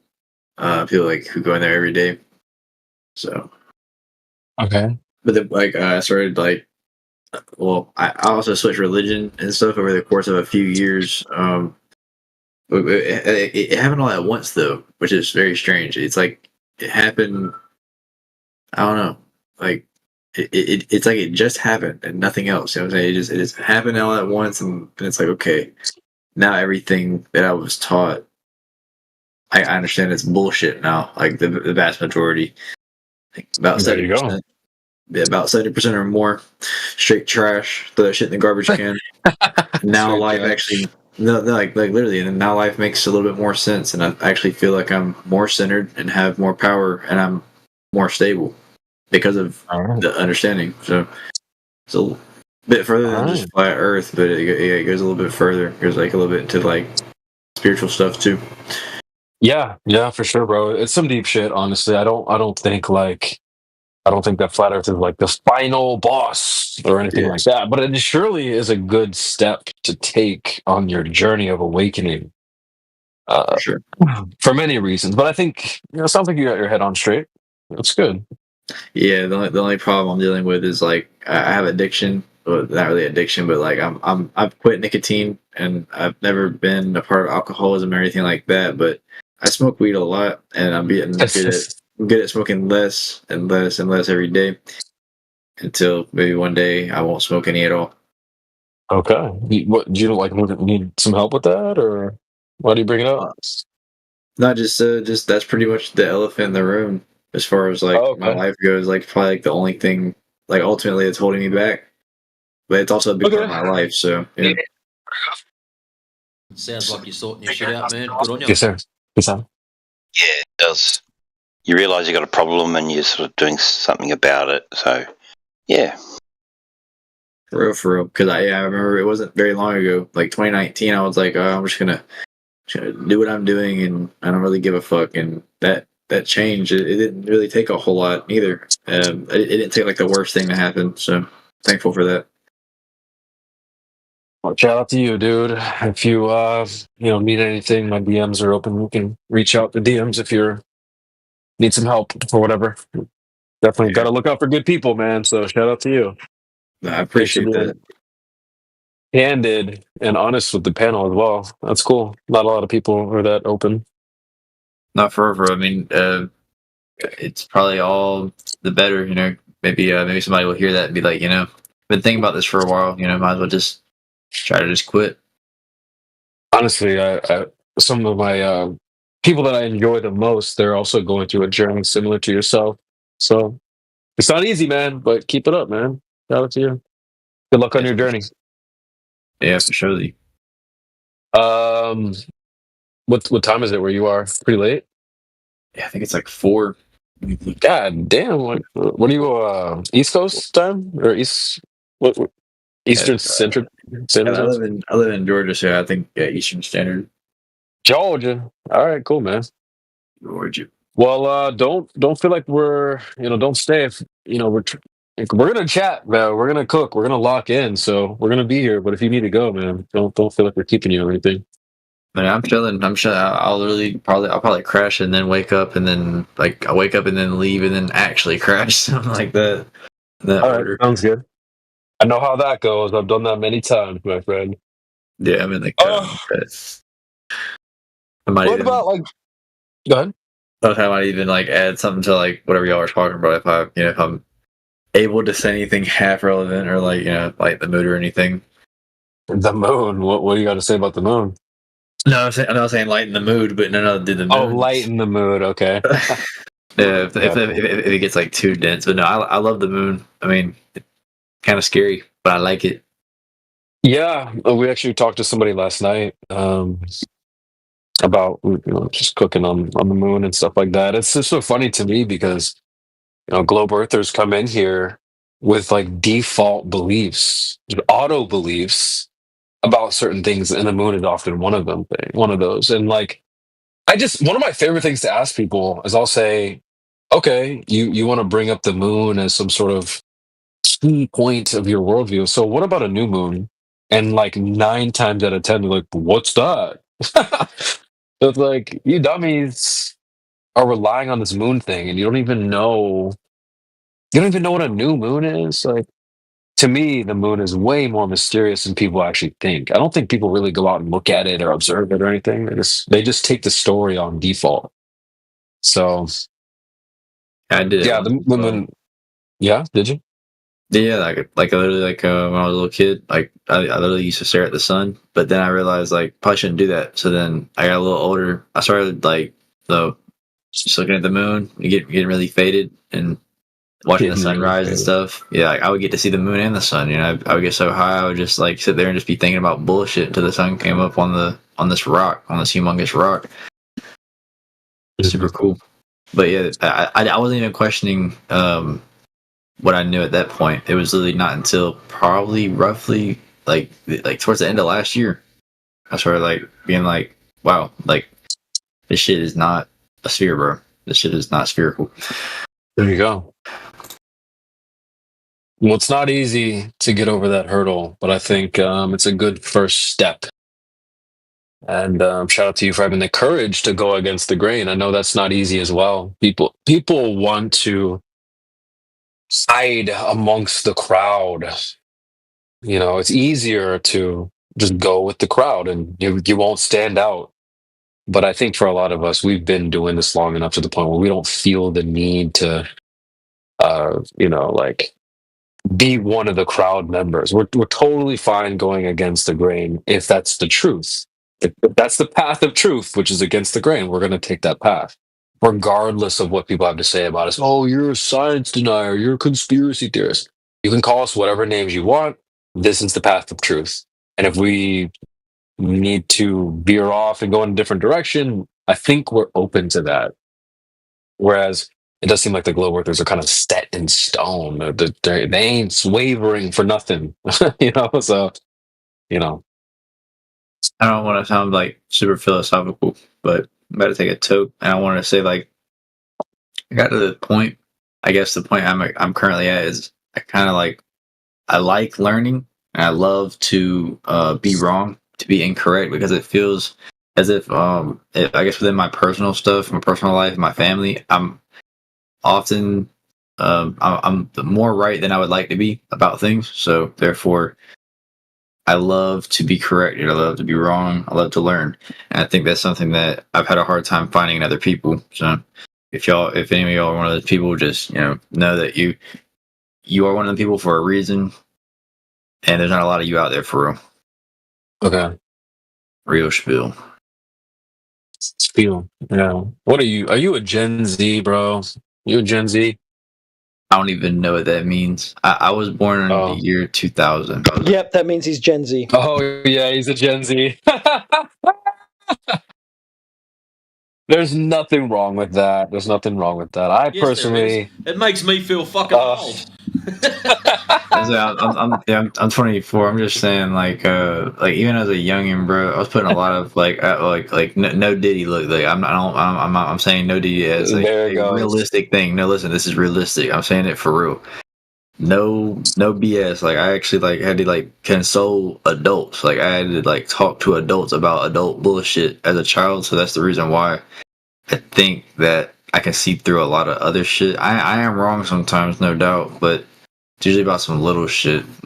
The big shit, I'm usually spot on, hitting the nail on the head. You know what I'm saying? Yeah. Should run for president, bro. I probably shouldn't do that. I probably speed run the John F. Kennedy.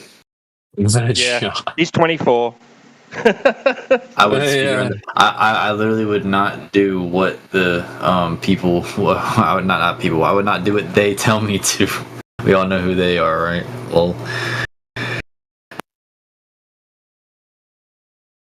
I'm assuming we actually. I like the Gen Zs. What's up?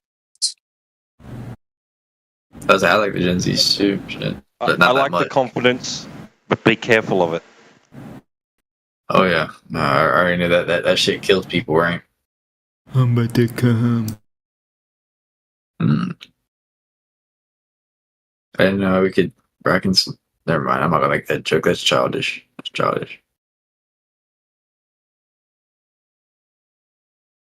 See, I'm adult. I have to refrain from saying childish thing. I'm about to go. Now I don't know what that means.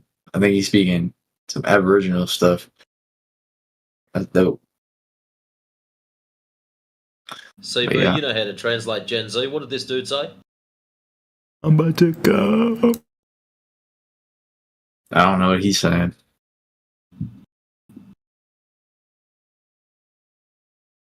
I know who it is. I just turned him to 1% volume.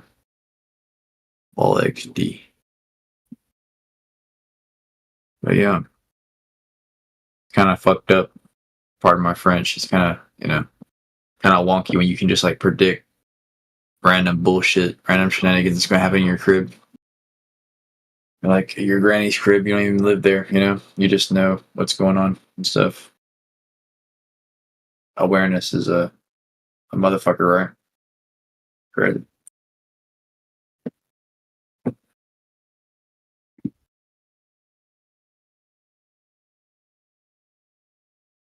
Yeah, not to go full schizo, but I think there could be portals in the ocean, but that's just me though. Oh shit! Here we go. Honestly, it is Sunday, right, guys? Like I said, yeah, I'm trying to go full schizo, but it's portal. Well, what makes you even think that though in the first place? Something to do with this talking of water above. No, but below. Oh, so down, portal down, or across side to side? No. I'm saying that the belief, how we believe that we're on the surface level. What if the actual surface is what if the real life ain't going on where we're at, man? So portal down, like going down. Well, I mean, yeah, perhaps, but what if that's not even down? I learned something very weird about American history that I didn't know, and so I liked history a lot. And when I learned that the Louisiana Purchase, when that occurred, they switched the compass, the north and the south on the compass, or on the cardinal directions. You know, why would they do something like that? Doesn't make much sense. But then if you like think about a lot of other things and like the sky. Bro, I learned something else, not just about the Louisiana Purchase, but like architecture from ancient people. They did things that people nowadays are. Oh, I'm not even trying to be insulting like that. I mean, I can speak for myself at least. But people nowadays, like myself, are dumber than a brick of shit. So even if we had like a lot of so people like myself, but we could never have like water, you know, going like all the way up these several thousand feet up mountains, you know, very, very tall mountains, and there's water up there, man, and they use art to deliver the water, so it's pretty wild stuff. I can't remember the actual name of the people, but very, very advanced people, and yeah, a lot of stuff was revealed about that. We didn't even know how they did the shit until we did a 3D scan, all kinds of other stuff and research. Then we realized how they built the thing was they used the stars and they used the sky. It's pretty cool. Okay, nice. Build like their little fort. They're like, it's some deep shit, bro. Yeah. I need to find out the name of the society that did this. Very advanced people, probably along with like the Mayans were very advanced as well. Like this little symbol. I'll pull up the symbol and you'll probably recognize it.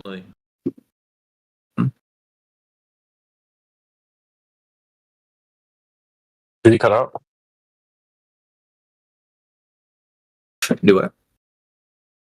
Oh, I think you cut out, or maybe it was me. No, I heard somebody speaking. I thought somebody else was about to start talking. Oh, nah, you're good. Listen, bro, we don't do a whole lot of speculation, but we do open a space. We do have some space for that on Sunday. So you actually kind of brought this up at a good time. But like during the week, we try to focus on things that we know to be true, that we can stand on and prove and show to others. But I do think it's good to sort of let people have the space to talk about things like portals in the ocean, which is like, I don't know. Yeah, I do think, I'm not trying to mock your idea or anything. I just think that this is it's a good opportunity to open the door for stuff like that, because personally, I think that this place is way more mysterious than mainstream seems to let off. Even amongst this community of people, like we're based, we understand a lot of things about the Earth, but we don't even like there's some flat earthers that have, from what I see, a very basic worldview, and I think it's way more mysterious and complex and strange. So portals in the ocean, I'm not necessarily completely closed off to that. Like if that's maybe. Oh yeah, yeah, and I don't want to 100% believe it, but the more I think about it to myself, if a very advanced type of life form needed a way to get to and from the other world or something like that, or another world, they would have to go somewhere. So like, man, the average man or the average woman is probably really scared to go into caves that are in the deeper parts of trenches of the ocean and whatnot. So it seems like a good place to hide a fucking teleporter. Pardon my French, but here's another thing though about this. They also talking about the water above, and then that's where it makes even more sense. You know, it's like as above, so below. Things that are interpreted using art or conveyed using art. You know, we can easily interpret that like ancient people knew about things that were going to happen that are happening today. You know, rockets and stuff, technology. I've seen it. Yeah, I've seen I'll call them pictures that they made, because I don't know what the actual word is, but they're ancient pictures and these pictures. The hieroglyphs. That's the one. See, he got that giant. Basically, these things really show us how much they knew, but I feel like they weren't even showing us everything, which is kind of like, how dare they blue ball us? But that's what life's all about. Like, it would be no fun if they told us everything about what's going on, for our life. Can't have everything figured out. It'd be all over. There's a lot of mystery. Yeah, for sure. A lot of mystery involved. And to be honest, who doesn't love a good mystery? I think if you had, what would it be like if you had all the answers? So I think number one, it'd be boring. You probably want to check out of here. I think people enjoy a story where there's some mystery involved. You're still waiting to find out what happens at the end, type of thing. So I don't know, man. I do enjoy this all speculation stuff because there's just questions. There's really not a lot of answers in general. Like, what is this place? Why are we here? What is the whole purpose of these very complex life and different types of people? Why? And then, like, you get into like things like animals and bugs and stuff like that. What's that all about? Why are those different spirits and souls, or are they just here? I truly do have a lot of questions about what the hell this place is for, the meaning, what is our purpose, what's the goal? And there's lots of different answers I've heard, and I'm not sure if there's one that stands out from the rest. But man, it is good to come together. We've got a really decent group of decent people, and I do enjoy coming together and putting heads together and trying to like figure out, maybe not figure out, but at least chat about what the hell this place could be. So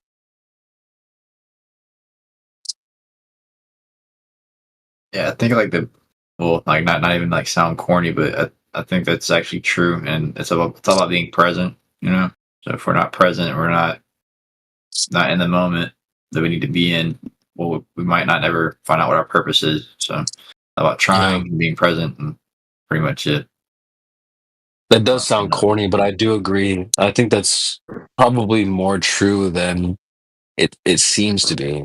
And like I said, it does sound kind of corny to be like, just live in the present moment. But I spent a lot of time training and learning that type of stuff way before I got to Flat Earth, bro. Like, I was into that. Mastering the present moment. All that. Yeah. And one thing that they would say in terms of like, well, what is the goal for life, or what are we supposed to do? Like, where are we going? Where are we heading? A lot of times that Eastern vibe is you're not go where? You're not going anywhere. Just be in the present. Everything exists in the present moment. So there's no need to rush off to this destination. You're already here. If you say you need something, you don't have it. And so, just being in it instead of trying to find yourself somewhere, it's always here. It's always now. They call it the present for a reason. It's a gift. And so it can kind of come off corny. But for those who maybe have not been introduced to it or not familiar with it, then maybe it's good for them. But it definitely helped me out because I was not very focused on that as well. So like I was thinking a lot about things that didn't really matter that much when I was in high school and middle school, and also like I dealt with other things. I'm not going to go into that can of worms right now, but I dealt with other things because of I don't know, like the government or whatever, being in public school, and so I go like going to a bunch of different schools that teaches you like, damn, like now I get to be at one position. I can stay here for a minute. I don't have to rush off. Like, I need to get my passport, but I don't need to hurry up and go to a different country. I need to plan, like, what I'm going to do. I need to plan, like, because I know I'm not going to be in America for too much longer. I don't think it's the move. I kind of want to go to Switzerland or something. I don't know. I'm too sure. What's up? Hey, I just want to know one thing, bro. Yeah. Why would they lie? Why would they lie? Why would they lie? Why would they not? Sky is a clock. Watching it look like a dog. What the? What the hazy? Good song, bro. I should jump on and do a remix. What the? I know. How are you, Flatter today, bro? It's been a while. Pretty cool. I can't get into my YouTube channel anymore.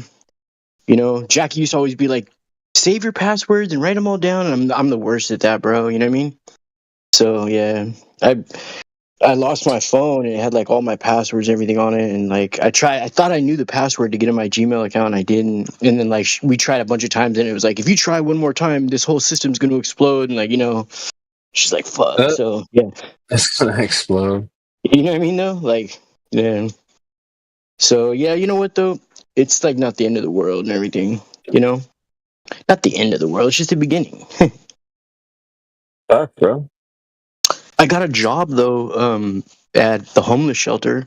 So I'm like, my job title is like residential coordinator, and basically like what I do is I just make sure like whenever the homeless people need towels or soap or whatever, they just, and you know what I mean. Then we walk around the facility like once every 45 minutes or something, just make sure nobody's dead or fighting. You know what I mean?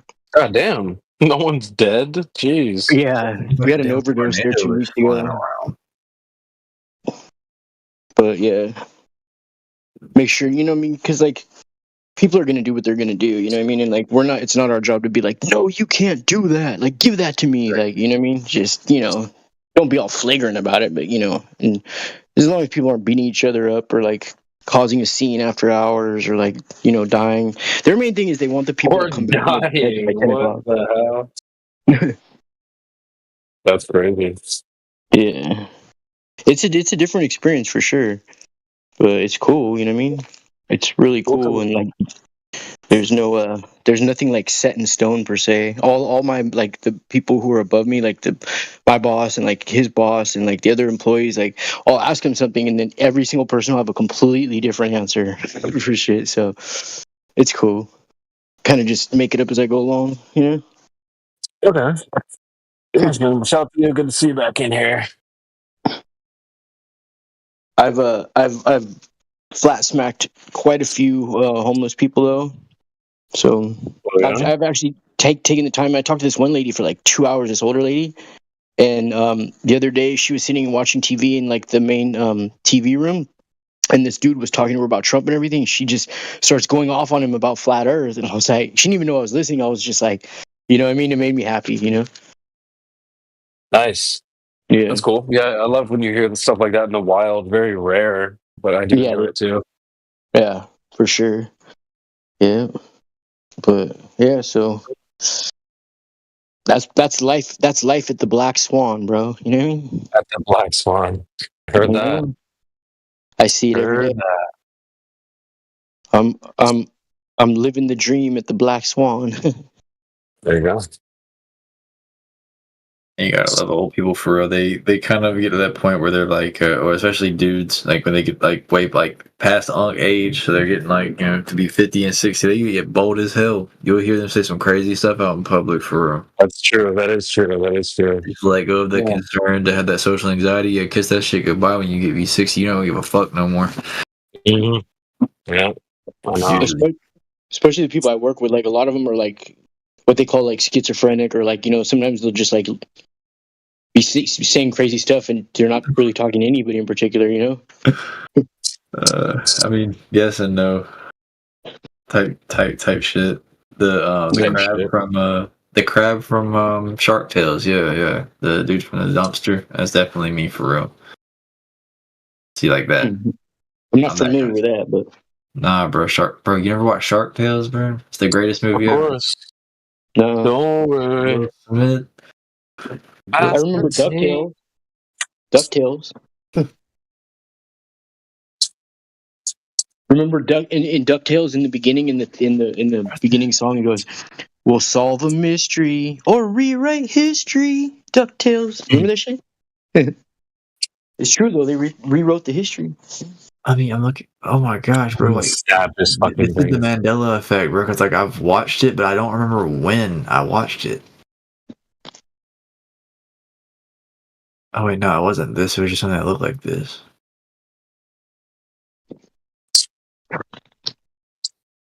The DuckTales, 2017. That shit might be fire. McDuck.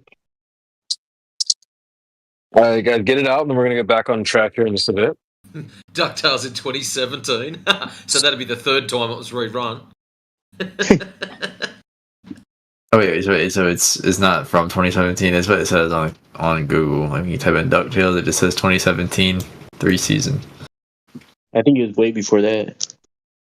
Yeah, see, I would watch the old stuff. I'm not a fan of like new Cartoon Network, new Disney. I like the older cartoons. Yeah, that's from like the 80s, bro. DuckTales. Ooh, I gotta find that John then. Cause like I'm okay with Tom and Jerry, but like when I learned, okay, like well, see, I wasn't like that weak minded. I'm kind of mush brain, as y'all can tell, but I'm not like super weak minded. So like the Tom and Jerry shit, it made me like hyper violent. Like the CIA didn't win that one, but they probably won a lot of other hands. So long story short, they just make things look so casual, is what I'm basically trying to say. So these people that are just they might seem schizophrenic, they might just be having like the best sense of humor ever. You know, they're not schizo. Oh, show. Might have they might just be chill dudes, so you don't have to worry. Oh, I'm not worried, bro. You know what I mean? I kind of I don't mind violence of any sort or any confrontations. You know what I mean? Exactly. Yeah. Be the danger, Kelly. You gotta be the danger. That's funny. I'm like exactly the same way, bro. Yeah. Crazy, scary, hilarious. I don't give a fuck. I'm confrontational as fuck, actually. I'm sorry for doing that, bro. I had to say the 4 words. I had to get it out my system. You don't give a fornication under the consent of the king, huh?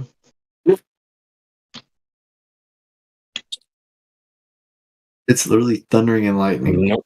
And it sounds like hell outside. Uh-huh.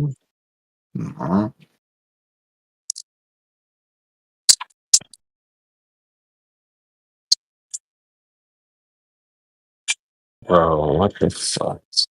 All right, let's get back on track, guys. Unless anyone else wants to speculate, we also have Damcho Ozil. What's up?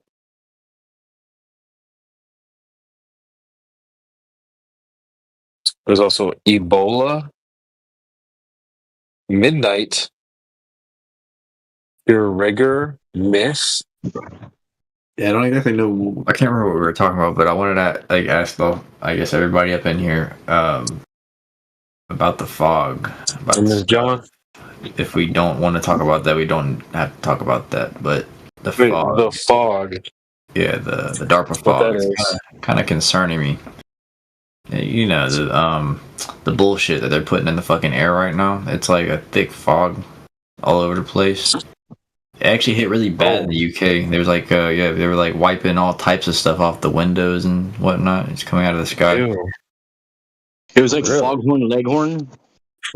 No, like I don't even know, dude. Look like dang, like okay, like pardon my French in advance. Like some booty dandruff from hell falling out the sky. I don't even know what that stuff is. Booty dandruff. That's just smart dust, bro. Just smart dust. Don't you? Yeah. So like this dude knows, like, bro, this dude. Oh my lord! So he can probably tell you more than me. Basically, that stuff is not good. It's got like organisms and like a little bit of like some little metallic particles. Well, there you go. This takes us right back to what is this place? Yes. Because if I was in control, well, I would not be doing that shit to our people. Like, why are we? Whoever, don't they live here too? You know what I mean? They do. They really don't care. Yes. Like, are they immune to that shit? How are they spraying us down without it affecting them? You know what I mean? That doesn't make any sense. Why are they doing that? Stuff like that pisses me off. Or like when they spray and then block out the sun or create clouds and stuff. Like, what the fuck, dude? Like, are you just not affected by it, or like why? I truly don't understand this world sometimes when they do stuff like that. It's like you're just poisoning everyone. Stuff in the water, stuff in the food, stuff in the air. Like, what? You don't think that the people higher ups in control that that they have what you would call like the anti-venom, or you know what I mean, the solution, you know what I mean? I'm sure that just with some frequency they can completely neutralize that shit, you know what I mean? I want whatever they're on. If they're immune to everything like that, then I want a cut of that. Because right. But then what about like the sun being blocked and stuff? Because I mean, it's better here where I live now, but back where my hometown, like those just spray the whole sky and then you don't see Bro, shit. I'm gonna post some pictures of I was driving through downtown LA today. Oh my god. This by the time it started to get dark and the sun was setting, oh yeah, it was a good. I haven't seen them spray like that in a while, bro. But it's been a minute since I've been to LA, even though I'm like an hour away. But yeah, dude, they were like crisscrossing the sky. It was like fuck. I want to bring up a random story. I don't actually remember the year that this happened. I want to say it was like 2019-ish. Had a cousin. I live in Georgia. I'm a bit away from Atlanta now, like an hour and a half, but we used to be a bit closer. My cousin was a fair bit closer to me, so him and his girlfriend at the time, actually, no, still the same girlfriend he's with, going to the club a lot. I can't remember what it was called. Bro did a lot of drugs one night, particularly he did a lot of cocaine, then he hit some ketamine, right? This is only relevant because of what I'm going to tell you next. Bro said that he had an experience. Now my cat's going crazy. He had an experience where he like witnessed like some type of he got like took into a damn spaceship or something. So he like sucked up to a spaceship. But shortly after that, he starts talking to me and my family, my whole family, about chemtrails and other things like that, things that I had barely even heard about. And everyone's like, whatever, with this and that. Me and his little brother, my little cousin, we're the only ones that really listened to him. And fast forward, I started seeing like a bunch of stuff. I got shown some stuff from my homie about the hardware that they got like on these planes. So it's like people are like, "Oh, it's impossible! Like they would never do that." That's my mom always told me when I was younger. That's what the jets leave. You know, the little trail. It's like. Bro, you've seen all the videos of the tankers and stuff on those planes, haven't you? Yeah. Oh yeah. That's what I'm saying. I've seen those. I think roughly 2 years, maybe 2 years and some change actually. Saw one video and then I seen a really really crazy one. Yeah, like a little bit less than 2 years ago, sent to me.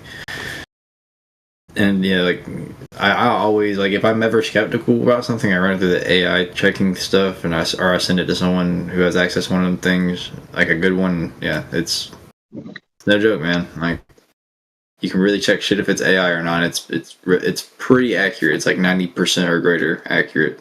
We're gonna be able to say if it's AI or not. There's not a lot of AI that's gonna be able to make a video that's gonna pass them checkers. Well, I mean, you could just look up and see that shit, though. You know what I mean?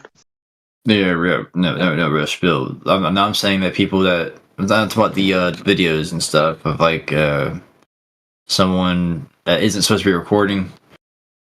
Yeah. I get you. People will be up in the comments. They'll be comment bombing or like they'll look.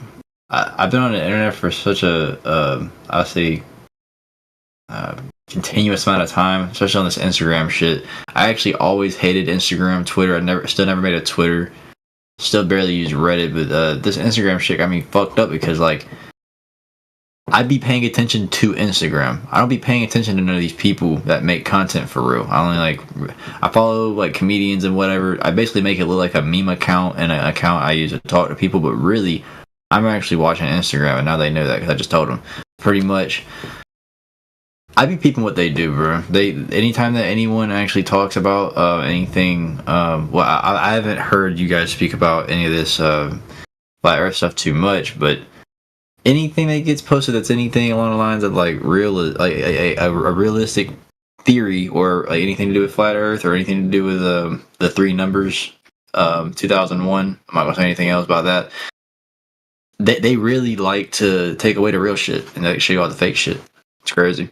Just like Facebook. Bullshit. You know what's crazy is I seen some of the same globe. Like let's say this dude's a glober, right? And he'll be like, the trails that the planes are leaving in the sky, those are contrails. It's similar to like when it's cold and you breathe out and steam comes from your breath. You know what I mean? And then like I don't know, let's say somebody was in Antarctica and they were like, but there's no steam coming from their breath, but in the background there's a plane with the contrails. You know what I mean?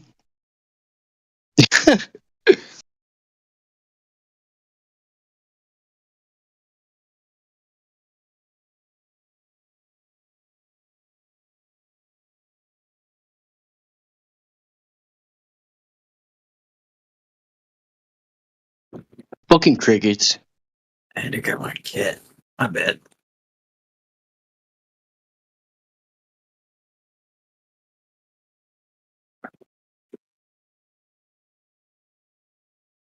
Hey, you know who pushes FE? He pushes FE. FE. Yeah, he pushed FE. He pushed FE. Yeah. Creation Bear. Oh, he dipped out. Yeah, I bet I got up for a second, took my headset off. I had to grab my cat. He was freaking out. I think the storm got him a little bit scared. He's still a kitten. He's not really like grown yet. Like a scaredy cat? He really is a scaredy cat right now, but he's chilling. He's not hiding. But I don't think he liked it very much when the whole house was shaking. You're gonna get scared if it's lightning. I don't think he's ever experienced a storm before. He's like kind of like, what the fuck? I can't remember when the first time I experienced a storm. Maybe it's raining cats and dogs, huh? No, this is the only cat I've ever known that actually gives hugs. He's crazy. He also smacked me in the head the other day. And then I had to snatch him up because he's about to go to the front of the house. I had to snatch him up like a little kangaroo.